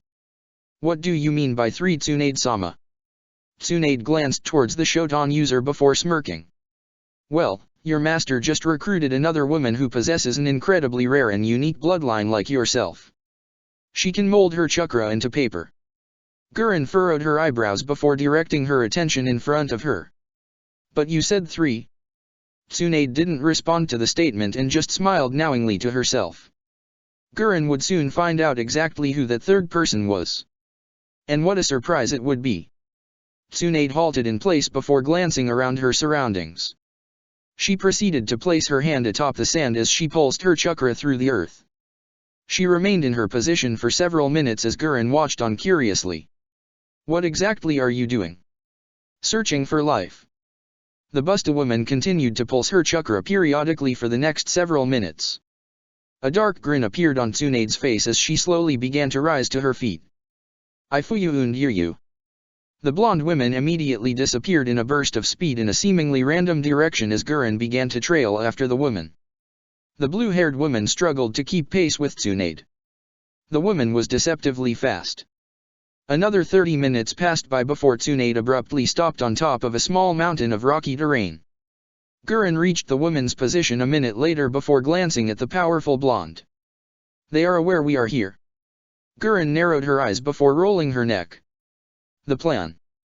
Tsunade's response was to bring her hands together, forming a ram seal and releasing a disgusting amount of chakra. The sheer amount of raw chakra that was being released from the woman caused a shockwave to explode outwards from her position. Gurren grit her teeth as she covered her eyes from the earth and debris that was rocketed from Tsunade's position. She struggled to remain upright as she desperately anchored her chakra to the earth. After an entire minute of constant bombardment from the woman's chakra, the sand around the area began to settle as Tsunade's form was slowly revealed. The green diamond that was usually ever present on her face was now glowing purple.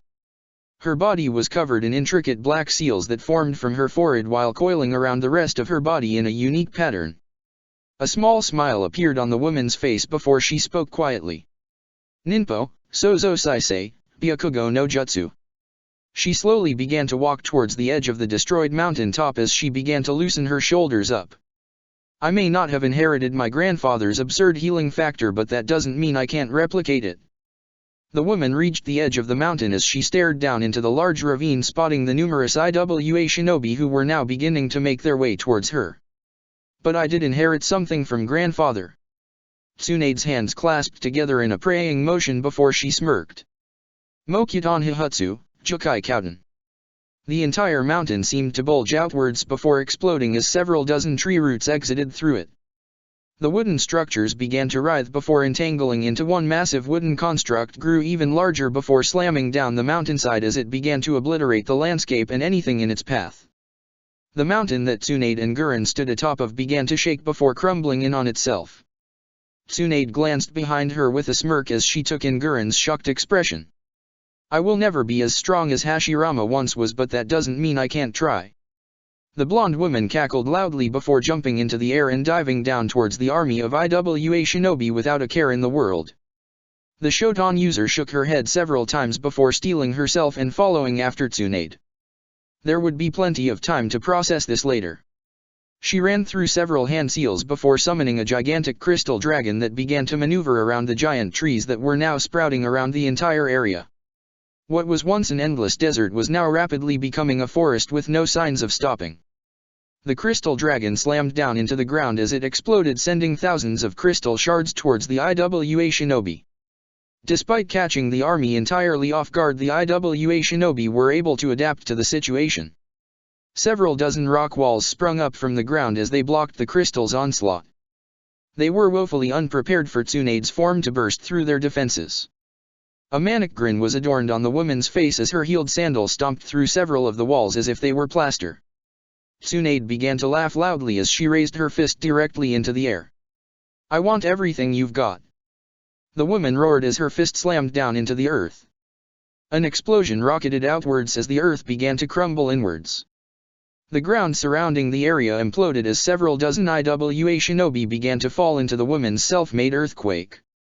The dozens of shinobi who were at the epicenter of the woman's attack were killed instantly from the sheer destructive force from her attack. Wooden vines began to snake out of the earth from the thousands of cracks as they began to ensnare any IWA shinobi they could find. The vines began to drag any shinobi they caught down towards the earth before ripping through their bodies. Call for a retreat. Call for a dash. The random IWA shinobi was silenced as Tsunade's hand wrapped around his face. She began to raise the man in the air as he clawed at her wrist trying to escape. A spear of rock cannoned through the woman's chest from behind as the man continued trying to escape. Her head tilted as she glanced down towards the large hole in her chest. Blood spurted through the wound before she squeezed the man's head, crushing his skull. His head exploded in a shower of blood and brain matter as it painted her body crimson. Blood dripped down Tsunade's entire form as a cruel grin formed on her face. The gaping hole in her chest began to sizzle before instantly closing as if she hadn't just taken a life-threatening injury. Tsunade's honey brown eyes locked onto the several hundred IWA shinobis that now stood before her. She raised her hand in front of her before clenching her fist tightly. Gurren landed beside the woman in a crouch as she slowly began to rise beside the woman. Only one of you will be leaving this desert alive. The remaining IWA army began to slowly back away from the woman as she began to stroll towards them without a single sign of nervousness. If Onoki wants a war, I will deliver him a slaughter. Several IWA shinobi immediately sped through hand seals as hundreds of Doton Jutsus sped towards the women's position. Give me Muur. Chapter 14, The Fall of a Country. Takigakuer is a sight to see. Naruto glanced at his subordinate before rolling his eyes in annoyance. Your sarcasm is not needed, Genji. The sword-wielding Uzumaki just smiled in amusement as he fingered his katana. The hidden village that prides themselves on having never been invaded despite being surrounded on all sides by stronger nations. It is an impressive feat. The eye-patch-wearing man glanced towards the enormous waterfall that shrouded the village with curiosity. Naruto shrugged his shoulders before stepping onto the water and making his way towards the giant waterfall with Genji following a step behind. Taki has never been invaded because they do not possess anything useful. And of the hero water, your majesty. The king of Uzu gestured with his hand as replied. It is not enticing enough, in my opinion. Its effect is more dangerous than useful and there are very few individuals in the world that have the prowess to utilize it and make it better for mass production. I believe that Karen-san has the capability of making it less lethal to the user. I'm sure the thought has crossed your mind. The older man supplied helpfully. Naruto nodded his head slowly as he narrowed his eyes. It has crossed my mind once or twice. It would be a lot of effort to even gain access to it though. The real question is whether or not the benefits outweigh the negatives. Genji shrugged his shoulders as he glanced towards the waterfall. That is why we have the blood prison after all. There are plenty of willing test subjects at your beck and call. The man paused for the slightest of moments before a small smile appeared on his face. They are very slow to react. The king of Uzu crossed his arms against his chest before coming to a stop. The sheer amount of chakra I possess blinds any sensor I come across. They knew we were here the second we entered their border. Had I wanted to, we'd already be inside of the village. I do not feel like causing unnecessary tension and actions, so we will wait. Both men remained in their position for the next 10 minutes as Genji shifted slightly. They must believe themselves too important for us, your majesty. The man's thumb sat just above the sheath of his katana as he resisted the urge to draw his weapon. Naruto opened his eyes for a brief moment before shrugging his shoulders and walking closer to the waterfall with his arms spread out. I certainly have no problem erasing Takigakuer off the map. You test my patience. Fetch Shibuki and inform him that Naruto Uzumaki is here to collect his debt. You have 3 minutes to accomplish this task. The king of Uzu nodded his head as he sensed several presences disappear as they made their way towards the village. He'd get in this village one way or another and he'd take Fu whether they liked it or not. You are very scary when you wish to be. Genji strode up towards his king as he summed up the situation. I have been patient for 3 years. My dreams are but a step away and I have no desire to waste time. He opened his eyes and was greeted with the sight of several Taki Jonin along with Shibuki. The long-haired man stepped towards the Uzumaki duo as he nodded his head towards the blonde Jinhiriki. It has been quite some time, Naruto. He gestured with his hand before making to turn. Come. We will talk in my office. You already know the procedure, Naruto. Naruto and Genji followed the group of Taki shinobi as both Uzumaki members were blindfolded. The group phased through the waterfall before being led through the intricate caves of the village. It took only a few minutes before they reached the actual village and were allowed to relinquish their blindfolds. The king of Uzu glanced around the village before shaking his head. It hasn't changed all that much. Shibuki raised an eyebrow at the statement before shrugging. 3 years isn't a lot of time. The group was silent afterwards as they made their trek towards Shibuki's office. Naruto placed his hands in his pockets as he extended his senses towards the edge of the village trying to locate Fu. She still chooses isolation? He questioned out loud. Shibuki frowned at the question as he sighed to himself. I have tried to persuade her into living in the city but she refuses. She prefers to live in silence. I let her do as she pleases. Several minutes passed by in silence before the group made it to Shibuki's office. Naruto gestured with his hand as Genji responded with a nod. The red-haired man took his position by the door before closing his eyes and tilting his head down. The king of Uzu placed his palm against the man's chest and tapped it twice. He strode past the man before joining Shibuki in the office. My shinobi informed me that you threatened to erase Taki. Was such a threat truly necessary, Naruto? Naruto closed his eyes before sitting down in one of the chairs. I do not enjoy having my time wasted. I wish to be in and out of this village as quickly as possible. Shibuki nodded his head before leaning back in his chair. That much is obvious. What is it that you desire from me?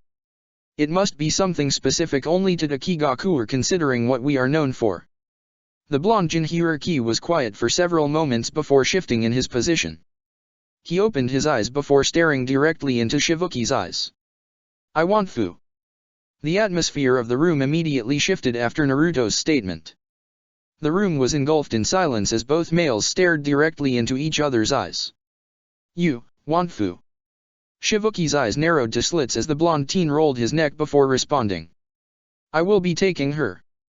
He corrected. Shibuki's elbows came to rest on the wooden table as he was silent for several moments following the teen's statement. He was going to take Fu? Did Naruto truly believe he could waltz into his village and take the girl? You. Surely I have misheard you. You think we will allow you to take Fu? Do you believe that I will roll over and just hand-deliver Fu to Konoha? Naruto shifted in his seat before shrugging his shoulders. Konoha has nothing to do with this. It doesn't matter what you want, I'm telling you what is going to happen. I will be taking Fu and you are welcome to try to stop me. You either let her go peacefully or I topple this village beneath my feet and take her. You have no other options, Shibuki. Shibuki remained motionless in his seat as the teen stared directly into his eyes. He was absolutely serious about this. This was not good. Naruto had been incredibly talented when he and his team had been contracted 3 years ago. Suien had been dealt with rather swiftly due to Team 7's interference. Even after consuming the hero water he was killed shortly after. Shibuki owed the boy for saving this village but to take their Jinhiriki. It was just so asinine to him. Why? Naruto raised an eyebrow at the question before leaning back in his chair and closing his eyes. The Baijuyu are not tools for the elemental nations to use whenever they see fit. Do not think that I am targeting Kigakuer specifically. I will be taking all of the Baijus away and I truly do not care if the world likes it or not. I will tell them the same thing I said to you. You either surrender your Jinhiriki or I will take them by force. I have the strength to do so. Do you have the strength to prevent me from doing so? A tense silence settled in the room as Shibuki inhaled through his nose. He closed his eyes for several minutes as he debated on his answer. Fu was like a daughter to him. He had been her keeper for most of his life. He had taught her the many ins and outs of life.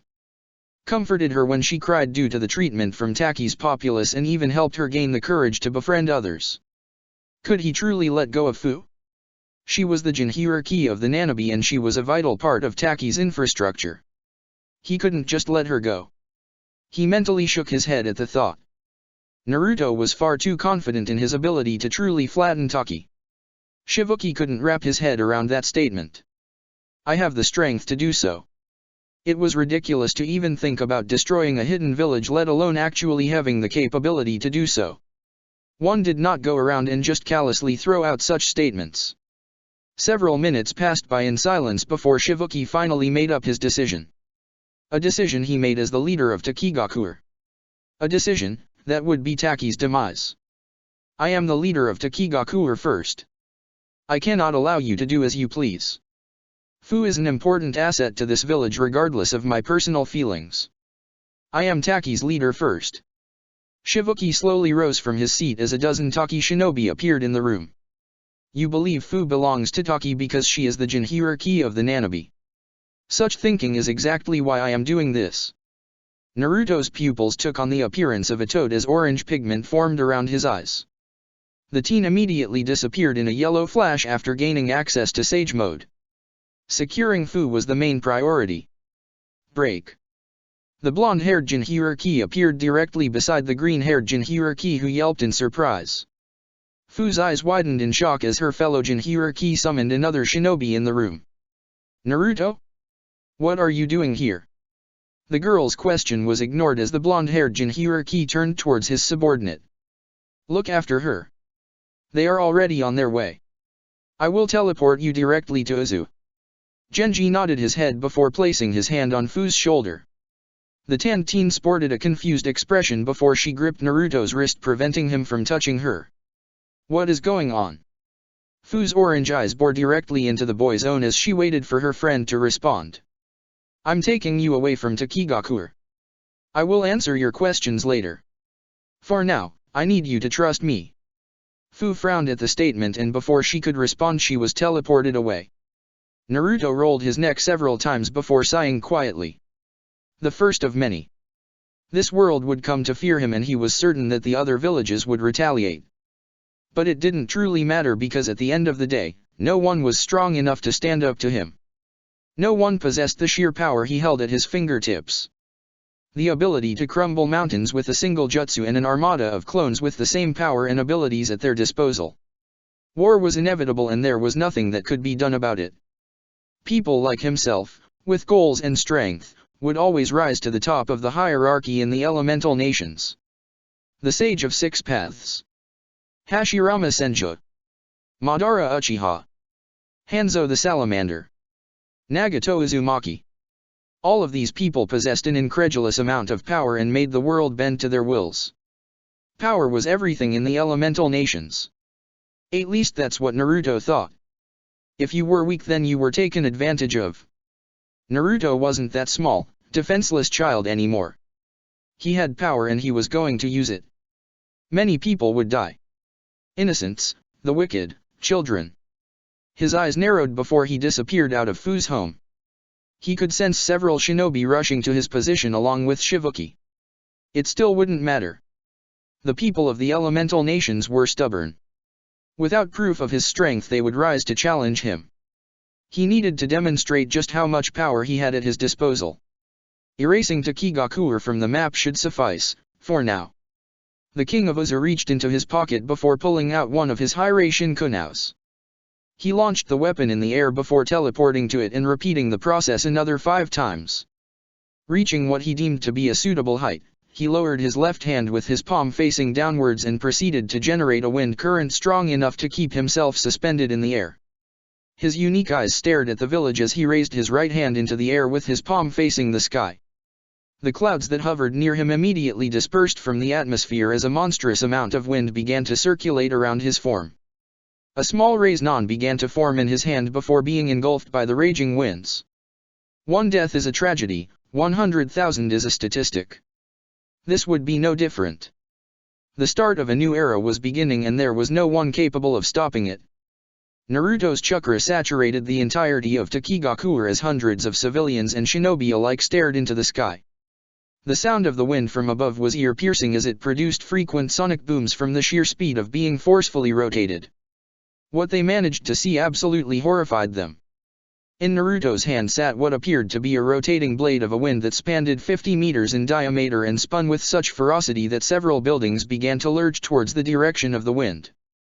Hundreds of trees were ripped from the earth as the wind roared from up above. Naruto glanced towards his jutsu before narrowing his eyes and exhaling. He then proceeded to condense the jutsu before it was little more than the size of his palm. He stared at the atomic bomb that rested slightly above his palm for what felt like 5 minutes before exhaling harshly. Sweat cascaded down his face as he sighed heavily. So much chakra being condensed. He had used a third of his full reserves just to condense it, and his coils were on fire. Testing his capabilities in real scenarios would come to haunt him one day. Even now, he wasn't even sure if the jutsu would be stable enough to reach the ground. His eyes narrowed at the jutsu as he exhaled once more. The sheer destructive force of this jutsu would be felt across the nation. A condensed explosion would be far more deadlier and it would show his power. But this jutsu took far too much energy out of him. Kyuubi Hiraki and Uzumaki he may be, but he didn't have infinite chakra reserves. Maybe condensing jutsus like this one was just him being reckless. Which just meant he needed to get even stronger. Perhaps Konan would entrust the Rinnegan to him. He shook his head at the thought. Things to think about later. He also felt extremely tired. Just keeping his body upright was becoming incredibly taxing. He belatedly realized that he was about to pass out. Perhaps he shouldn't be field testing something this extreme. It didn't matter anymore. The situation was now out of his hands. Today would be a day that everyone in the elemental nations would remember forever. Senpo, Choudama Raisin Shuriken. A peaceful silence enveloped the world as the tiny jutsu slowly fell to the earth. There was no spectacular explosion. No blinding white light that spanned several miles. No screams of panic. No cries of agony. There was simply nothing. Break. The pristine white marble that he had come to associate with the palace filled Naruto's vision as he regained consciousness. He stared at the ceiling of his personal quarters in slight confusion before the memories began to hammer into him. Releasing the jutsu. The exhaustion. The bright light that encompassed his vision before using the Hiration. If your goal was to destroy the country that Taki resided in, then you've succeeded. A familiar voice spoke aloud as his eyes glanced towards the right side of his bed. The beautiful visage of his queen filled his vision as he stared into her honey brown eyes. You've been asleep for an entire week. And you tell me to be careful? How can you be so fucking reckless, Naruto? The sheer anger in her tone was understandable and Naruto wouldn't challenge the statement. Using that jutsu had put him out of commission for an entire week. A week? What a disgrace. All this power at his disposal and he couldn't even control it properly. His anger must have been visible because Tsunade's hand came to rest on his cheek. Her gentle ministrations were heavenly and his anger drifted away almost instantly. You have caused quite the commotion, Naruto. The elemental nations are in an uproar over what happened. An entire country was wiped off the continent. Rumors have been spreading and people blame the Akatsuki. I've ordered Ichi's squad to spread word of the King of Uzu. If you had been more careful, we wouldn't have to rush. Her statement, while true, was still annoying to hear. All this power. I can't even control it. Tsunade could practically feel the bitterness that made up his statement. It was extremely sad on some level. Naruto possessed such a skewed outlook on life that he completely disregards the fact that he alone had completely deleted an entire country. The deaths were being estimated around 100,000. A terrifying statistic if one truly thought about it. Innocent men, women, and even children had been erased. Tsunade had seen and even felt the devastation of his jutsu. The elemental nations were truly terrified. It was such a mind-boggling statement to even say. This world, which was practically painted in blood, was trembling at the thought of someone who possessed the capability of wiping out nations and villages with little effort. Tsunade would have scoffed at the statement, but on some level she was terrified of Naruto. He was a walking atomic bomb. If he truly wished to render the world to ash, then there was little stopping him. But she also knew that he had done this intentionally. He wanted the world to fear him. To fear Uzu. To fear his power.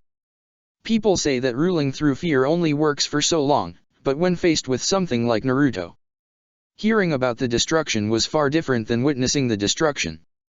The country of Taki was nothing but earth and soil.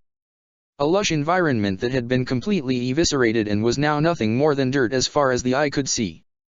The trek between Iwa and Kumo was now nothing more than cratered earth. No rivers, no signs of life, no animals. No life. Tsunade shook her hand as she stared into Naruto's eyes. That blank visage worried her more so now than it used to. What could he possibly be thinking about after doing something so horrendous? Was it said that she knew exactly what he was thinking? She was such a hypocrite. How many innocent people had she slaughtered? How many families did she destroy in her quest? How many horrid things had she done? How many? This world was not for the faint of heart. Someone with aspirations and power would always rule. It was how the world worked. A sad, miserable reality that she helped create. The Busta woman closed her eyes as she gently caressed her lover's face. A soft humming noise emanated from her throat as she stroked Naruto's birthmarks. A tear began to slide down the side of her face as she continued her gentle ministrations. One day this would all be worth it. Break. Naruto slowly rose from his bed as he stretched his sore body. His eyes drifted towards the balcony of his room as he slowly left his bed. The silk sheets from his resting place sliding off his body to reveal his form in nothing more than a pair of boxers. The blonde teen shook his head as he slowly walked towards the balcony. His cerulean orbs stared out at the many buildings that made up Uzu as he thought of what to do now. Uzu was running smoothly. Fu had been secured. Konan was now fully recovered. His chakra coils were now finally healing properly. Things were moving swiftly despite the fact he was rushing his plans.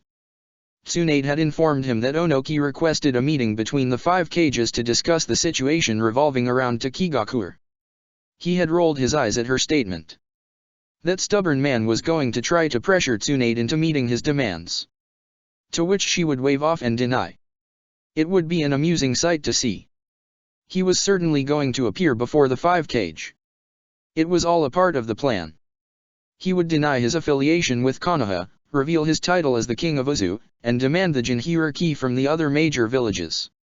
Easier said than done at the end of the day. The Akatsuki still existed and he'd need to launch his crusade against them.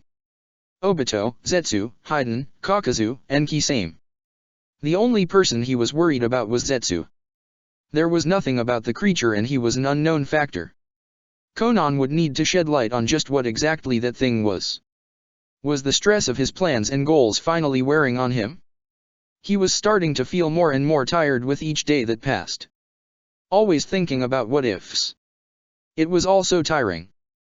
The teen glanced behind him as he felt 2 hands wrap around his abdomen. The voice of his lover invading his thoughts at the same time. Come back to bed. You have plenty of time to think tomorrow. For now, rest. You are not fully recovered. Naruto narrowed his eyes before sighing quietly. He slowly turned towards Tsunade before leaning his head down and staring into her eyes. I am restless. There are still many things we have to do. He was cut off by the woman as she gently placed her lips upon his. Tsunade slowly pulled away from the teen before resting her head against his chest. What is the point of worrying about it? There's no margin for failure, Naruto. We succeed in our plan or we die. Worrying about it will only hinder us. The woman slowly pulled away before grasping the teen's hand in her own and leading him away from the balcony. Now, come to bed. I'm tired. Naruto allowed himself to be pulled by Tsunade as he sighed. She was right, as always. Worrying about the future would only stress him out further and would cause mistakes. The Busta woman dragged Naruto onto the bed before coiling around his body and placing her head against his chest. Her eyes slowly closed as she listened to the beat of his heart. I love you, Naruto. I love you too, Auntie Tsunade. Break. Naruto glanced towards the searing sun as he sighed quietly. Tsunagakure was as dry and harsh as he remembered. The people of Wind Country were tough individuals. Living in this kind of environment would aggravate him. He was used to the heat since he had lived in Konoha all his life, but that constant dryness. Too much. The weather of Suna is something I could definitely do without. Naruto glanced at Genji, who was wiping away the sweat from his face. The sword-wielding Uzumaki had been silent for most of the journey, but it seemed like the heat was finally getting to him. Naruto didn't blame the man. It was pretty awful. Tsunagakure was already in sight and they'd reach their destination shortly at least. Shade would be desirable at this moment if he were being honest. We are nearly there, Genji. But I do not disagree with you. The heat is unbearable. Naruto sighed quietly as Genji fingered his weapon. Will you do the same thing here, Your Majesty? Naruto rolled his eyes in annoyance at the question. Your jokes are not needed. Genji merely smiled at his king as he remained silent. But to answer your question, no. I will tell Gaara what I need from him and Suna will stand. I will also tell him a minor part of my plan. Genji raised a curious eyebrow at the statement. You will not ask for the Ichibai. The king of Uzu shrugged his shoulders as he placed his hands in his pockets. I am already going to be disrupting the Gokage meeting and he is smart enough to realize what is happening. If all else fails, then I can speak with him using a telepathic link privy to only us Jinhirikis. The crimson-haired Uzumaki did not reply, but he nodded his head. The two men were silent for the remaining 30 minutes as they finally reached the gates of Suna. A small squad of Suna shinobi stood at the gate as they patiently awaited for both Uzumakis. The two Uzumakis reached the gate of the village as one of the Jonin strode forward to meet them. It's been a long time, Naruto.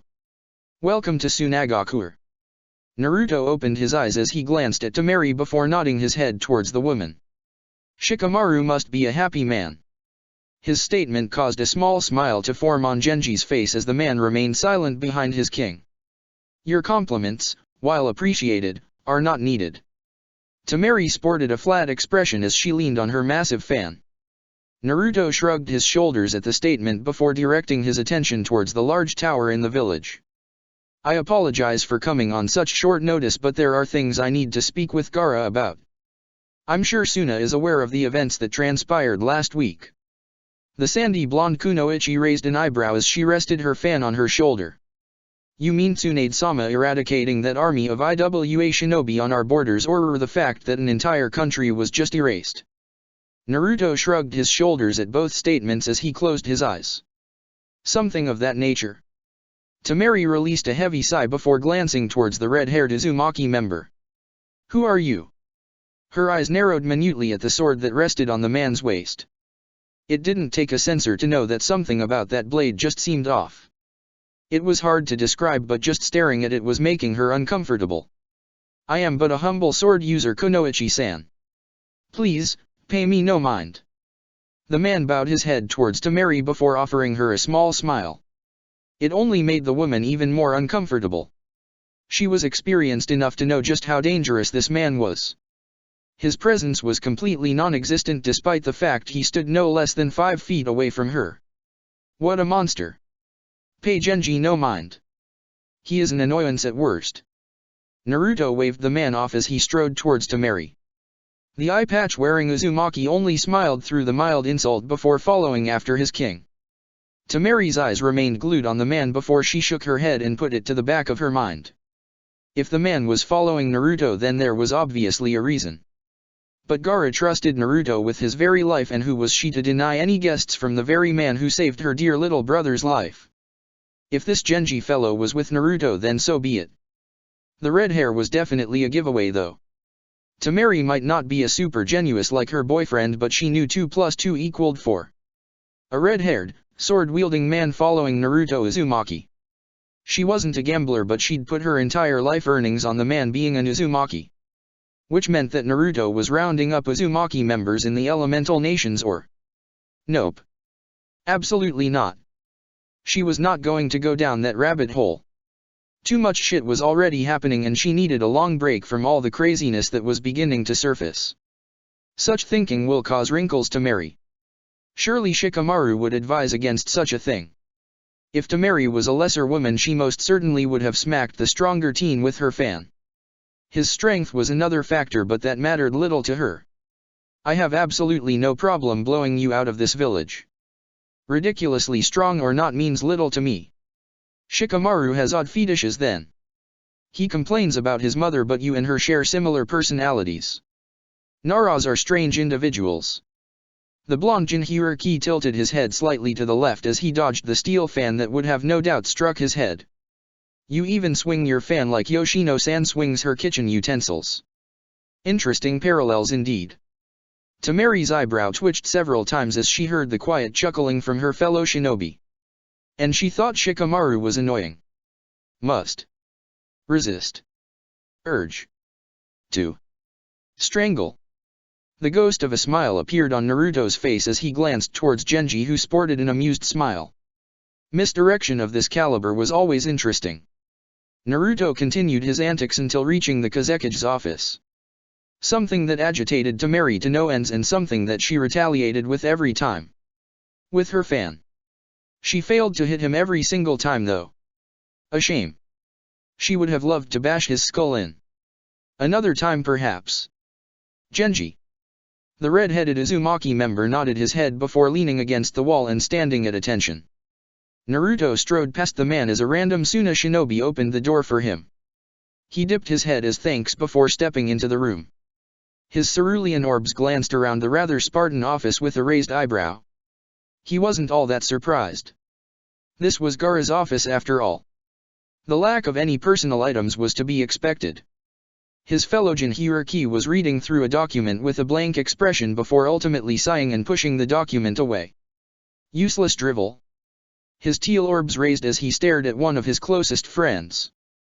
A ghost of a smile appeared on his face as he slowly rose from his chair while offering his hand.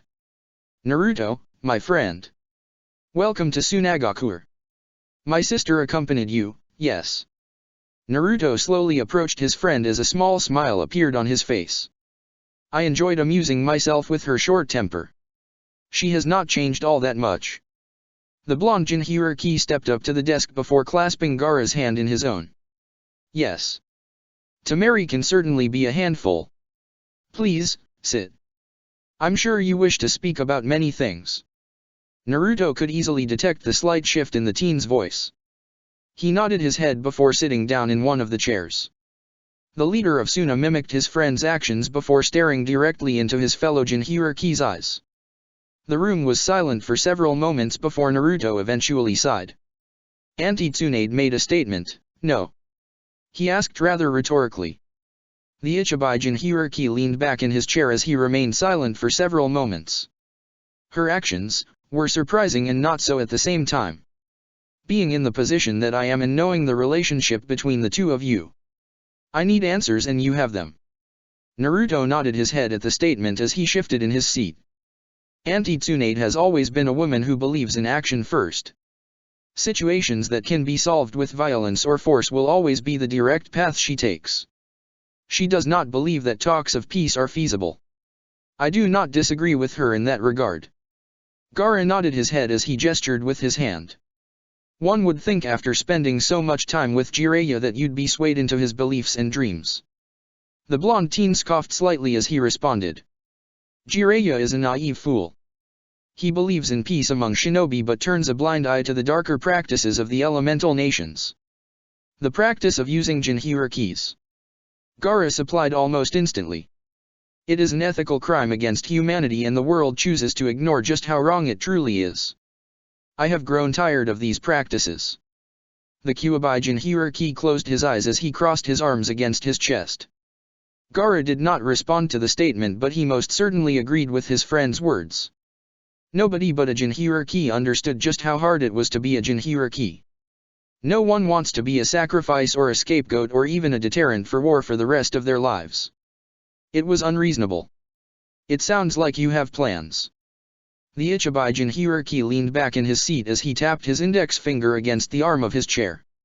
In my position, I am privy to a lot of knowledge about the inner workings of each major village and the rumors that circulate around each of them. Rumors of the king of Uzushiogakure have been drifting around. I consider you my brother, Naruto. I speak to you right now as Gaara no Sabuka, not the Kazekage of Suna, not as a shinobi, but as a close and dear friend. Are you affiliated with this title? Naruto's eyes opened as he stared directly into Gaara's own. He was silent for several momenta before shrugging his shoulders. I am indeed affiliated with the title. Gaara blinked several times in silence before slowly nodding his head. Naruto answered the question as he had suspected, neither confirming nor denying if he was actually the king of Not. Gaara doubted very much so that Naruto would give a straightforward answer. But at least there was confirmation from the teen himself. This was an interesting dynamic considering he was a shinobi for Konoha. Shinobi in only title really. Naruto did not hold any love for Konoha and Gaara was certainly aware of this. Gaara loved Suna even through the pain of his younger life, but he and Naruto were not the same. He had siblings that cared for him even through the psychotic phase of his younger life. Naruto had no one. He had no crutch to fall back on, no sense of normality. It wasn't until Tsunade entered the picture did the boy finally have someone to lean on. What exactly are you planning? The blonde teen raised an eyebrow at the statement before shrugging his shoulders. I seek change. This world has been stagnant for far too long. He did not elaborate any further, but Gaara did not truly expect him to do so.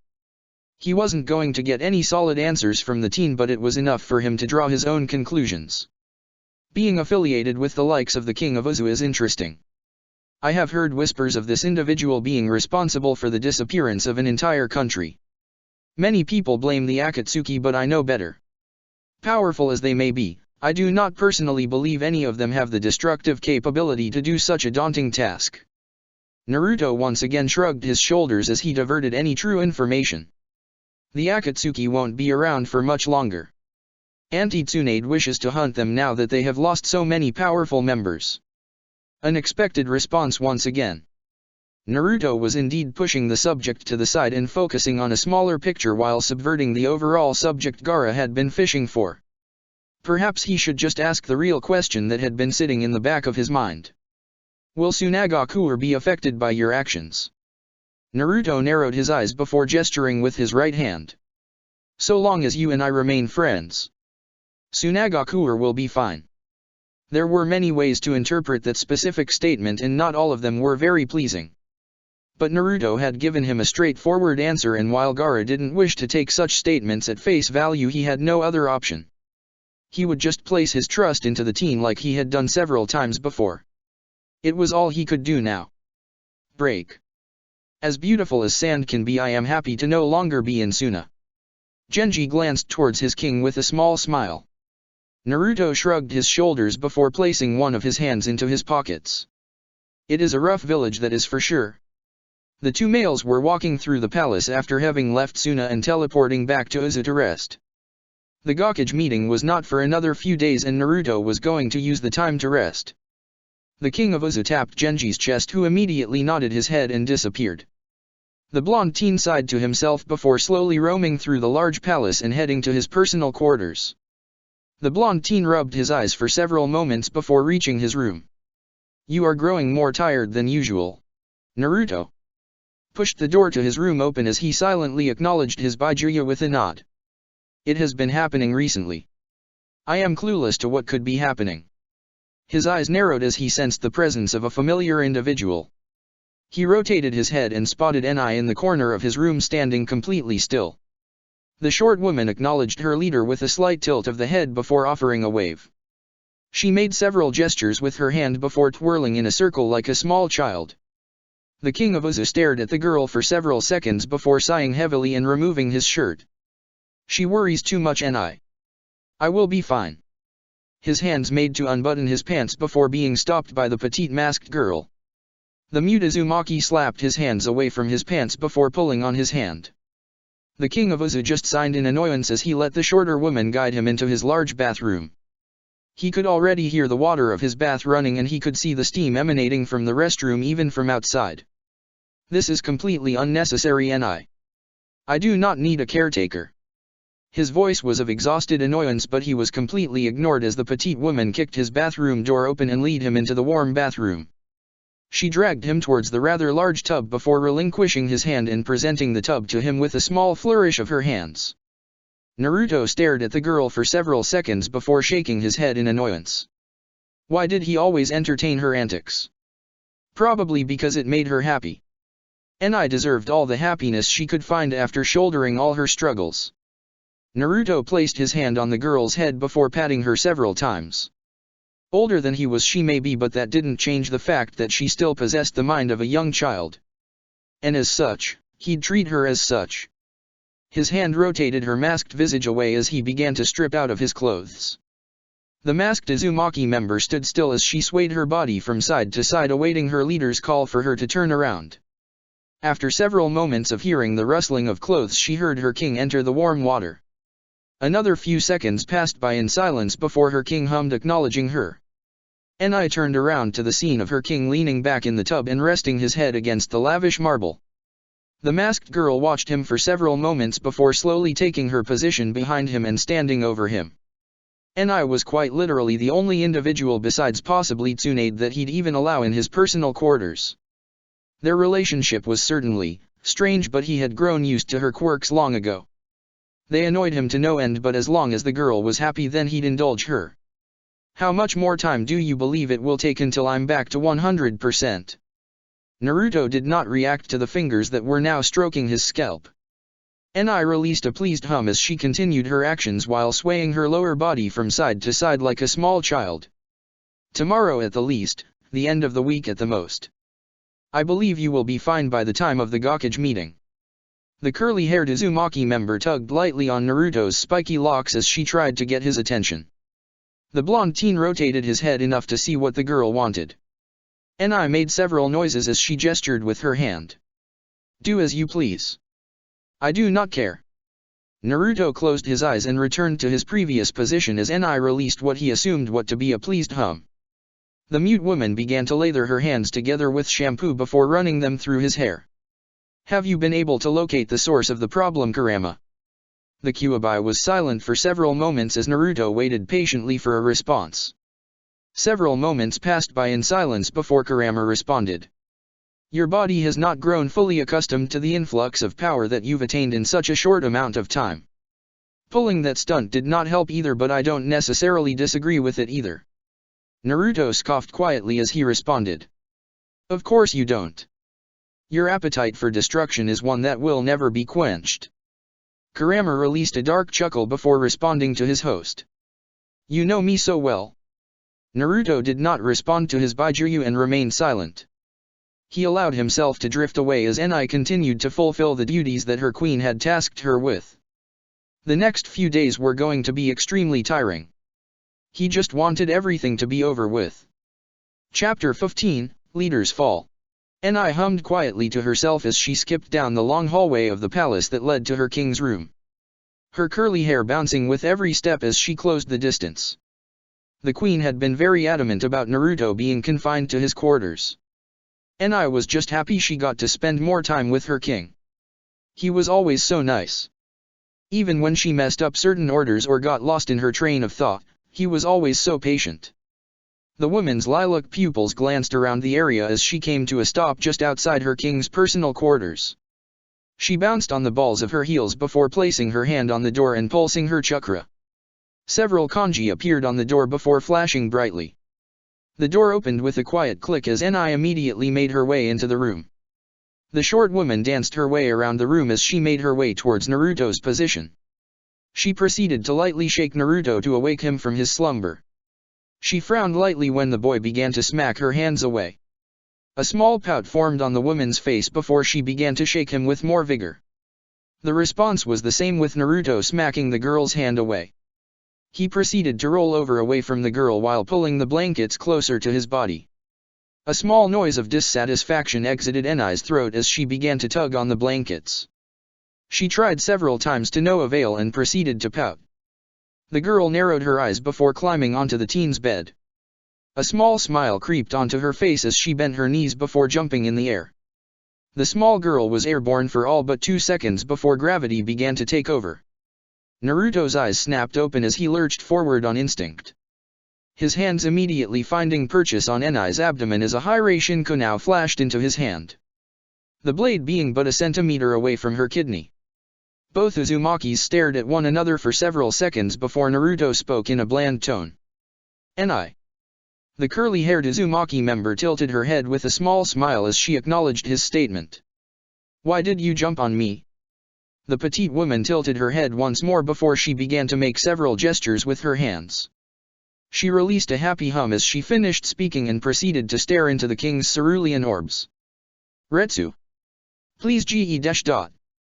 The boy was interrupted by the short woman as she began to shake her head while releasing what he assumed to be dissatisfied hums and grunts. The woman made several gestures with her hand while a large frown marred her face.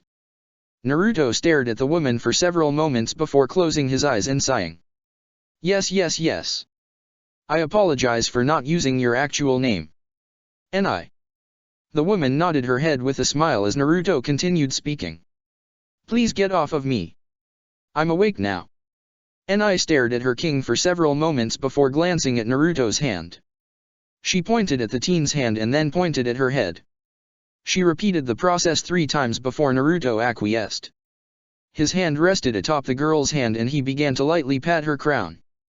Ni sighed in blissful happiness as she closed her eyes while her body swayed from side to side. The king of Uzu continued to pat Ni's head before eventually sitting up in his bed. He stopped patting her head and began to gently move the girl off his body. Naruto rolled his neck several times before rubbing his face while Ni watched him with childlike curiosity. The king's cerulean orbs gazed at the marble floor of his room for several seconds as a small frown formed on his face. Ni. Go fetch me Ichi. It's time I hunt down the leader of the Akatsuki. The woman stared at her king for several seconds before she disappeared from the room. The blonde Jinhyuriki glanced at Ni's previous position before slowly rising to his feet. He began to stretch his stiff muscles and joints before releasing a yawn. It finally dawned on you, did it? Naruto rolled his neck several times before grabbing a pair of pants and putting them on. Disagreeing would make me a liar, so I will just choose not to acknowledge it. Kurama released a dark chuckle before responding.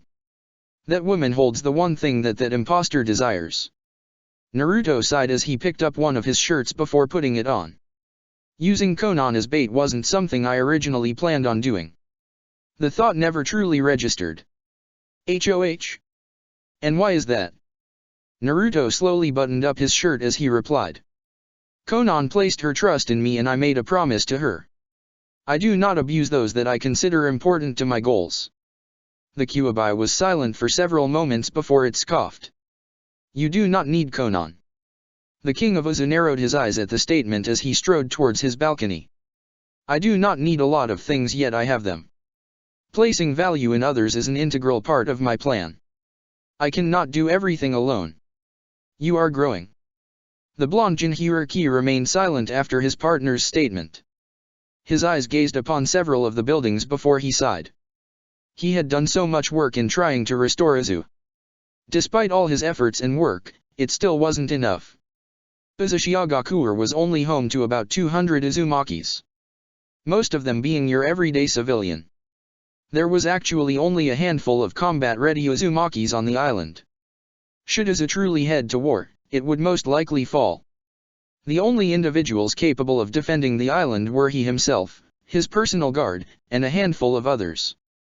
Ichi, Ni, San, and Yun were the protectors of Uzu when he was away from the island. The 4 of them were a force to be reckoned with.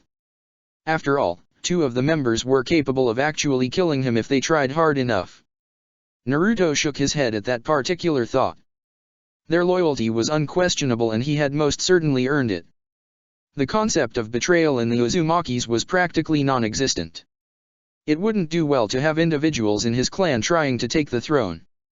He didn't feel like killing family so soon after having brought them together. But he'd do so if it had to come to it. The king silently made his way to the door of his room before slowly opening it and coming face to face with Ichi. Well, face to navel. The woman was incredibly tall. Naruto craned his neck as he stared at the woman before tilting his head with narrowed eyes. His gaze bore into Ichi's with such intensity that the woman shifted awkwardly. What is your exact height, Ichi? The woman averted her gaze from Naruto's as she stared at the wall. Her hands clasping behind her back as she responded quietly. 7 feet, your majesty. Naruto stared at Ichi for several more moments before nodding his head. He made a gesture with his head as he strode past the woman who followed shortly after.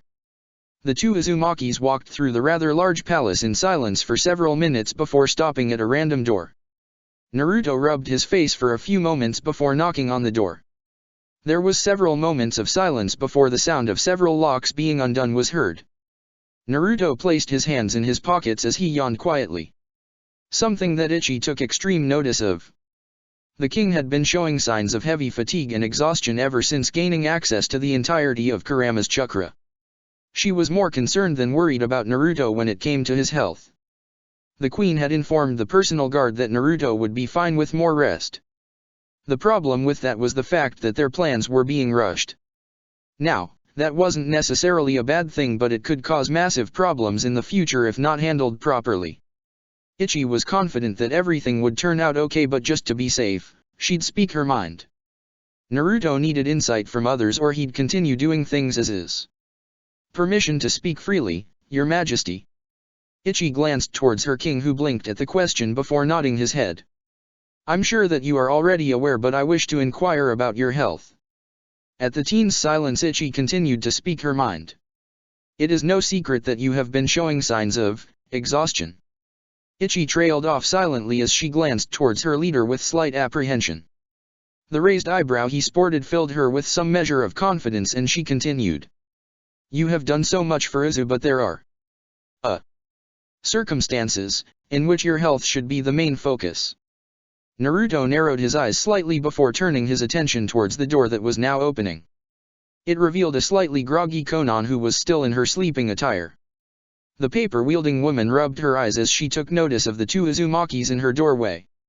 She was not able to inquire what the duo wanted due to Naruto responding to the Amazonian woman beside him. You as well, Ichi? The Jinhuriki sighed quietly before nodding his head.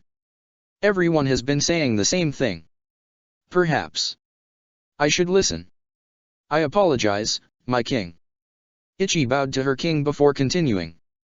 Do not mistake our actions as having doubts in your ability. We are just concerned. There is no need to shoulder all of the weight. Is this not why you created the personal guard? To handle the more tedious parts of the plan.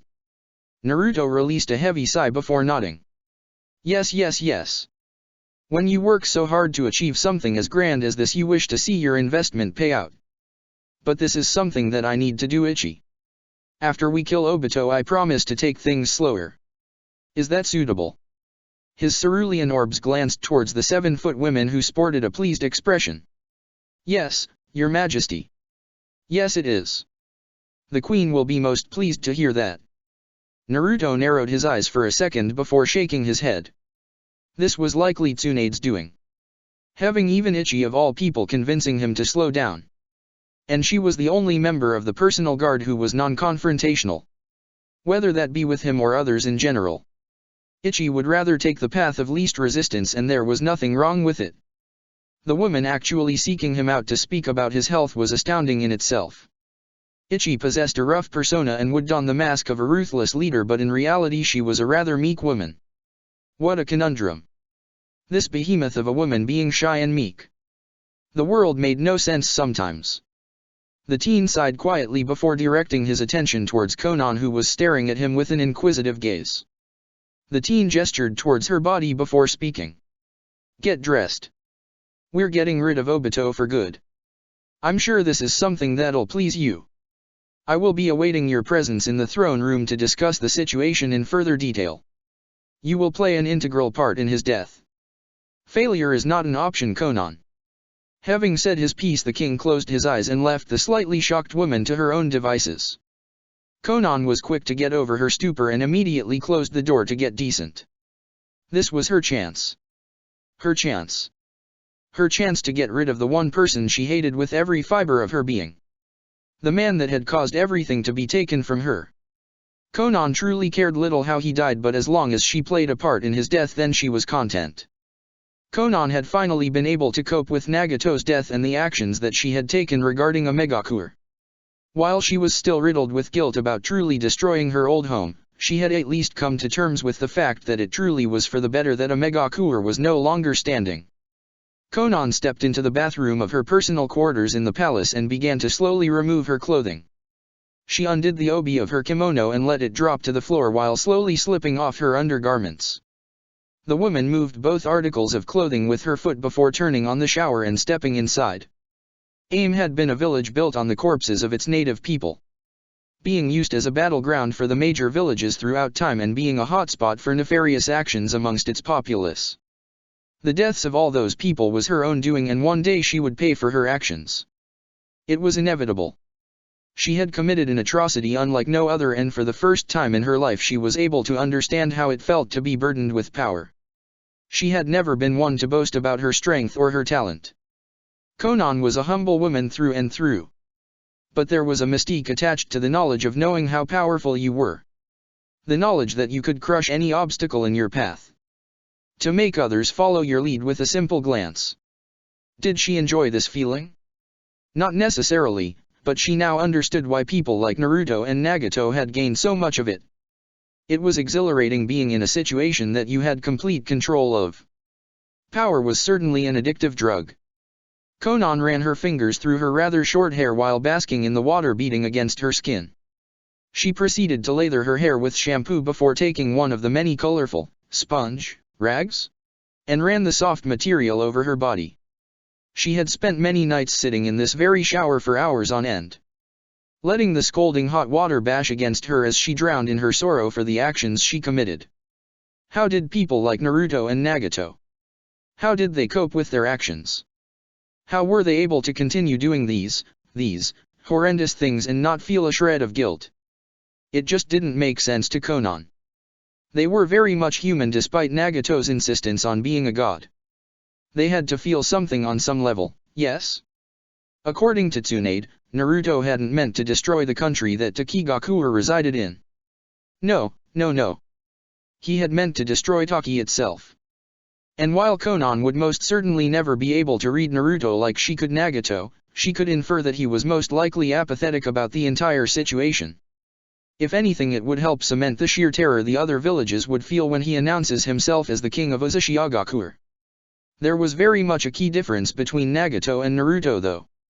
A very small difference, but it was this small detail that changed Konan's outlook on who Naruto is as a person. That key factor being that Naruto was capable of compromising. Yes, more often than not would he give you an ultimatum, but he would still let you decide your choice. This was not an incredibly huge or monumental attribute to his character, but it made him seem more rational. Nagato would not allow his opposition any mercy, nor would he even think about compromising when it came to his goal. Naruto on the other hand had done so numerous times ever since she had met him. He had fed her when she was on the verge of starving, had completely healed her back to full health, had even offered her a home inside Uzashigakure and even allowed her the option of joining him. Konan knew that he had done many of those things to make himself appeal better to her, but it was the fact that he was willing to go to such lengths that truly changed her mind. Konan knew without a doubt that Naruto could have just killed her and took Nagato's eyes. She wasn't an idiot. She was just a child standing before God in that interrogation room. Her body was broken and her chakra coils were fried. There wasn't a single chance she'd even be able to put up a fight with him. But he still allowed her to live. Allowed her to walk around Uza with little surveillance and even offered to aid in her training. It made her question whether or not the teen was as bad as she once assumed. On paper, he was an absolute monster. Killing any who opposed his opinions and going to immense lengths just to prove he would do what he said. But seeing the monster and interacting with the monster were two different things. Naruto was practically a saint when compared to Nagato. It really all boiled down to ethical morality at the end of the day. Something that made her laugh bitterly. Being ethical in the elemental nations. The place where children were forced to go to war to protect their home. She was really starting to see why Naruto was so adamant about shifting the power in the elemental nations. Infants being forced to carry what was essentially weapons of mass destruction just to have a foothold against other villages. It was disgusting. Konan rinsed the soap off of her body before turning the nozzle to the shower head off and stepping out of the shower. She began to dry herself off with the spare towel provided and frowned at the fact that she had forgotten to grab clothes. Shaking her head with a small sigh, the paper-wielding woman left the restroom and proceeded to dig through the drawers of her room.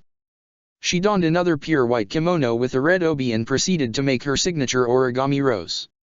Konan placed the paper-like rose into her hair and slipped on a pair of sandals before making her way to the throne room. She walked through several corridors of the palace before arriving at the throne room. She took immediate notice of a maskless Genji who was kneeling in front of the king awaiting his orders.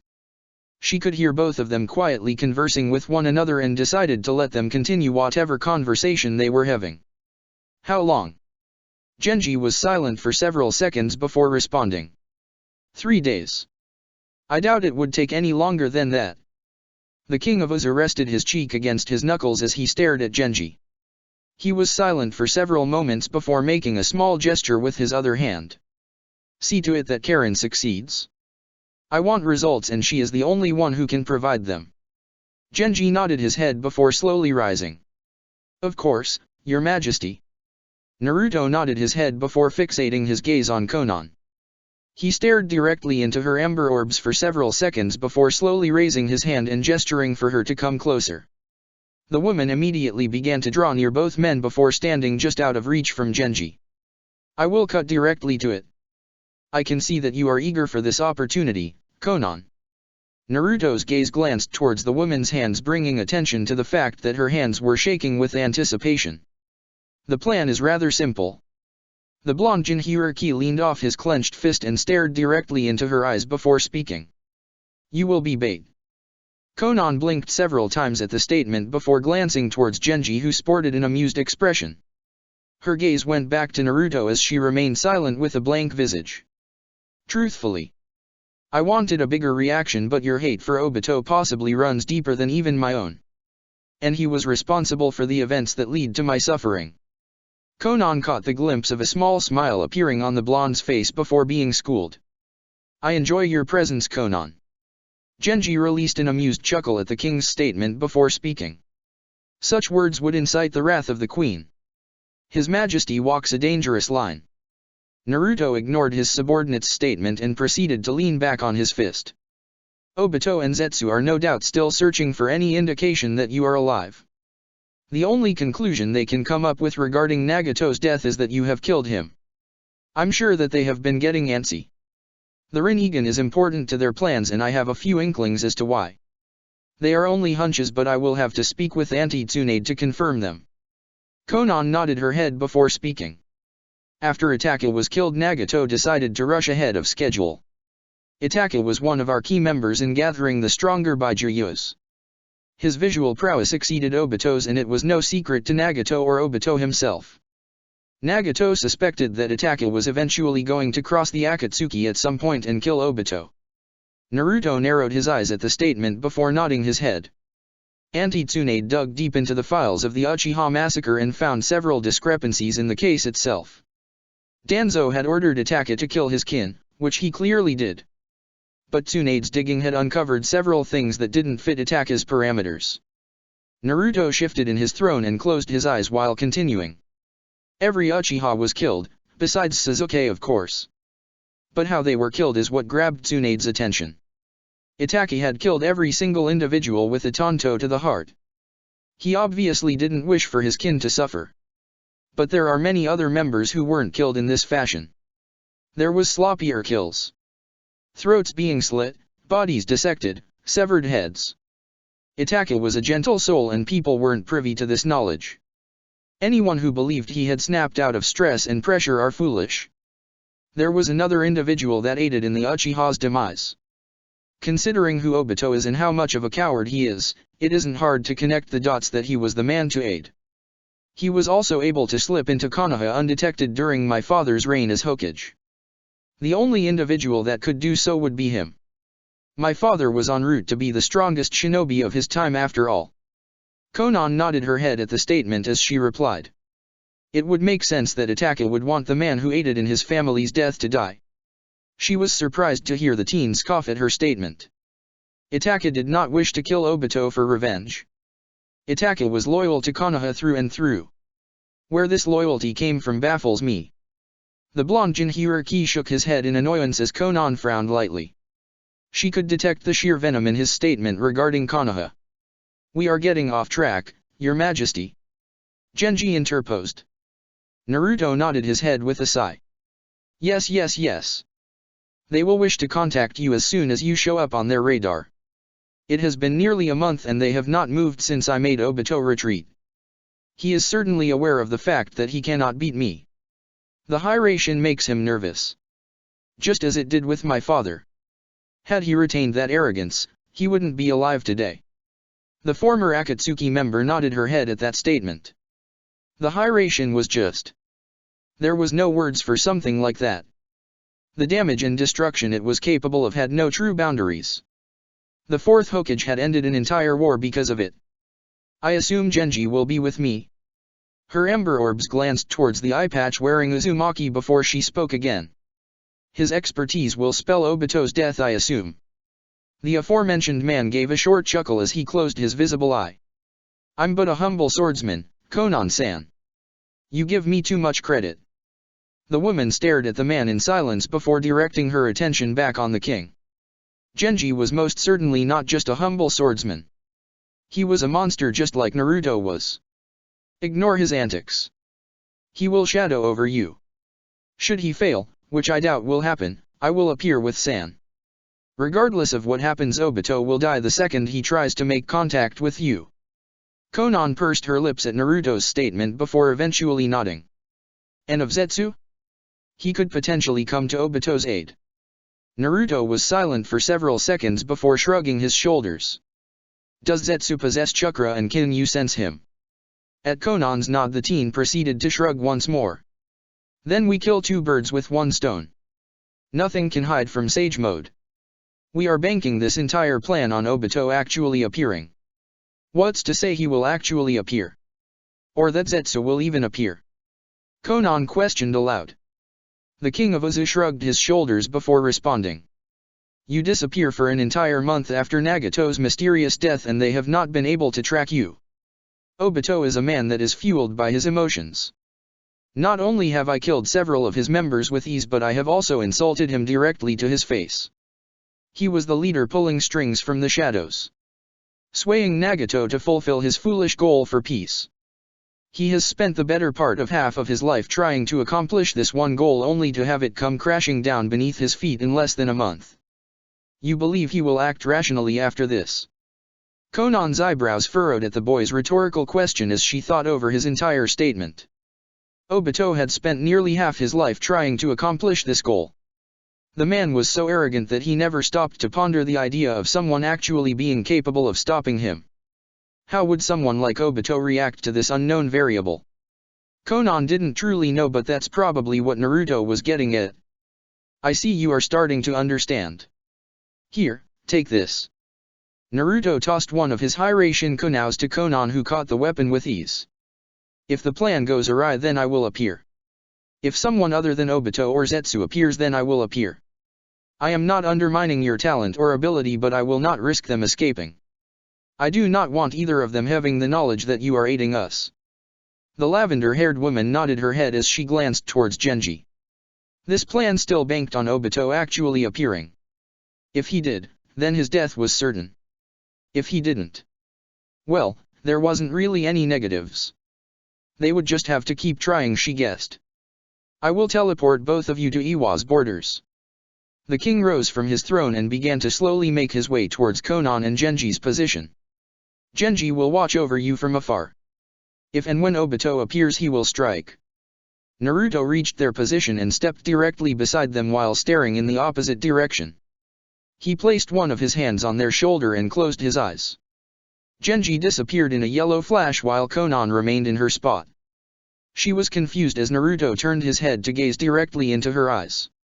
Be safe. There is no reason to take unnecessary risks. Konan blinked at the statement before responding with a raised eyebrow.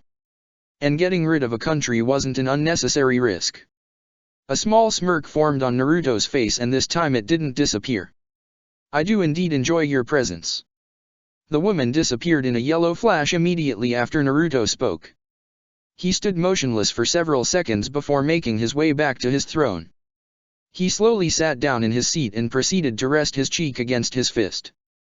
The king sat motionless for several minutes before speaking aloud. An empire is only as strong as its leader. Break.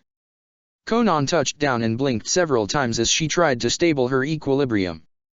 That technique was absurd and crude. You will eventually get used to it.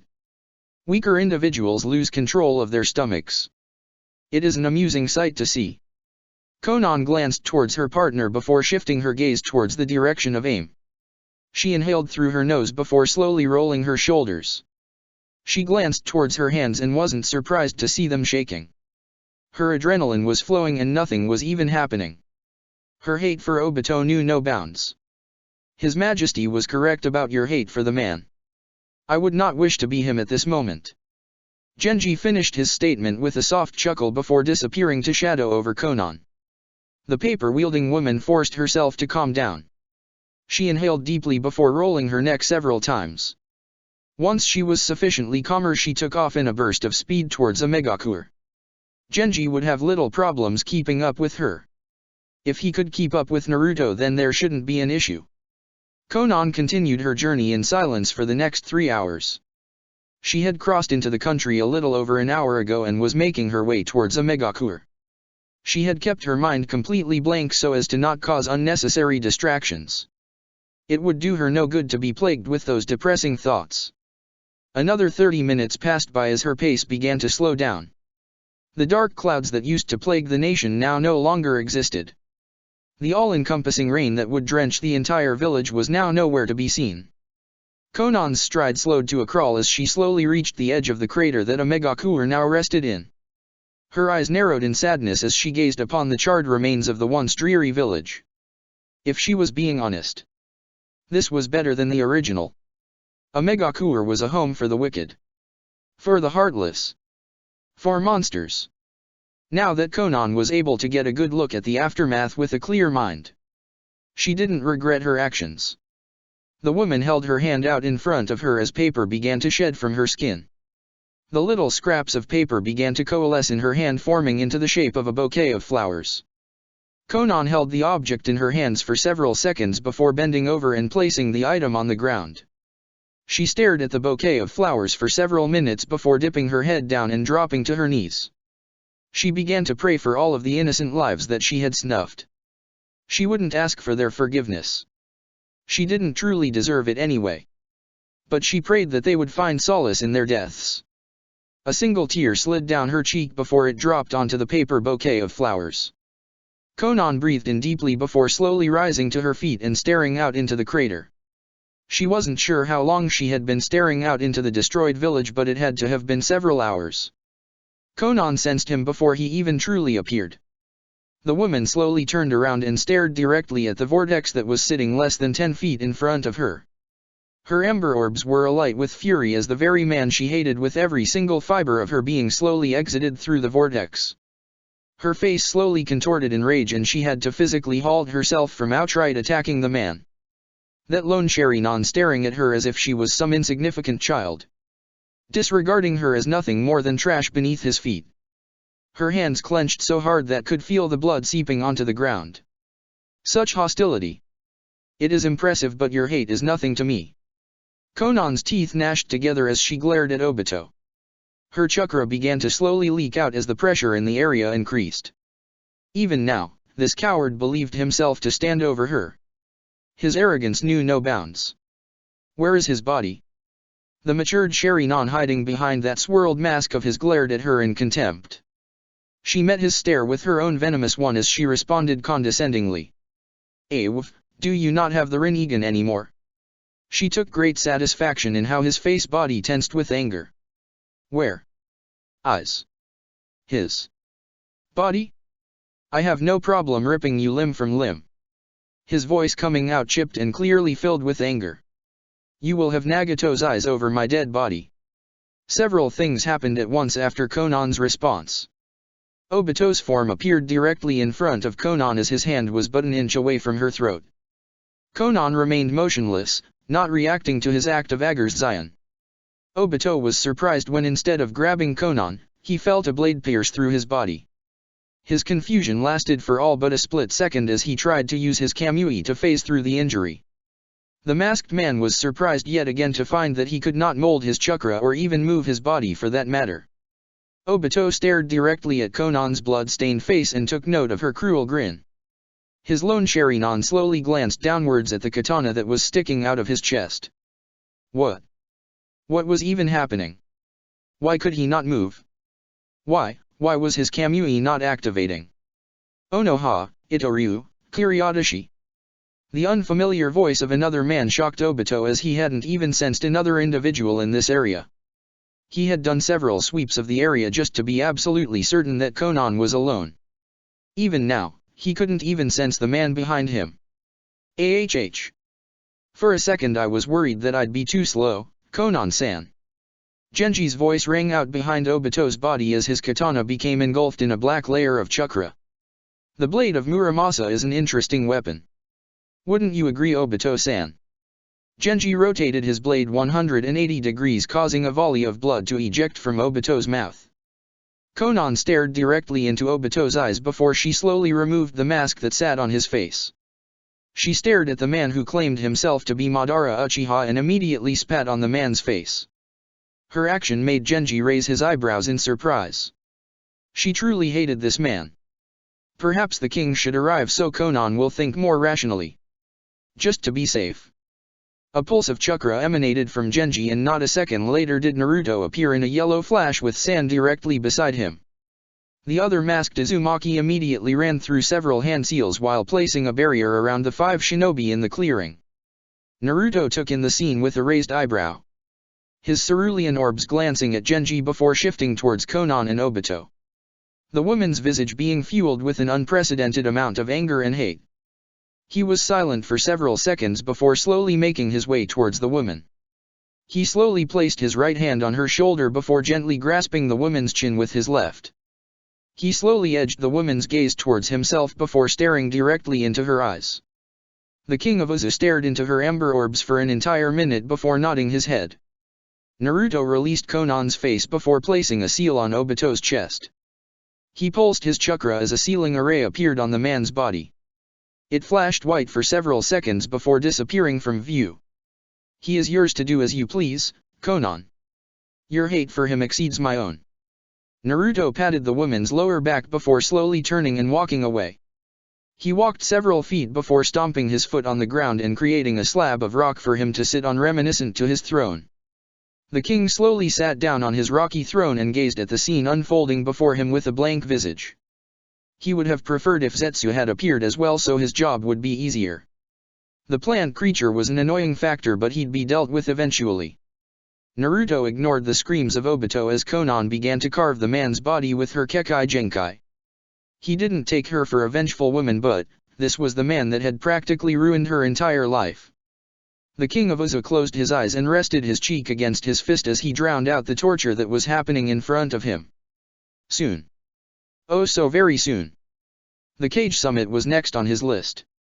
Now that Obito wasn't around to cause unnecessary actions, he could focus his attention on gathering the Baijuya. While it was annoying that Zetsu still roamed around, he was absolutely no match for him or his followers. Auntie Tsunade will be thrilled. He should spend more time with her. He had been focusing a lot his efforts on his plans, and while she wasn't vocal about his attention, he was sure she was feeling slightly neglected. Can't have that now, can we? He'd do something special for her. She deserved it. Chapter 16, Thank You Sensei. The screams of pain had stopped almost 3 hours ago, and yet the distinct sound of human flesh being stabbed and eviscerated resounded through the clearing as the king of Uzu and his 2 subordinates sat quietly, watching Konan dismember Obito's body. Genji had been amused for the first several hours, but it had slowly trickled down into slight concern. Konan had been at this for. The older Uzumaki glanced at the moon before pursing his lips. 7 hours. Surely she would stop soon, yes? There was quite literally nothing left of the man's body. What was once a human was now no more than ground beef. Body parts slung here and there with a pool of blood surrounding her. The woman had been absolutely vicious with her torture. San glanced towards his leader before speaking. My king, should we stop her? The masked Uzumaki member spoke with a soft tone as he gazed at the former Akatsuki member. Naruto opened one of his eyes before glancing at the masked Uzumaki. It is getting late. His cerulean orb glanced at the night sky for several seconds before he shrugged his shoulders. The Jinhuriki slowly rose from his rocky throne and made his way towards Konan's position. Naruto slowed to a stop before placing one of his hands into his pockets and gesturing towards the woman. My Hiraishin kunaus have yet to be stained like my father's, but I'd say you are getting fairly close. His words made the lavender-haired woman pause for several seconds. Her grip on his kunao tightened for several seconds before she eventually dropped the weapon into the pool of blood.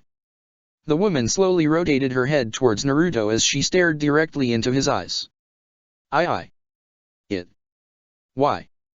Naruto stared at the woman for several seconds as he took in her appearance. She was painted in blood, and had it not been for her unique eye color, he probably wouldn't have even recognized her. Her lavender hair now resembling the color magenta due to the prominent amount of blood in them. The king of Uzu unbuttoned his white shirt before slowly slipping it off. He crouched down beside her and began to wipe the blood off her face. His white shirt quickly staining due to the copious amounts of blood on her face. Konan remained completely still as the teen wiped her face clean. Like a helpless babe she sat silently, waiting for him to finish what he had started. She didn't bother pulling away. Her body ached from the hours upon hours of torture she had inflicted. Naruto balled the bloody shirt up before throwing it to the side. While Konan's entire body was still painted with blood, her face was at least recognizable now. How do you feel, Konan? Several emotions circulated in those amber orbs as she remained quiet, contemplating his question. How did she feel? She felt like absolute shit.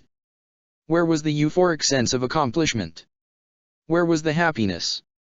The vindication of having killed the man responsible for her suffering? She had just killed the man that had ruined her entire life. The man that had brainwashed one of her closest friends. The man that had completely changed the Akatsuki's original goal. The man that ruined everything. Why wasn't she happy? Why? Her voice choked as tears began to well in her eyes. Why? Why? Why? Why? Why?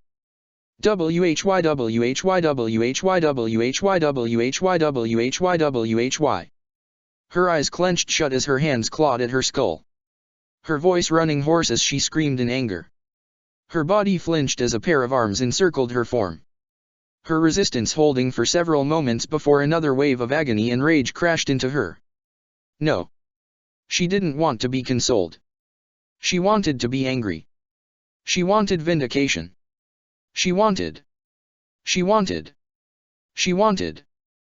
wanted to go home.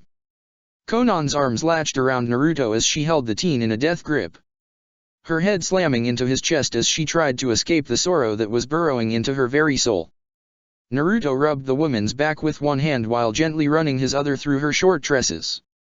He ignored the blood that was now staining his unprotected chest. It didn't really matter to him anyway. His cerulean orbs strayed downwards as the woman's body spazzed several times. Revenge. It was such a fickle thing. Konan had hated Obito from the very beginning. Not for a second did he believe otherwise. Her reaction was all the proof he needed. Naruto wondered if this is how Sasuke would have felt had he been able to truly accomplish his goal of killing Itachi. Would he be happy with having slain the man who caused him such pain and sorrow? Naruto had seen what revenge could do to people. How it could change them, how it could control them, how it suffocated them. He didn't wish to follow in the footsteps of those who became consumed by their quest for vengeance. While Konan hadn't necessarily been driven by her hatred of Obito, she wouldn't have minded killing him for the actions he had done. Naruto continued his ministrations for several seconds before sighing softly and speaking directly into Konan's ear. It's getting late. Come, let's get you cleaned up. When the woman failed to respond, he slowly shifted her body back inside in slight annoyance. She had fallen asleep. Great. He sighed once more before shaking his head and shifting her body once more. He hooked one of his arms under her legs and lifted her up. Naruto sighed once more before addressing his subordinates. Come. We're heading back to Uzu. Break. The throne room was completely silent as Kara pushed the large marble doors open. Her amethyst orbs gazing upon the beautifully crafted throne before settling on the man occupying it. She stared at her king for several seconds before slowly exhaling and making her way towards the foot of the marble throne. The king of Uzu was in his traditional resting position as he remained completely silent, ignoring his surroundings. Kara reached the foot of the throne before she slowly kneeled to her king and placing her left hand on the marble floor. Her head tilted down before she spoke with great reluctance. "We have a problem." Several seconds passed by in silence as Kara's gaze remained on the floor of the palace. Sweat began to form on her forehead as she felt the king's gaze center directly on her. She forced her body to not flinch under those powerful eyes of his and remained silent, awaiting for his response. "Repeat your statement." Kara swallowed heavily as a stream of sweat dripped onto the marble floor. "We have a problem, Your Majesty." Naruto narrowed his eyes before speaking. "What is this problem that we have?" "I formed the Uzumaki personal guard for a reason." The sword-wielding woman licked her lips nervously before responding. "NI has informed me that Uzu may be compromised." The silence that followed Kara's statement was nothing short of terrifying. The dread that was swelling inside her breast made the experience all the more horrifying. "May be compromised?" Interesting.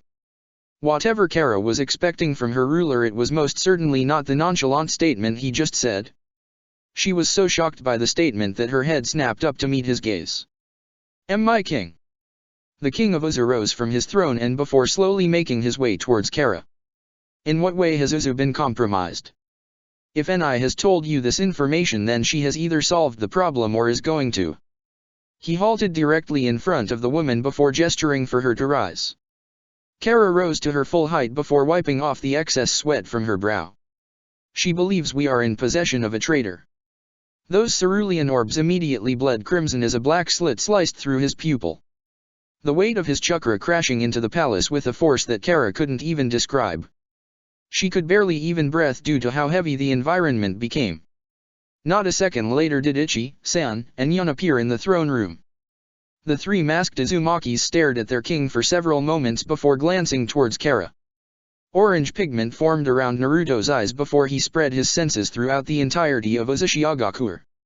He sensed every single individual on the island within a second and proceeded to cross his arms. He spoke with a tone so harsh that it made Kara cringe. "Kurama. Who is it?" The four Uzumaki members remained completely silent as their king stared directly at the entrance of the palace. The Kyuubi was silent for several moments before it spoke with slight amusement. "You would need to round them all up. Sensing the negativity is the easy part. Pinpointing it after the fact is impossible. I have no problem questioning every single Uzumaki on this damn island. The amount of work I've done for this village and its people. They will be made an example of." His crimson gaze settled on his personal guard before he ordered them to gather every single Uzumaki in front of the palace. The three members glanced towards one another before disappearing to do their task. Those inhuman orbs settled on Kara, who immediately stood at attention. "Speak with San after every Uzumaki has been questioned. If the traitor managed to leave the island, they will be hunted down." Kara bowed to her king before disappearing to aid the others in their task. Several seconds passed by in silence before Naruto immediately lashed out in anger. His fist struck one of the many pillars in the room as an explosion of rock and mineral blasted through the palace. Naruto clenched his fists so tight that blood began to drip on the pristine marble floors. His teeth pulled back in a vicious snarl and he proceeded to destroy two more pillars with his bare fists. Why? Why? WHY. A traitor. Someone had the audacity to betray him. He had rebuilt this entire island from the ground up. He put his blood, sweat, and dreams into Uzu. And someone believed they could just destroy it. Absolutely not. He gathered all these people. He restored their hope. He did it. Everything. Uzushiagakuer only existed because of him. The marble around Naruto exploded as his anger magnified tenfold. His chakra spread throughout the entire island as every Uzumaki cringed at the anger being forced on them. "You need to calm down, Naruto. This anger is going to blind you. Breathe." Naruto glared at the floor silently as he tried to curb his anger into the ground and listen to his partner. Kurama was absolutely right, and while Naruto wanted nothing more than to release this anger, he had to be the leader of Uzu first. The blonde teen closed his eyes before unclenching his fists and taking a deep breath. He repeated the process for several minutes and was finally able to curb the rage swelling inside his chest. He massaged his temples for several seconds before making his way towards his throne. Naruto leaned against the lavish throne and just stared at the ground in silence. He knew she was here, but he ignored her and continued to stare at the floor while projecting a cloud of anger around him. Naruto? What has happened? The king pursed his lips before acknowledging Konan's statement. We have a traitor. The woman's eyebrows furrowed as she stared at the king in muted shock. A traitor? Inuzu? Who would even think of betraying Naruto? The Uzumakis were people who believed in family above all else. Everything an Uzumaki did was for the betterment of Uzu and its people. Forsaking your family in Uzu was like betraying your god. It just didn't happen. Have you betrayed Uzu, Konan? Konan blinked at the question before shaking her head. I have not. His crimson orbs pierced her very soul and she had to fight the urge to flinch under them. After several long moments of silence, the teen closed his eyes with a low sigh before resting his cheek on his clenched fist. I will enjoy finding this traitor. Break. Tsunade rolled her eyes for what felt like the 20th time as she listened to Jiraiya rant on and on about how she dealt with Iwa's forces.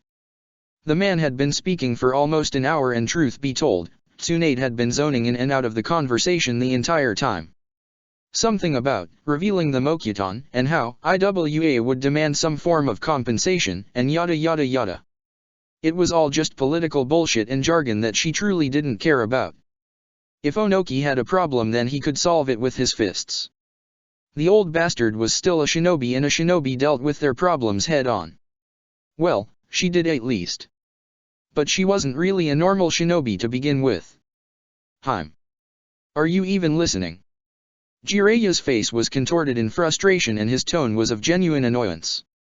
The blonde Senja blinked several times before waving her hand in a so-so gesture. She was most certainly not. The Toad Sage gave an exasperated groan as he massaged his temples. Why do I even bother? Tsunade shrugged her shoulders and began to examine her nails.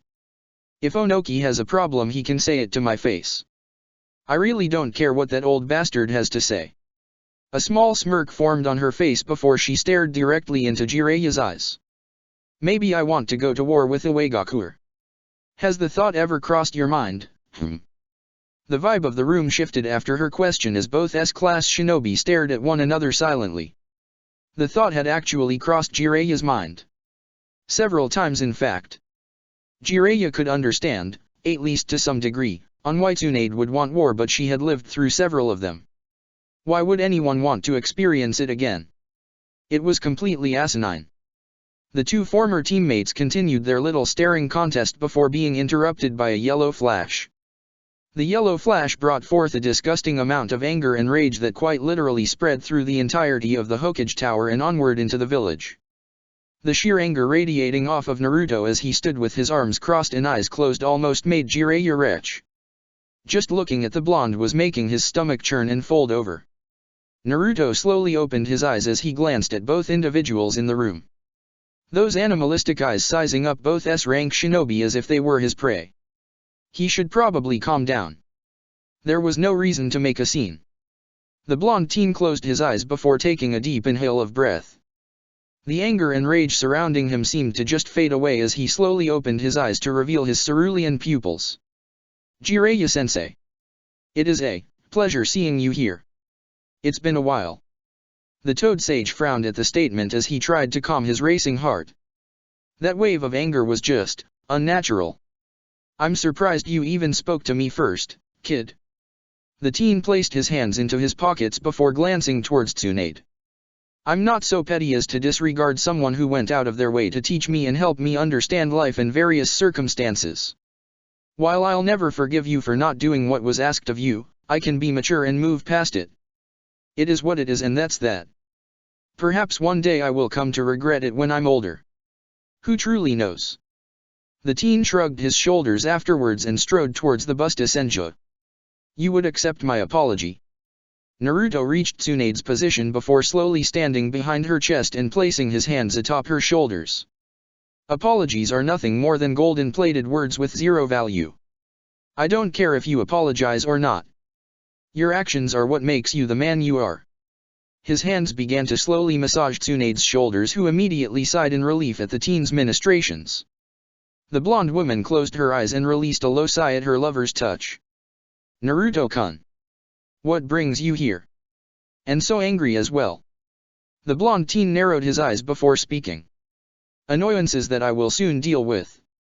Tsunade was silent for several seconds before nodding her head and leaning into the teen's touch.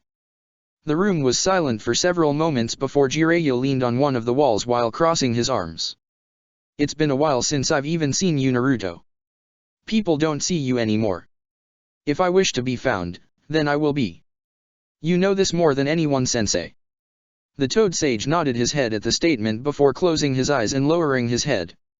Even when in Sage mode, you were invisible. An impressive feat. Naruto opened his eyes and pinned his sensei with a blank stare. If I wish to be found, then I will. I can be anywhere I want with the Hiraishin. He knew exactly what Jiraiya was fishing for and there was no reason for him to extend the bait. Everyone in the elemental nations would know exactly who he was very soon. The older male pursed his lips before shrugging his shoulders. A beacon is never extinguished unless forcefully put out. The teen released an annoyed sigh before caressing Tsunade's neck and speaking. I will see you at home later tonight, Auntie Tsunade. I have no desire to be interrogated for information. Naruto stared into Jiraiya's eyes before slowly tilting his head down and placing a kiss on the woman's cheek. He immediately disappeared in a golden flash after his actions. The blonde Senju released an aggravated sigh before opening her eyes and staring at Jiraiya. Must you be so annoying? Why does everything have to be 20 questions with you? Have you ever tried having a normal conversation with Naruto? One that doesn't revolve around the philosophy of war and women. The perplexed stare that the man sported only further annoyed Tsunade. You do realize that Naruto isn't Minato, correct? The tone of her voice hardened as she pinned the man with a sharp gaze. As similar as those two men are, they couldn't be any more different if they tried. You need to open your damn eyes, Jiraiya. I'm so tired of trying to explain things to you. You're a grown-ass man who's lived through 2 wars. Act like it. She shifted in her chair before resting her cheek on her palm and speaking. Get out of my office before I lose my patience and physically kick you out. Tsunade was silent for several minutes before reaching behind her shoulder and taking the note that Naruto had left for her. Her eyebrows furrowed at the note before she grit her teeth and crushed the paper in her hands. This day was just getting shittier and shittier. Break. Tsunade paced the living room of her home as she waited for Naruto to appear. Her hands were crossed against her chest as she glared at nothing in particular. Why was this happening? Why? A damn traitor? Of all the shit to happen. Is there any confirmation that a traitor even exists among the Uzumakis? Tsunade turned towards Gurren, who was leaning on one of the walls with her arms crossed beneath her bust. The blonde woman stared at Gurren for a second before narrowing her eyes and replying. Ni is one of the most dangerous shinobi in the elemental nations. She is quite literally the jack of all trades. There's a reason we keep her on Uzu. The blonde woman continued to pace around the room while speaking. Ni not only possesses the abnormal understanding of Fuinjutsu that all Uzumakis have, but she also has access to the Kongo Fusa and the Kagura Shingon. Naruto has stated that Ni's understanding of the Kagura Shingon is so vast that she can rival his ability to sense emotions on a finite scale. She is incredibly important to Uzu as a whole as well as to Naruto, who has taken it upon himself to be her older brother. If Ni suspects there is a traitor in Uzu, then there is a traitor in Uzu. Gurren furrowed her eyebrows at the explanation before gesturing with her left hand. That doesn't really explain how she knows there's a traitor. The emotion sensing thing isn't reading people's minds or anything. The scoff that left Tsunade actually shocked Gurren. Like I said, her understanding of the ability is something that's never been seen. She can sense your emotions and even your intentions. Everything about your very being is displayed to her. Gurren blinked at the statement before shaking her head lightly. That's just cheating. Despite the anger coursing through her body, Tsunade laughed at the woman's statement. To some degree, yes. But the world isn't fair, my dear Gurren. The Yamanaka can quite literally walk in your head, the Uchiha have pseudo precognition and lots of other bullshit abilities, and your former master was basically immortal. A gimmick of course, but immortal nonetheless. Gurren had to give the older woman that one. The world wasn't really fair and all sorts of abilities existed in the elemental nations. Well, If she can sense negative intentions, then why hasn't the traitor already been caught? Does the girl not have the ability to pinpoint the person who possesses them? Is she unable to distinguish peoples? Chakra. Tsunade closed her eyes with an annoyed huff before sitting down on her couch. As gifted as she is. No. Ni does not actually have the capability to turn off said ability. She is constantly sifting through people's emotions and chakra signatures. Every day, every hour, every minute, every second. That is another reason Naruto keeps her in Uzu. We don't want to take unnecessary risks with her, and adding on the fact that she has a fragile mental state. The only time she's ever allowed to leave Uzu is when Naruto's personal guard are patrolling the outer regions of Uzu. A flash of gold interrupted the two women as Naruto appeared with a splotch of blood on his cheek. He wiped the mark of blood off of his face with his thumb before glancing at both women. The teen nodded his head towards Gurren before making his way towards his lover. You are a lot calmer now. Naruto sighed quietly as he took a seat beside his lover. He immediately grasped her hand in his own and leaned back into the couch. I went hunting. The blonde woman raised an eyebrow at the boy's statement before shifting closer to him. Her blonde locks resting atop his shoulder as she soothingly caressed his hand. Any leads? His fingers curled as he scoffed quietly. We have a lead. The person fled from Uzu several hours before Ni informed Kara. I doubt they got far. I've sent the royal guard to track them down. Despite the seriousness of the situation, Tsunade couldn't help but respond with an amused tone. The royal guard, eh? Had Naruto's eyes been open he would have rolled them. It is a work in progress. The blonde Senjo just responded with an amused hum as she cuddled against her lover. Gurren was silent for several moments before speaking towards her master. Do you wish for me to aid in the search? It is not necessary, but I will not stop you if you wish to join the others. The Shoton user nodded her head as she replied. I want to be useful. Naruto was quiet for several seconds before sighing and beckoning the woman over. She did so without hesitation and was immediately teleported away once Naruto's hand touched her. Tsunade was quick to speak once Gurren disappeared from the room. What's wrong? Something else is bothering you, and it isn't about the traitor. Naruto's nose curled in annoyance as he sighed. Your ability to decipher my mood at any given point is very annoying. Yeah, well, your ability to dodge questions is also annoying. The Busta woman proceeded to prod the boy's chest while continuing. So start talking. Naruto exhaled through his nose and remained quiet for an entire minute before eventually speaking. I'm just so tired. He began to rub his eyes with his other hand and continued. I'm now becoming hyper-aware of the fact that I am a leader. People are depending on me now. This stress is something I've never felt before. He released an agitated grunt while sitting up in his seat. All those women, men, and children in Uzu. Their lives rest atop my shoulders. I don't know what to do. I didn't think it was going to be so difficult. I've hid behind my apathy for so long that whenever I do feel these emotions, they just... His hands clenched in frustration as he shook his head. I just want this to be over already. Tsunade's eyes softened as she stared at her lover. She gently pulled the boy's head towards her bust and began to comb through his spiky locks. A soft smile appeared on her face as his arms enclosed around her. This was an unexpected reaction. Naruto had never been one to show vulnerability even when she had gained his trust. Any problems that couldn't be solved with his fists were usually pushed to the side and ignored. The fact he was willing to display something he perceived as a weakness was astounding. It was such a stark contrast to the man she had been talking with several days earlier. The one who had killed thousands upon thousands and acted as if it was just another day. The very same man who was now single-handedly pressuring the entirety of the elemental nations. What is it that you truly want, Naruto? Before the teen could even think about his response to the question, she continued to speak. I don't want to hear what Uzu wants. I don't want to hear what the king wants. I want to hear what Naruto Uzumaki wants. Several minutes passed by in silence after her question, and she was content with the situation either way. If Naruto refused to answer the question, then that was okay. She wouldn't hold it against him. I want to feel happiness. Break. Tsunade stared at her green Haori jacket for several minutes before sighing quietly and putting it on. She slightly adjusted her gray top before exhaling heavily.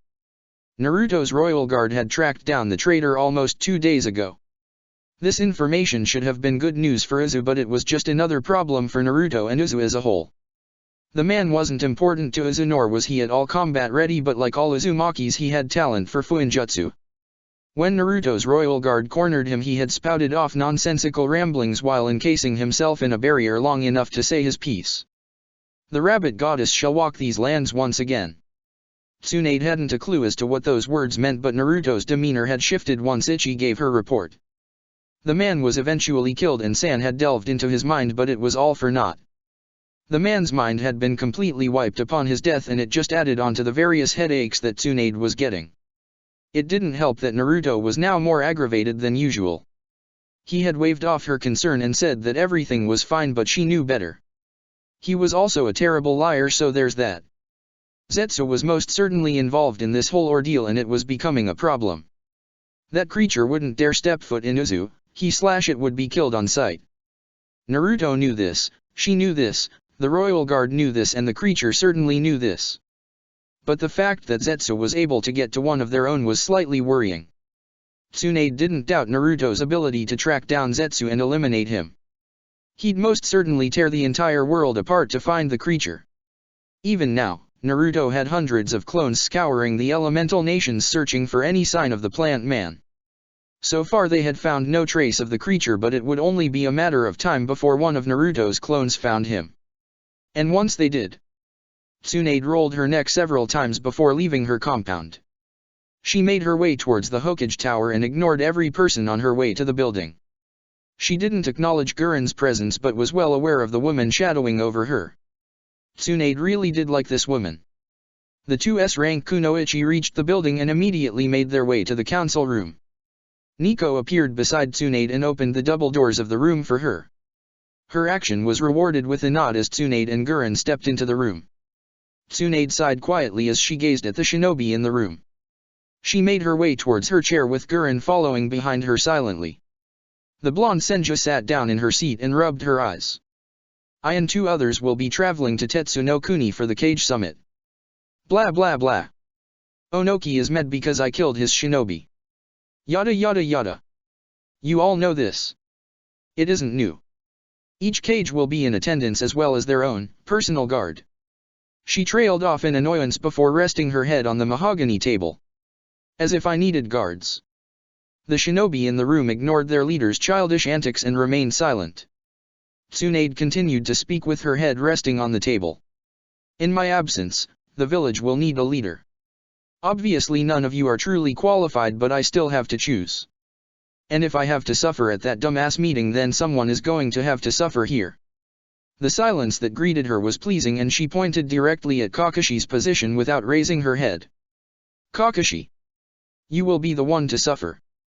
I have left plenty of paperwork for you. Be grateful that Shizune has marked what to sign off and on. The tired sigh that released from the masked Jonin filled her with great amusement. As for the shinobi that will accompany me, Jiraiya and Guren. That particular statement caused several eyebrows to raise. One would think you'd choose Naruto-san and be done with it. Tsunade raised her head off the table and glanced at Shikaku. Bringing a Jinhira key is forbidden, and while I don't care about the neutral territory of Tetsu no Kuni, I'd rather not have more annoying problems to deal with. The Kaze Cage may be in possession of the Ichibai, but he is still the leader of Suna and therefore is allowed to attend. The Nara clan head accepted the answer and closed his eyes with a quiet yawn. What will be discussed at the meeting, Hokage-sama? The woman glanced at Hayashi Hayaga before shrugging her shoulders. Onoki called for a neutral meeting after Takigakure was erased from the map.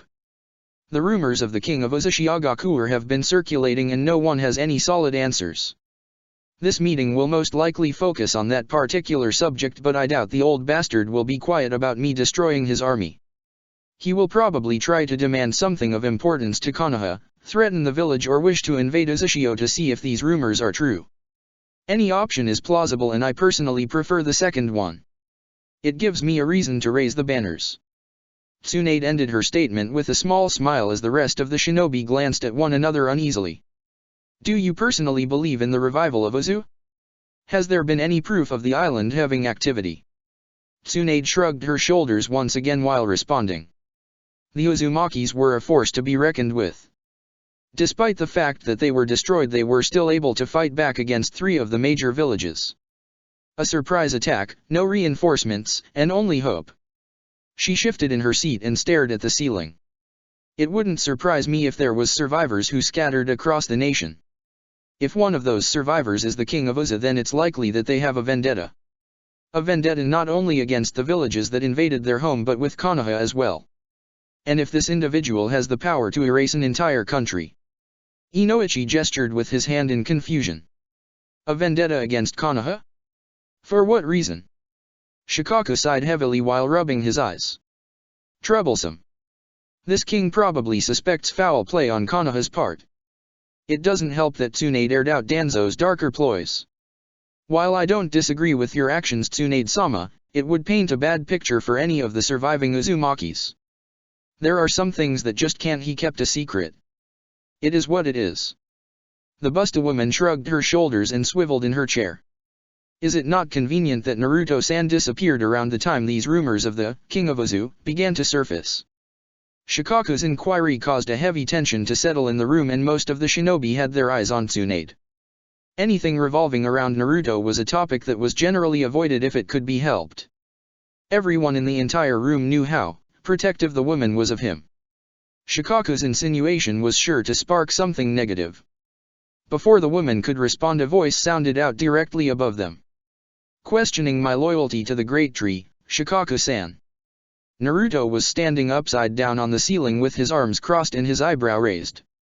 He stood there for several seconds before dropping down and landing silently behind Tsunade.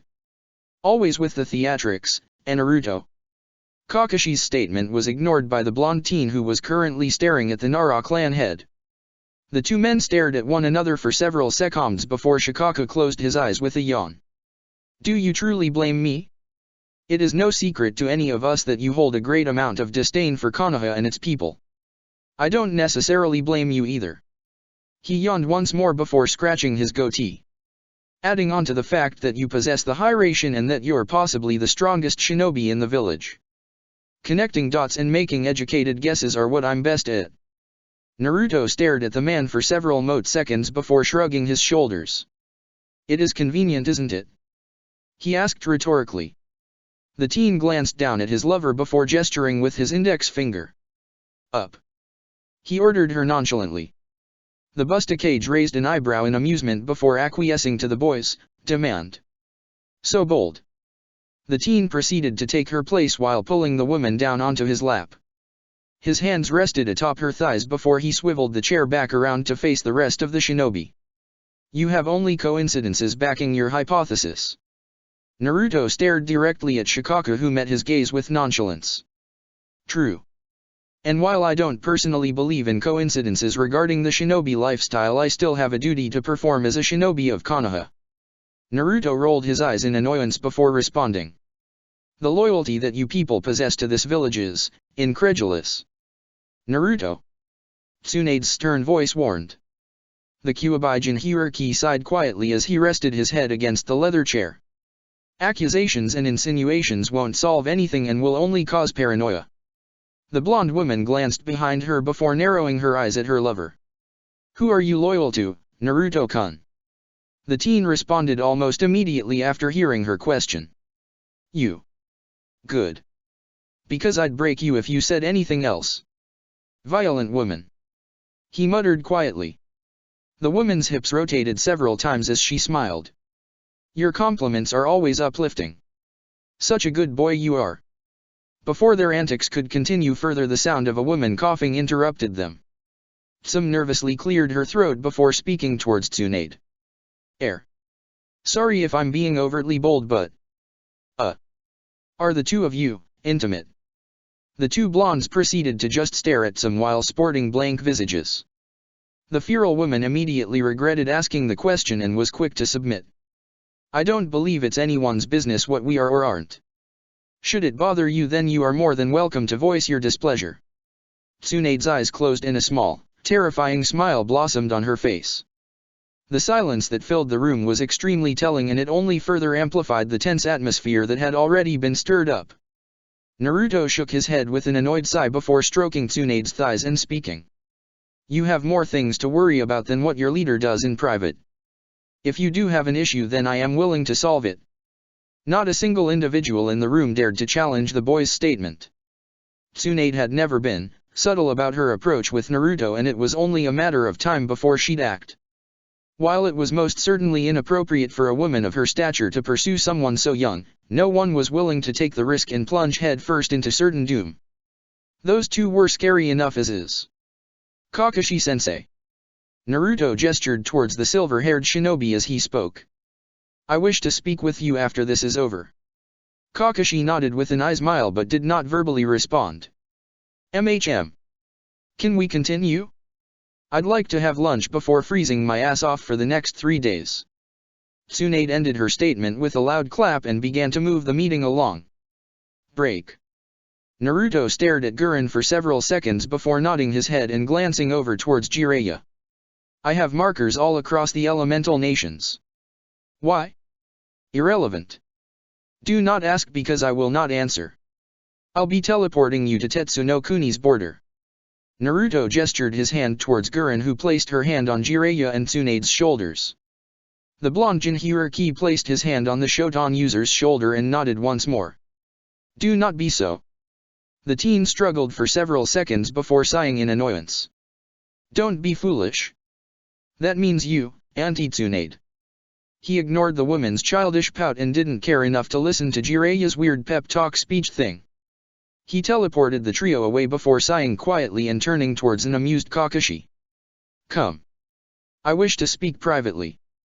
Naruto placed his hand on Kakashi's chest and pulsed his chakra. Both men instantly disappeared in a yellow flash and reappeared inside the original Team 7 training grounds. Naruto placed his hands into his pockets and began to walk towards the large lake that resided in the middle of the area. Kakashi glanced around the area for several seconds before following after his former student. Several minutes passed by in silence as both men stared into the water, content with the brief amount of peace they were experiencing. So, what did you want to talk about, Naruto? The masked Jonin pulled out his orange book while placing his other hand in his pocket. I am curious about your opinion regarding Shikaku-san's theory. Kakashi glanced at his student for several seconds before shrugging. It has some weight. But I'd rather give you the benefit of the doubt. The Jinchuriki nodded his head while staring into the water. And if I was? Kakashi flipped a page in his book while side-glancing at the teen. Then we would have a conflict of interest. Naruto nodded his head at the man's statement before turning towards the Sharingan wielder. Obito is dead. The silver-haired shinobi closed his eyes for several seconds before releasing a tired sigh. He shook his head for a moment before speaking. I do not doubt your words, but do you have definitive proof? The teen pulled out a scroll before unfurling it and releasing the object stored inside it. A small glass jar with water appeared in Naruto's hand before he showed it to Kakashi. Inside the jar was the same Mangekyo Sharingan that Kakashi possessed. The man stared at it for several seconds before bowing his head sadly. Naruto led the eye back into the scroll before stowing it away. The two men were silent for several more minutes before Naruto broke it. I'm also curious about your opinion about me and Tsunade. At the man's silence, Naruto bulldozed ahead. I have the distinct ability to sense the negative emotions of others. Each Jinchuriki is granted the ability that their Bijiryu has. Kakashi remained silent as Naruto tilted his head with narrowed eyes. You don't approve? I am curious as to why that would be. The silver-haired shinobi contemplated his answer for several moments before shrugging. It's not that I don't approve, but more along the lines of you being taken advantage of or being manipulated. The blonde teen glanced at his sensei before shrugging. I appreciate the sentiment, but I'm fine. Kakashi released a quiet hum at the response and turned another page in his book. So, when will it take effect? Naruto glanced at the man before shutting his eyes. Right about now. Several seconds passed by before Kakashi's orange book fell from his hand. The man's arm went completely limp as his vision swayed briefly. Naruto bowed his head as he spoke softly. You are a threat to my plans, Kakashi-sensei. All along. Naruto nodded his head as he glanced at the paralyzed man. Yes. You knew I was never loyal to Konoha. Kakashi gave a bitter laugh at the response. Didn't stop me from trying. The blonde Jinhuriki nodded his head at the statement. The philosophy you gave me shaped my world. Power is absolute. It corrupts the individuals who gain it and changes them. Would you say the same about me? He didn't receive a response from Kakashi and shrugged his shoulders. I've committed a true atrocity and have not lost sleep over it. How far do you believe I will go, Kakashi-sensei? The man dropped to his knees before grunting quietly. Would your parents be proud of these actions? Naruto crossed his arms against his chest as he stared at the water. Sadly, I will never find out. My hands are stained with blood from the thousands of innocents that I have killed. I do not deserve a happy ending and I've acknowledged this. I've accepted it. Sweat dripped down Kakashi's face as his vision swayed once more. Tsunade knows. She is my queen. A soft grunt escaped Kakashi as he spoke once more. Your plans. What are they? Naruto glanced at the dying man before speaking. I wish to break down the shinobi system. This world was always destined for failure. Man cannot understand one another. I will force this world to the ground and start anew. And I have the power to do so. Kakashi's breathing became shallow as his vision began to darken. The world began to slowly fade away around him as he struggled to stay awake.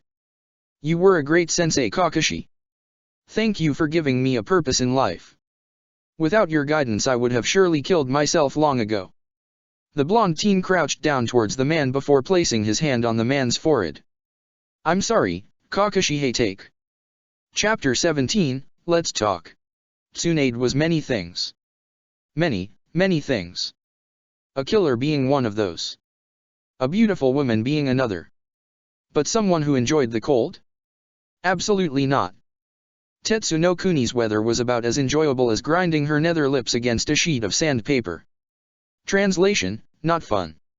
It didn't help that she had Jiraiya of all people for company.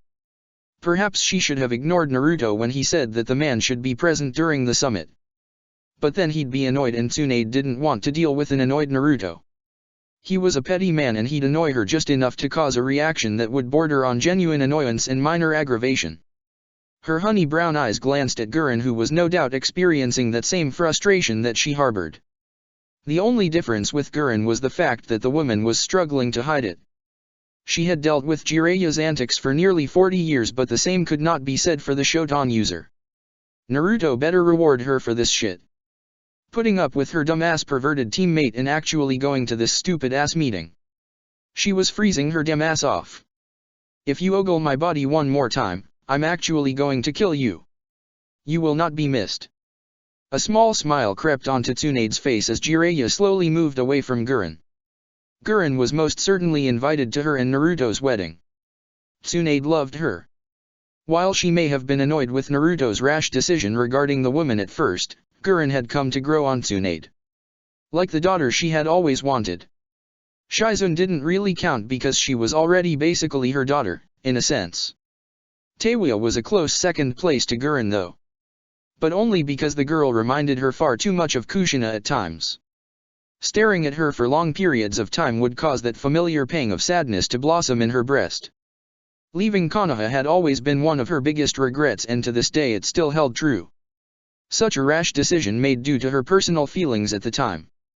There were days she'd ponder the idea of what life would have been like had she actually stayed. Could she have aided Minato against the enraged Kyuubi that night? Would Kushina have survived had she been there during that fateful night?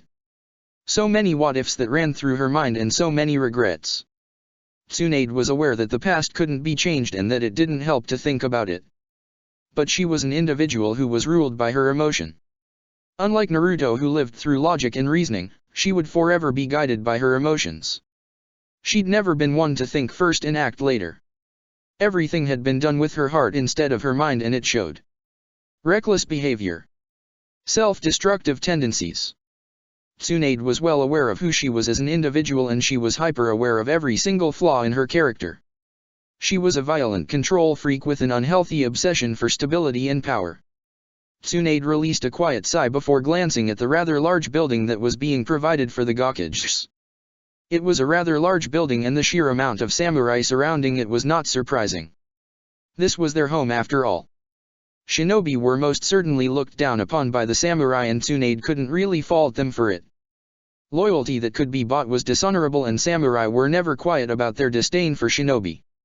Shinobi were also the cause of every major war in the elemental nations, and when shinobi caused war, collateral damage was perceived as normal. But that was their life and it is what it is. Naruto was going to change that ideal. He rarely spoke about his dreams unless the situation demanded it, but he had let her know several key things about the world that he disliked. Shinobi were never held accountable for their actions. It was ironic to hear considering the fact that he had erased an entire country. But that was probably the point he had been making. Shinobi lived with the belief that the end justified the means, but only if the end was aligned with their personal feelings on the matter. The philosophy that Naruto lived by was something that no one in the elemental nations would truly understand. Understand probably wasn't the word. Accept? Accept was more like it. Naruto held an insurmountable amount of power at his fingertips and he had zero qualms using it. Power dictated logic to Naruto. If you had enough of it, then you could do whatever you wanted. Who would stop you? Who could stop you? Do you try to fight against the individual who holds your very life in his hands, or do you acquiesce to their demands and live to see another day? Naruto was not an individual who was ruled by their emotions. He was also an individual who lacked real human empathy and sympathy. He was most certainly capable of showing it, but only to a select few. Those he deemed as important were in that category. But would he feel any kind of empathy or sympathy for strangers? Absolutely not. He didn't care about people, and it was something that the average person would never be able to understand. Did that make Naruto a cruel individual? To some degree, yes. But you would be overlooking how he had come to this way of thinking. Naruto didn't have these qualities because he had never been taught how to, nor had he ever learned. As a child, you gradually learn how to be an empathetic person. There are cases to be made on adults learning how to be sympathetic, and Naruto was certainly on his way, but he lacked both of these qualities. It didn't help that his skewed outlook on life caused him to view others as if they were currency. Naruto placed value in people based on how great their potential could be. His royal guard was a testament to this. Each one of the members were not only talented shinobi in their own right, but they possessed qualities that no one else in the elemental nations had. Konan and Gurren were also great examples to this as well. They were viewed differently from the royal guard because they were not Uzumakis. The royal guard was already seen as more important due to their blood, but their abilities put them above even their own kin.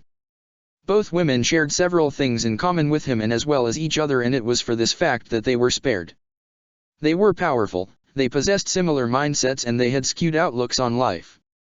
Naruto believed that they could be molded to see the world as he did. The more individuals that understood how he thought, the easier his job. Gurren had been like Naruto when he was younger. Full of anger and rage that had no true outlet and a hunger to prove their worth. Gurren understood what it was like to feel weak and helpless, and it was for this reason that she adopted an approach to gaining power. She had always been a woman that used their power for others instead of herself. Naruto believed that Gurren could adopt his own philosophy due to this. Konan was like how Naruto is now. Someone who used their power to solidify their beliefs as well as having the capability to do what needs to be done regardless of how others felt. Konan would probably never adhere to Naruto's way of thinking, but she was capable of understanding it. If Konan understood why Naruto did the things he did, then she would be able to provide insight that Naruto lacked. Naruto was slowly coming to the realization that he couldn't do everything alone. This did not mean he couldn't topple the entire elemental nations by himself and stand atop the ashes, because he most certainly could. But he was realizing that a kingdom could only last if its subjects believed in what the kingdom was doing. Naruto could not just topple the world and expect the people to bend to his will. He needed people like herself, Gurren, and Konan to provide different angles for his approach. The royal guard could not be counted because their opinions would be biased. Yet again, another ironic statement. The way that Naruto was handling the entire situation wasn't necessarily wrong, but it wasn't the only option they had, and that's what she wanted to get through to him. Tsunade was very much aligned with his beliefs and had no real problems with just placing her heel on the throat of the elemental nations. But she was aware and understood that there were simpler methods they could use. Whether or not Naruto chose to accept this was on him. Tsunade was the queen and it was her duty to stand beside her king. Tsunade released a low sigh before glancing at her two guards. Speak when spoken to and don't embarrass me. I'm literally speaking to you, Jiraiya, and only you. Gurren is not stupid and you lack any modicum of human decency. She ignored his downtrodden expression and pushed the double doors open. Break. The smell of stale coffee and leftover takeout food assaulted his nostrils as he slowly opened the door that led into the labs of Uzu. His eyebrow slowly rose as he took in the absolute mess that was before him. Stacks of papers that had graphs, charts, advanced level mathematics, and other nonsensical ramblings were laid about everywhere. At least a dozen plates with bits of leftover food were stacked neatly on one of the many tables in the room. Cups, utensils, and recyclable cartons were laid about on various different tables, and there was several dozen beakers and vials with suspicious liquids in them that were bubbling lightly. No. Yes. I did dash. Never mind. Naruto glanced towards the back of the room and spotted a disheveled Karen who was currently mixing two liquids into a beaker. His head tilted slightly as the girl banged her head on the steel table for several seconds. She sat still for several seconds before her entire body shot up as if having an epiphany. Of course. I've got it. Idiot. Stupid idiot. The spectacled woman was out of her previous seat in an instant and was now racing around the laboratory searching for something. The king of Uzu continued to watch the spectacle with no small amount of amusement.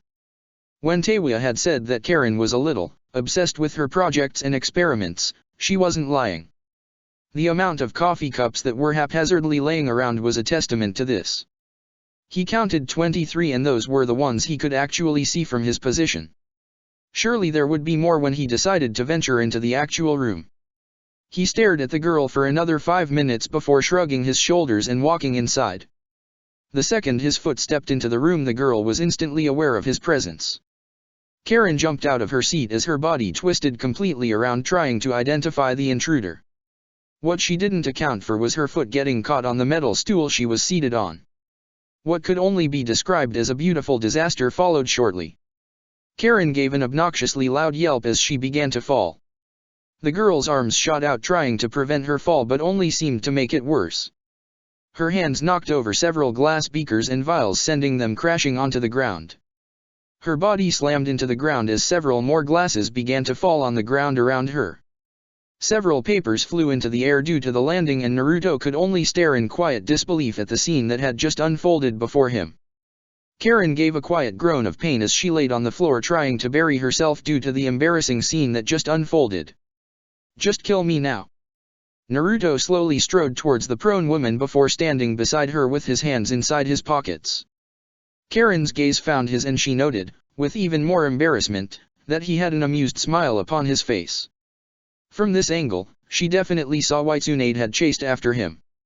He possessed the confidence of Kami herself and seemed to just have that natural bravado. He was also very, very hot. So there was that. When Teiwa said you were harmless, I actually did believe her. Naruto gestured towards her with his head before his smile grew in size. Clearly she and I were wrong. You're a danger to yourself. Karen's face became the same shade as her hair and she immediately tried sinking deeper into the floor. Which obviously didn't work and only served to amuse the blonde teen even more. Just kill me. Please. I'm too socially awkward for this. Naruto snorted softly before nudging the girl's body. You are far too valuable to me. I cannot grant you this wish. The red-headed scientist was now not only embarrassed because of her previous actions but also because of his words. She was valuable. Blasphemy. It was only because her intellect outweighed her awkward personality. Even now, his beautiful blue eyes were gazing at her with great amusement. Naruto was lucky that he was hot. 'Cause if not what? Karen's eyebrows furrowed in confusion at Naruto's statement before her eyes widened. She said that out loud? Oh no. Oh no. Oh no. This can't be happening. She just wanted to roll over and physically die. Oh Kami. If Tsunade found out, then she was surely going to stomp her body into the concrete. She was so young. So full of life. There were far too many things in life she had yet to experience. Like solving the world's mysteries and, well. That was about it. She was far too awkward to have normal friendships, and Kami forbid she actually have the confidence to pursue a partner. She would probably vomit on them due to her crippling fear of rejection and social anxiety. Friendships. Negatory. Relationships. Out of the question. Sex? Ha ha ha ha ha ha ha ha. No. Wow. Her life was incredibly dull and boring, and it was going to forever be incredibly dull and boring. Unfortunate. As amusing as it is to witness your antics, I have come for business, Karen. Karen blinked several times before she inhaled deeply and slowly stood up. Like all her problems and obstacles in her life, she did the one thing she was best at. Push them to the side and completely ignore them as if they didn't exist. She was definitely a genius. What can I do for you, Naruto-san? Your Majesty. The girl went completely silent and stood frozen like a statue as Naruto stared directly at her with an eyebrow raised. An entire minute passed by in complete silence as both Uzumakis stared at one another. It was eventually broken by Karen. I did the thing where I don't know how to properly address you, so I just default to silence, but then that gets extremely awkward, and so to make myself feel better, I continue speaking, which makes the situation even worse because I don't know how to properly interact with people. You also scare me. Karen fidgeted several times before she continued. Please don't kill me. The king of Uzu just stared. And stared. And stared. And stared. For what felt like 10 minutes before he finally responded. You are odd. Naruto turned towards the lab and ignored Karen, who was moping after his assessment. It was all a facade anyway. He knew better. He stared at a single particular whiteboard before slowly walking towards it. On the board was several drawings depicting strands of DNA and other miscellaneous details surrounding them. He studied the drawings for several minutes as Karen patiently waited for him to speak.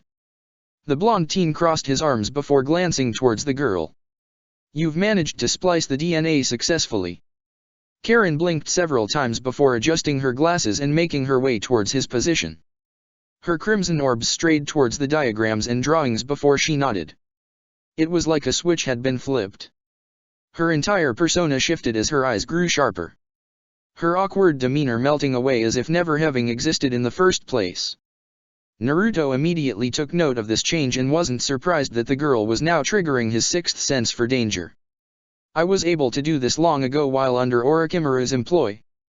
Her spectacled gaze landed on him as she continued. I never informed him that I was able to perfect his old work. A gifted man he was, but he lacked finesse. His mind wasn't properly suitable for this work.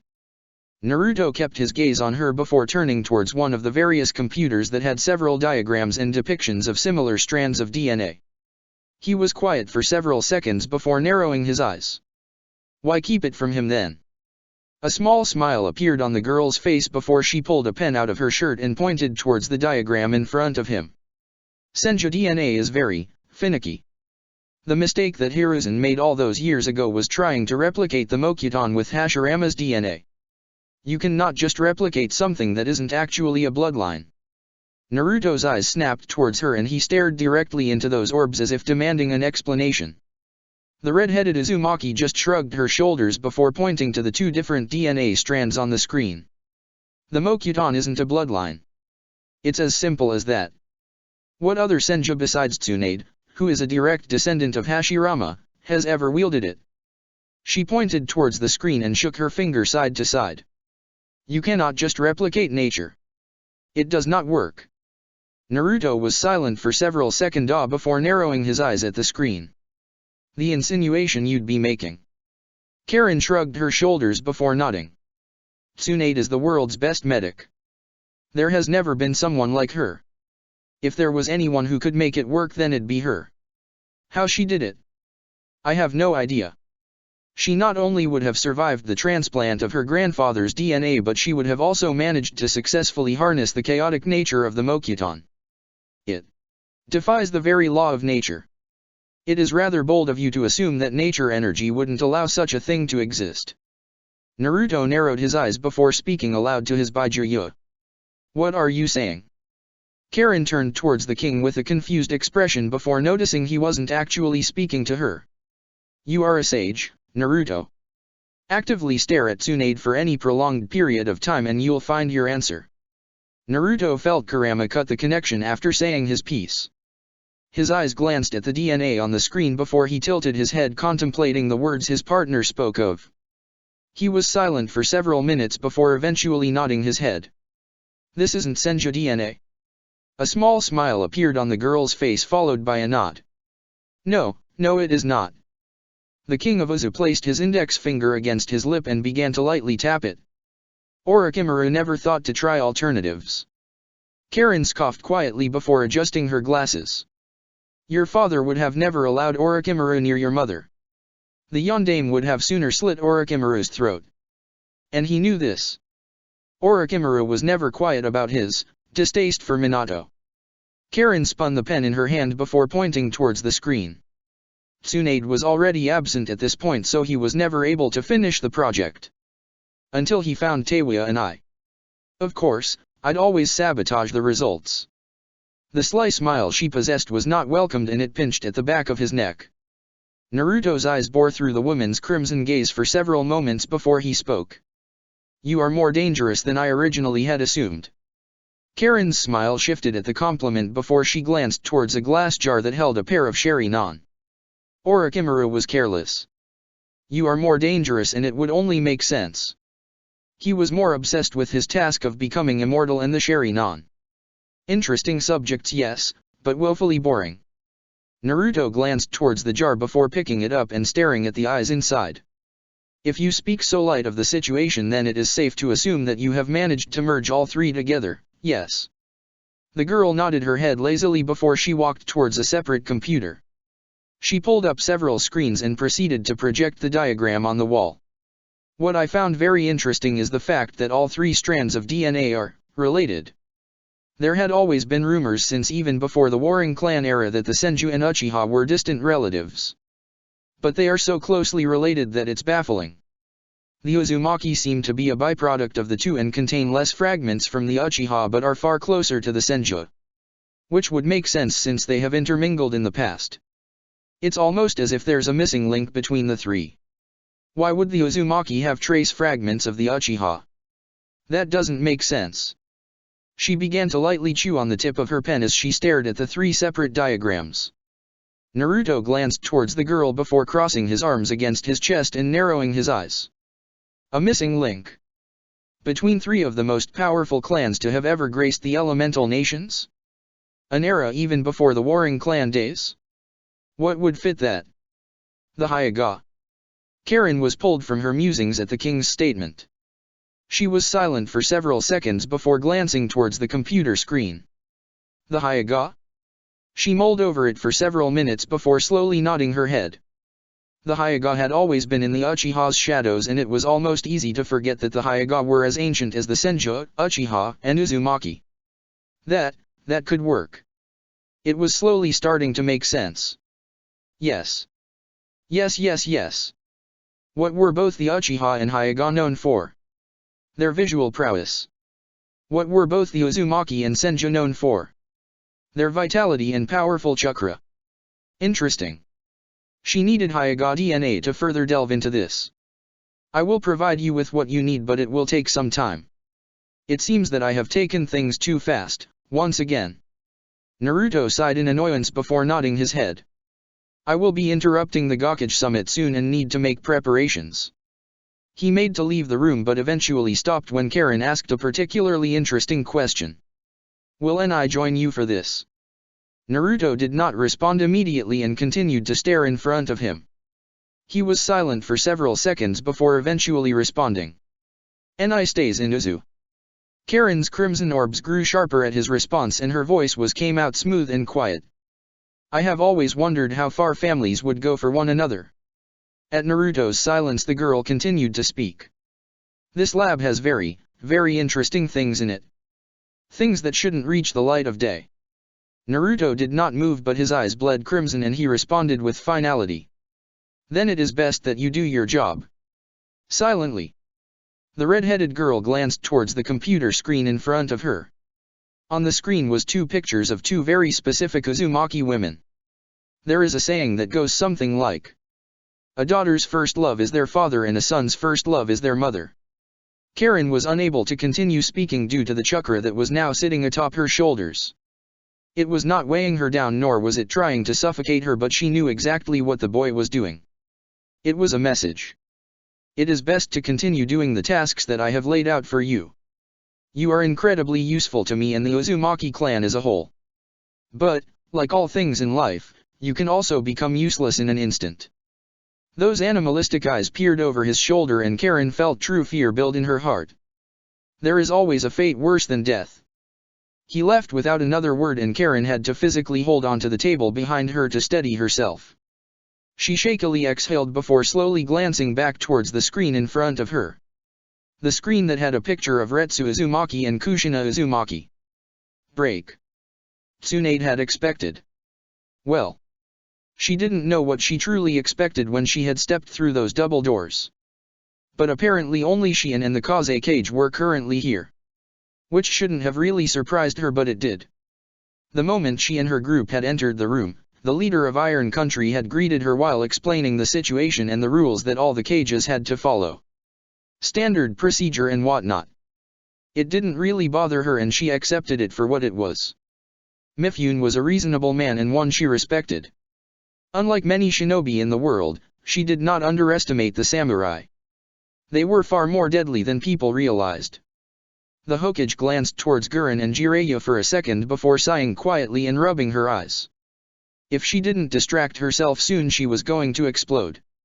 Her brown eyes glanced towards her fellow Kage before she decided to strike a conversation with him. Garadano.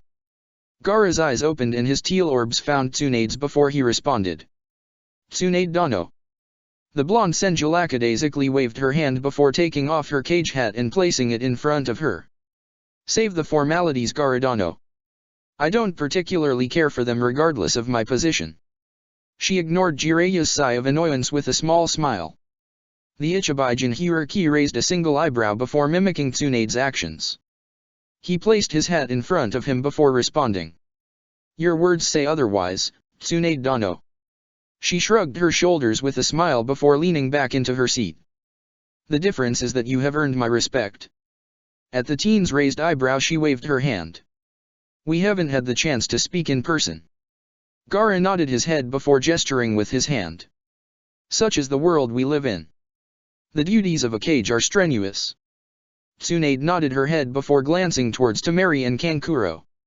She eyed them for several seconds before returning the boy's gaze. Ask your question. I'm sure Naruto already answered it, but if you wish to hear it from the source then feel free to ask. Gaara was silent for several moments before crossing his arms against his chest and leaning into his seat. Why? Tsunade placed her elbow on the table before resting her cheek against her fist. She proceeded to close her eyes before answering. IWA cannot move a contingent of shinobi and not expect retaliation. Whichever way he decides to spin it is irrelevant. He wanted something. You do not move 1,000 shinobi without a reason. For several weeks that contingent sat on the borders of your country. Do not mistake my words for disrespect, but Suna is still recovering financially. Sunagakuer makes their revenue through trade and IWA cut off 3 of your major trade routes. I doubt that your people didn't feel the impact of this, regardless if it was only for a short period of time. Gaara did not verbally respond, but he did narrow his eyes with a small nod. It did not help that the Akatsuki attacked you around the same time Onoki decided to make his move. I don't doubt for a second that he wasn't trying to bleed your country. Sunagakuer is allied with Konoha. We aided you when the Akatsuki attacked and we will do so again if another major village is aggressing on you. It is as simple as that. Gaara glanced towards his sister before shaking his head slowly, warning her to stay silent. I would be a lesser man if I didn't thank you. And while I certainly appreciate the fact that the problem was resolved, it was not done so without bloodshed. Tsunade pursed her lips before shrugging her shoulders. Shinobi do not listen to words. You have to force them to act. Had I not done what I did, then IWA would have continued to strangle your trade until you decided to act. And who knows what would have happened at that point. I did what I did and there is no changing it. Onoki will have to deal with me. Gaara was silent for several moments before closing his eyes. Naruto said the same thing. He did not say anything else and decided to let the matter drop entirely. Naruto had stated Tsunade was a woman who would act first and deal with the aftermath later. IWA and more importantly Onoki, would not take this laying down. But Tsunade had already shown her hand and the way she spoke about IWA and Onoki was very telling. She didn't care how Onoki felt. Tsunade was a dangerous individual. Her possessing the Mokuton and being physically powerful mattered little, to some degree. Tsunade was truly dangerous because she was in a position that held weight in the elemental nations. Her words and actions would dictate how Fire Country moved. She was not only a very opinionated woman but she had an entire army of shinobi behind her. She had already proved that she was more than capable of settling problems on the battlefield. No shinobi would disagree with that statement, and if they did, then they were stupid. Tsunade would not bend to Onoki. This meeting could spark a war between Konoha and IWA. It could also be completely fine and nothing would truly happen. Gaara did not believe that, but it could definitely be a possibility. Onoki had called this meeting to discuss the subject revolving around the King of Uzu. Gaara wasn't entirely sure how he felt about the subject. The King of Uzu being associated with someone like Naruto. He had his own opinions on who the king was and it was very disconcerting. Gaara's attention shifted towards the entrance of the room and spotted a buxom woman enter the room flanked by two men. His eyes roamed towards the top of her crown, spotting the nation she hailed from. So this was Kirigakure's leader. She was certainly a beautiful woman. Her wild, disheveled hair practically dragged across the floor due its length. Only one of her eyes were visible and she possessed a grace he'd only seen from some of the richer women in Suna. The woman moved with absolute confidence and she was not afraid of showing her worth. She knew she was beautiful and had little problem showing it. Dangerous. One did not reach the position that she did without possessing power. A beautiful kunoichi was a dangerous one.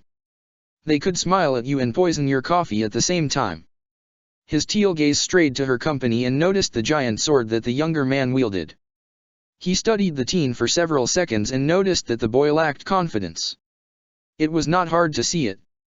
Gaara resisted the urge to shake his bead before shifting his attention to the older man that was studying the entire room.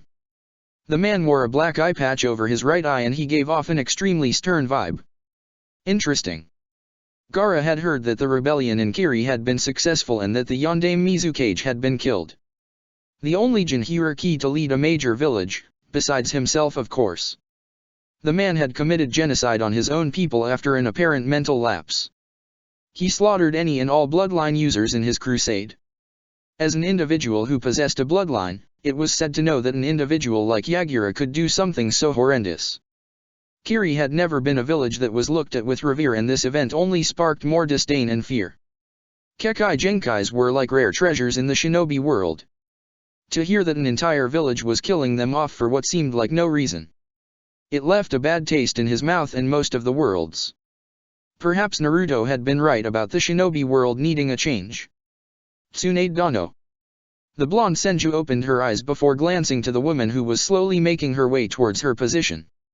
The woman possessed a coy smile and her strut was exaggerated. Tsunade returned the woman's smile before slowly rising out of her seat. Maidano. She glanced behind her and gave Jiraiya the look. He immediately understood the gesture and gave her an innocent smile. Which she ignored. Mei reached Tsunade's position and stood slightly out of arm's reach. It is nice to finally meet the woman who aided in our rebellion. The Busta woman bowed her head in thanks, causing her auburn hair to bounce. Tsunade lazily waved her hand at the woman's comment before responding. You give me too much credit. Your people were more than capable. My aid wasn't necessary. The Godaime Mizukage's smile grew slightly larger before she gestured with her hand. Be that as it may, it was still more help than your predecessor gave. While I hate to acknowledge it, I was desperate for any aid I could find. My home was bleeding and my pride needed to be tossed aside. The blonde Senju nodded her head. Qualities of a great leader. A bemused smile appeared on the Mizukige's face. So they say. Her eyes shifted behind the woman and glanced towards her company. It is a shame that the one who defeated Yagura is not in attendance. Tsunade's eyes narrowed at the woman's comment before she glanced behind her and stared into Jiraiya's eyes. The man had a small grimace adorned on his face after Mei's comment. I specifically ordered both of you to aid in the rebellion. Not finish it. Jiraiya cringed at Tsunade's words and waved his hands. We will. You see what happened was dash. Shut up. Tsunade turned back towards Mei before offering a small smile to her. My subordinates, Jiraiya, have a hard time listening. Jiraiya. It is why I have to beat it into their heads. Jiraiya. The Mizukige's amused expression did not waver in the slightest. I am well aware of the feeling. I did not know that you were unaware of this particular knowledge. She tilted her head down slightly.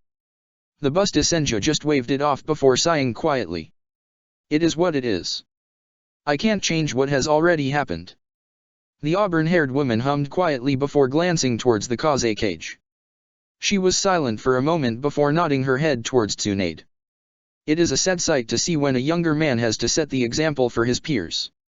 She shook her head lightly before walking towards the empty seat beside Gaara. It was a pleasure, Tsunade Dano. Tsunade's lips curved upwards in amusement as she glanced at the two cages who were now quietly greeting one another. Leave it to the bitter old man to be late to the meeting that he called for. Her honey brown eyes watched the interaction between Gaara and Mei with a keen eye before sighing quietly and resting her cheek on her clenched fist. This was going to be a long day. Break. A feeling of weightlessness overtook his body as he slowly swayed from side to side. What's happening? Sounds.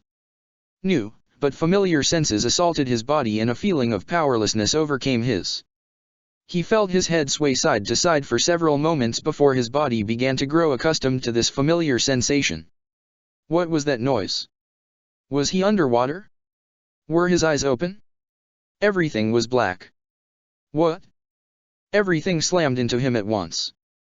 Colors, sounds, vision, smell. His eyes snapped open on instinct and he stood face to face with a man who was incredibly familiar. His head was ringing. He didn't understand what was happening.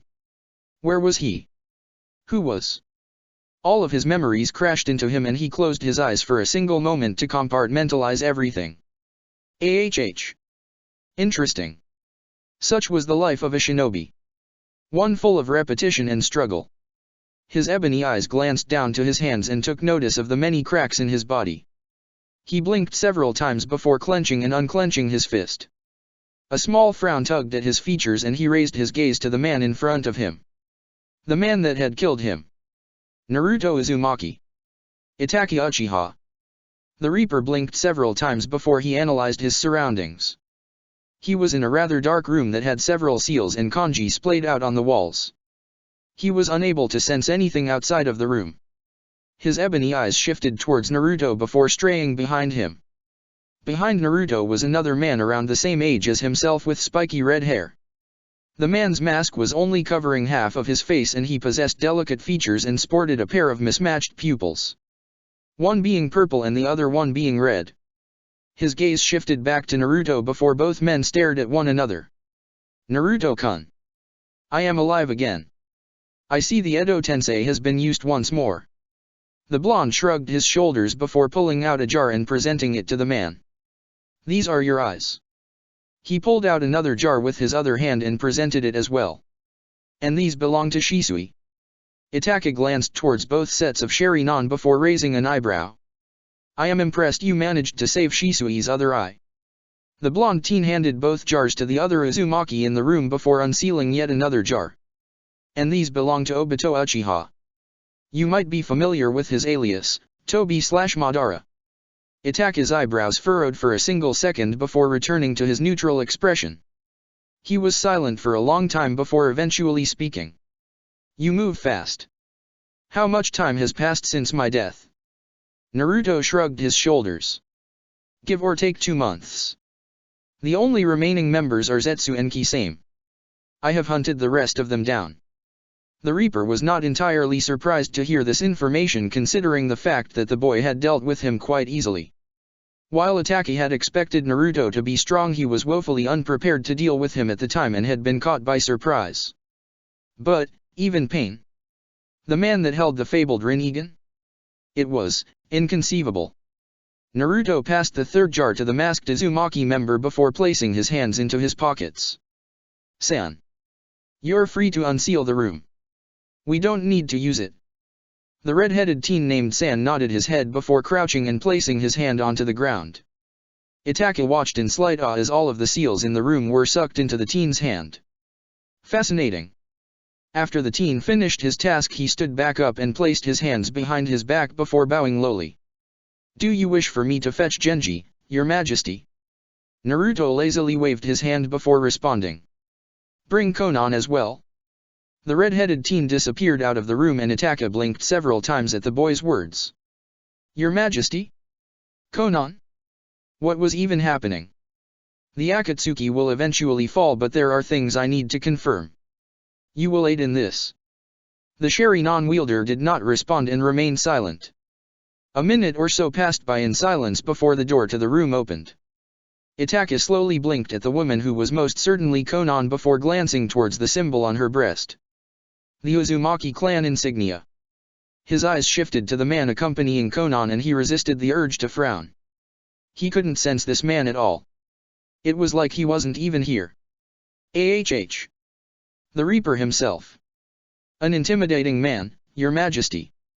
Genji's amused tone of voice caused Naruto to roll his eyes in annoyance. Konan met Itachi's gaze with a blank expression before turning towards the king. "How much control do you have over him?" Naruto raised an eyebrow before shrugging his shoulders. "Enough."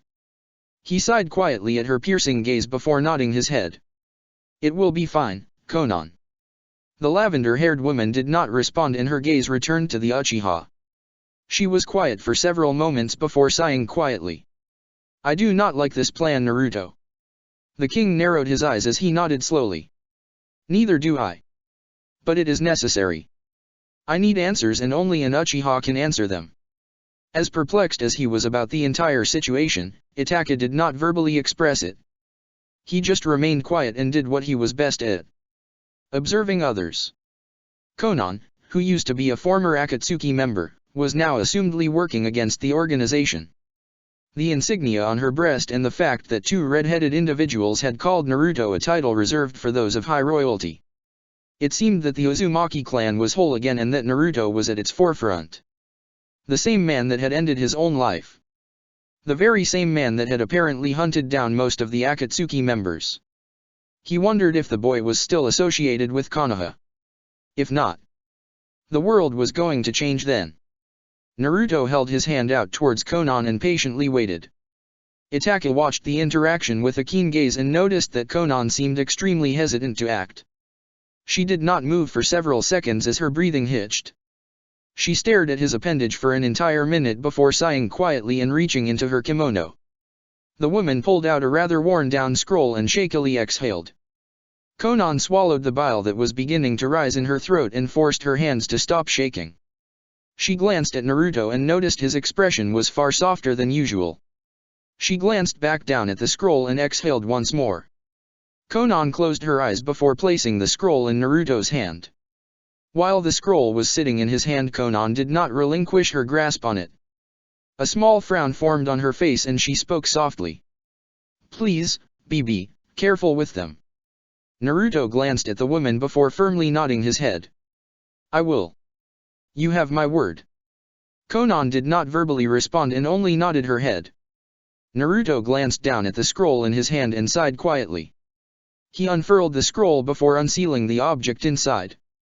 A jar appeared in Naruto's hand and Itachi's eyes widened at what was in them. The Rinnegan. "How much do you know about the Naka Shrine, Itachi?" Break. The meeting was going well. Well, it had been going well. Onoki would throw passive-aggressive comments at Tsunade and the woman would either respond with petty insults or ignore him entirely. The other Kage, even I of all people, would occasionally try to steer the conversation back to the main reason that the meeting had even been called for. It was a repeating cycle and Tsunade was just about to punch the little midget through the wall. Until he showed up. A monstrous amount of chakra flooded the small room at the same time as a familiar yellow flash appeared. The sheer pressure being applied to every individual in the room made their bodies tense anxiously. The weaker individuals in the room experienced a wave of nausea at the sensation and had to force their bodies to not buckle.